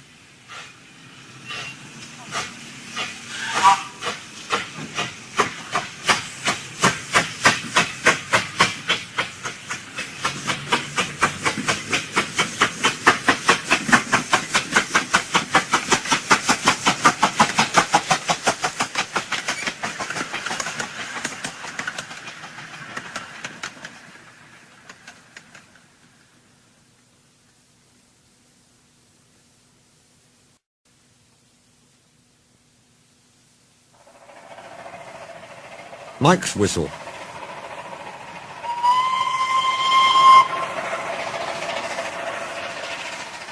One morning when he arrived, Duck's whistle was out of order. They had worked late the night before, and his driver and fireman had used it to boil eggs for their supper. But something had gone wrong. And next morning, when he wanted to whistle, Duck found he could only make burpling noises. He was upset about it. "Never mind," said his driver. "It must be a bit of that egg which broke. We'll clean it out presently when we got time. Meanwhile, no one will mind." But Mike made rude remarks about it. "Splee," mimicked Mike. "It's shocking. If engines can't whistle properly, they shouldn't try." "Then why do you?" asked Bert. "Why do I what?" "Try to whistle, of course." "Shut up. You're jealous." Mike was proud of his shrill whistle. "Mine's better than yours, anyway." "Listen, Mike," said Rex. "If I had a whistle like yours, do you know what I'd do?" He paused impressively. "I'd lose it." "The idea," spluttered Mike. "Whistles are important, let me tell you. Engines without whistles aren't proper engines at all." Mike went redder than ever with fury. His steam pressure went up suddenly, and his safety valves blew off. Whoosh! "Hullo," said his driver. "As you're ready first, you'd better take the passenger." "What? And leave my goods?" "Yes, Bert can do that. We can't have you blowing off in here. Come on." Mike backed down on the coaches, whooshing angrily. When all was ready, he started with a rude jerk. "Come on, come on, come on," he puffed. "What's bitten him?" wondered his driver. "He doesn't like coaches, but he's never been as bad as this." Mike whistled loudly at the least excuse. They're jealous, he muttered as he bucketed along. I'll show 'em. "He's in a flaming temper about something," remarked his driver. He was relieved when they reached the end station safely. He looked Mike all over, but saw nothing wrong. He tried to soothe him, but Mike still sizzled crossly.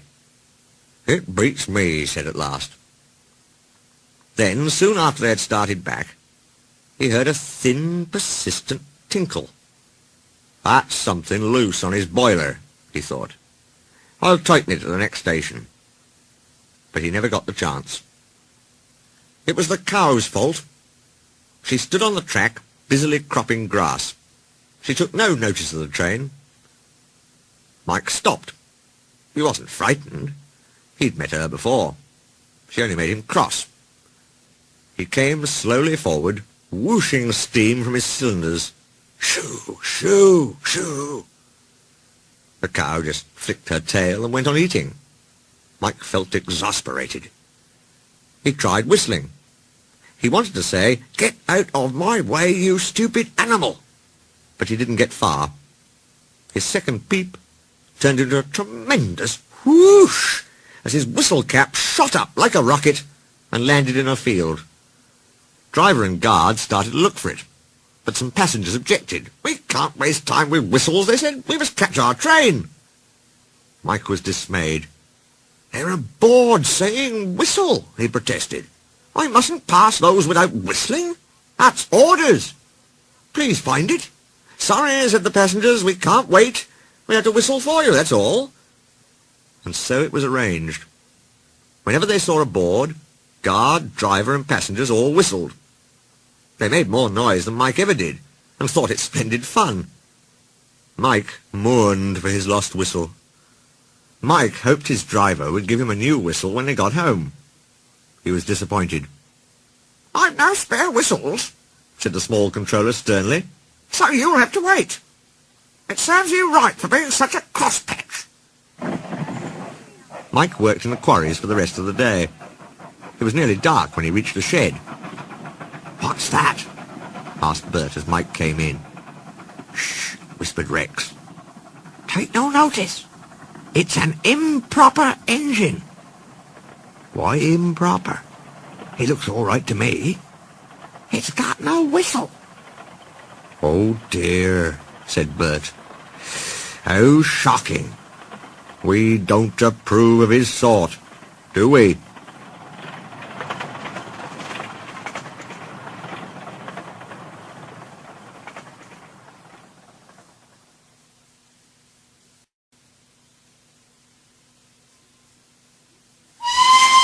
Useful railway.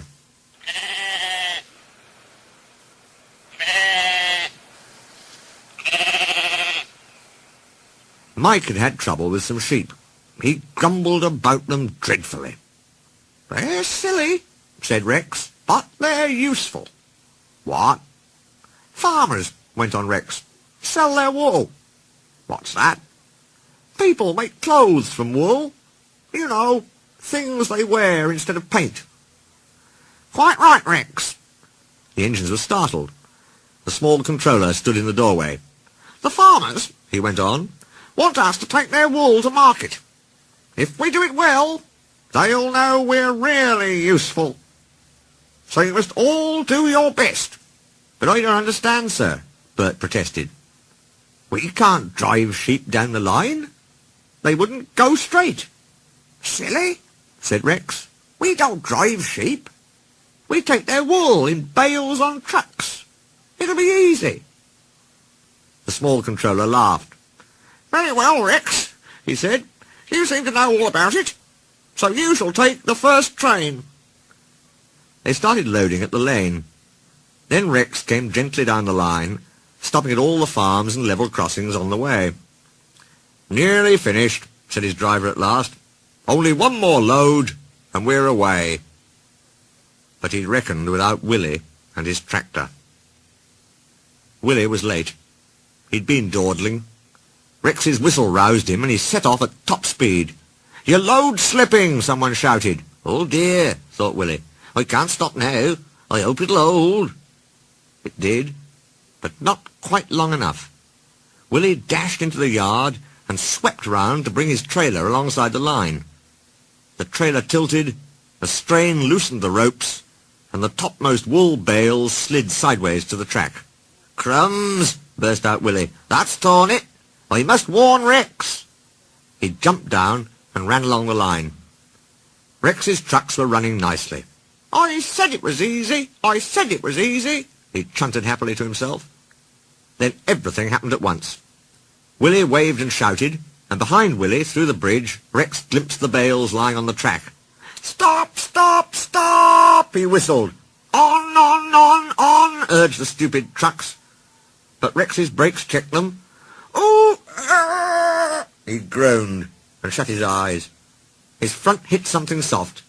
He tilted sideways and found himself off the line, leaning against the cutting side, while his driver felt him all over to find if he was hurt. When the small controller came, Willie said he was very sorry, and with his master's permission he stayed and worked very hard clearing the mess. They put the trucks to rights, and Bert lost no time in taking them away. But Rex had to stay where he was. He didn't like that a bit. Trains kept passing, and passengers would point at him and say, "Ooh, look, there's been an accident." Mike and Bert would laugh and remark how easy it was to pull wool trains. Poor Rex.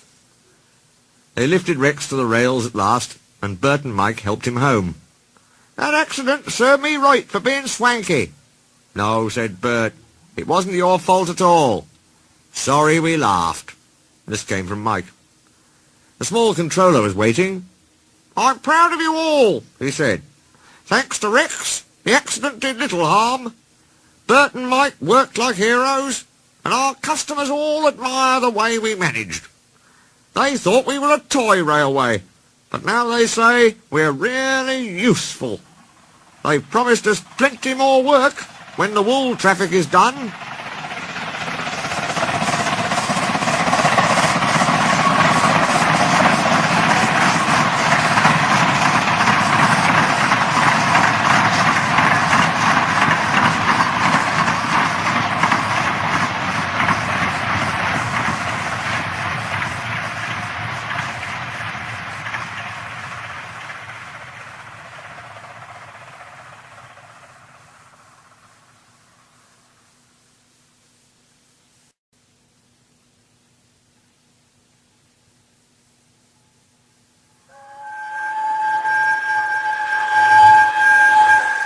Tenders for Henry. I'm not happy, complained Gordon. Your firebox is out of order, said James. No wonder after all that coal you had yesterday. Hard work brings good appetite, snapped Gordon. You wouldn't understand. I know, put in Duck brightly. It's boiler ache. I warned you about that standpipe on the other railway, but you drank gallons. It's not boiler ache, protested Gordon. Of course it is, said Henry. That water's bad. It furs up your tubes. Your boiler must be full of sludge. Have a good wash out. Then you'll feel a different engine. Don't be vulgar, said Gordon huffily. Gordon backed down on his train, hissing mournfully. Cheer up, Gordon, said the Fat Controller. I can't, sir. The others say I've got boiler ache, but I haven't, sir. I keep thinking about the dreadful state of the world, sir. Is it true, sir, what the Diesels say? What do they say? They boast that they've abolished steam, sir. Yes, Gordon, it is true. What, sir? All my Doncaster brothers drawn the same time as me? All gone. Except one. The guard's whistle blew, and Gordon puffed sadly away. Poor old Gordon, said the Fat Controller. If only we could. Yes, I'll ask his owner at once. He hurried away. Arrangements took time, but one evening Gordon's driver ran back excited. Wake up, Gordon! The Fat Controller's given you a surprise. Look! Gordon could hardly believe it. Backing towards him were two massive green tenders, and their engine shape was very like his own. It's Flying Scotsman, he gasped. The Fat Controller's brought him to see me. Oh, thank you, sir. Gordon's toot of joy was drowned by Flying Scotsman's as he drew happily alongside. Next day the two engines were photographed side by side. You've changed a lot, smiled Flying Scotsman. I had a rebuild at Crewe. They didn't do a proper Doncaster job, of course, but it serves. I had a rebuild, too, and looked hideous.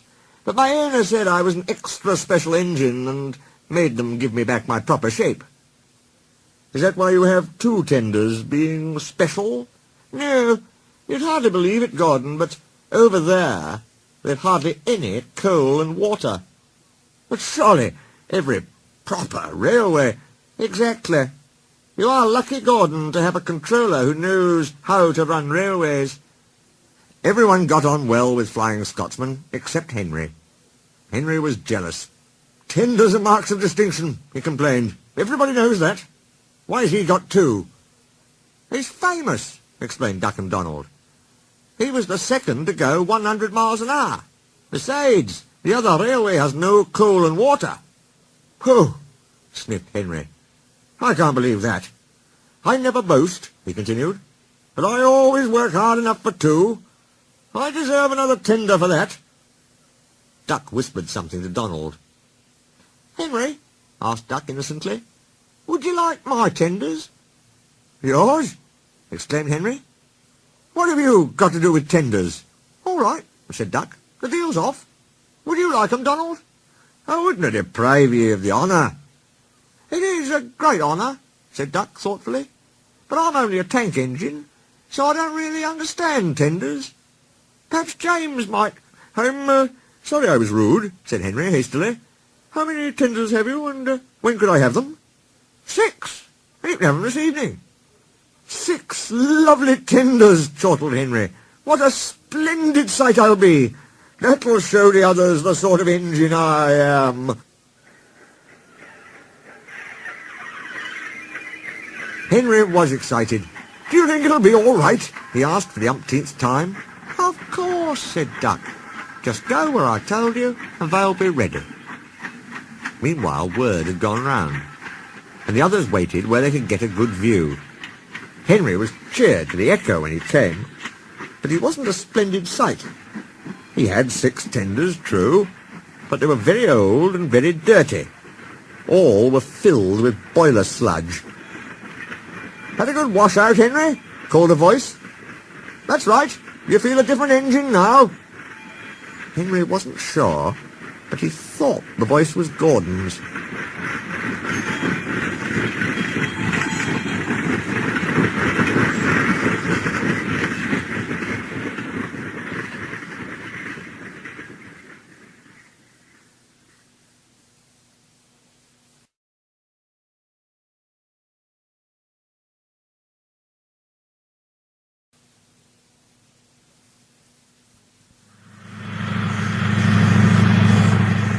Super Rescue.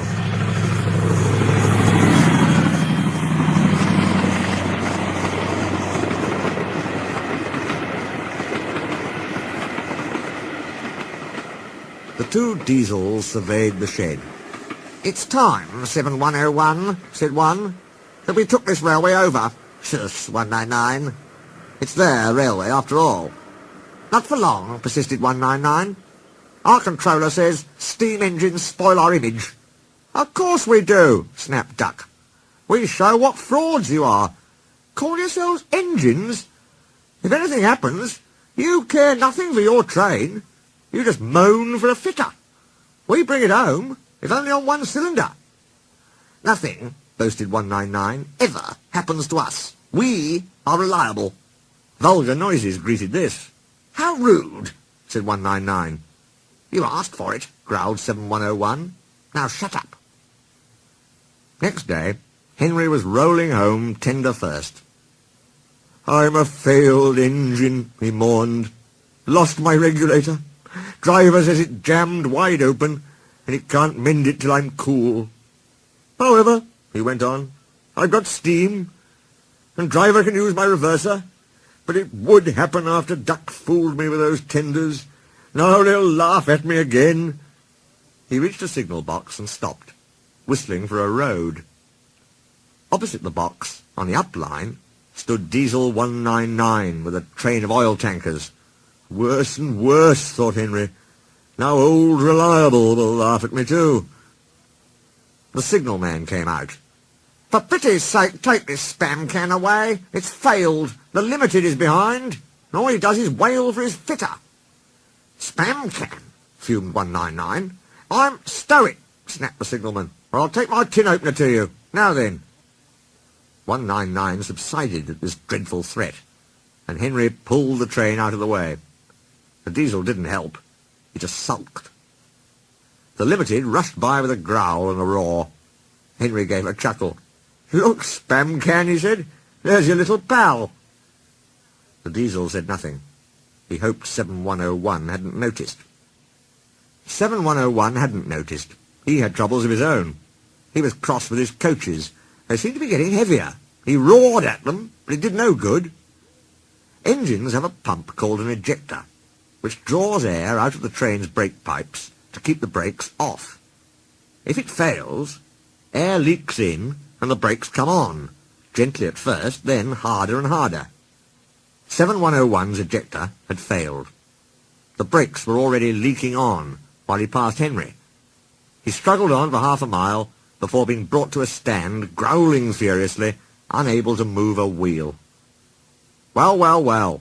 Did you hear what Signalman said? I thought they'd be laughing at me, chuckled Henry. Now the joke's on them. Moving 2 dead Diesels and their trains, said his driver thoughtfully. That's no joke for a failed engine. Do you think you can do it? I'll have a good try, said Henry with spirit. Anyway, 7101's better than old Spam Can. He did try and shut him up last night. Come on then, said his driver. We mustn't keep the passengers waiting." "Get moving, you!" Henry puffed the sulky diesel into motion and started to the rescue. Henry gently buffered up to the express. While the two drivers talked, his fireman joined his front brake pipe to the coaches. "It's better than we thought, Henry," said his driver. "The diesel can pull if we keep the brakes off. So the only weight we'll have is Spancan's goods." "Oh," said Henry. "That's a mercy." He was, by now, feeling rather puffed. "Poop, poop, poop, poop. Are you ready?" tooted 7101. "Peep, peep, peep, peep. Yes, I am," whistled Henry. So with 7101 growling in front, and Henry gamely puffing in the middle, the long cavalcade set out for the next big station. Donald and Flying Scotsman were waiting. They cheered as Henry puffed past. He braked the coaches thankfully. Spancan and the tankers trailed far behind. The passengers buzzed out like angry bees, but the Fat Controller told them about Henry, so they forgot to be cross and thanked Henry instead. They called him an enterprising engine and took his photograph. They were thrilled, too, when Flying Scotsman backed down on their train. If the guard hadn't tactfully shooed them to their coaches, the train would have started later than ever. Donald took the goods. "Return 199 to the other railway," ordered the Fat Controller. "I will write my views later." Henry and 7101 went away together. "I'm sorry about last night," ventured the Diesel. "That's all right. You did shut old Reliable up." "And," said the Diesel ruefully, "made a fool of myself today, too." "Rubbish. A failed ejector might happen to anyone. I'd lost my regulator." "You? Failed?" exclaimed the Diesel. "And yet—" His voice trailed away in admiration. "Well," said Henry, "emergency, you know. Trains must get through." 7101 said no more. He had a lot to think about.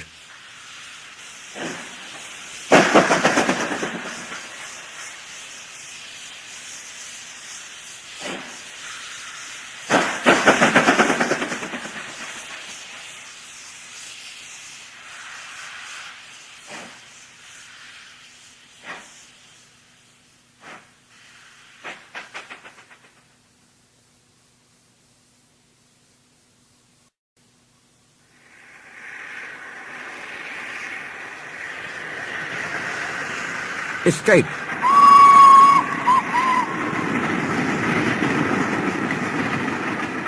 Douglas had taken the midnight goods to a station on the other railway. He was shunting, ready for his return journey, when he heard a faint hiss. "That sounds like an engine," he thought. The hiss came again. This time it sounded almost despairing. "Who's there?" he asked. A whisper came. "Are you a Fat Controller's engine?" "Aye, I'm proud of it." "Thank goodness. I'm Oliver. We're escaping to your railway, but we've run out of coal, and I've no more steam." "Is it from scrap you're escaping?" "Yes." "Then it's glad I'll be to help ye. But we maun work fast." Both crews joined in.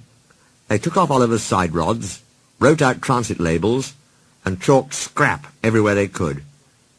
Douglas marshalled Oliver in front of his train. "No time to turn round," he panted. "I maun run tender first." "Yoo-hoo! Yoo-hoo!" yelled a passing Diesel. "A steamer's escaping! Yoo-hoo!" Douglas puffed firmly on. "Take no notice," he counselled. But they were stopped before they could clear the station's throat. The foreman's lamp shone on Oliver. "Ah!" he exclaimed. "A Western engine." His light flickered further back. "A Western auto coach, and goods brake too. You can't take these." "Can we no?" said Douglas's driver. "They're all for us.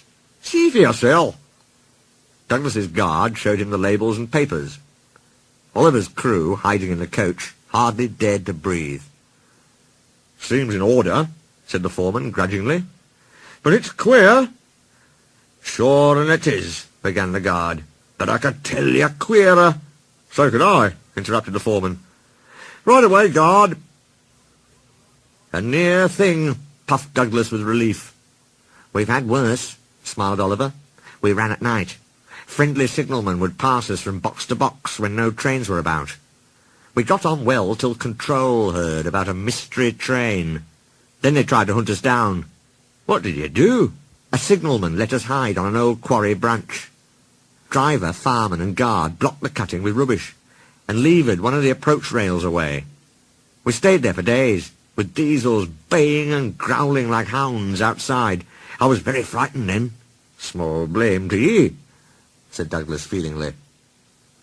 Presently they rumbled over the bridge and onto the Fat Controller's railway. "We're home. They can't catch you now. Tell Isabel and Toad, please." Douglas called out the news and heard a joyful ting-a-ling-a-ling, ting-a-ling-a-ling. He was surprised.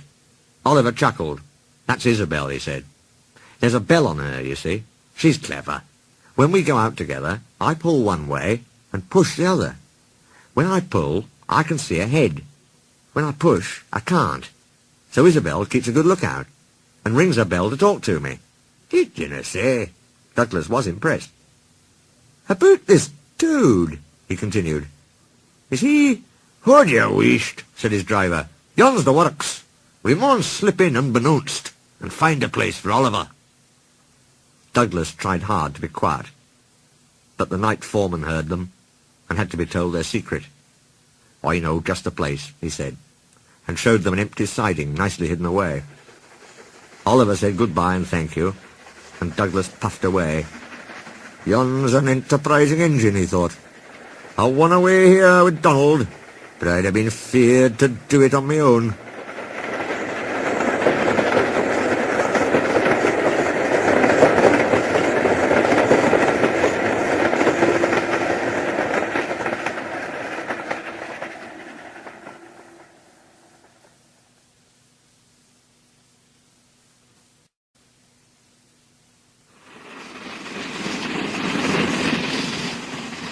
Little Western.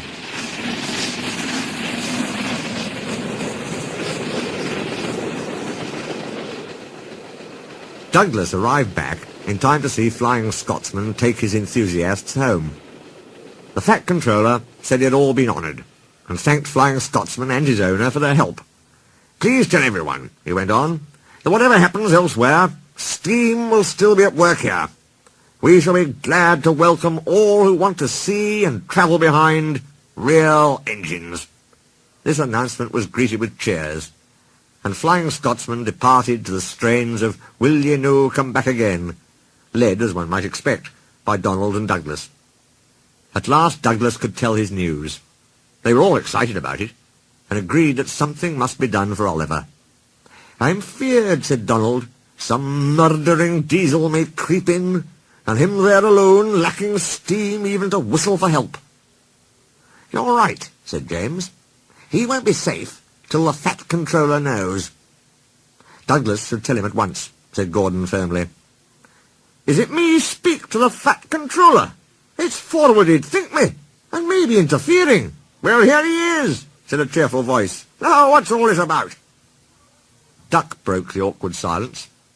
"Beg pardon, sir, but we do need another engine." "I agree, Duck. That is why I am giving 7101 another chance." Their faces showed such dismay that the Fat Controller had difficulty with his own. "Sir," ventured Gordon at last, "we had hoped for a real engine." "They," said the Fat Controller gravely, "are rare, and unless one escapes, there's little hope." "But, sir," burst out Donald, "one has." "And thanks to Douglas, is now at our works," announced the Fat Controller. "Sir," gasped Douglas, "is there anything you don't know?" "More than you think," he laughed. "Oliver's crew told me all you did, Douglas. Och, sir, you couldn't see a braw wee engine, and him in trouble, and no do a wheel's turn. More than a wheel's turn, I fancy. Douglas, I'm pleased with you. Oliver, Isabel and Toad will soon be ours. Oliver and Isabel are just what we need for Duck's branch line." Loud cheers greeted this announcement. "And Toad wants to be your brake van, Douglas." "Thank you, sir. I'd hoped for that. He and I'll do brawly together. That, of course, made everything right. Henry spoke a good word for 7101, and the others gave him a welcome. He had good manners for a start, so Henry didn't find it hard to teach him our ways. 7101 finds them different from those of the other railway, but much more interesting. He is now quite a useful engine. They teased him at first because of his growls. They said he was like a bear. He still growls, not because he's cross, but because he can't help it. His name, Bear, has stuck. He likes it. It's nicer than just a number, he says. Having a name means that you really belong. The Fat Controller soon had Oliver, Isabel and Toad mended and painted in full Great Western colours. Then he rescued 3 more Western auto coaches. 2, Alice and Mirabelle, he gave to Duck. The 3rd, Dulcie, joined Oliver and Isabel. Duck and Oliver are happy on their branch line. It runs along the coast to the small railway. We reopen branches, they boast. They're very proud of this indeed. The others laughed at first and called their branch the Little Western. Duck and Oliver were delighted. And now, no one ever thinks of calling it anything else.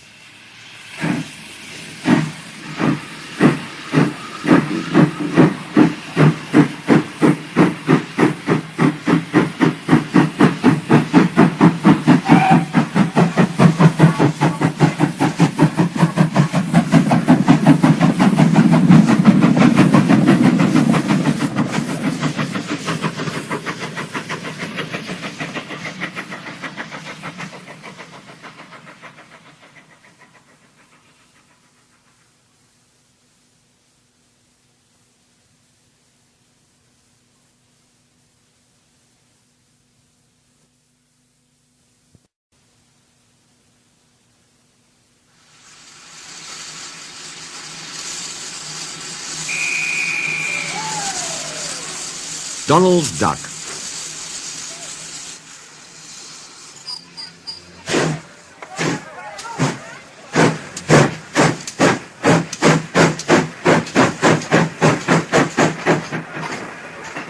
The Fat Controller has reopened a branch line. It runs along the coast by sandy beaches and seaside towns till it meets the small railway at a port to which big ships come. As Duck had made friends with the small railway engines, the Fat Controller asked him to take charge. "Your work in the yard has been good," he said kindly. "Would you like to have this branch line for your own?" "Yes, please, sir," said Duck. "Very well," said the Fat Controller. "I hope you will work hard and be a credit to me." Duck is very proud of his branch line, and he works very hard. His 2 coaches, Alice and Mirabelle, are painted in Great Western colours. They take passengers to the small railway. Duck also has some trucks, in which he hauls away the ballast that the small engines bring down from their valley. The Fat Controller uses this ballast for his railway. Duck can't do all the work himself, so Donald and Douglas take turns to help him. The Fat Controller has built them a shed at the station by the small railway. Duck felt his responsibility deeply. He talked endlessly about it. "You don't understand, Donald, how much the Fat Controller relies on me." "Okay," muttered Donald sleepily. "I'm Great Western and—" "Quack, quack, quack." "What?" "You heard. Quack, quack you go, saying you'd an egg laid. Now whisht and let an engine sleep." "Quack yourself," said Duck indignantly. He stayed awake wondering how to pay Donald out. At last he said to himself sleepily, "I'll ask Driver in the morning. He says I quack as if I'd laid an egg. Let's pay him out." "Quack, do you?" his fireman pondered. "I know," he said, and whispered. Duck giggled, and his driver slapped his leg in delight. "Just right," he said. He dearly loved a joke. That night, when Donald was asleep, they popped something into his water tank. "We've done it," they whispered to Duck. "They won't hurt her, will they?" asked Duck anxiously. "Bless you, no. They're both kind men. She'll come to no harm." A duckling popped out of Donald's tank at the first water stop. Both driver and fireman goggled with surprise, but Donald laughed. "Need doot at all who's behind this," he said, and told them what had happened in the shed. The duckling was tame. She shared the driver's and fireman's sandwiches and rode in the tender, quacking at intervals. The other engines enjoyed teasing Donald about her. Presently, however, she hopped off at a station, and as they couldn't wait to catch her, there she stayed. But before they reached home, Donald and his driver and fireman consulted together and made a plan. That night, Donald's driver and fireman got busy. When Duck's crew arrived to look him over in the morning, they found something which made them laugh till they cried. "Look, Duck," they said. "Look what was under your bunker. A nest box with an egg in it." Duck peered at it unbelievingly. Donald opened a sleepy eye. "You dinna say," he exclaimed. "Do you mind what I said, Duck? You must have laid it this night, all unbeknownst." Then Duck laughed too. "You win, Donald," he said. "It'd take a clever engine to get the better of you." The duckling settled at the station and became a pet with passengers and staff. She carefully inspects all parcels and luggage and sees that the porters stow them properly in the vans. When she wants a swim, she flies to a nearby pond, but always returns to welcome the trains. She stands by the cab, quacking imperiously, till driver or fireman gives her something to eat. Donald is her favourite, and she sometimes allows him to give her rides, but always gets off at her own station. The station master calls her Dilly, but to everyone else, she is always Donald's duck.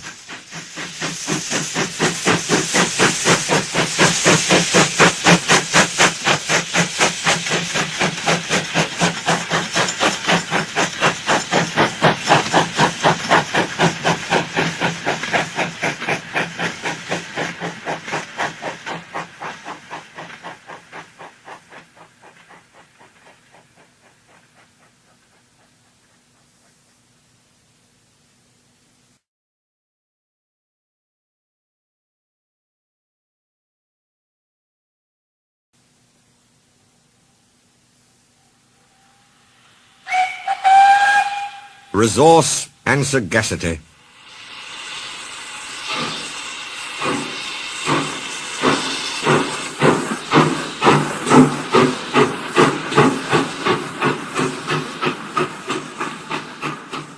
Oliver is a Great Western tank engine. The other railway wanted to scrap him, so he ran away.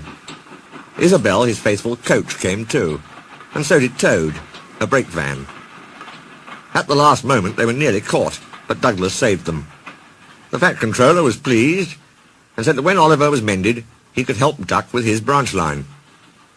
"We'll give you Great Western colours, like Duck," he said kindly. "That will help you to forget your troubles." "Oh, thank you, sir," said Oliver happily. Duck's branch starts from the big station. When Oliver started work, he often met other engines there. They all wanted to know about his adventures. "Amazing," Henry would remark.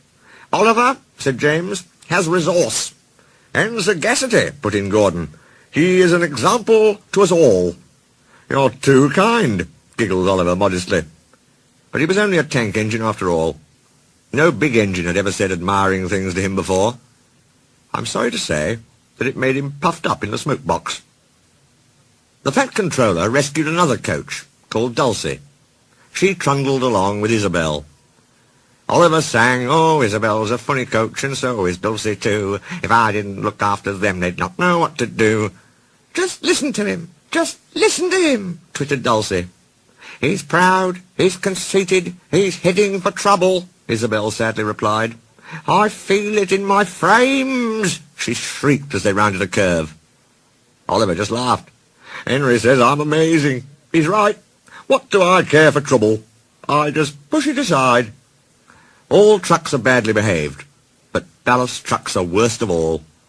Donald, Douglas and Duck warned Oliver about this. "You think I can't manage?" he said huffily. "Gordon knows better. He says I'm sagacious." "You may be good gracious, but—" "Say no more, Duck. It's maybe a pity, but the wee engine'll just have to learn." Today, Oliver took the trucks by himself for the first time. He pulled the loaded ones to a siding and pushed empties to the chute. Then he came back full of confidence to take the loaded wagons away. The loaded trucks were comfortable and didn't want to move. They had just realized, too, that they had a different engine. "Duck, we know," they grumbled. "And Donald, and Douglas. What right has Oliver to poke his funnel in here?" "Look sharp," puffed Oliver. "Smartly there." "That's not the way to speak. Pay him out." The trucks moved off easily, and Oliver thought he had them in control. "Trucks," he told himself proudly, "don't play tricks on me. I'll arrange them on the middle road and start away as soon as Duck arrives. I can't understand why he says they're so troublesome." They reached the station throat. Oliver's brakes came on with a groan, but brakes were useless against loaded, surging trucks. They pushed forward, yelling, "On, on, on, on, on!" Oliver fought hard, but still they forced him on and on and on. Their efforts slackened at last. "I'm winning," he gasped. "If only—" But it was too late. One moment his rear wheels were on the rails, the next they had none, and he was bunkered down in the turntable well, with a deluge of ballast all round him. When Duck arrived, he was stopped outside the station and flagged to the platform. He surveyed the wreckage. "Hello, Oliver," he remarked. "Are you being a good gracious engine? Beg pardon, of course, but we don't really like that sort of surprise. Donald and Douglas will miss their turntable." Later that day, Donald and Douglas spoke pungently in Scots, and the fat controller spoke pointedly in English. All three left Oliver in no doubt at all, but so far from being sagacious, he was a very silly engine.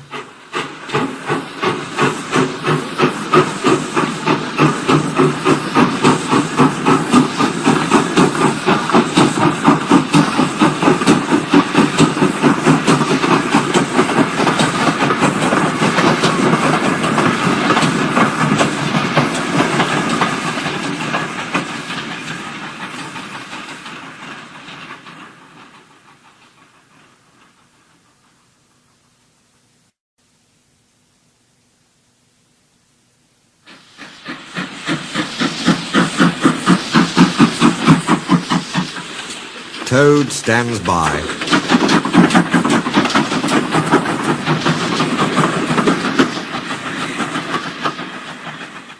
When Oliver came home again, the trucks sang rude songs.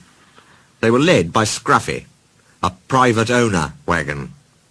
"Oliver's no use at all, thinks he's very clever, says that he can manage us, that's the best joke ever. When he orders us about with the greatest folly, we just push him down the well, pop goes old Ollie." The engines bumped them. "Shut up," they ordered. But they couldn't be everywhere, and everywhere they weren't, the trucks began again. At last they gave it up. "We're sorry, Oliver," they said.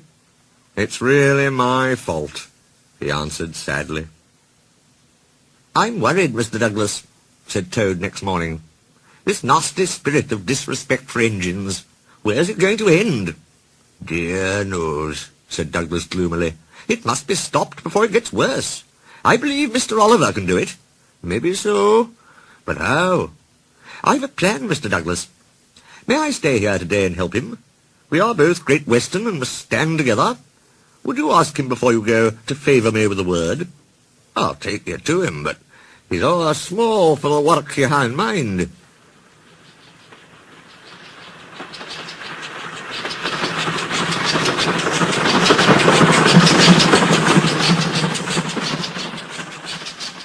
"No, Duck, Toad's right. This trouble's my fault, and I must put it right. I meant no disrespect, you understand." "Of course not, Toad. Anyway, driver says the same, and he's arranged it with station master." "Very well, Oliver, but I must hurry. My passengers will be waiting. Don't forget Stepney's tip about sand. Lay it on the rails as you back down, and roll it firm with your wheels. You get a splendid grip that way.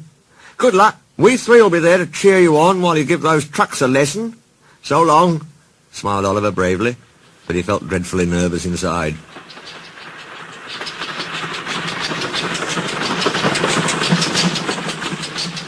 "I expect, Mr. Oliver, you'll want me on the middle road as a stop block, like." Yes, please." Oliver marshalled the worst trucks 2 by 2 in front of Toad. This way, Mr. Oliver, takes longer, but they can't give trouble. And if you leave that Scruffy till last, you'll have him behind you. Then you can bump him if he starts his nonsense. Duck arrived to find them ready and waiting. 3 cheers for Oliver and Toad, he called. Alice and Mirabell responded with a will, and so, wonderingly, did the passengers. "Hold back," whispered Scruffy. The trucks giggled as they passed the word. Oliver dug his wheels into the sand and gave a mighty heave. "Whoa!" groaned Scruffy. His couplings tightened. He was stretched between Oliver and the trucks. "I don't like this." "Go it," yelled Duck. "Well done, boy, well done." "Ow! Ow!" wailed Scruffy, but no one bothered about him. "Ow! Ow! I'm coming apart!" There came a rending, splitting crash. Oliver shot forward suddenly. Scruffy's front end bumped behind his bunker, while Scruffy's load spread itself over the track. "Well, Oliver, so you don't know your own strength. Is that it?" No, sir," said Oliver nervously. The fat controller inspected the remains. "As I thought," he remarked. "Rotten wood, rusty frames, unserviceable before it came." He winked at Oliver and whispered, "Don't tell the trucks that. Bad for discipline." He strode away, chuckling. Nowadays, Oliver only takes trucks when the other engines are busy. But they always behave well. "Take care with Mr. Oliver," they warn each other. "He's strong, he is. You play tricks on him, and he'll likely pull you in half."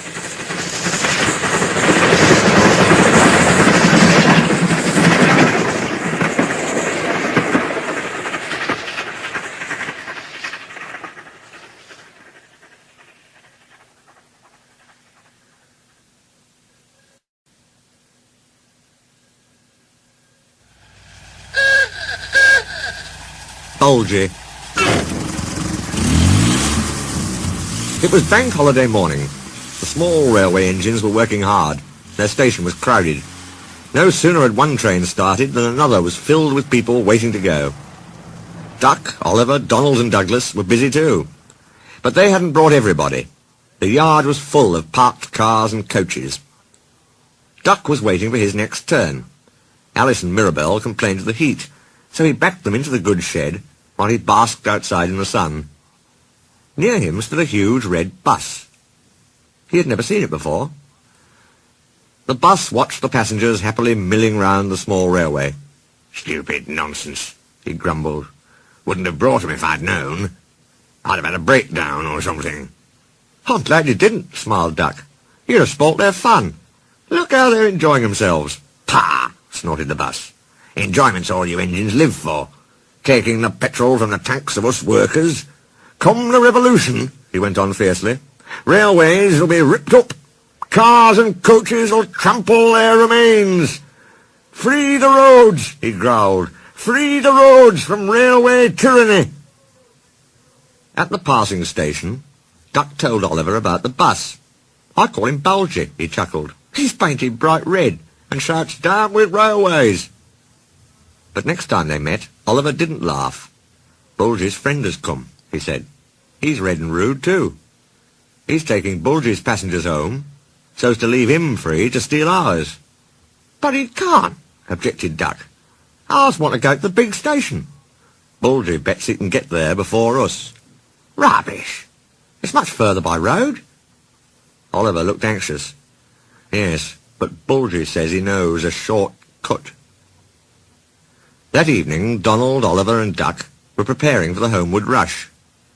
Duck's train was to be first out, but he had few passengers. He was soon to know why.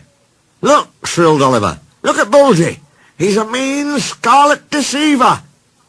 Bulgy had turned to leave. They could now see his other side.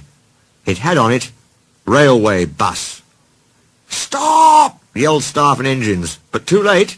"Yah, boo, snubs!" jeered Bulgy. He roared away. The unsuspecting passengers waved happily. "Come on!" puffed Duck. He, Alice and Mirabell trundled unhappily away. Alice and Mirabell chattered crossly. "The nasty old thief! He's stolen our people!" Duck wondered how to pay Bulgy out. Then, far ahead, a man clambered up the embankment waving a red scarf. "Danger!" he shouted. The line here crosses a narrow road. Duck came as close as he could.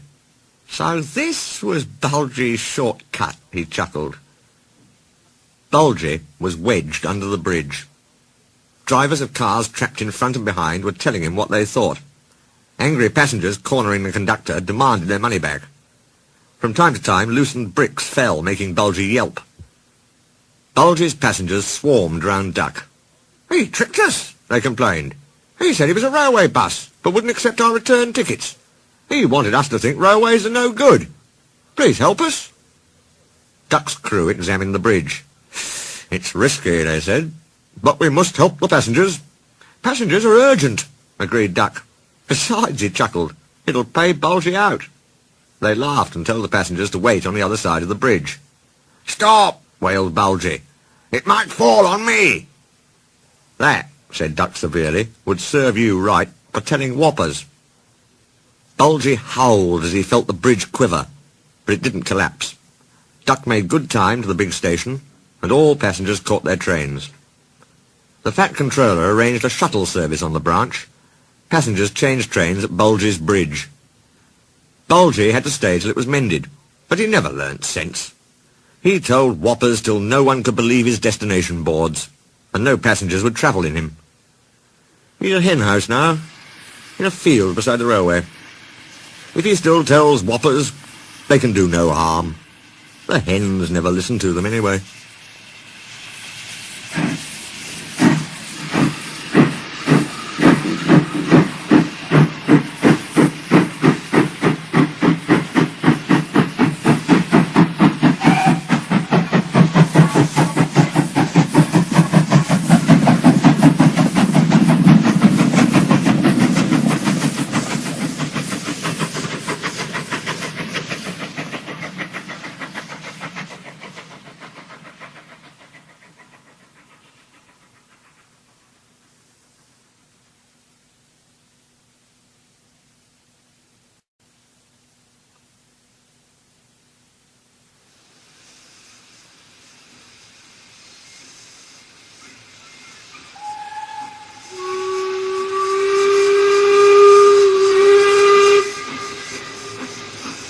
Granpuff.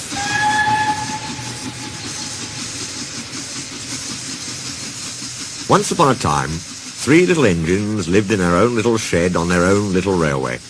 Duke was brown, Falcon blue, and Stuart green. Duke was the oldest. He had been the first engine on the line, and named after the Duke of Sodor. He was proud of this, and wanted everything just so. Whenever the others did anything they shouldn't, he would say, "That would never suit his grace." Other engines came and went, but Duke outlasted them all. Stuart and Falcon used to call him Granpuff. Duke was fond of them and tried to keep them in order. They were fond of him too, as he was so wise and kind, but they did get tired of hearing about his grace. Sometimes they would wink at each other and chant solemnly, "Engines come and engines go, Granpuff goes on forever." "You impertinent scallywags," Duke would say indignantly. "Whatever are young engines coming to nowadays?" "Never mind, Granpuff, we're only young once." "Well, you'd better mind, unless you want to end up like number 2. Oh, Granpuff, whatever happened?" "Number 2, said Duke, was American, and very cocky. He rode roughly and often came off the rails. I warned him to be careful. 'Listen, bud,' he drawled. 'In the States we don't care a dime for a few spills.' 'We do here,' I said. But he just laughed. But he didn't laugh when the manager took away his wheels and said he was going to make him useful at last." "Why? What did he do?" "He turned him into a pumping engine. That's what. He's still there, behind our shed." Stuart and Falcon were unusually good for several days. Stuart and Falcon became useful engines, and all 3 were happy together for many years. But hard times came, the mines closed one by one, and the engines had little to do. At last their line was closed, and people came to buy the engines. "We'll take Stuart and Falcon," they said. But no one wanted Duke. They thought him too old. "Cheer up, Granpuff," called Stewart as they went away. "We'll find a nice railway, and then you can come and keep us in order." They all laughed bravely, but not one of them thought it would ever come true. Duke's driver and fireman oiled and greased him. They sheeted him snugly and said goodbye. They had to go away and find work. Duke was alone, locked up in the shed. "Where's his Grace?" he wondered. "It's not like him to forget me." But his Grace had been killed in the war, and the new Duke, a boy, hadn't heard of his little engine. "Oh, well," said Duke to himself, "I'll go to sleep. It'll help to pass the time." Years passed. Winter torrents washed soil from the hills over the shed. Trees and bushes grew around. You wouldn't have known a shed was there, let alone a little engine asleep inside it. Have you guessed about Stewart and Falcon? Yes, you're right. They came to the thin controller's railway. He gave them new coats and new names. Stewart became Peter Sam, and Falcon, Sir Handel. They prefer their new names. That was a long time ago, but they never forgot Granpuff, and often talked about him when alone. They were excited to hear that the Duke was coming to Skarloey's and Renias's 100th birthday, but most disappointed with the Duke who actually came, for he was only a man. But we must say no more, or we'll spoil the next story.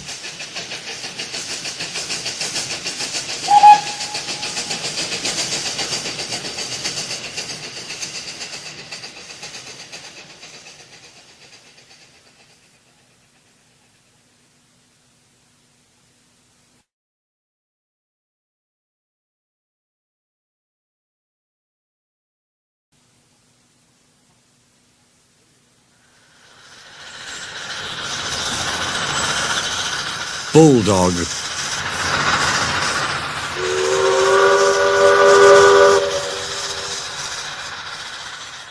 Ever since Skarloey and Renias had their 100th birthday, Peter Sam had been worried.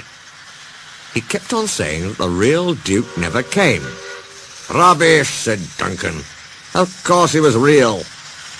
"All the same," Peter Sam persisted, "he wasn't our Duke." "Our Duke," said Sir Handel, "is an engine." "You're as bad as he is. All engine dukes were scrapped. Ask Duck." "Duck doesn't know everything," Skarloey put in quietly.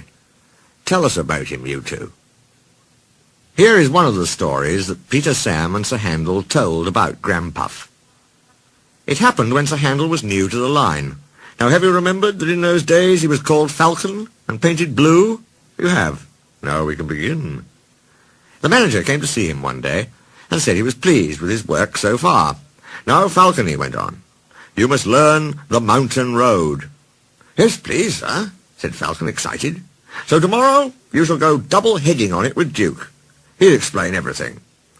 Falcon didn't like this. He thought Duke was a fusspot, and a regular old fuddy-duddy. Duke's train was one for holiday-makers. He called it the picnic. Falcon was ready when Duke arrived. Duke drew forward beside him. "Listen," he said, "the mountain road is difficult. You take the train, and I'll couple in front." "No," said Falcon, "I'll lead. How can I learn the road with you lumbering ahead, blocking the view?" "Suit yourself," said Duke shortly, "but never mind the view. Attend to the track."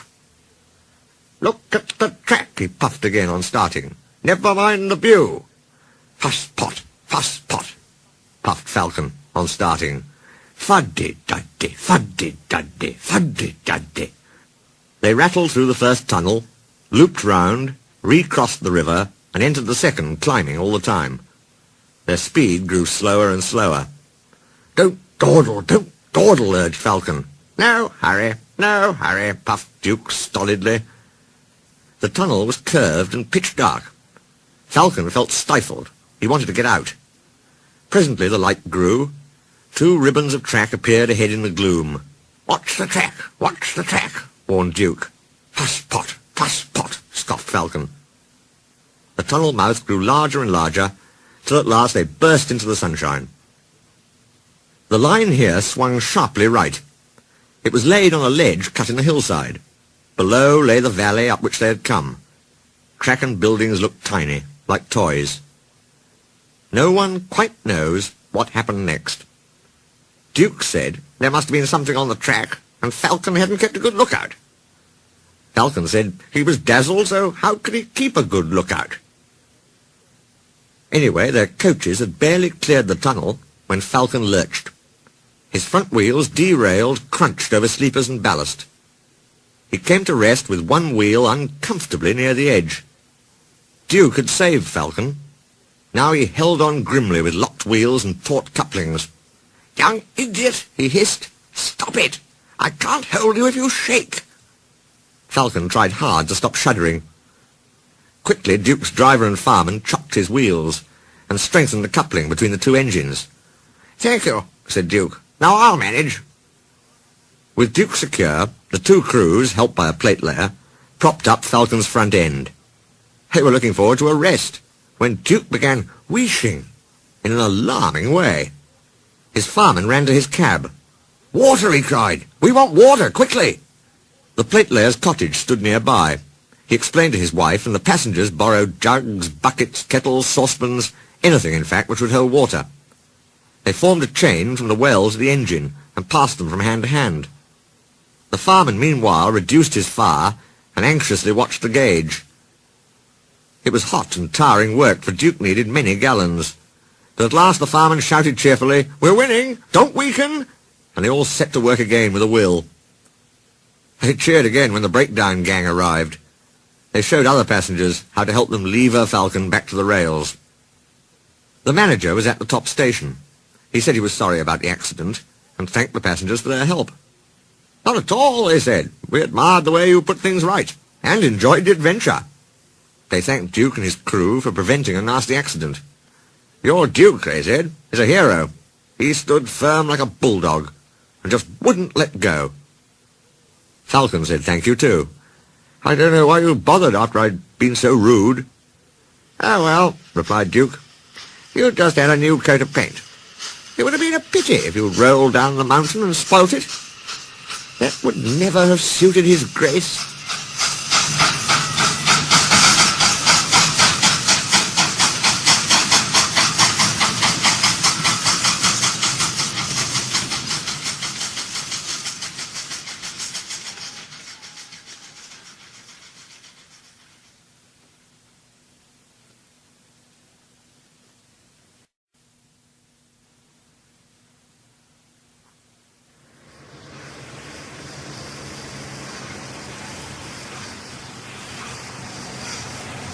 You can't win.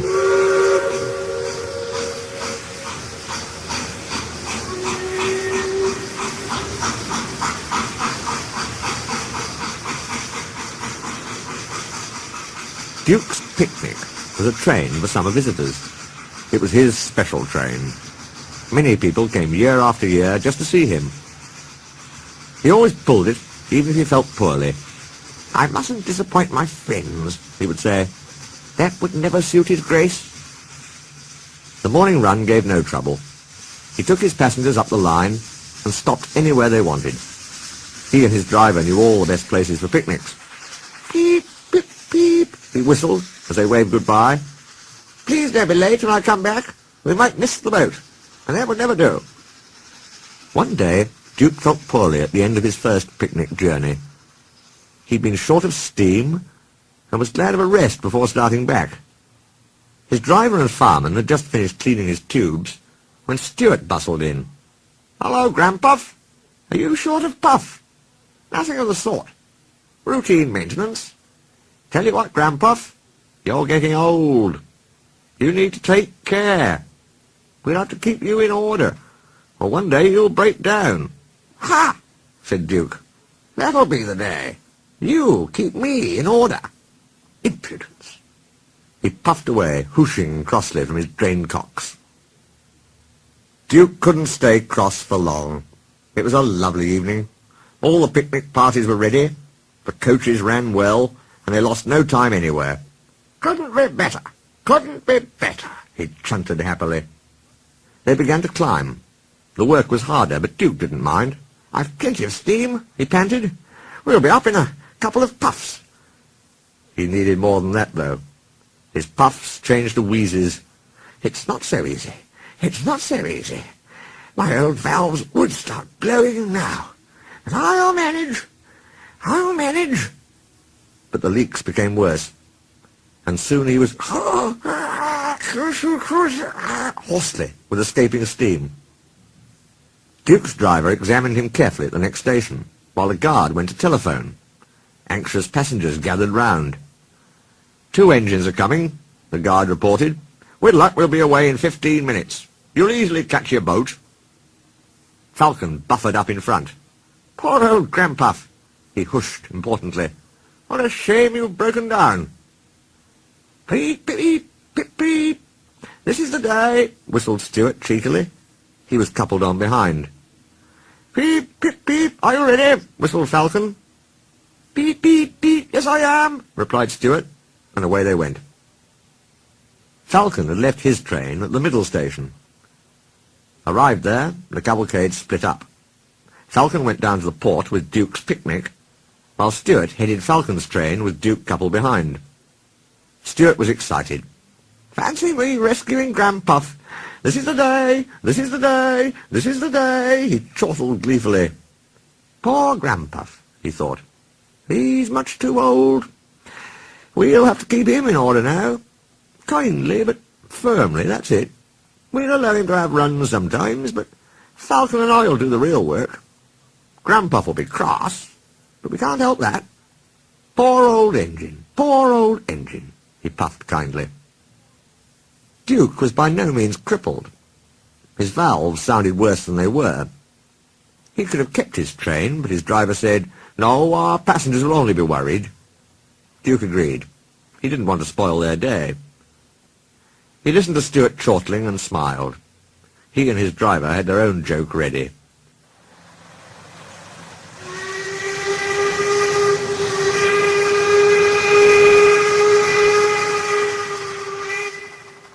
At first they used just enough steam to keep moving, but the last half-mile was uphill.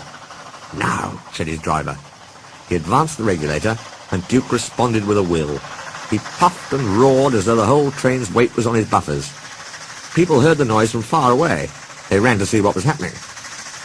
At the works station, Duke uncoupled and went along the loop to the water tank. A boy on the platform asked, "Why were there 2 engines on this train, Daddy? It's most unusual." "It is," said his father, "but today was different.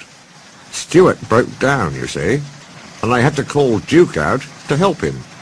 Duke had a hard job too, by the sound of it." "Well, for crying out loud!" exclaimed Stewart.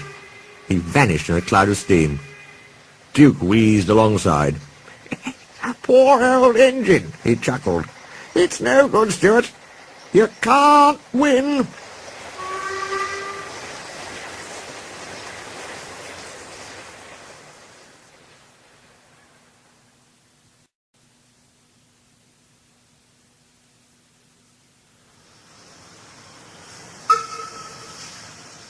Sleeping Beauty.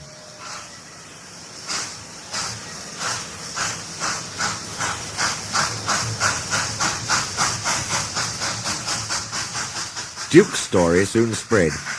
The engines told Mr. Hugh told the thin controller told the owner told his Grace told the small controller told the thin clergyman, and the thin clergyman told the fat one. That's why one morning the 2 clergymen and the small controller were looking at maps. "Our railway," said the small controller, "is laid on the bed of the old one, but swings round to end at the road south of that village. The old line kept straight on. It went north of the village and then to the mountains. The maps show the works at the old station. If Duke is anywhere, he's there. Are you writing another book, sir?" "Yes," said the thin clergyman, "but not about you." He smiled at their downcast faces. "Cheer up," he went on. "It's about a nice old engine who is lost. But if you're good, the artist might put you in the pictures." "Oh, thank you, sir." So the clergyman told them about Duke and Falcon and Stewart. So you see, he continued, poor Duke was left alone. 3 small engines sighed sympathetically. And we want to find him, and mend him, and make him happy again. Your controller wants to help, but he can't if you're naughty. 3 small engines promised to be as good as gold. The 3 men spent days and days at the old station. They came up every morning on Bert's train. He always whistled good luck as they walked up the track, but they had nothing in the evening except scratches and torn clothes. They wouldn't give up, though. Duke's there somewhere, they said. The fat clergyman found him in the end. Scrambling over a hillock, he trod on something which wasn't there, crashed through a hole, and landed legs astride on Duke's saddle tank. "Our sleeping beauty himself!" he shouted. The thin clergyman and the small controller peeped through the hole above. "Excuse me," inquired Duke, "are you a vandal? Driver told me vandals break in and smash things." The fat clergyman ruefully felt his bruises. "Bless you, no," he laughed. "I'm quite respectable. I dropped in because I couldn't find your door." And he told Duke about Falcon and Stewart. "So they did remember," said Duke softly. "Then does his Grace approve?" "Yes, he's coming." "To see me? How kind. And I'm all dirty. That will never do. Please clean me." So they set to work, and by the time the small controller had fetched his Grace, Duke was the cleanest of anyone in the shed. Early next morning, Mike brought workmen and tools. They enlarged the fat clergyman's hole, lifted Duke out, and put him on a low loader to take him away by road. "I'd be ashamed," Duke protested, "to travel by road. It's undignified." "I'm sorry, Duke," said his Grace, "but the small railway has no suitable trucks." Duke gave in then, but so many people came out and greeted him that he felt better. "So they still remember me," he thought happily. Donald was waiting with a flat truck. Everyone cheered when Duke was lifted onto it, and still more when he started along the big railway on the last stage of his journey to his new home. Peter, Sam, and Sir Handel were on early turn. They peeped out of the shed. "He's there," they whispered. "Shh, shh, shh." Duke opened his eyes. "You woke me," he grumbled. "In my young days, engines were seen and not heard, Granpuff, remember?" "I remember," said Duke. "2 idle good-for-nothings called Falcon and Stewart. Good for you, Granpuff. We're glad you've come. We can keep you in order now." "Keep me in order? Impertinence! Be off!" The pair chuffed away, well content. "Impudent scallywags," murmured Duke, but his old eyes twinkled, and for the first time in years he smiled as he dozed in the sun.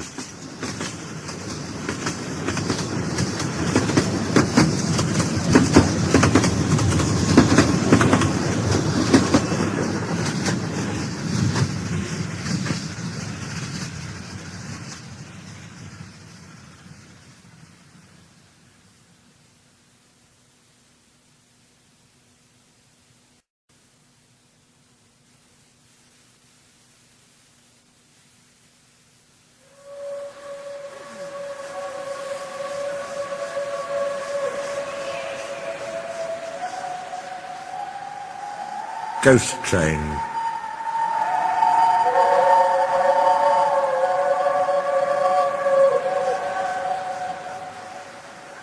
And every year on the date of the accident, it runs again, plunging into the gap, shrieking like a lost soul.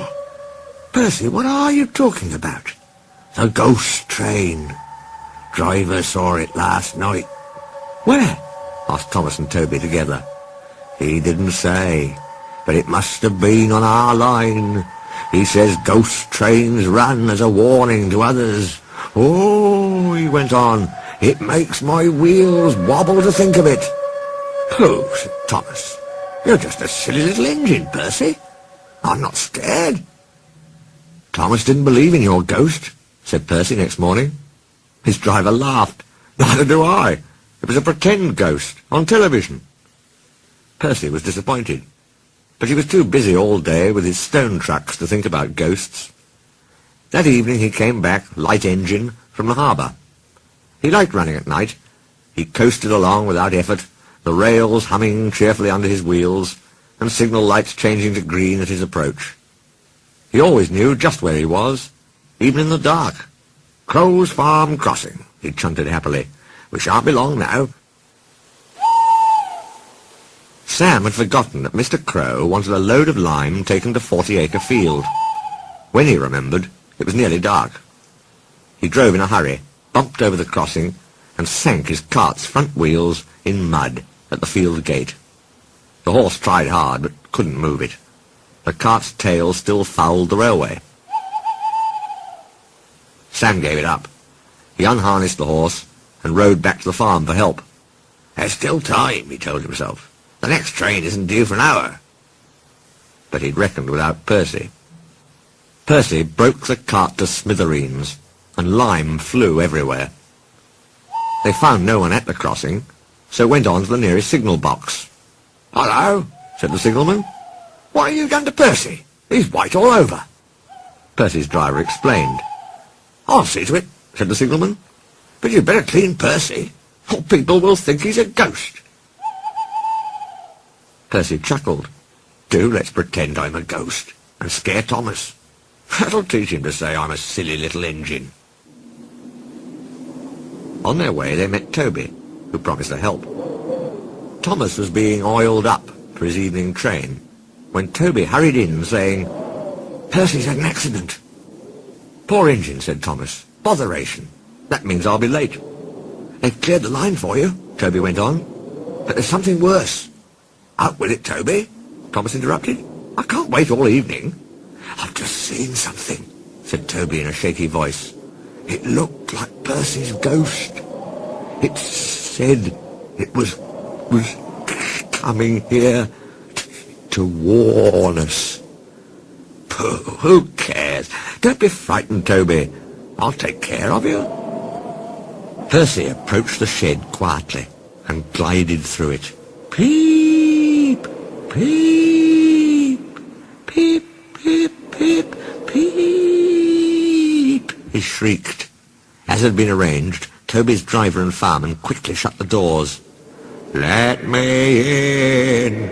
Let me in!" said Percy in a spooky voice. "No, no," answered Toby. "Not by the smoke of my chimney, chim. I'll chaff and I'll puff and I'll break your door in. Oh!" "Whoa, dear," exclaimed Thomas. "It's getting late. I'd no idea. I must find Annie and Clarabel." He hurried out the other way. Percy was none the worse for his adventure. He was soon cleaned, but Thomas never returned. Next morning, Toby asked him where he'd been. "Oh, well," said Thomas, "I knew you'd be sad about Percy, and I didn't like to intrude. I slept in a good shed, and he went on hurriedly. "Sorry, I can't stop. Got to see a coach about a train." And he shot off like a jackrabbit. Percy rolled up alongside. "Well, well, well," he exclaimed. "What do you know about that?" "Anyone would think," chuckled Toby, "that our Thomas had just seen a ghost."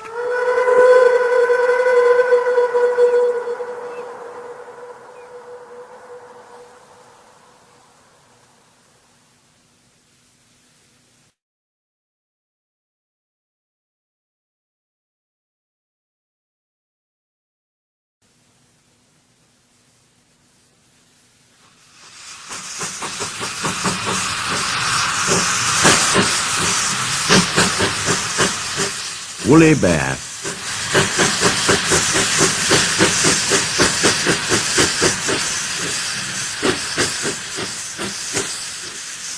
Gangers had been cutting the line-side grass and cocking it.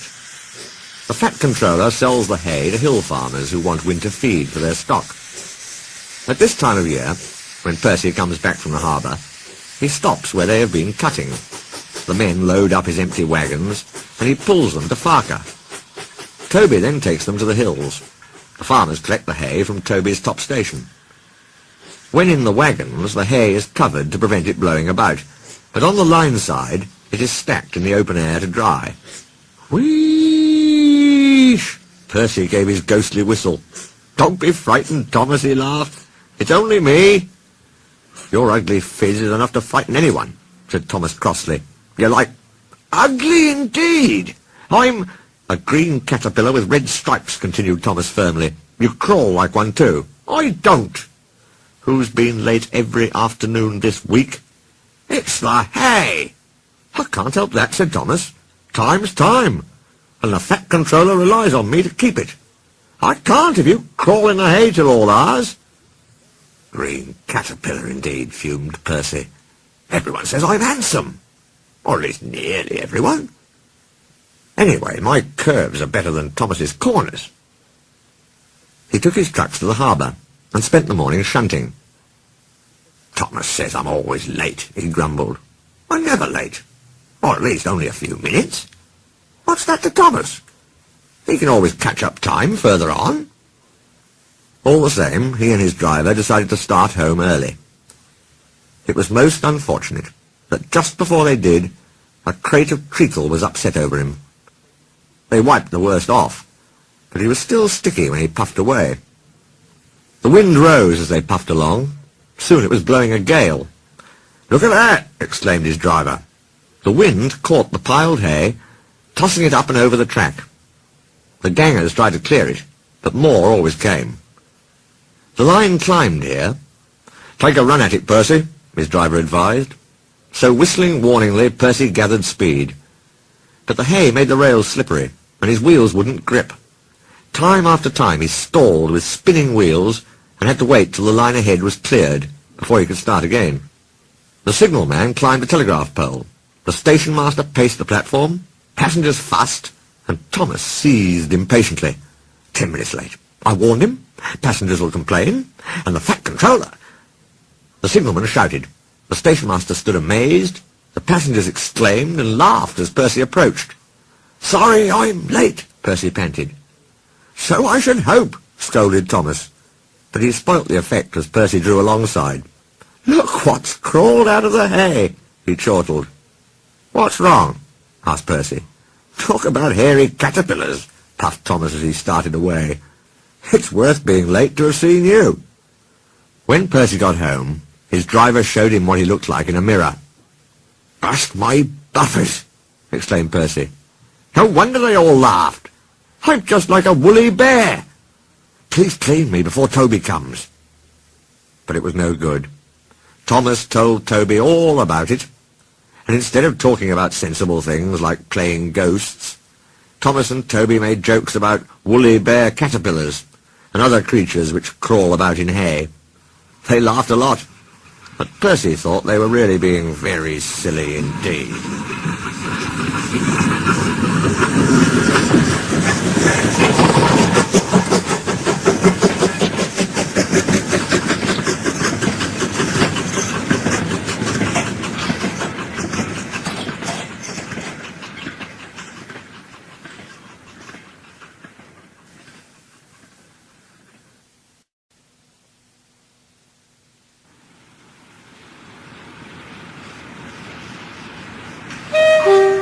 Mavis.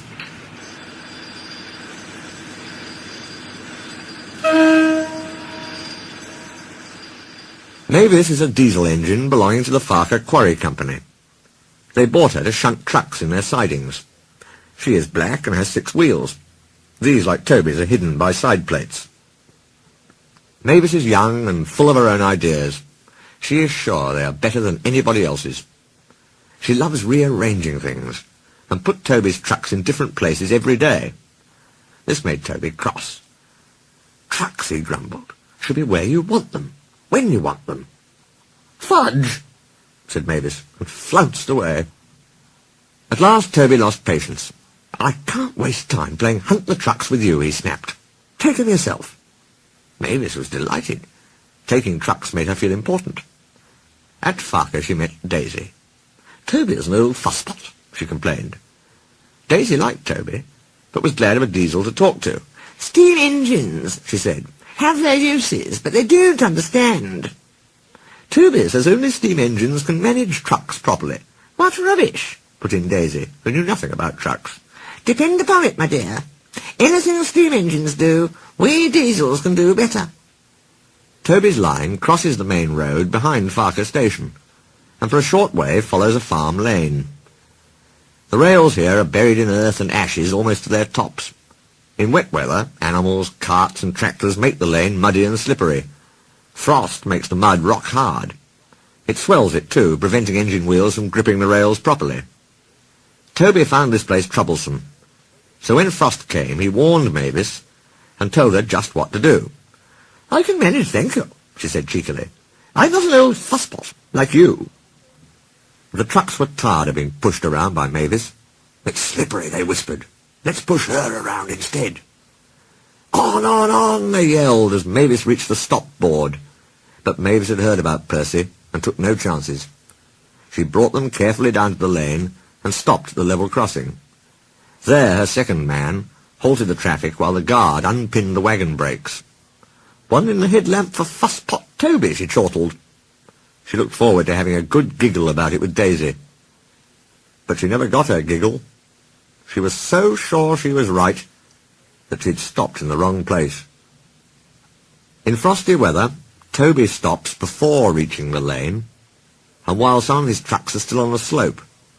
This ensures that they can't hold him back, and their weight helps him forward till his wheels can grip again. But Mavis had given the trucks the chance they wanted. Hold back, they giggled. Grow up, ordered Mavis. The trucks just laughed, and her wheels spun helplessly. She tried backing, but the same thing happened. They sanded the rails and tried to dig away the frozen mud, but only broke the spade. Cars and lorries tooted impatiently. Gah! Wailed Mavis in helpless fury. I warned her, fumed Toby. I told her just where to stop. I can manage, she said, and call me an old fusspot. She's young yet, soothed his driver. And she can manage her trucks herself. They're your trucks, really, his driver pointed out. Mavis isn't supposed to come down here. If the fat controller, you wouldn't tell, would you? Of course not. Well then. But, his driver went on, if we don't help clear the line, he'll soon know all about it. And so shall we. Yes, said Toby thoughtfully. An angry farmer was telling Mavis just what she could do with her train. Toby buffered up. Having trouble, Mavis? I am surprised. Goose! said Mavis. With much puffing and wheel slip, Toby pushed the trucks back. Mavis hardly helped at all. The hard work made Toby's fire burn fiercely. He then reversed, stopping at intervals while his firemen spread hot cinders to melt the frozen mud. "Goodbye," he called as he reached the crossing. "You'll manage now, I expect." Mavis didn't answer. She took the trucks to the sheds and scuttled home as quickly as she could.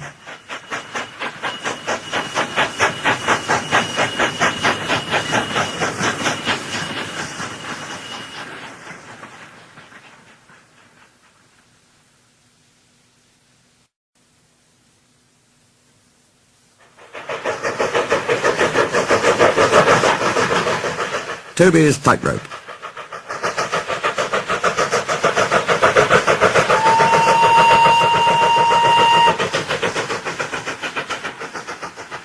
The manager spoke to Mavis severely. "You are a very naughty engine. You have no business to go jauntering down Toby's line instead of doing your work up here." "It's that Toby," protested Mavis. "He's a fussman. Toby has forgotten more about trucks than you will ever know. You will put the trucks where he wants them and nowhere else." "But there are no buts," said the manager sternly. "You will do as you are told, or else." Mavis stayed good for several days. Mavis soon got tired of being good. "Why shouldn't I go on Toby's line?" she grumbled. She started making plans. At the top station, the siding arrangements were awkward. To put trucks where Toby wanted them, Mavis had to go backwards and forwards, taking a few at a time. "If," she suggested to her driver, "we used the teeniest bit of Toby's line, we could save all this bother." Her driver, unsuspicious, spoke to the manager. who allowed them to go as far as the first level crossing. Mavis chuckled, but she kept it to herself. Frost hindered work in the quarry, but a thaw made them busy again. More trucks than ever were needed. Some trains were so long that Mavis had to go beyond the level crossing. This gave her ideas, and a chance to go further down the line without it seeming her fault. "Can you keep a secret?" she asked the trucks. "Yes, yes, yes," they chattered. "Will you bump me at the level crossing and tell no one I asked you?" The trucks were delighted, and promised. It was unfortunate that Toby should have arrived while Mavis was elsewhere, and decided to shunt them himself. They reached the level crossing, and Toby's brakes came on. This was the signal for the trucks. "On, on," they yelled, giving him a fearful bump. His driver and fireman, taken unawares, were knocked over in the cab, and before they could pick themselves up, Toby was away, with the trucks screaming and yelling behind him. What none of them realized was that with the warmer weather, melted snow from the mountains had turned a quiet stream into a raging torrent, and that the supports of the bridge they were approaching had already been undermined. Toby and his crew saw it together. The bridge vanished before their eyes, leaving rails like tightropes stretched across the gap. "Peep, peep, peep," whistled Toby. His driver, still dazed, fought for control. Shut regulator, reverser hard over, full steam against the trucks. "Hold 'em, boy, hold 'em, it's up to you." Nearer and nearer they came. Toby whistled despairingly. Though their speed was reduced, braking was still risky, but it was all or nothing now. The driver braked hard. Toby went into a squealing slide, groaned fearfully, and stopped, still on the rails, but with his wheels treading the tightrope over the abyss. Mavis was horrified. She brought some men who anchored Toby with ropes, while she pulled the trucks away. Then she ran to the rescue. "Hold on, Toby," she tooted. "I'm coming." Ropes were fastened between the two engines. Toby still had steam and was able to help, so he was soon safe on firm track, and saying thank you to Mavis. "I'm sorry about the trucks," said Mavis. "I can't think how you managed to stop them in time." "Oh, well," said Toby, "my drivers told me about circus people who walk tightropes. I just didn't fancy doing it myself." The Fat Controller thanked the manager and his men for rescuing Toby from his tightrope. "A very smart piece of work," he said. "Mavis did well too, I hear." Mavis looked ashamed. "It was my fault about those trucks, sir," she faltered. "I didn't know. But if I could—" "Could what?" smiled the Fat Controller. "Come down the line sometime, sir. Toby says he'll show me how to go on." "Certainly, if your manager agrees." And so it was arranged. Mavis is now a welcome visitor at Farker Shed. She's still young, and still makes mistakes. But she's never too proud to ask Toby, and Toby always helps her to put things right.